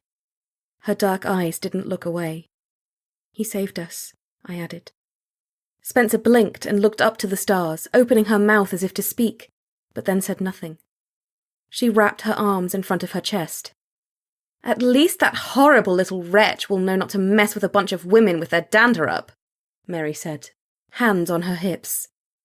The soldiers found no signs of Kizzy. The wagon she'd ridden in with Clara was where they'd left it, half a mile down along the back lane, untouched. I suppose we don't really make it easy on anyone, do we? I said. Myself, I wasn't quite as cavalier as Mary. It had been a close thing. Well, I don't think I should just ignore the fact that our paths are finally crossed. Perhaps I've grown bored with causing trouble for my own amusement. She's out there somewhere, I said, recalling Kizzy's words from the belfry of the First Congregation Church. And I'm sure she's not done with us. Smarter to think of us as cousins. Or maybe even sisters of a kind. I'll make sure she takes the hint next time she shows her macabre little face around here, Mary sniffed. I set demons loose on her. We might be past hints. Katie, Clara said. She stood on the far side of the glamour, lantern in her hand. You'd better come see this. The silver filings that formed the barrier of the glamour had been smeared into the circle. There wasn't much, so it didn't go far. But within the disturbed filings, writing. As though someone had scrawled a message with their fingertip into the dusting of filings. Clara looked at me. What does it mean? I looked carefully. Just 3 letters. H-O-Z. Trailing off, a few more scrawls I couldn't decipher. I have no idea, I said. While I puzzled it out, Clara crossed over to the companion glamour on the other side. It's the same here, but backward. The letters and scrawl weren't just backward. Z-O-H. They were the mirror image of the letters in the other glamour. Hoz, Mary said. Who or what is a hoz? I shook my head. I looked over to Madeline. Is that something Gerald ever mentioned? She came over to stand beside me, looking down at the letters wiped into the silver. I have no idea. It doesn't mean anything to me. Maybe something in his journals? We stared at the remains of the glamours. The moon offered no comment, and neither did the vast night around the hilltop. Chapter 44. Tempting. The council hall at 10 Gables stood empty, the stage between performances. Floorboards waxed, seats dusted, strong sunlight slanting through the many windows, the blue skies over Boston beyond the panes. I looked the hall over, with the critical eye of the actor. How easy it was to slip into the role at the mere sight of the stage. But when the performance is over, when the run of the play is finished, then what? A quiet library? Solitude? Focus, research, time to rest? Possibly. But would I still have my ghosts? How might I outrun them then, left to my own devices? Another thought to haunt me. Maybe I hadn't been running from something, but toward something all along. Maybe I hadn't even known the difference. The main door to the hall opened, stirring me from my thoughts. Governor Thomas Reddington pushed his way in, dressed in a riding outfit of dark blue. Dress sword at his side, black tricorn on his head, he looked every bit the part of a leader worthy of respect. If he struggled with the gap between performance and his true self, if such a gap even existed, he showed no sign of it. "There you are," he said. "My favourite minister." I turned to him. Am I still your minister? "I'm not letting you go that easily." He took off his hat. I'm nobody's witch, sir. Not even yours. "I never claimed you were." His voice reverberated through the empty hall. "That was Mrs. James Spencer, who has apparently changed her tune. You saw her latest gazette?" I try to avoid punches to my face when I can. "She noted that the Ministry of Magical Sciences under my guidance has achieved a small measure of utility, which we must of course take as a full-throated endorsement." Utility? "We've practically won her over." He walked over and leaned against my desk. The light through the stained glass window proved as dramatic on him as it did upon me when I sat there. He looked around approvingly. "We make a nice team, in point of fact. Productive." You wouldn't know it from the unthankful murmuring of men like DeWitt and Endicott. Take their jealousy and relentless insecurity as a compliment. Believe it or not, they have their uses from time to time. Just not as often as you. He looked at his hat from the front. "Whatever you said to Governor Jansen worked. We've agreed on terms." In other words, I truly had no understanding of the way governors' minds worked. I glanced at the door he'd come through. It stood open. Strong, straight-angled, carved and imposing. I could walk through it, and out into the rest of my life. Tempting. Instead, I turned to the governor and said, "Why, it's almost as if we know what we're doing, sir." "These New Yorkers will be on to us if we don't stay clever," he said. "And of course London won't be happy about it. They expect us to play nice with one another, but not that nice. They will overreach." I expect they will, sir. "Then I shall count on you, as ever." 10 Gables had a magic to it. From the intricate windows to the black oak beams and the whitewashed plaster, to the endless possibilities. "Of course you can," I said. Chapter 45. Patterns within the patterns. The clock on the mantel indicated 11 minutes past the hour. Tick, tick, tick. So goes the flow of time, one moment after another. Was it no more puzzling than that? In fact, I'd come to have my doubts. Mary leaned delicately against the edge of my writing desk, resplendent in a trim-fit scarlet jacket over a white silk shirt. She tapped her nails in rhythm with the clock. "Give her time," I said. She did well. "Yes, yes. Every now and then even a reckless arsonist can come in handy." Henrietta chuckled. "Sometimes it helps if you don't stop and think things through." "Clara frustrates you both just as much as she does me," I said. "I've always known it." "No, you haven't," Mary said. "But while we're on the topic, you'd think she has nothing but plain black breeches and long, loose shirts. As if I haven't gotten her the second most impressive wardrobe in Boston. She may run around setting this, that, and the other on fire. She may steal, omit, and dissemble. And yes, Henrietta, not pausing to think, might buy her a future in the minister's own. While we're at it, she might even end up better at magic than anyone in Boston one day, including us. But when it comes to civilizing that savage, let's just be honest. I have the most daunting challenge of the three of us. The door to my private audience chamber opened, and Clara hurried in. I made it, she said. 10 o'clock means 10 o'clock, Mary offered. Not 12 minutes past 10 o'clock. Clara twitched her nose. She placed a book on my writing desk. It's basically 10 o'clock, and I found this in the kitchen. Benjamin Hawkins' The Inner Coils of Temporal Manipulation. So that's where I'd left it. You all did extremely well, I said. So you will be pleased to know that all three of you will be getting more duties. Clara, her head cocked, her posture terrible, raised her left hand. I'll take the fire magic. And probably anything else that isn't nailed down as well, Mary said.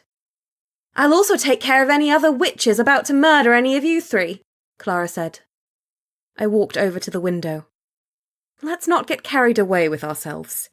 We still have something to prove. We will always have something to prove. But I think that together we can handle it.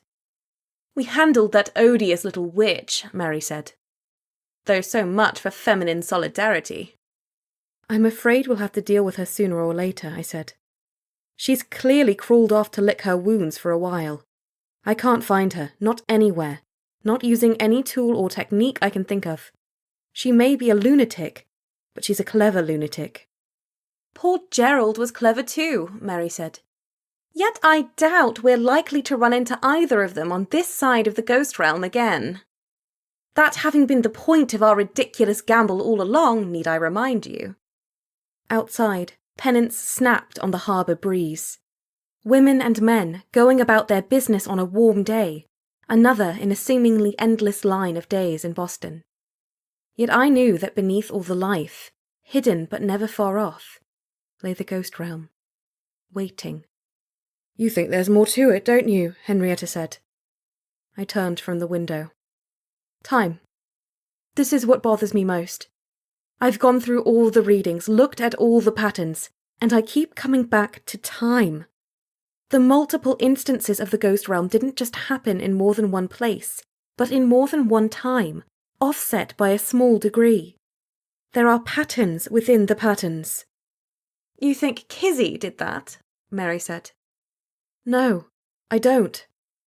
Time magic is the most difficult and demanding of the unseen arts. History is clear on that score. And as clever and as strong as she is, she's neither that clever nor that strong. Clara fiddled with a quill from one of my shelves. What about Gerald's journals? Anything about Hawes? Nothing. Then what did he mean? I'm not actually sure it was him, I said. And for the word to be reversed with each of the temporal devices, it's curious. How very tight-lipped you're being, Mary said. I can't help but notice. Clara looked up at me as well, as did Henrietta. 3 strong women, waiting for my clarifying wisdom. It's because I don't know, that's why, I said. Honestly. I trust you all can handle my honesty. I went to my writing desk and picked up a piece of correspondence, handing it to Clara. Have this posted, and I may need you to travel with me in the next month or so. The letter was addressed to Georgina Rush, of Philadelphia. How many trunks should I pack? Mary said. 0 for you, I said. Someone will need to stay here and hold down the fort. Someone who knows what she's doing, as you did back at Holt Hill. Feathers ruffled, feathers soothed. She looked pleased. How is Grayson? I asked. Mary flicked her fingers dismissively. Sulking, his ridiculous pride bruised, his tender heart poked and aching. And how could this not be a tragedy worthy of the ages? You know, a man. Yet another score to settle with Kizzy McCormick, I said. I don't like it when people hurt my friends. A soft rap on the door a moment before it opened. Anne Morland leaned in and said, "They'll be opening the council hall in 10 minutes, Minister." I checked my collar and cuffs, ready for the performance. "I'll be there in 5, I said. "And have them make sure my tea is boiling." Chapter 46. Long into the night. That evening, I walked, though maybe not as aimlessly as I told myself. The windows of the Provincial Gazette glowed dimly with lantern light. All around, Cambridge was quiet. I hesitated, then went to the door and pushed it open. Madeline Spencer sat hunched over a bench, setting type by herself. She looked up at me, startled, then sat back, waiting for me to say something. "May I?" "Of course." The smell of ink enveloped me as I closed the door behind me. A lone lantern burned at the bench where she worked. "I heard about your father this afternoon," I said. "I'm very sorry." "Thank you. You're kind to say so." "You've lost a lot," I said. "It's a wretched thing to go through." She looked at the work before her. "Do you know, it's funny. This was all I could think to do. Another essay. More thoughts, more opinions, more words. One letter at a time. It keeps my mind occupied." "I understand. Believe me." "The risk you took to save Gerald and me was quite, well, insane," she said. "Possibly. But it had a certain utility to it, wouldn't you say?" She inclined her head. "Tell me, did your losses make you do it?" "Jump into the ghost realm." "That, and all the rest of it. Everything you've built, everything you've done. Is that what you can turn heartache into?" "I suppose you just make of it what you can, or what you have to." She motioned to the stool on the next bench. "You can sit if you'd like." I did, running my gaze over the ink-stained cubbies full of type. So much potential, so much that could be expressed, made real. It was another form of enchantment, really. It reminds me of my workshop. "What was he like?" "August Swain." "Madeline, you're the one grieving," I said. "Tell me about your father." She held my eye. "Only if you tell me about Swain afterward." Sometimes the greatest magic one can achieve is simply to be present and to listen. And so I listened long into the night. The moon rolled across the sky, silvering the river, and eventually arcing to the dawn. We each get a few nights in our lives, do we not? Which will stay with us long after they've passed. Chapter 47. In the Hands of a Master Practitioner. The woods bordering Salem stretched away beyond the other side of the river. A mist softened the air where water crashed down a noisy falls. I got off my horse. The foundations of the mill nudged the river. Beams of raw lumber reached skyward, crossed with thick joists. "It's coming along," I called out. "It will be lovely when it's finished." The miller paused his work at a pair of sawhorses, squinting his eyes against the bright morning sunshine. "Minister Finch!" He turned to admire the sight. "Aye, she'll be wonderful when she's done, ma'am." "It looks like you're ready to raise a building that will stand for a century, or longer. All the pieces in place. You're a man with a vision." I picked my way between piles of beams, timber, foundation stones. Though I didn't realize a sawmill could be a she. He walked me through the site, explaining his plans, laying out his vision. Surrounded by his own handiwork, outside the pressures of the council hall of 10 Gables, the hesitation in his voice was gone. I found it encouraging. Beyond us, the river swirled down amongst the boulders, riotous currents spilling, braiding, curling. I admired how the water split, wound, folded in on itself, like time. Time was on my mind. How it flowed, how it divided, how it might, in the hands of a master practitioner, be manipulated. I glanced at the woods across the flowing river. You're getting on well? Not troubled by spirits? It can get a little lonesome after sunset, but I try not to let my imagination get the better of me. He pushed back the floppy hat from his head. Why? Should I be worried? No, I said. You'll be fine. I'm just glad to see your sawmill is coming together so well. As you say, she'll be lovely. He'd be safe. I'd see to it. I was the governor's witch, after all. This has been The Governor's Witch, written by Kevan Dale, narrated by Victoria Bolton. Copyright 2020 Kevan Dale Fiction. Production copyright 2020 Kevan Dale Fiction.